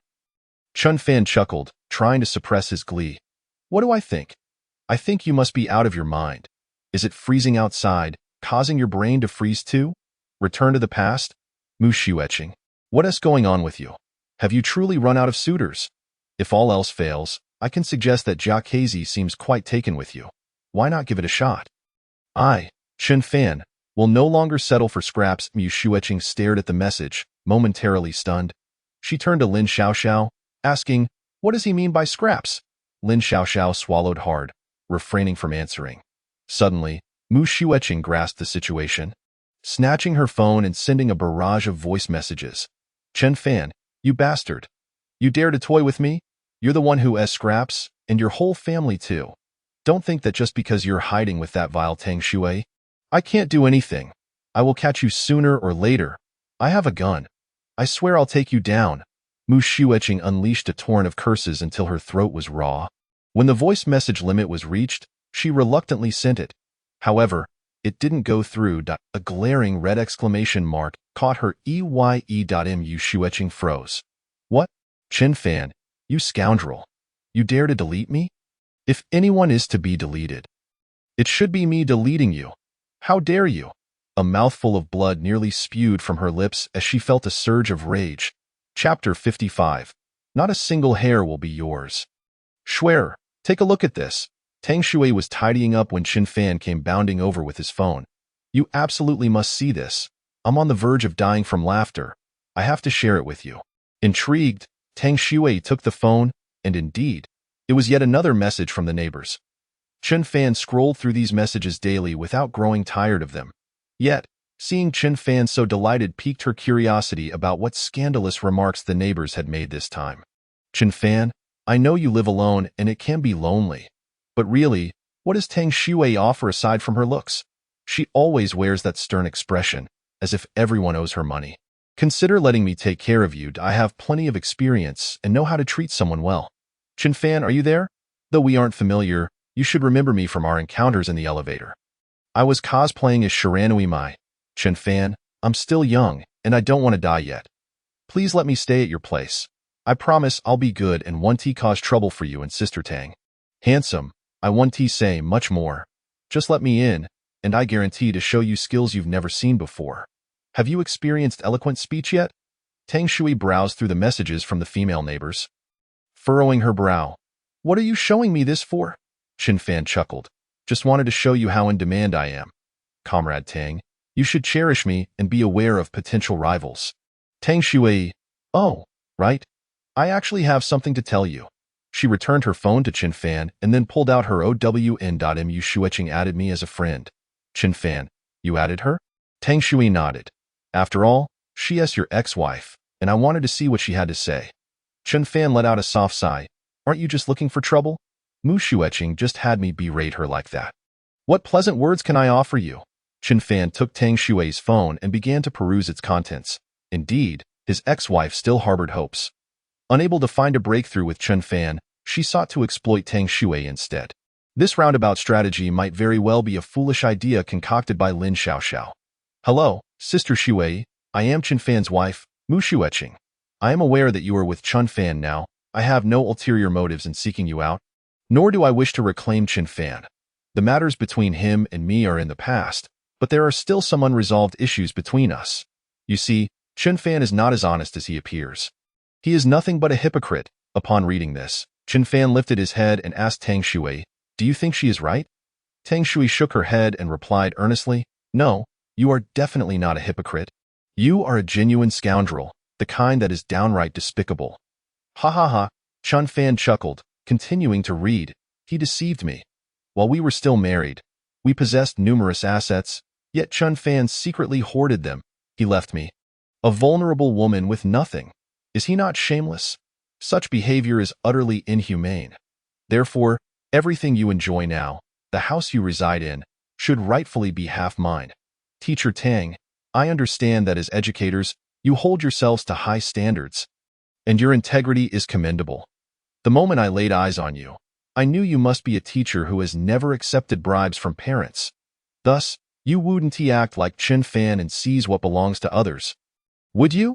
If you did, how could you face your students and your own conscience in the future? Right? Upon reaching this point, Chun Fan couldn't help but admire his ex-wife's eloquence. He had never realized her writing was so compelling, well-reasoned, methodical, heartfelt, and profoundly moving. Chun Fan replied using Tang Shui's phone. What do you want me to do? On the other end, Mu Xueqing had likely been waiting by her phone. Just as the message was sent, the chat box displayed the other party is typing. Teacher Tang, I have an idea, but you absolutely must not tell Chun Fan. That man is exceedingly cunning and malicious. This is for your safety. It is quite simple. While Chun Fan is asleep, discreetly open the door. You need not concern yourself with what follows. Rest assured, I swear by the heavens, I will only take what rightfully belongs to me. I will not touch a single thing that is yours or Chun Fan's. This way, we will owe each other nothing, and you will no longer suffer from the torment of your conscience. Chun Fan chuckled to himself, thinking how eloquently she spoke. It was easy to foresee that if Mu Xueqing were let in, not only would their belongings be in jeopardy, but both he and Tang Shui would likely be shot on the spot. Feigning a response from Tang Shui, he typed, but I am very afraid. Chun Fan is a light sleeper. What if I wake him?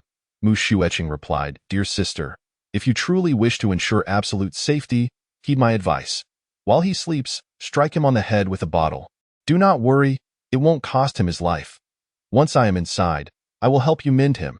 Chun Fan thought to himself, this woman is truly wicked to the core. Tired of the charade, he sent a voice message, Mu Xueqing.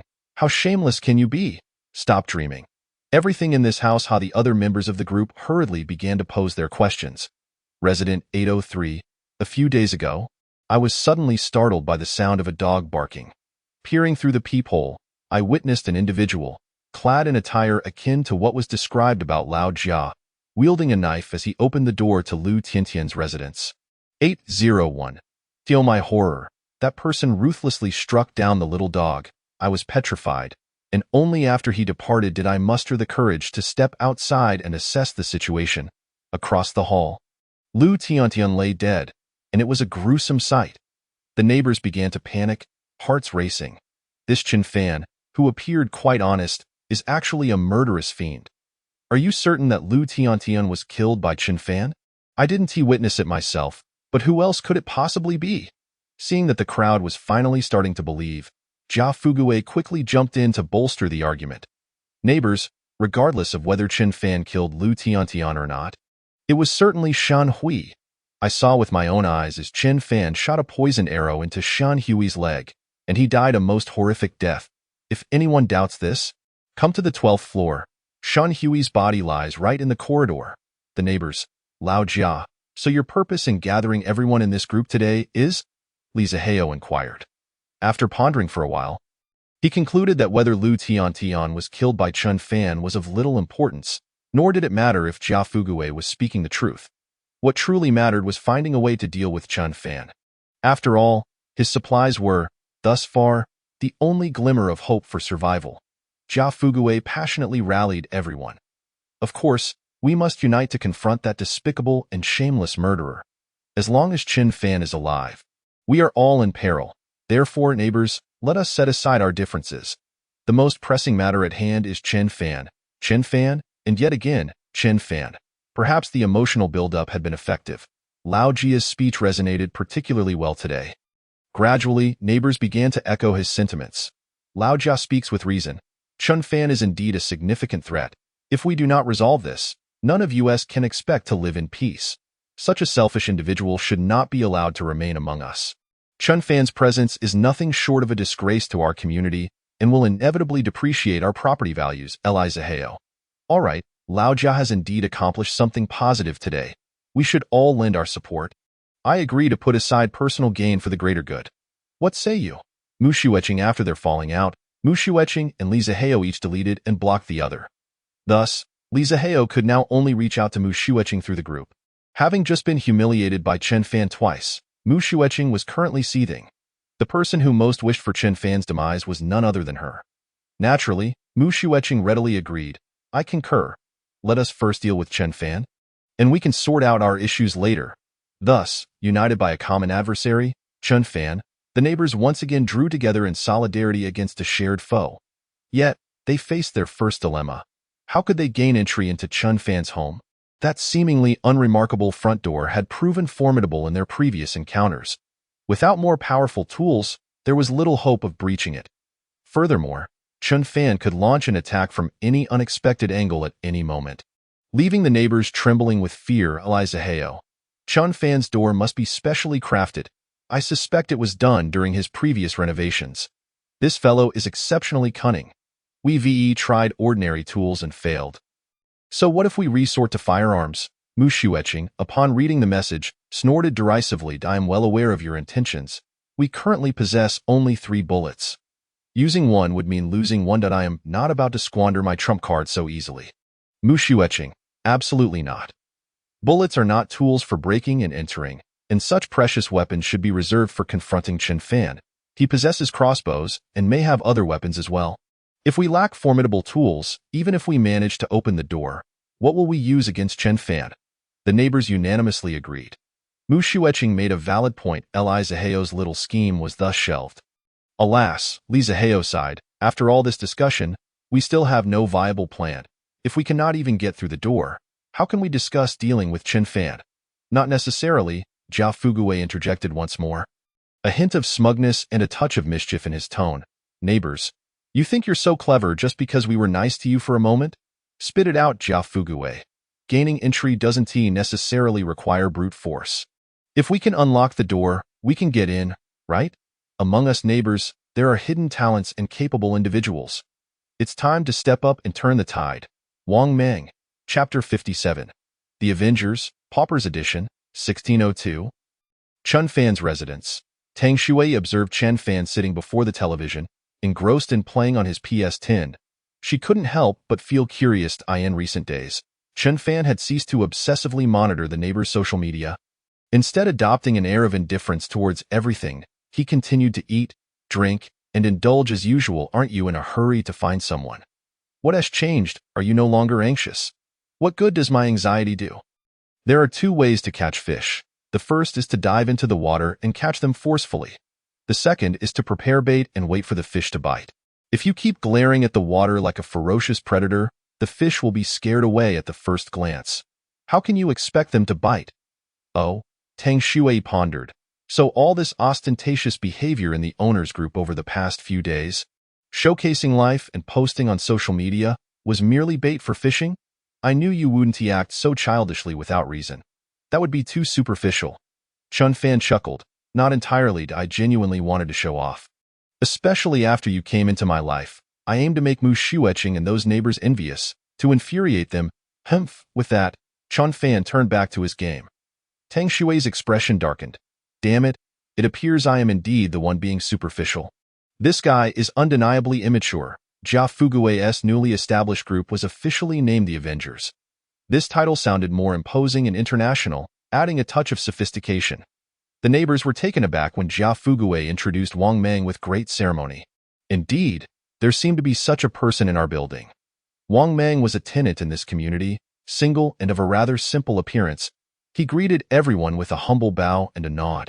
Appearing familiar with all, yet no one knew what he actually did for a living. What was Jia Fugui's intention in bringing him forward? Did he have a means to infiltrate Chen Fan's abode? After a moment's pause, Wang Mang reluctantly made his entrance, greeting everyone. Hello, neighbors. Everyone regarded this unfamiliar face with curiosity, for Wang Mang had never shown himself in the owners group before, his presence virtually non-existent. Jia Fugui, brother. There's no need for embarrassment.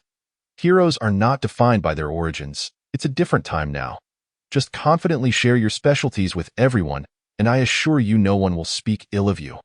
Upon hearing Jia Fugue's words, the neighbors grew even more intrigued. How mysterious. Could he possibly be a spy sent from across the strait? Neighbor, what exactly do you do? At this point, there's no need for secrecy. 1002 Wang Mang. Indeed, in light of our current situation, everyone in the Avengers must be completely honest with one another. Only then can we leverage our strengths and maximize our advantages. 1002 Wang Mang. Although Jia Fugue had previously briefed Wang Mang, it was still a bit awkward for him to publicly acknowledge it in front of everyone. Wang Mang grumbled internally, damn you, Jia Fugue, it was entirely his fault for being careless. During an indoor project, he had been caught by Jia Fugue, leaving him with a handle over him, or he wouldn't be in such an awkward position today.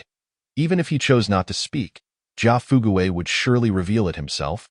Wang Mang contemplated for a moment before hesitantly saying, actually, it's nothing much. I just possess some skills in lock-picking, a trivial skill, hardly worthy of mention, neighbor. Oh, so you're a locksmith? Wait, that's not right. My nephew works at the local police station and handles this sort of thing. He has a record of all locksmiths registered in the area, and I haven't heard of anyone in our community being registered. Wang Mang, I don't have a license, neighbor. Oh, that explains it. Without a license, I wouldn't know. Wait, no license? The neighbors weren't foolish and quickly pieced things together. Neighbor 1. Holy crap, my house was broken into 6 months ago. I lost several thousand yuan and 2 mobile phones. Was that you? 1002 Wang Mang. Neighbor 2. You're a damn thief. A while back, I left a brand new pair of sneakers at my door. And when I went downstairs to pick up a package, they disappeared. You took them, didn't you? 1002 Wang Mang. Neighbor 3. 1002 Wang Mang. Tell me the truth, aside from stealing valuable items, have you done anything else? My wife's unwashed bras and panties have been left on the windowsill, yet they keep going missing. Wang Mang. Hey, I want to admit to that. I have principles. You should ask Lao Jia about that. Neighbors, Jia Fugue hurriedly interjected. Dear neighbors, why are we digressing again? Our foremost task now is to deal with Chun Fan. Let us not engage in infighting, shall we? Neighbor 3. Jia Fugue, you better wait for me. Once this Chun Fan situation is over, you must provide me with a reasonable explanation.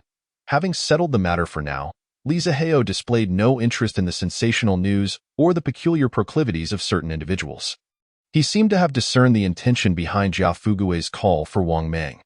Old Jia once wisely remarked that we are currently in exceptional times, facing unique circumstances. A hero does not question the origins of another. Anyone who can aid us in subduing Chun Fan is indeed a hero, Brother Wang Mang. Do you have the confidence to unlock Chun Fan's door? I suspect the lock has been altered, much like the door itself. Wang Mang, brimming with self-assurance, replied, let me put it this way. Since my arrival in Jinling, I have never encountered a lock that I could not open. Excellent, Li Zihao exclaimed, his excitement palpable. The prospect of breaching Chun Fan's residence now appeared promising. Brother, should you manage to unlock Chun Fan's door, it would be a monumental achievement.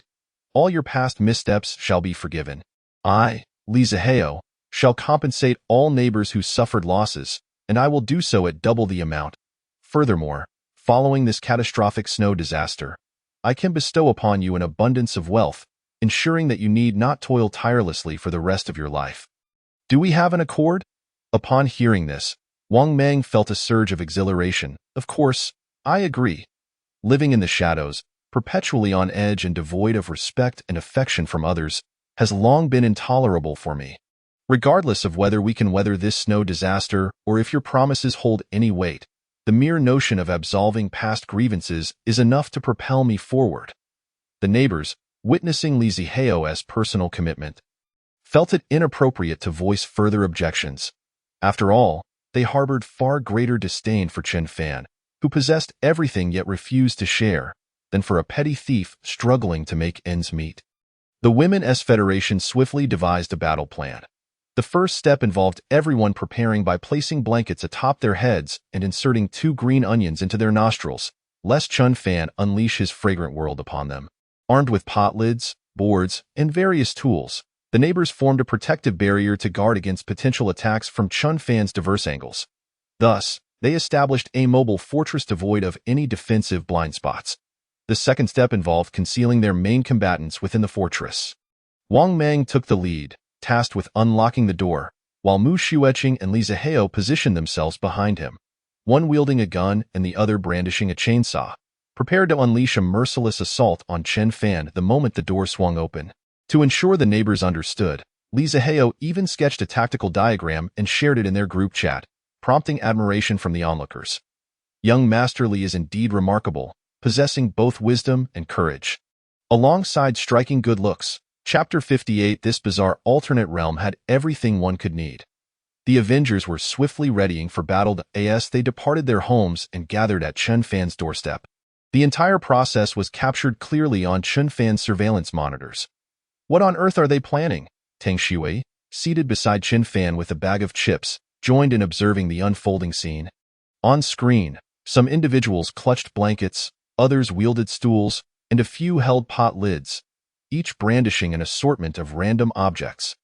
Chen Fan focused intently, perplexed by their antics. Yet, he felt assured that regardless of how these hapless individuals floundered, they were merely spinning in circles within their glass enclosure. Goodness, there are so many of them. They can't possibly be planning to evacuate, can they? Why is there no communication in the group? As the crowd swelled, Tang Shui felt a growing sense of unease. Had they received some intelligence prompting a mass retreat? Chen Fan shook his head, reassuring her, rest easy. This world has nowhere left to escape. After a while, Tang Shui began to discern a pattern.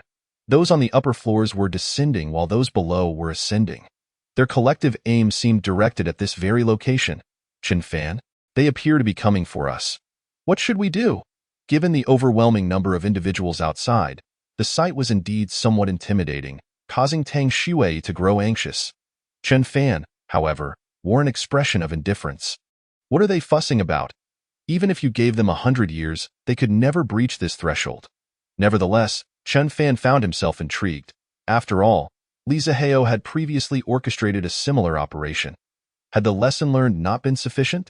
What emboldened these individuals to attempt this again? Outside, the neighbors had nearly gathered, and they began to organize themselves into formation in no time. A rectangular defensive structure was erected at their doorstep. Chen Fan observed as Li Zihao and Mu Xueqing trailed behind the group, one drawing a gun and the other preparing a chainsaw at that moment. Chen Fan surmised their intentions. Suddenly, an individual emerged from the crowd, capturing Chen Fan's attention. Is that Wang Mang from the 10th floor? Tang Shui recognized him as well. Do you know him? Yes, during a prior elevator malfunction, he kindly assisted me in carrying my belongings upstairs. He is quite a considerate person. Chen Fan remained silent, pondering. A mere act of kindness qualifies him as a good person? Foolish girl, humans are not so easily categorized. You reside on the top floor and allow an unfamiliar individual to escort you home. Your survival thus far is indeed fortunate. Had you encountered someone as ruthless as me earlier, you might have met with a far graver fate. On screen, Wang Mang was the first to squeeze into the fortress with his toolbox, followed closely by Li Zihao and then Mu Xueqing. Chen Fan smiled, acknowledging that his ex-wife was clever enough to position herself last, clearly to prevent Li Zihao from seizing an opportunity for a sneak attack. His curiosity grew. What could possibly be inside Wang Mang's toolbox, ranking him first? Did it possess greater efficacy than a gun? Before long, the answer revealed itself. Chen Fan heard faint rustling sounds emanating from his door. Something was inserted into the keyhole, engaged in intricate maneuvers. They were attempting to unlock it. Chen Fan's pupils dilated, his heartbeat quickening, not out of fear, but from exhilaration. You fool. I finally have you caught, Schwer. Step back. Upon witnessing Chen Fan's sudden ferocious expression, Tang Shui understood he was not jesting.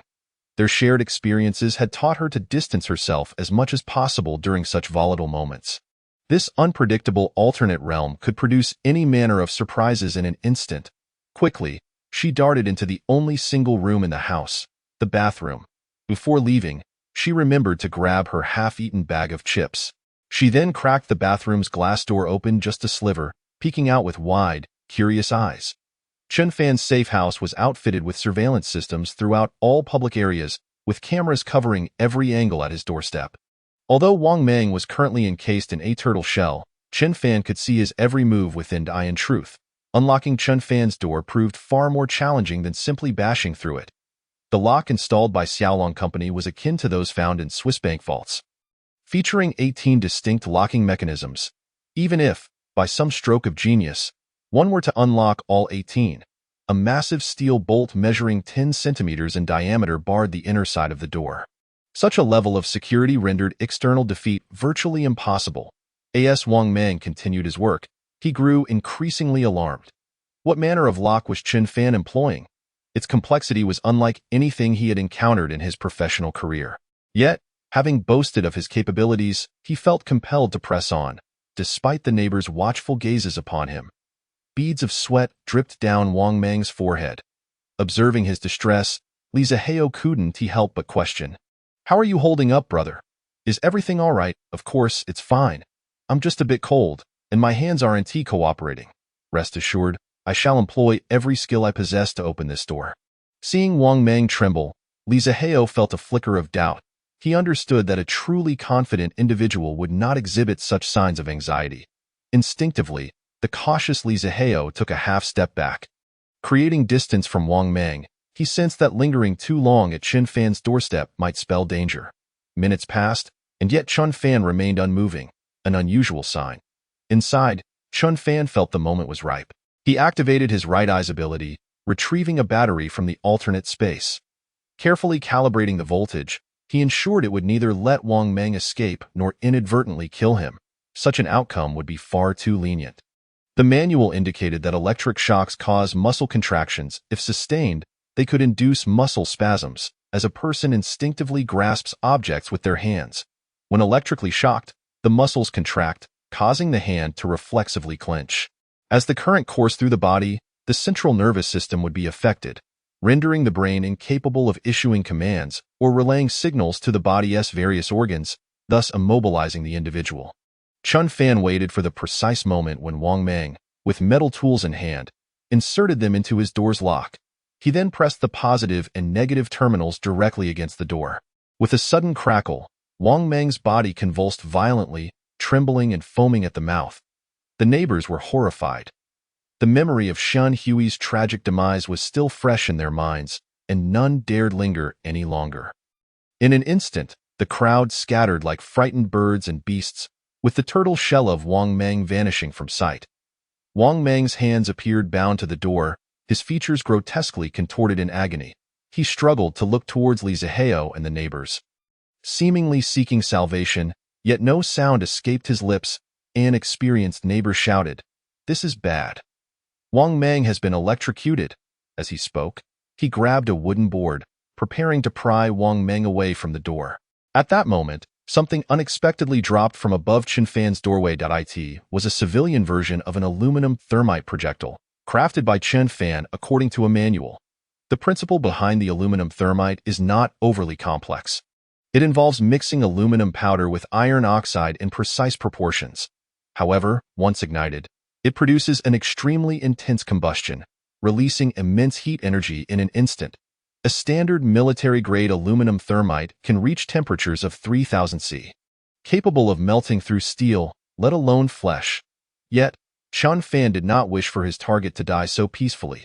He slightly altered the formula to prolong the burning process. Wang Mang, under the watchful eyes of all, ignited and was slowly consumed by the flames. The neighbors watched in horror as the writhing fireball struggled before them, feeling the oppressive heat on their faces while their hearts grew colder. Chun Fan was truly terrifying. He was nothing short of a devil. Chapter 59. Only those who help themselves will receive help from the heavens. Do you understand? A devil, a demon. He is not human. Chun Fan is the devil. The previously boisterous Jia Fugui was the first to crumble upon witnessing this scene. The more cunning a person, the more cowardly they tend to be. Seeing Wang Mang being reduced to charred ash, Jia Fugui turned to flee. Aware of his own frail legs, he had kept a cautious distance from the crowd, hiding at the back in case he needed to retreat, using the neighbors in front of him as a shield. Just then, a swift whoosh cut through the An arrow shot out from an unknown direction, deftly avoiding the people in between, heading straight for Jia Fugui. He felt a sudden numbness in his lower body and looked down to find a crossbow bolt embedded in his other leg. The arrow looked eerily similar to the one that had struck Shen Hui. Simultaneously, Qin Fan's voice echoed from all directions in the corridor. Old Jia, you haven't forgotten this arrow, have you? Indeed. It's the same model as the one used on Chef Shen.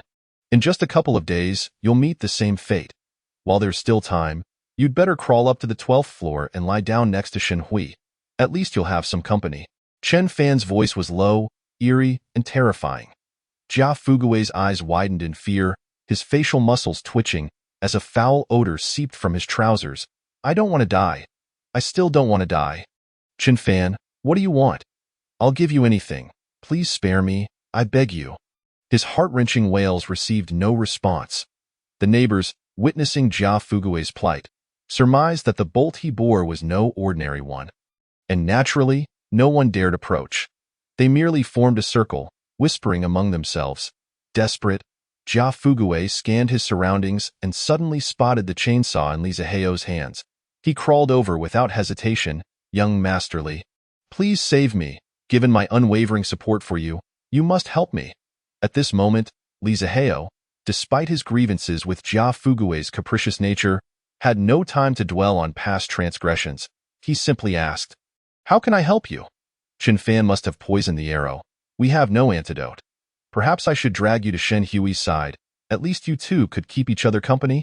Jia Fugui exclaimed, no. There's still hope for me. With bloodshot eyes, he flipped over, sitting before Li Ziheo, revealing his injured leg.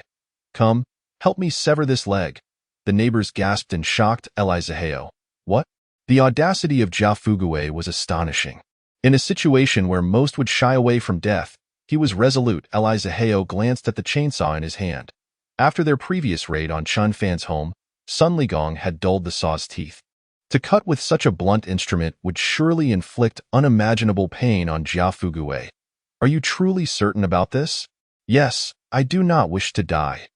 I need to survive. Do it, Jia Fugui declared with unwavering determination. Biting down on his sleeve, eyes tightly shut, turning his face away. Without hesitation, Li Ziheo frowned and flicked the switch. The chainsaw roared to life, teeth descending, blood and flesh flying. Jia Fugui let out a single cry before losing consciousness from the excruciating pain. Li Ziheo did not relent, indeed severing Jia Fugui's leg at the knee. Some neighbors, upon witnessing this gruesome act, turned away in disgust, retching violently. Perhaps stirred by Jia Fugui's display of courage, after the surgery was completed, the neighbors hastily bandaged his leg with cloth. Fortunately, the cold temperature miraculously stemmed the bleeding. As Qin Fan observed the writhing inferno on the screen gradually quiet down and extinguish, a wave of satisfaction washed over him. Another enemy eliminated. Now, only Jia Fugui, Li Ziheo, and Mu Xueqing remained on his mind. Focusing his left eye, he entered the alternate space and crossed Wang Meng's name off the list. In this alternate space, time flows at a rate 3,000th that of the real world, so this action appeared as but a fleeting moment to Tang Shui. She thought her vision had merely glitched. Is it over? Tang Shui leaned forward, peering eagerly in this direction.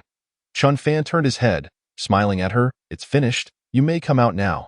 Positioned further back, Tang Shui had not witnessed Wang Meng's burning or Jia Fugui's leg being severed. The neighbors had all departed, leaving the scene in disarray. They had caused quite a mess. Tang Shui frowned, gazing at the surveillance screen, uncertain when they might return. Next time? Qin Fan's lips curled into a mysterious smile. If they dare come again, I might just have to commend them. With Wang Meng dealt with, Qin Fan's spirits soared. He found himself increasingly drawn to Tang Shui.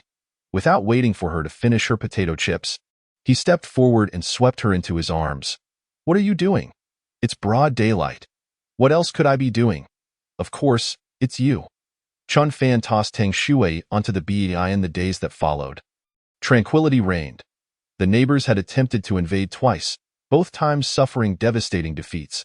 They finally realized that while a single chopstick is easily broken, 10 bound together can also be snapped with ease. At least the neighbors of the building where Qin Fan resided had been thoroughly subdued. A fierce wind and heavy snow finally ceased after a month and a half of global catastrophe. However, the changes to people's lives were minimal. The snow had piled up to a staggering 10 meters, burying most buildings in the city beneath its weight. Once a bustling metropolis, Jinling now lay in desolation. Water vapor on the Earth's surface had vaporized and crystallized, and when the crystals in the clouds reached a certain weight, they fell as snow. Perhaps due to nuclear contamination, this snow was particularly dense. Attempting to dig through it was more challenging than excavating soil. Recently, Chun Fan had been keenly observing the movements of his neighbors. In his previous life, he had not endured until this moment and had met his demise at the hands of those very people. Thus, he was oblivious to what transpired afterward. What he could ascertain was that as living conditions continued to deteriorate, people's moral boundaries were being continually pushed. Often, he would see on the surveillance footage women wrapped in blankets, stealthily entering the homes of other male neighbors. It was not difficult to speculate on the nature of their transactions. Yet, Chun Fan was curious. In such frigid temperatures, could humans still harbor those desires? Were they truly capable of such acts? As for the men, they began covertly collecting the corpses of deceased neighbors. Some even engaged in violent disputes over a single body. The victor would jubilantly drag 2 corpses back home. Knowing that rationing would last him 3 months, Chen Fan, will these people truly perish if they continue down this path? Tang Shui asked tentatively. While she found it hard to bear, she was self-aware enough not to foolishly demand Chen Fan to distribute supplies. Chen Fan replied nonchalantly, "Have you ever heard of the Inuit? They reside near the Arctic Circle, enduring the relentless chill and the company of biting winds and snow throughout the year. Yet, amidst such harsh natural conditions, they manage to survive. Among the Inuit, there is a family named Nanak, who once thrived in their circumstances. However, one fateful day, an American director intruded upon their lives, claiming he wished to film a documentary about the Nanak family. He promised that upon completion of the shoot, he would provide them with sufficient supplies for the winter. Trusting the director's words, the Nanak family refrained from stockpiling winter provisions that summer for the sake of staged cooperation. Alas, after the filming concluded, the American director departed, failing to fulfill his promise of supplies. Tragically, the entire Nanak family perished from starvation that winter. Tang Shui pondered, "Are you implying that despite the adverse conditions, the neighbors are still able to endure?" Chen Fan chuckled. "Whether they can endure is of no concern to me. My point is that one should never rely on others for assistance. The only person one can depend on is oneself. Only those who help themselves will find aid from heaven. Do you understand, little fool?" Tang Shui replied. Chapter 60. Husband, I was wrong. I am willing to return to being submissive. Bang. The sound of a gunshot echoed throughout the building. It was the dead of night, and all the neighbors were jolted awake from their slumber by the gunfire. Naturally, many were too cold to sleep at all, yet everyone merely paused momentarily, and not a single soul dared to emerge from their warm beds to investigate the commotion outside. It was needless to ponder. They all knew it was Mu Xueqing firing the weapon. She was the only one in the building with a gun. The reason for the shot was undoubtedly that someone, driven by hunger, had resorted to desperate measures to raid Mu Xueqing's supplies. Chen Fan too was awakened by the gunfire. However, he merely opened his eyes and gazed at the ceiling, silently murmuring to himself, "Only one shot remains." It was no secret that Mu Xueqing had only 3 bullets. This was the second gunshot Chen Fan had heard that night, indicating that his ex-wife still possessed a final trump card. Once that last bullet was expended, she would be left defenseless, vulnerable to bullying. Why then, the neighbors, already driven mad by hunger, would not concern themselves with ethics. They would rush into Lin Xiaoxiao and Mu Xueqing's residence. And the fate of the 2 women was all too predictable. On the other hand, Li Ziheo's situation was somewhat better. In fact, he had performed a live surgery on Jia Fugui in front of the neighbors with a purpose in mind. Such ruthless measures had indeed instilled a sense of trepidation among the residents in this building. Apart from the formidable Chen Fan, Li Ziheo was the second individual who was absolutely not to be trifled with. Thus, the situation was clear. Mu Xueqing, with her supplies, would inevitably become the next target of the starving neighbors. You despicable, shameless scoundrels, cowards who prey on the weak. Come on, bring it on. I am not someone to be trifled with. Mu Xueqing vociferously berated in the owners group. She even recorded a video of the intruder, brazenly posting it in the group. Ever since Sun Hongda set a precedent for flaunting killings, It seemed to have become standard practice. Each fearful individual tried to convey their strength and fearlessness to others through such displays. The neighbors clicked to view the video. This time, the victim was not the high-achieving family from the 15th floor. Was it? The couple residing in 1501 were both professors from prestigious universities, true intellectuals. The man, typically wearing thick glasses, was introverted by nature. The woman, already petite, had not been seen since the disaster struck 2 weeks ago. It was likely she had perished under such dire circumstances. In the video, the male professor's cheeks had sunken in from starvation, resembling a skeletal figure wrapped in skin. His right eye had burst, transformed into a bloody cavity, a sight too grim to behold. Mu Xueqing's bullet must have struck there. A smile crept onto Chen Fan's lips. It appeared this woman had learned quickly, capable of delivering a lethal shot to the head. However, mastery of the technique was of little consequence, as she now had only one bullet remaining. This placed her in an awkward predicament. Should she expend this bullet, Mu Xueqing would effectively strip herself bare, leaving no means of defense. Yet, if she refrained from using it, what was the purpose of possessing it? Chen Fan understood this simple truth, and Mu Xueqing surely grasped it as well.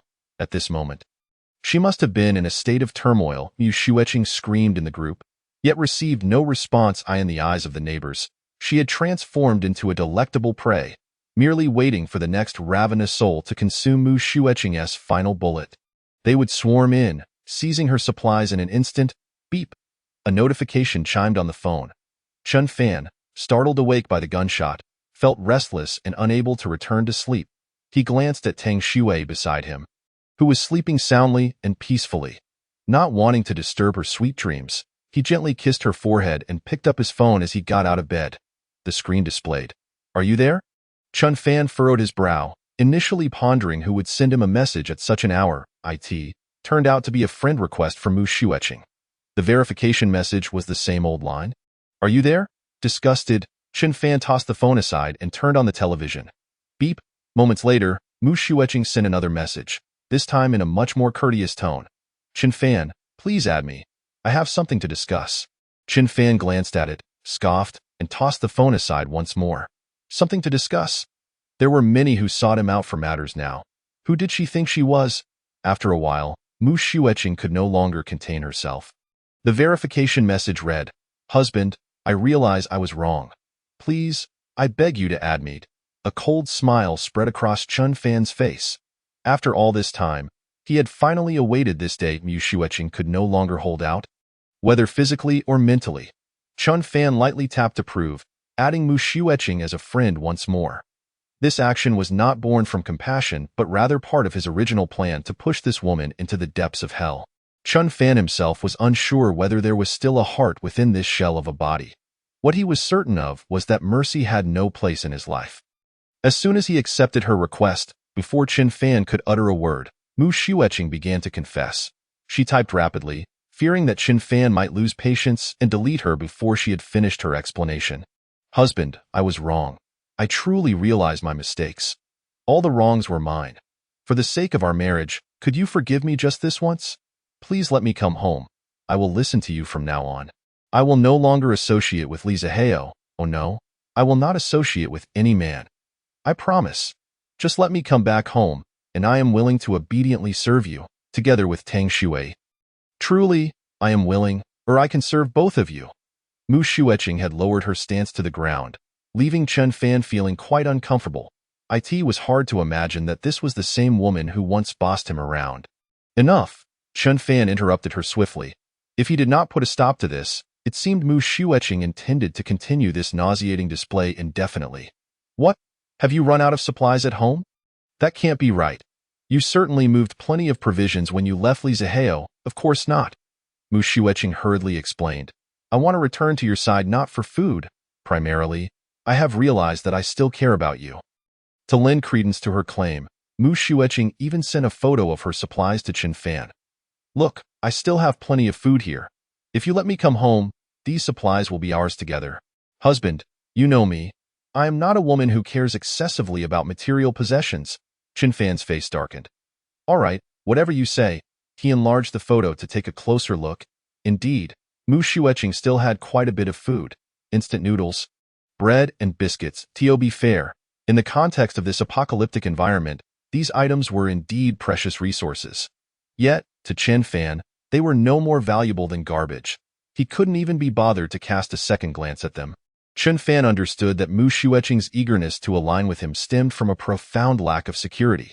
She knew all too well that without Chen Fan's protection, her dwindling supplies would soon be seized by others. With a glint in his eye, Chen Fan said, "I believe in your sincerity. However, you can't just leave whenever you wish and return at your convenience. You should also consider my feelings, don't you think? Then, husband, what do you say I should do to be welcomed back? Let's do it this way. We can imitate the ancients. You shall write a blood oath, and upon fulfillment, we will erase all past grievances." Upon hearing Chen Fan finally relent, Mu Xueqing was overjoyed. She quickly asked, "What blood oath? Just say it, and I will definitely fulfill it. You know, Li Zihao has always been a thorn in my side. As long as you do as I ask and deal with him, I can forgive all past offenses." Continuing, Chen Fan meticulously divulged the plan he had long contemplated to Mu Xueqing. He had anticipated that she would find it difficult to accept. Given that the two had shared a significant past together, and that Master Li had previously indulged her with gifts of bags and houses. However, to his astonishment, as soon as he finished speaking, Mu Xueqing readily acquiesced. "Very well, it is settled." Chapter 61. Am I not rising to the occasion? Good morning, neighbors. The following day, at the break of dawn, Mu Xueqing stirred up a commotion in the homeowners group. Everyone was left utterly bewildered. "Good morning? How can you say that? After your tirade last night, who could possibly sleep?" Nevertheless, Mu Xueqing still held a trump card in the form of a peanut, and the others, wary, refrained from speaking out of turn. They quietly observed, curious about what this madwoman would do next. "My dear neighbors, although the heavy snow has ceased, we all understand the gravity of our situation. The government will not attend to us in the short term. Many families have exhausted their supplies, and if this continues, more lives will be lost. Therefore, we must unite and find ways to save ourselves," the crowd murmured, recognizing the eloquence in her words, yet deeming them mere platitudes. "If we had a solution, would we still be stubbornly enduring this predicament?" Someone jested. "Indeed, Mu, you speak wisely. We all know your family has ample supplies. As kin, why not share some with us?" To everyone's astonishment, Mu Xueqing immediately agreed. Really? This invigorated the neighbors, who straightened their backs and responded. "Are you serious? Will you share your supplies with us? I'm quite sensitive and easily moved to tears, so please don't toy with my feelings. Truly, your beauty reflects your kind heart. I admire you immensely. This is where true bonds are forged in adversity. Once the snow clears, dear sister, I shall treat you to a 10-day trip to Dubai." Mu Xueqing thought to herself, "I intended to help you last night, but I feared you would misinterpret my intentions as an attempt to seize your possessions. What's wrong with people today? They will stoop to any shameful act for their own gain. Those two in 1501 are university professors. How despicable! A wolf in sheep's clothing. Miss, my supplies have been depleted for days, and I have been starving. When will you distribute the goods?" The neighbors fervently expressed their gratitude toward Mu Xueqing. Even through the screen, she could sense their desperation for food. "You lot, starving wretches. You think I'm unaware of hunger. If not for my desire to re-enter Chen Fan's home, your fate would be of no concern to me." Yet, adhering to her plan, Mu Xueqing patiently explained, "My dear neighbors, I empathize with your feelings. However, I must insist that while I am willing to stand with you, the meager supplies I possess can hardly sustain everyone for long. Thus, if we are to unite, we must cast aside any selfish desires. What say you?" Li Zihao, who had just been mocking Mu Xueqing as a frivolous spendthrift, suddenly found his smile frozen on his face. "What the hell? Why is this suddenly directed at me? What did I do to deserve this?" It was absurd. Cao Cuehua and Mu Fei had perished, and Mu Xueqing had moved away. Lin Xiaoxiao and Mu Xueqing's household contained 2 individuals. While Li Zihao was alone, by simple estimation, Li Zihao had consumed less food, suggesting he should have more supplies than Mu Xueqing. The neighbors found Mu Xueqing's assertion reasonable, echoing the sentiments they had long harbored but dared not voice.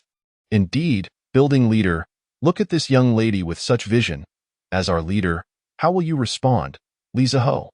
Li Ziho, you have always been my idol. You must not fail us in this critical moment. Step forward and state your position. Everyone knows your family has the most supplies.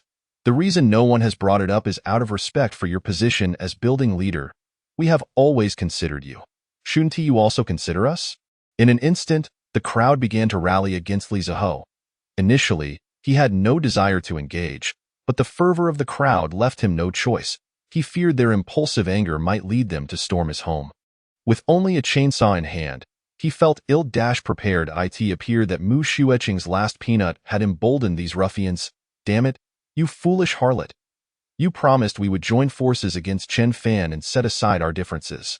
Why are you now turning against me? Are you out of your mind? Some things need repeating for you to comprehend. If you want supplies, you must first find a way to access Chen Fan's home, which contains a wealth of food sufficient for everyone to feast for years. Why are you directing your ire at me? Do you think I am easy to bully? Let me remind you of Sun Hongda. And look at Jia Fugui's leg. Anyone who wishes to test their luck can come at me. My chainsaw is fully charged.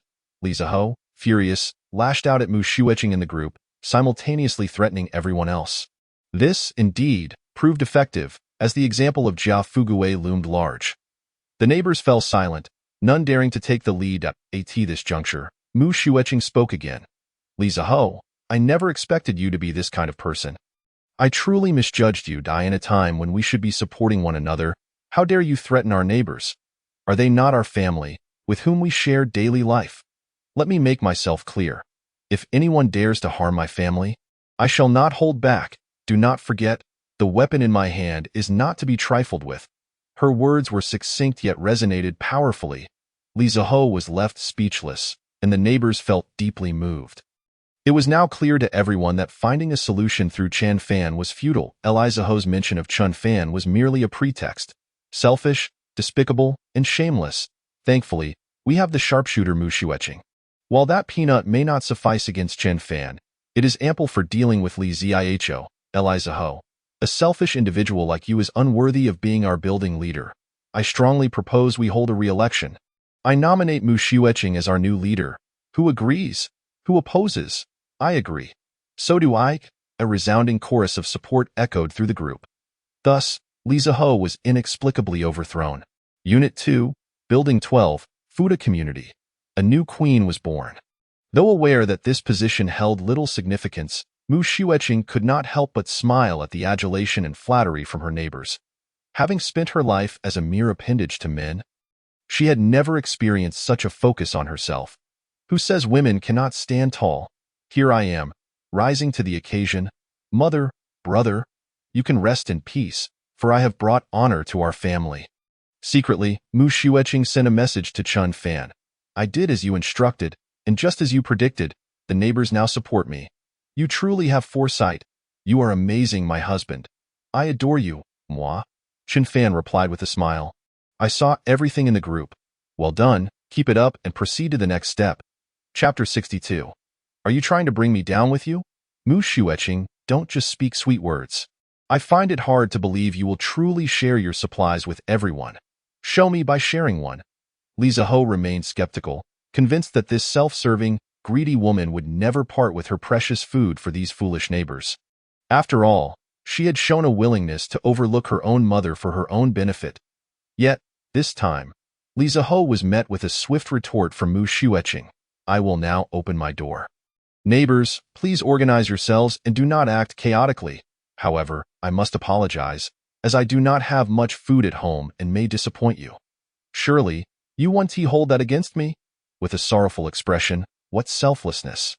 What a heartfelt gesture! Who could possibly blame her? The neighbors were enamored. Oh, Goddess Xueqing, please forgive my overwhelming emotions. I cannot contain myself. How could there be such a beautiful and kind-hearted girl in this world? Is she truly an angel? Building leader, I, Zhao Seer, vow before heaven to follow you for life, never to betray you. Neighbors, comrades, let us witness this moment together and cherish it forever.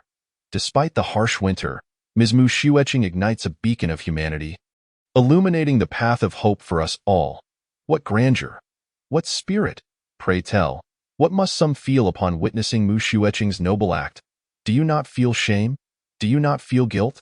Do you not feel remorse? Indeed, building leader, you need not feel sorry. It is Li Zihe who should be apologizing. A single woman like Mu Xueqing can share her remaining supplies. Why can't you? If you remain so heartless, do not blame the neighbors for their lack of courtesy. What a clever tactic of first suppressing and then elevating, of enticing and then letting go. Li Zihe looked utterly bewildered. What on earth? Mu Xueqing, are you really intent on dragging me down with you? The neighbors were stirred into a frenzy, their voices clashing like a cacophony, leaving him no room to interject. Observing the situation, he realized that if he did not make a stand, these neighbors would indeed resort to violence against him. The crux of the matter was that his own door was far less formidable than Chan Fan's and could hardly withstand an assault. Li Zihe made a swift decision, and in his desperation, he could only resort to self-mutilation for survival. Neighbors, please, let us all remain calm. Oh dear, just look at this. I merely stepped away for a moment, and in my absence, you all said so much. Who among you has voiced dissent?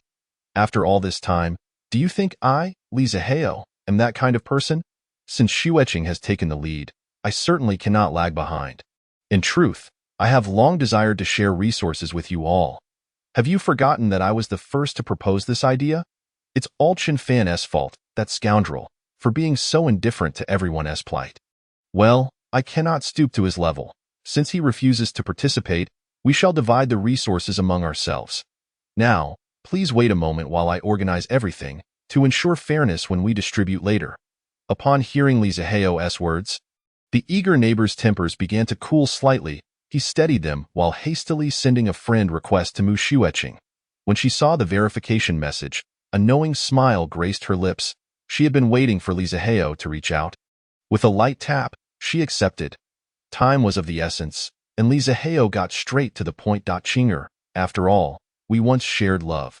Is there anything we cannot resolve slowly between us? Must we engage in a fight to the bitter end? What is your true intention behind this? These neighbors are nothing but ingrates, and they will never express gratitude. If we share our food, what will become of us? I truly cannot fathom your thoughts. What significance is there in saving those wretches? If those miscreants perish, what does it matter? As she read Li Zihe's message, Mu Xueqing felt a surge of delight. It seemed he was genuinely anxious. Articulating these sentiments without her needing to coax him, a sly smile crept across her face as she tapped the screen. Zihe, do you think I am unaware of such reasoning? In truth, I am also helpless. You know that someone broke into my home last night to steal. These individuals are ravenous and reckless. If I do not act decisively, it will only be a matter of time before they kill me. Li Zihe's tone softened. Oh, you silly girl, why did you not say this sooner? I can protect you. As long as you are willing to return to my side, let us put our misunderstandings behind us. How does that sound? Qing'er, I still love you. Mu Xueqing's lips curled into a smirk. Love? What a farce. If it weren't for being cornered by my mother, would you even say such things? Who are you trying to fool with your rhetoric? These are tactics I've long since discarded. However, Zihe, given the current circumstances, I fear that just the two of us may not be able to withstand the onslaught of so many neighbors. What shall we do? Hearing Mu Xueqing relent, Li Zihe felt a surge of joy. This was the very words he had been waiting for. Rest assured, I have already devised a plan. Soon, you will gather everyone at my place to collect supplies. I will prepare some hot soup ahead of time, and I will lace it with a substance. Those neighbors will undoubtedly be suspicious, but you shall lead the way and set an example. Everyone trusts you. If you drink, they will follow suit, and of course, the soup I serve you will be free of any additives. You may drink it without concern. And then? There is no and then. The concoction I have prepared will swiftly eliminate those greedy wretches. And from that point on, everything shall belong to just the two of us. With these supplies, we shall surely endure until this calamity passes. Zihe, you are brilliant. I knew all along that I would ultimately rely on you. It is settled then. Both Mu Xueqing and Li Zihe set down their phones, their faces illuminated by a shared, cunning smile. On the other side, Chan Fan had been awaiting news of Mu Xueqing's progress. A notification chimed. Upon opening it, he found a screenshot of her. As soon as the neighbors who had initially extended their hands heard this, they quickly retracted them. They almost forgot that the person before them was none other than the notoriously Hinren. With everyone pressing hard today, would he genuinely surrender meekly? Li Zihua chuckled. He had anticipated that there would be skepticism. Fortunately, he and Mu Xueqing had already agreed to perform their act together. It was natural for the neighbors to feel uneasy. All right, Qing'er, as the building leader, you should set an example for everyone to dispel their doubts. Let us wait a little longer. This soup is getting cold. Li Zihua ladled a bowl of soup and placed it in front of Mu Xueqing. His eyes hinted at the urgency, urging her to proceed with their plan to eliminate these nuisances. Mu Xueqing, with a radiant smile, accepted the bowl but did not drink immediately. Instead, she turned as if looking for something behind the crowd. This piqued the curiosity of others, who followed her gaze. Seizing the moment when everyone was distracted, Mu Xueqing stealthily sprinkled the poison she had retrieved from Chen Fan into the bowl. Qing'er, what are you looking at? Li Zihua glanced for a moment, but noticed nothing unusual. Oh, I was just counting how many neighbors there are to see if there's enough soup to go around, Li Zihua thought to himself. What trick is she up to now? Are you even capable of counting? Haha, our building leader Mu is fair. Following you will surely be the right choice. Rest assured, everyone will be able to drink.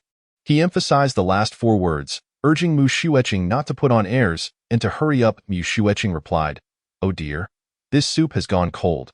I haven't been feeling well these past few days. Why don't you drink this bowl instead, and I'll have another? Li Zihua was taken aback, sensing that something was amiss. With a forced smile, he leaned closer to Mu Xueqing and whispered, Qing'er, at such a critical moment, what are you playing at? Didn't we agree on this? Mu Xueqing lowered her voice in response. How do I know you haven't poisoned this bowl of soup? What if you plan to take me out too? Li Zihua laughed, realizing her cunning. It seemed this woman had grown quite astute during this time, able to anticipate such a possibility. However, he had indeed not poisoned the soup for her.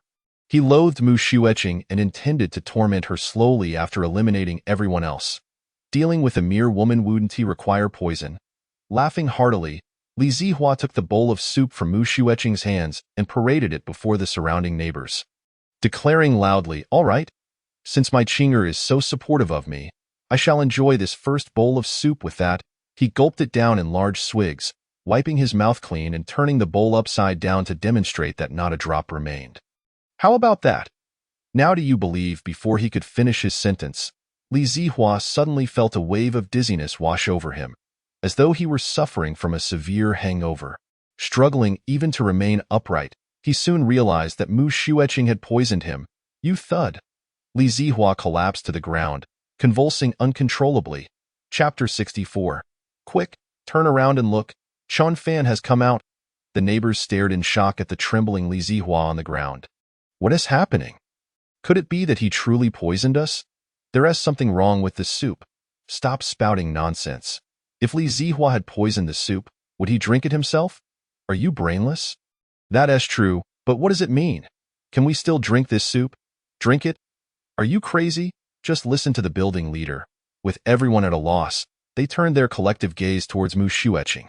At that moment, she was the only one who knew what was truly happening. Neighbors, there is no need to panic. Mu Xueqing cleared her throat, stepping forward to face the crowd with an air of control. You recorrect. This soup indeed has a problem. That vile Li Zihua intends to poison all of you. What? Upon hearing Mu Xueqing's words, the neighbors were taken aback. How could Li Zihua be so wicked? Planning to eliminate so many people? Was he not afraid of descending into the depths of hell? But how did Mu Xueqing know such a secret? The crowd cast doubtful glances at her. In this apocalyptic world, everyone had learned to be clever. They wouldn't easily trust anyone's single narrative. Meanwhile, Li Zihua, unaware of what poison he had ingested, lay on the ground, his eyes wide and twitching, unable to utter a sound. Was this another scheme? What if this was a trap designed by Mu Xueqing, a plot within a plot, leaving them unwittingly as her pawns? Thus, the neighbors remained still, opting to observe the unfolding events. Mu Xueqing sensed their suspicions. She smiled, pulling out a pre-prepared chat screenshot from her phone to share in the community group. I want to say much more. Just take a look for yourselves. The neighbors hurriedly opened their phones. The words Li Zihua had previously exchanged with Mu Xueqing appeared before their eyes. I really can't comprehend what you're thinking. What is the point in saving those worthless creatures? Their demise holds no significance. You'll just have to pretend to lead the way. Everyone believes in you now. If you drink it, they certainly will too. The poison I concocted will seep through their very being, eliminating those greedy wretches. From then on, everything will belong to the two. The neighbors were cursing fiercely. With a sudden thud, Li Ziho's head was struck heavily from behind. A wave of dizziness engulfed him, and his eyelids grew heavy, slowly closing in his final moment in this world. The last image he beheld was Chen Fan's smile. Shortly thereafter, delectable aromas wafted from Li Ziho's home. The neighbors gathered around a large pot, feasting on meat and sipping soup, reveling in song and dance. It seemed that no one cared about what they were actually consuming. They were simply aware of their happiness in that moment. Chen Fan, what exactly are you planning to do? Outside in the corridor, Jia Fugui, having been thrown out by the neighbors, spotted Chen Fan standing at the door. Yet, confronted with Chen Fan, Jia Fugui found himself devoid of the courage to even raise his voice. Meanwhile, the grand revelry inside was reaching its peak, with no one paying attention to the happenings outside. Oh, isn't this old Jia? Long time no see, Chen Fan remarked with a smile. Chen Fan, you orchestrated all of this, didn't you? The moment Jia Fugui saw Chen Fan's presence, a realization dawned upon him. Chen Fan continued to smile. I knew it all along. You are the smartest person in this building. This is not flattery. I speak from the heart, Jia Fugui replied. Oh, right. Suddenly, Chen Fan seemed to recall something he had forgotten to mention. The poisoned arrow that struck Shen Hui's leg. I only made one. The one that hit you was harmless. You truly needn't have amputated your leg. Jia Fugui felt a wave of numbness wash over him. It was not until Chen Fan gradually departed from his sight that Jia Fugui exploded in a fit of rage. Chen Fan, I curse your ancestors for 18 generations. Chapter 6-5 It was simply because he could no longer see hope in his previous life. Chen Fan had been cruelly devoured by those people. This was not merely physical agony but a torment that had deeply rooted itself in his soul. Even after his resurrection, this memory had never allowed him a peaceful slumber. Chen Fan vowed to ensure that the mastermind, Li Ziho, would also taste the bitterness of humiliation. Thus, he had instructed Mu Xueqing to thwart Li Ziho from poisoning the neighbors. If they all perished, who would savor the delicacy crafted by young Master Li? Chen Fan himself had no appetite for it today. He finally succeeded. Everything unfolded as per the meticulously crafted script, and unexpectedly, Chen Fan personally stepped out of his home to witness the scene. After all, this pivotal moment had been on his mind for quite some time. How could he resist witnessing it firsthand? Of course, Chen Fan had made ample preparations. He had retrieved the handgun he had seized from Wang Dingya from the alternate space, disengaged the safety, and tucked it into his pocket. This American-style weapon was currently the most formidable armament in Chen Fan's possession. Even in the event of unforeseen circumstances, should those neighbors discover him, it would undoubtedly turn into a one-sided slaughter. In this apocalyptic world, Chen Fan felt invincible and unafraid. After Li Ziho was thrown into the pot, Chen Fan returned to the alternate space and struck through Li Ziho's name with fervor. A mental knot that had plagued him for so long was finally untied. After a moment's contemplation, he casually crossed out Jia Fugui's name as well. Upon encountering Jia Fugui in the corridor earlier that day, observing the old man's wretched state, Chen Fan understood that although he still drew breath, living in such a manner was tantamount to being dead. Only one name remained on the list before Chen Fan, Mu Xueqing. Room 2203, Li Ziho's residence. The pot simmered with meat, food lay scattered across the floor, and the neighbors continued their raucous celebrations. Just as everyone was lost in their revelry, their esteemed head of the building, Mu Luzhong, had vanished without a trace. Yet, in such a scene, no one would take notice of her absence. At the moment Li Ziho was tossed into the pot, Mu Xueqing let out a sigh of relief. According to the prior agreement with Chen Fan, this moment marked the successful completion of her task. She could finally step into Chen's household and embrace the long-desired life of bliss. Suppressing her inner joy, Mu Xueqing stealthily approached Chen Fan's door. Darling, open the door. I'm outside. Mu Shueqing eagerly tapped at her phone screen. She hesitated to knock, fearing that the noise would attract the attention of the neighbors. After waiting for a while, there was still no response from Chen Fan. Assuming he had simply overlooked her, she sent another message. Darling, please open the door. It's Shueqing. I've taken care of everything as you instructed. Hurry, let me in. Upon sending the message, an unexpected glaring red exclamation mark appeared on her screen. You are not yet friends with the other party. Please add them as a friend first. A line of small text materialized before Mu Shueqing's eyes. Stunned, she exclaimed, What? Chen Fan actually deleted me again. How could he do this? Bang, bang, bang. Ignoring everything else, Mu Shueqing began to pound on the door with all her might. Darling, darling, open the door. It's me, Qinger. I've done as you asked and taken care of Li Ziho. The neighbors have already consumed him. You promised me that as long as I accomplished this, you would forgive me. You promised? Now that her food had also been taken away, leaving her with nothing, she pleaded, You can't treat me this way, darling. Please open the door. Mu Shueqing frantically battered the door of Chen Fan's home, crying and shouting, her voice hoarse with desperation.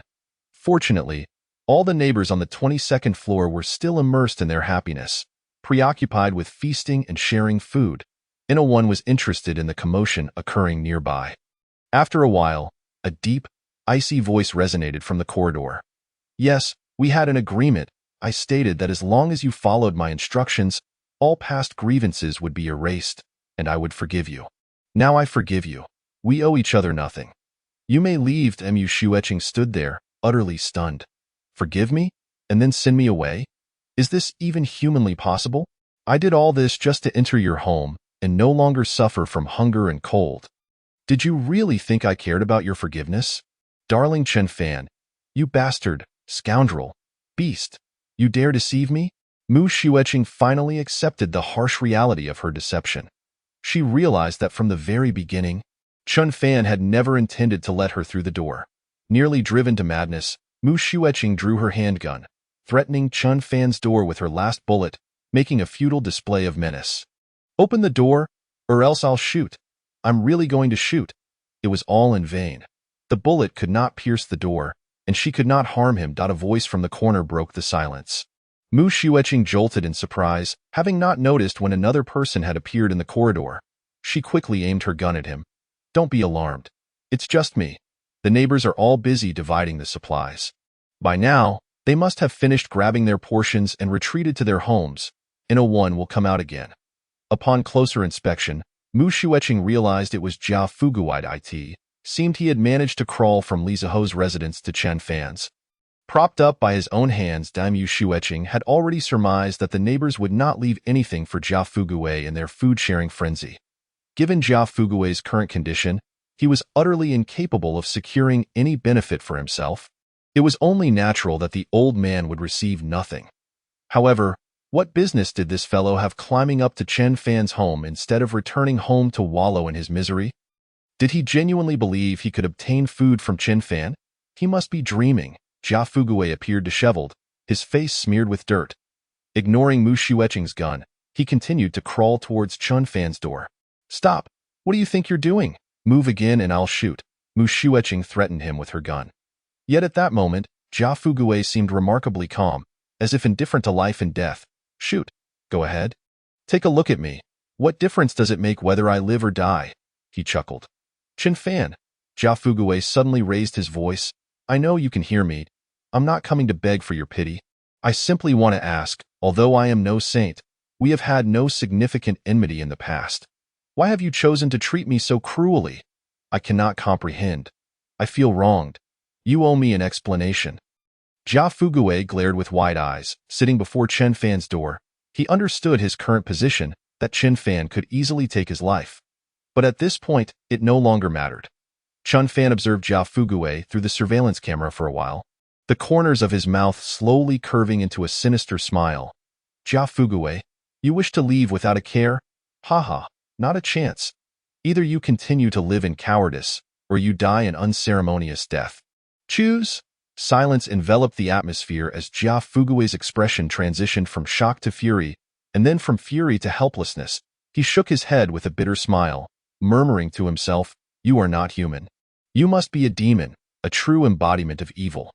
Suddenly, in a fit of desperation, Jia Fugui lunged towards Mu Xueqing, gripping her gun-wielding hand with a vice-like grasp. In that fleeting moment, Mu Xueqing was utterly terrified, her instincts causing her to pull the trigger. Bang! The bullet was fired from Jia Fugui's mouth, and he collapsed backward, lifeless. Mu Xueqing stood frozen, as if in disbelief. Rather than having killed Jia Fugui, it felt as if he had sought his own demise. Why else would he force the gun towards his own mouth? She could hardly fathom the absurdity of the situation. What could possibly compel a man, so fiercely clinging to life that he would resort to severing his own leg and consuming excrement, to willingly seek death? The critical point was that Jia Fugui not only perished but also expended his last bullet. Why? Why, indeed? You bastard! Mu Xueqing clasped her head, frantically trampling over Jia Fugui's corpse, unsure of how to vent her tumultuous emotions. She realized that without this trump card, the bullet, she had lost all leverage. "Do you not understand why?" Chen Fan's somber voice echoed once more. "Because he can see no hope left. And that is all there is to it. Mu Xueqing, take a good look at Jia Fugui. In this moment, he is you. Not long from now, in this bond of marriage, if you wish to die, come to me, and I shall grant you a swift end." Chen Fan's words were laced with icy detachment, devoid of compassion, striking at the very core of her heart. Mu Xueqing struggled to suppress the terror rising within her. Gazing at the door she could never cross, she enunciated each word with venom. "Chen Fan, I curse you." Chapter 66. Despair. Observing his once delicate ex-wife retain a semblance of defiance, Chen Fan chuckled softly. He had meticulously devised gruesome fates for each of his adversaries, including loss, decay, fire, starvation, cold, fear, and cannibalism. Yet, for his ex-wife, he reserved what he deemed the most harrowing fate, despair. Thus, he would not pursue vengeance through any simplistic means. He intended to make Mu Xueqing experience a profound sense of hopelessness until she could no longer bear the torment and sought death herself, just as he had once been pinned down by those who betrayed him. Chen Fan vividly recalled that moment when his heart sank into despair, relinquishing the struggle brought about by the very woman he had cherished. This beloved, who should have stood by his side, had betrayed him, colluding with outsiders while callously ignoring his pleas, thrusting him unmercifully into the depths of hell. What Chen Fan aimed to do today was to return the torment she had inflicted upon him in kind. Mu Xueqing knew she could never hope to step through Chen Fan's door again. With no weapon in her possession, she hastily vacated the scene. Should the neighbors discover the truth behind her and Chen Fan's entanglements, her troubles would only multiply. She fled back to Lin Xiaoxiao's home on the 22nd floor. "Xiao Xiao, open the door." "It's me," Mu Xueqing called out, urgency lacing her voice. From within, Lin Xiaoxiao's concerned voice replied. "Is that you, Xueqing? Was that gunfire I just heard? Are you all right?" The warmth in Lin Xiaoxiao's tone touched Mu Xueqing, who, still reeling from Chen Fan's torment, unconsciously confessed, "It was me who fired the gun. That bastard Chen Fan played me for a fool, and I accidentally shot Jia Fugui. It's a long story. Just open the door, and I'll explain inside." However, after a few moments of waiting, the door remained closed. Mu Xueqing's heart sank, realization dawning upon her. "Damn it! I let my guard down. Xiao Xiao, open the door." "What are you doing?" she urged. Lin Xiaoxiao responded, "Open the door." "What door?" "Xueqing, it's freezing outside. Don't go visiting, just head home." Don T catch a cold at it was evident that without a gun, Mu Xueqing was rendered powerless. Lin Xiaoxiao had no reason to fear her anymore. Now that the facade was shattered, pretending to be good friends served no purpose. Mu Xueqing boldly stated, "Xiao Xiao, don't forget that the food in your house came from me taking it from Li Zihao." She emphasized, "You ought to be grateful, even though I don't have a gun right now. The world is chaotic, and as a girl, you need protection too, so why not open the door? Let us stick together like before and discuss any issues that arise." "What do you say?" Lin Xiaoxiao countered. "How can you even mention food? We had enough supplies to last us half a month, but to curry favor, you gave it all away. If I hadn't snatched a few things back from the crowd, I would be left with nothing but the wind to drink," Lin Xiaoxiao asserted. What's in my house now is all thanks to my own efforts, and it has nothing to do with you. Mu Xueqing was left speechless by the retort. She could not confess to Lin Xiaoxiao that the earlier events were all part of a scheme agreed upon with Chen Fan, as she had originally intended to abandon Lin Xiaoxiao immediately after achieving her goal. Little did she expect the situation to turn out like this. Mu Xueqing now found herself in a bitter predicament, unable to voice her grievances. Lin Xiaoxiao, what's wrong with trying to win people over? I did it to ensure our safety, and don't forget, I'm still the building manager. Are you not afraid the neighbors will turn against you? Prompted by Lin Xiaoxiao, Mu Xueqing suddenly recalled her other esteemed identity. Her spirit revived almost immediately. However, Lin Xiaoxiao's voice from inside erupted into laughter. I say, Xueqing, what on earth have you been up to? Have you not had the chance to check your phone? Mu Xueqing was taken aback and pulled out her phone, noticing the group chat notifications displaying 99. What were they discussing? Surely they must be celebrating their food allocation. Yu Xueqing hesitantly opened the chat. Did you hear that? It sounded like a gunshot. I heard it too. It was definitely a gunshot. The only one in our building with a gun is the building manager. She must be in danger. Should we go check it out? Yes, the building manager might need assistance. We should see what is happening. All right, you all go ahead. I have something urgent to attend to and will follow in 3 minutes. I can't go either. If someone could check first, I'll be ready to help if needed. Hey, you all can't do this. Without Mu Xueqing, would we have food to share? Without her, we'd all be dead because of Li Zihao. Don't forget your roots? Who's forgetting? I only managed to bring back 4 packs of instant noodles, and all the good stuff went to you all. What? Should I risk my life for 4 packs of noodles? Is that fair? To me, those who take the most should do the most. Well, if that is the case, I didn't manage to get the most either, so I'm out. Who are you trying to scare? I say, you all should be careful. Don't you fear the building manager's wrath? Wrath? Ha! Are you a civil servant or something? Talking so officially. With that gunshot, Mu Xueqing has already run out of bullets. Does she dare to ask for accountability? A little girl, thinking she can boss us around just because she has a gun. I've never liked her. I'll call her building manager out of respect. But if she doesn't deserve it, she can just scram. After that, the other neighbors fell silent. Clearly, with neither weapon nor resources at her disposal, Mu Xueqing was now utterly expendable. Watching her neighbors converse, a chilling realization washed over her. In the desolation of solitude, she turned to see the home she once shared with Li Zihao. The door stood ajar, revealing a scene of utter chaos. The neighbors had not only taken the food but stripped the place bare of anything that could be removed. The house seemed to consist solely of the load-bearing walls. A once harmonious home now lay in disarray, as if ravaged by a tempest. With nowhere else to turn, Mu Xueqing returned to her abode.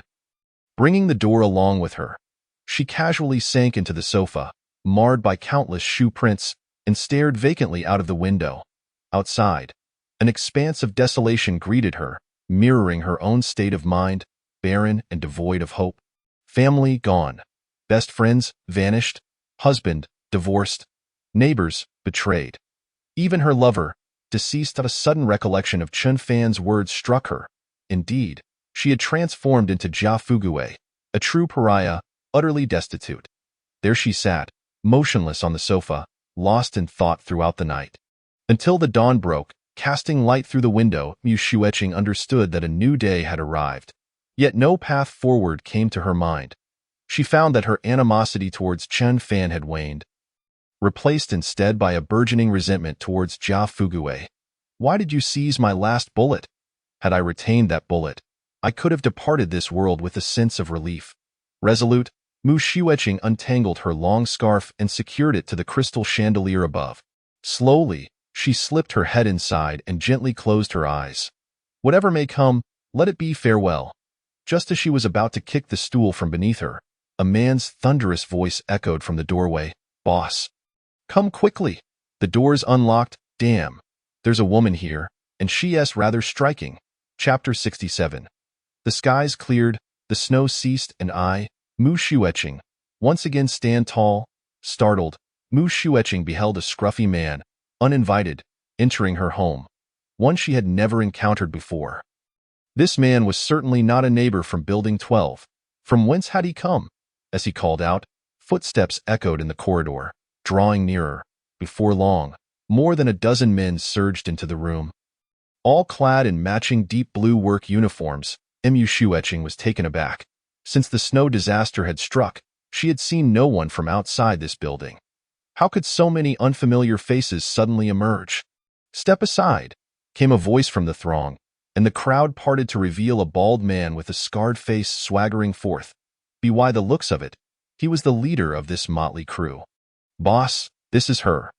The first man to enter, Mao Yankai, with a full beard and an appearance that suggested he was older than the bald man, referred to him as boss. The bald man, upon seeing Mu Shueching, paused momentarily, then rubbed his eyes vigorously. Despite the harshness of the world, Mu Shueching retained her beauty. Even in her unadorned state, she was striking.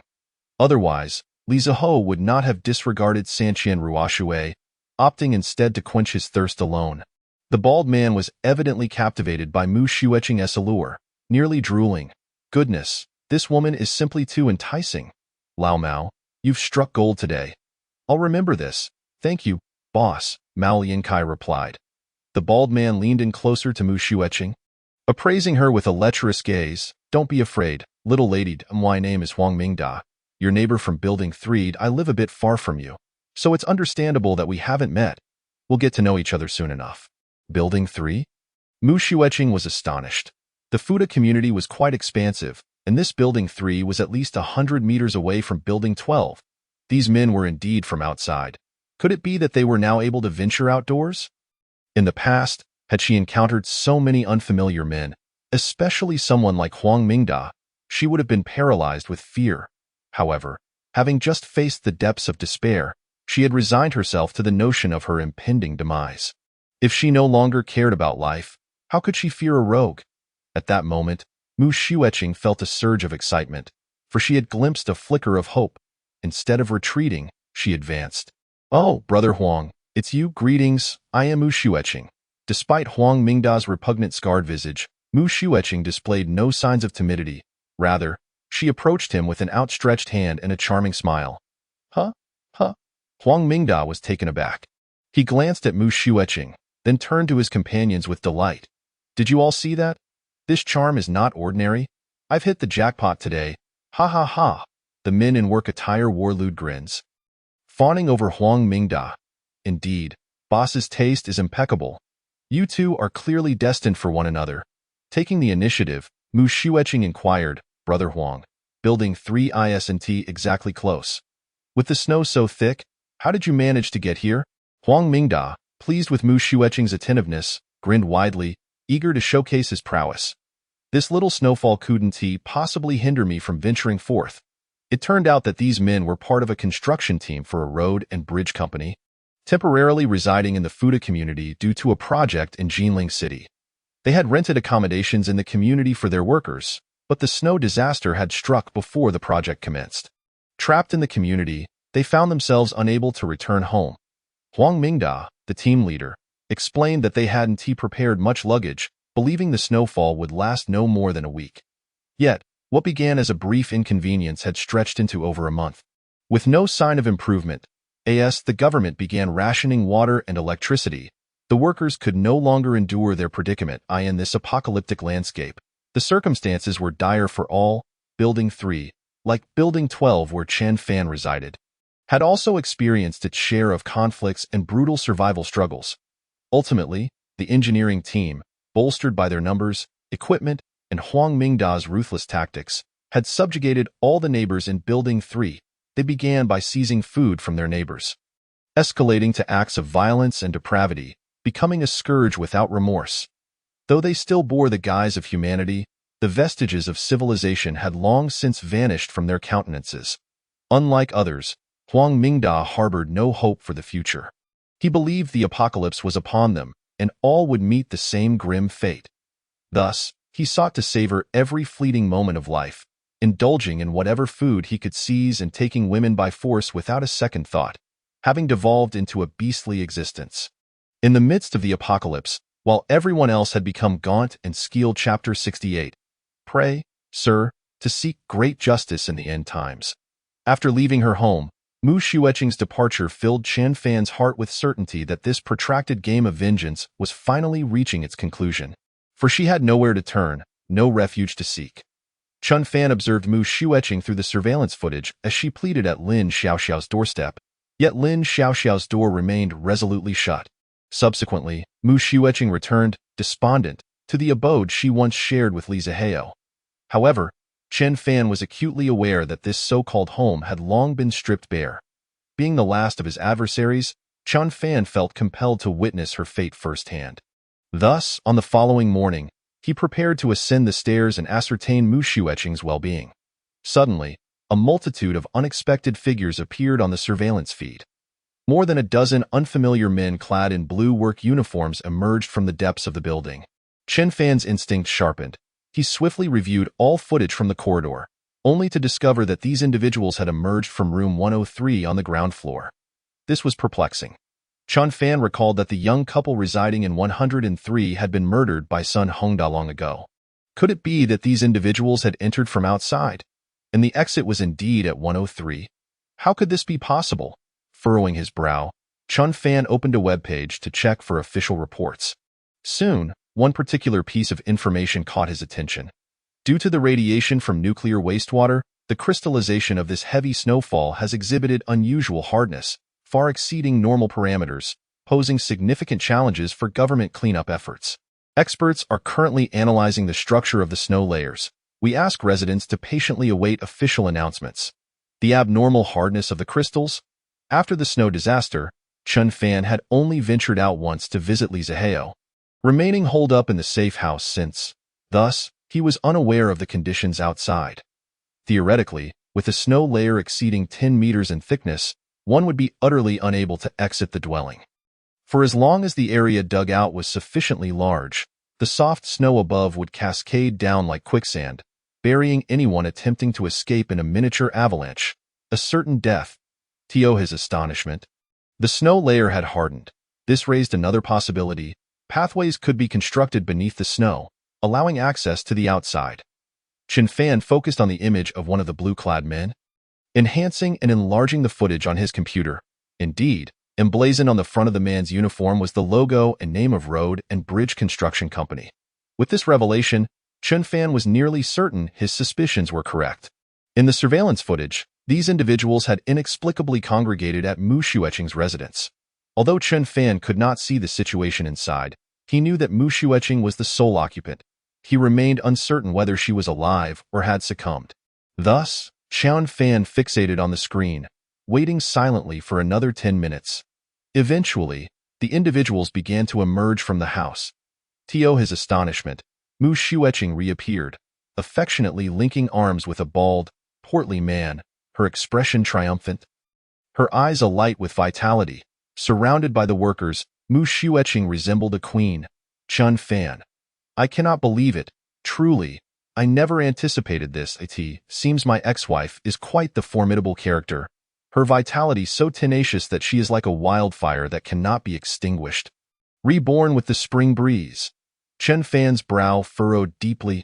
Alas, one must never become complacent.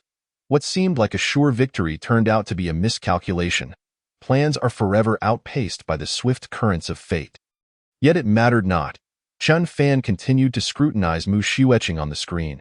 You may find hope, but I too can extinguish that hope once more. Your fate shall unfold precisely as I have orchestrated it. Should the heavens conspire against me, then I shall defy fate itself. Chen Fan unconsciously clenched his fists. Behind him, Tang Xue softly called out, "What troubles you? Is the situation not progressing as planned?" Tang Xue was astute. She had long sensed that Chen Fan was targeting certain neighbors for retribution. Although at times she felt that Chen Fan's actions were excessive, she recognized that her own survival was contingent upon his willingness to permit her entry.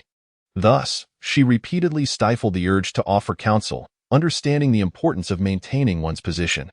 There are unexpected circumstances, but it is of little consequence. What I wish to accomplish, no one can obstruct. Chen Fan's tone remained sharp. Oh, Tang Xue replied softly, yet she did not move, choosing instead to stand silently behind him. Sensing her unease, Chen Fan turned to face her once more.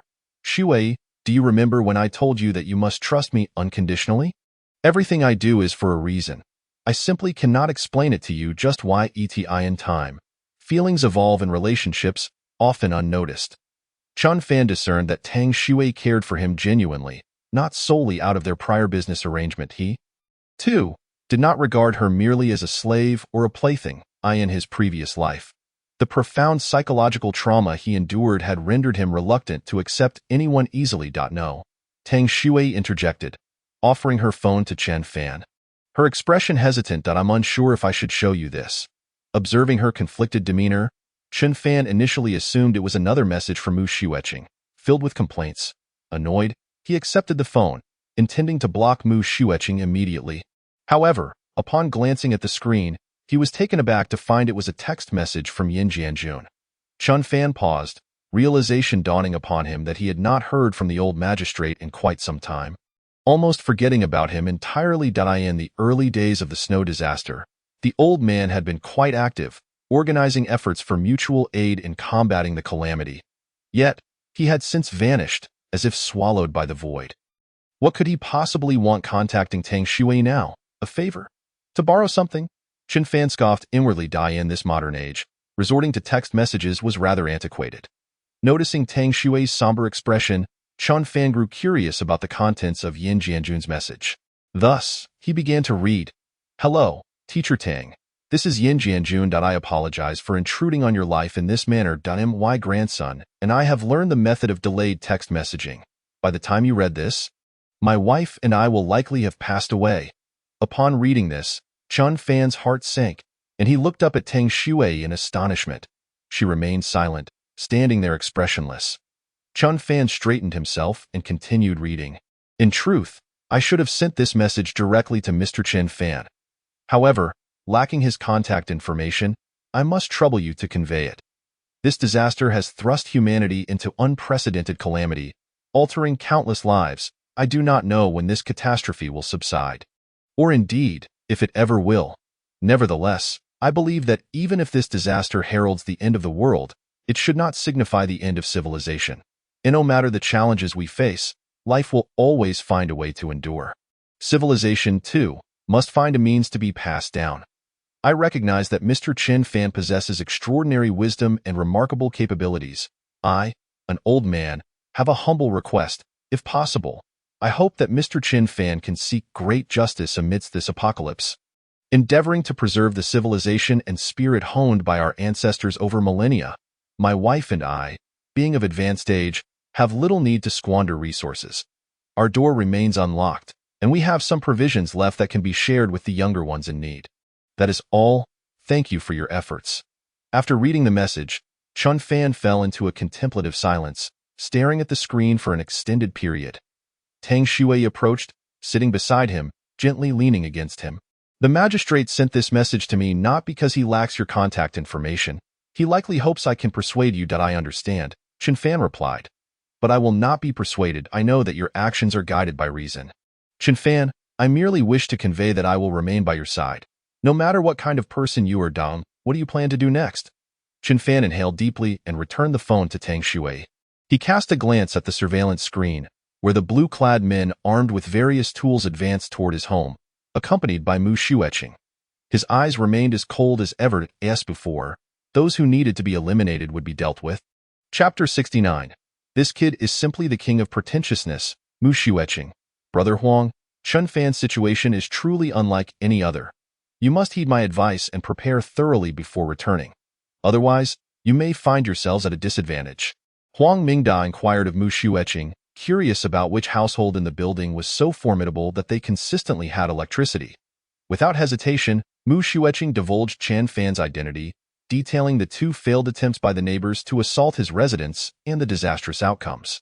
For Mu Shueqing saw a glimmer of hope in Huang Mingda and his group, a hope for vengeance. She intended to fully exploit these workers to eliminate Chun Fan. However, after hearing Mu Shueqing's account, Huang Mingda found her claims utterly ridiculous. What kind of fool would fortify their home to such an extent? Either this woman has a penchant for exaggeration, or those previous neighbors were utterly inept. After all, they were merely amateurs and could accomplish nothing of substance. My dear, rest assured, Do not compare my brothers to your former useless neighbors. We are all professionals here. Look at this. Huang Mingda gestured towards the hydraulic pliers in Mao Liankai's hand. Do your neighbors possess such tools? Mux Weeking shook her head. Huang Mingda then pointed to the impact drill held by the young worker Li Simeo. What about this? Do they have it?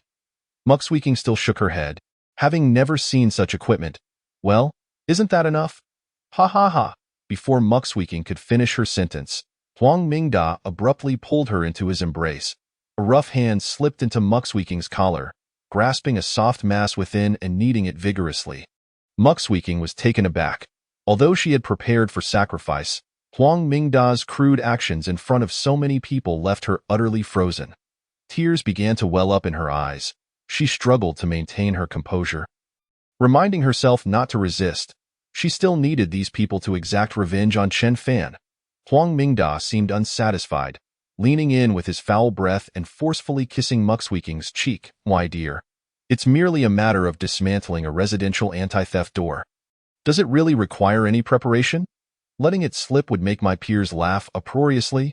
Besides, I have no patience to wait for any later time.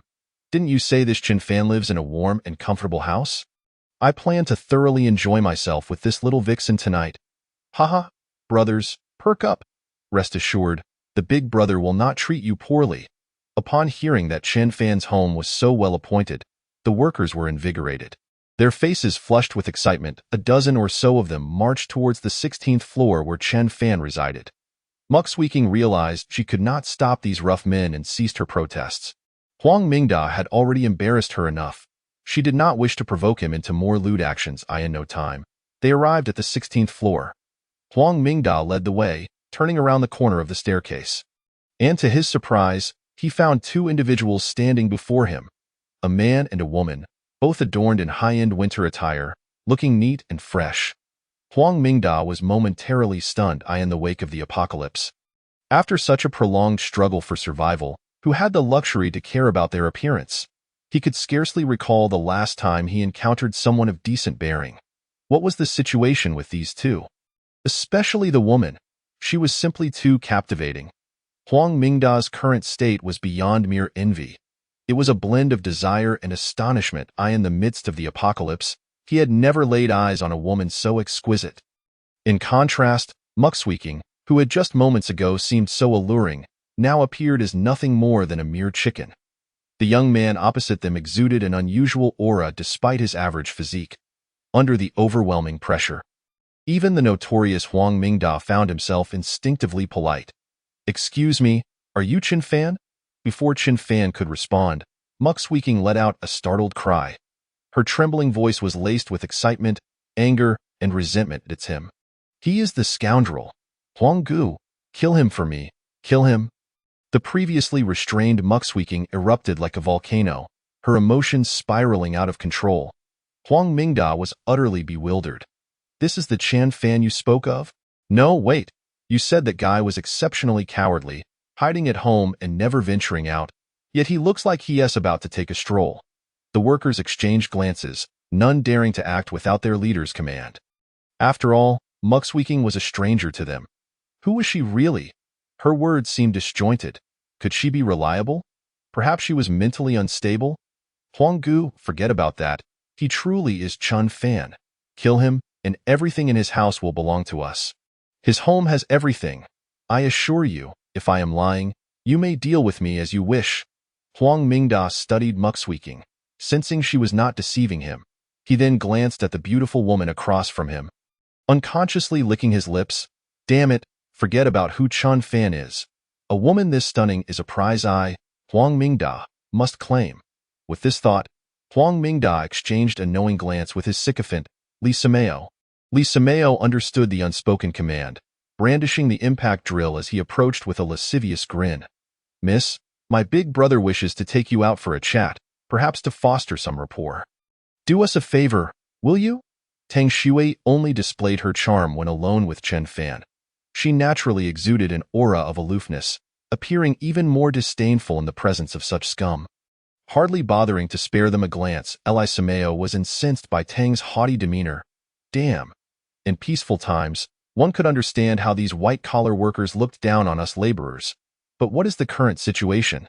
Why maintain such arrogance? Who are you trying to impress? Li Samayo aggressively advanced. Chen Fan stepped forward, positioning himself protectively in front of Tang Shui. You misunderstand. She does not look down on laborers. She simply looks down on you. Also, I am not in a good mood today. You should leave.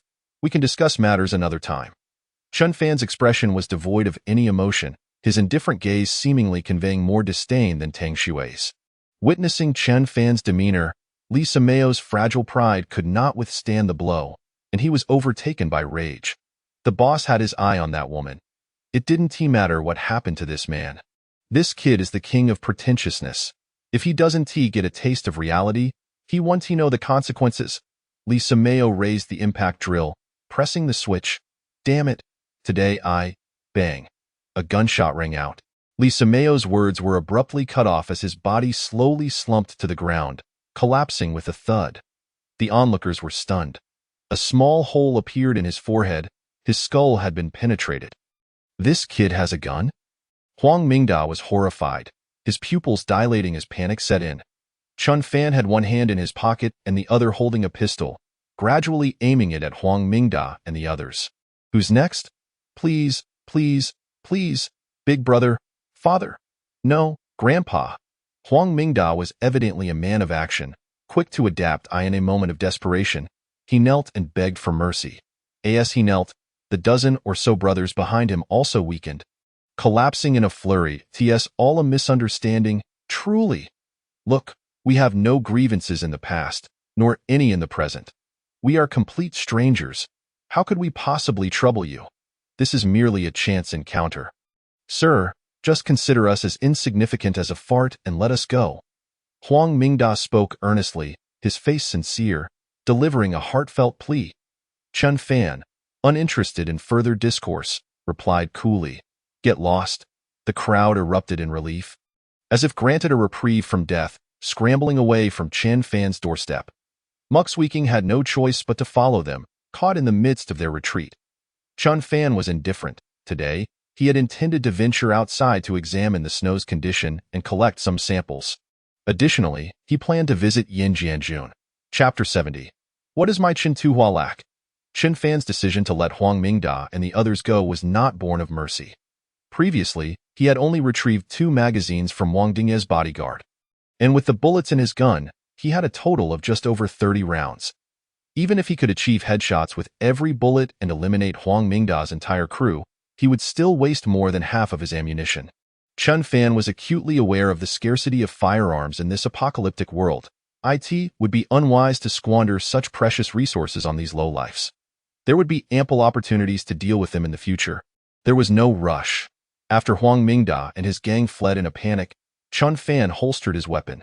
Tang Shui gently looped her arm through his. Why did you bring me along to collect snow samples? Chen Fan casually replied. I was afraid you would lock the door and rob my house. Besides, if we encounter danger, I could use you as a shield. Tang Shui shot him a glare. Others feigned benevolence. But this man is peculiar, seemingly worried that people might think he is associated with goodness. Rob my house? There are ways to prevent that. For instance, last time, you could simply chain me up, using me as a shield against danger? When Li Samayo approached with the impact drill, Tang Shui sensed a shift in Chen Fan's demeanor, noticing he was not as composed as usual. Even with a gun in hand, if a group of desperate men charged without regard for their lives, how would one respond? Tang Shui thought to herself, you are too cunning for your own good. I find it hard to believe you did not consider this. Yet despite that, you still stood protectively in front of me. Do you dare deny that I occupy a place in your heart? Seeing through but not revealing, Tang Shui merely smiled faintly.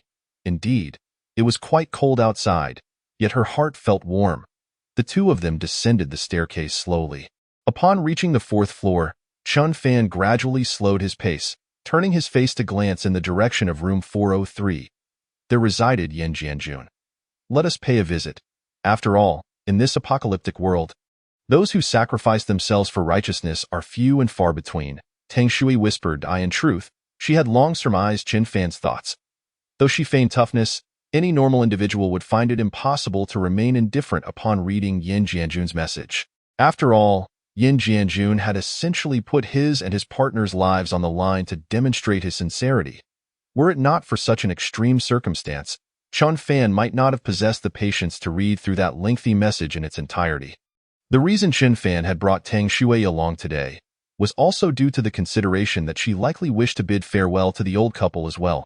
Chun Fan replied, making his way towards Yin Jianjun's home. Arriving at the door, he first surveyed his surroundings before pulling Tang Shui behind him. He cautiously pressed his ear against the door, listening intently. Satisfied that there were no unusual sounds within, he gripped his handgun, disengaged the safety, and prepared himself for any eventuality. With his other hand, he slowly twisted the doorknob. "What are you doing?" Tang Shui inquired. "Nothing, but what if it's a trap set by old Yin?" "You should wait here," Chun Fan replied with his usual prudence. Tang Shui remained silent. With a click, the door opened, revealing that it was indeed unlocked. Chun Fan bent down and cautiously entered, inspecting both the interior and exterior of the house before finally stowing away his weapon with a sense of relief. "Shuer, come in," he called. Hearing the summons, Tang Shui stepped inside. She saw Chun Fan standing silently. Opposite him sat Yin Jianjun and his partner, the elderly couple side by side in their recliners. The old lady had her hands folded across her abdomen. While Yin Jianjun held one of her hands in his, they sat there with their eyes closed. Although their faces were already graced with frost, they appeared to wear serene smiles, exuding an air of tranquility rather than suffering. Tang Shui approached and touched the old lady's arm, which felt frail and bony, indicative of a prolonged absence of proper nourishment. Yet, there was clearly still food in Yin Jianjun's home, perhaps fearing the arrival of others. A few packets of noodles and buns were neatly arranged in the center of the living room. Upon witnessing this scene, Chun Fan felt as though he had been pierced by an unseen force. Although Judge Yin was somewhat rigid, he was, at heart, a good man. "Chun Fan," Tang Shui's voice quivered slightly. "In this situation, who knows when their children will return? We ought to assist in laying the old couple to rest." Chun Fan approached, placing a reassuring hand on Tang Shui's shoulder, helping her to stand in this frozen wasteland. "Where would we bury them? Even if we did enter them, one cannot guarantee that some starving soul wouldn't unearth them for sustenance," he responded. Despite the harshness of his words, Tang Shui could not deny the grim reality he presented. For as living conditions deteriorated, cannibalism had become a tragically familiar occurrence.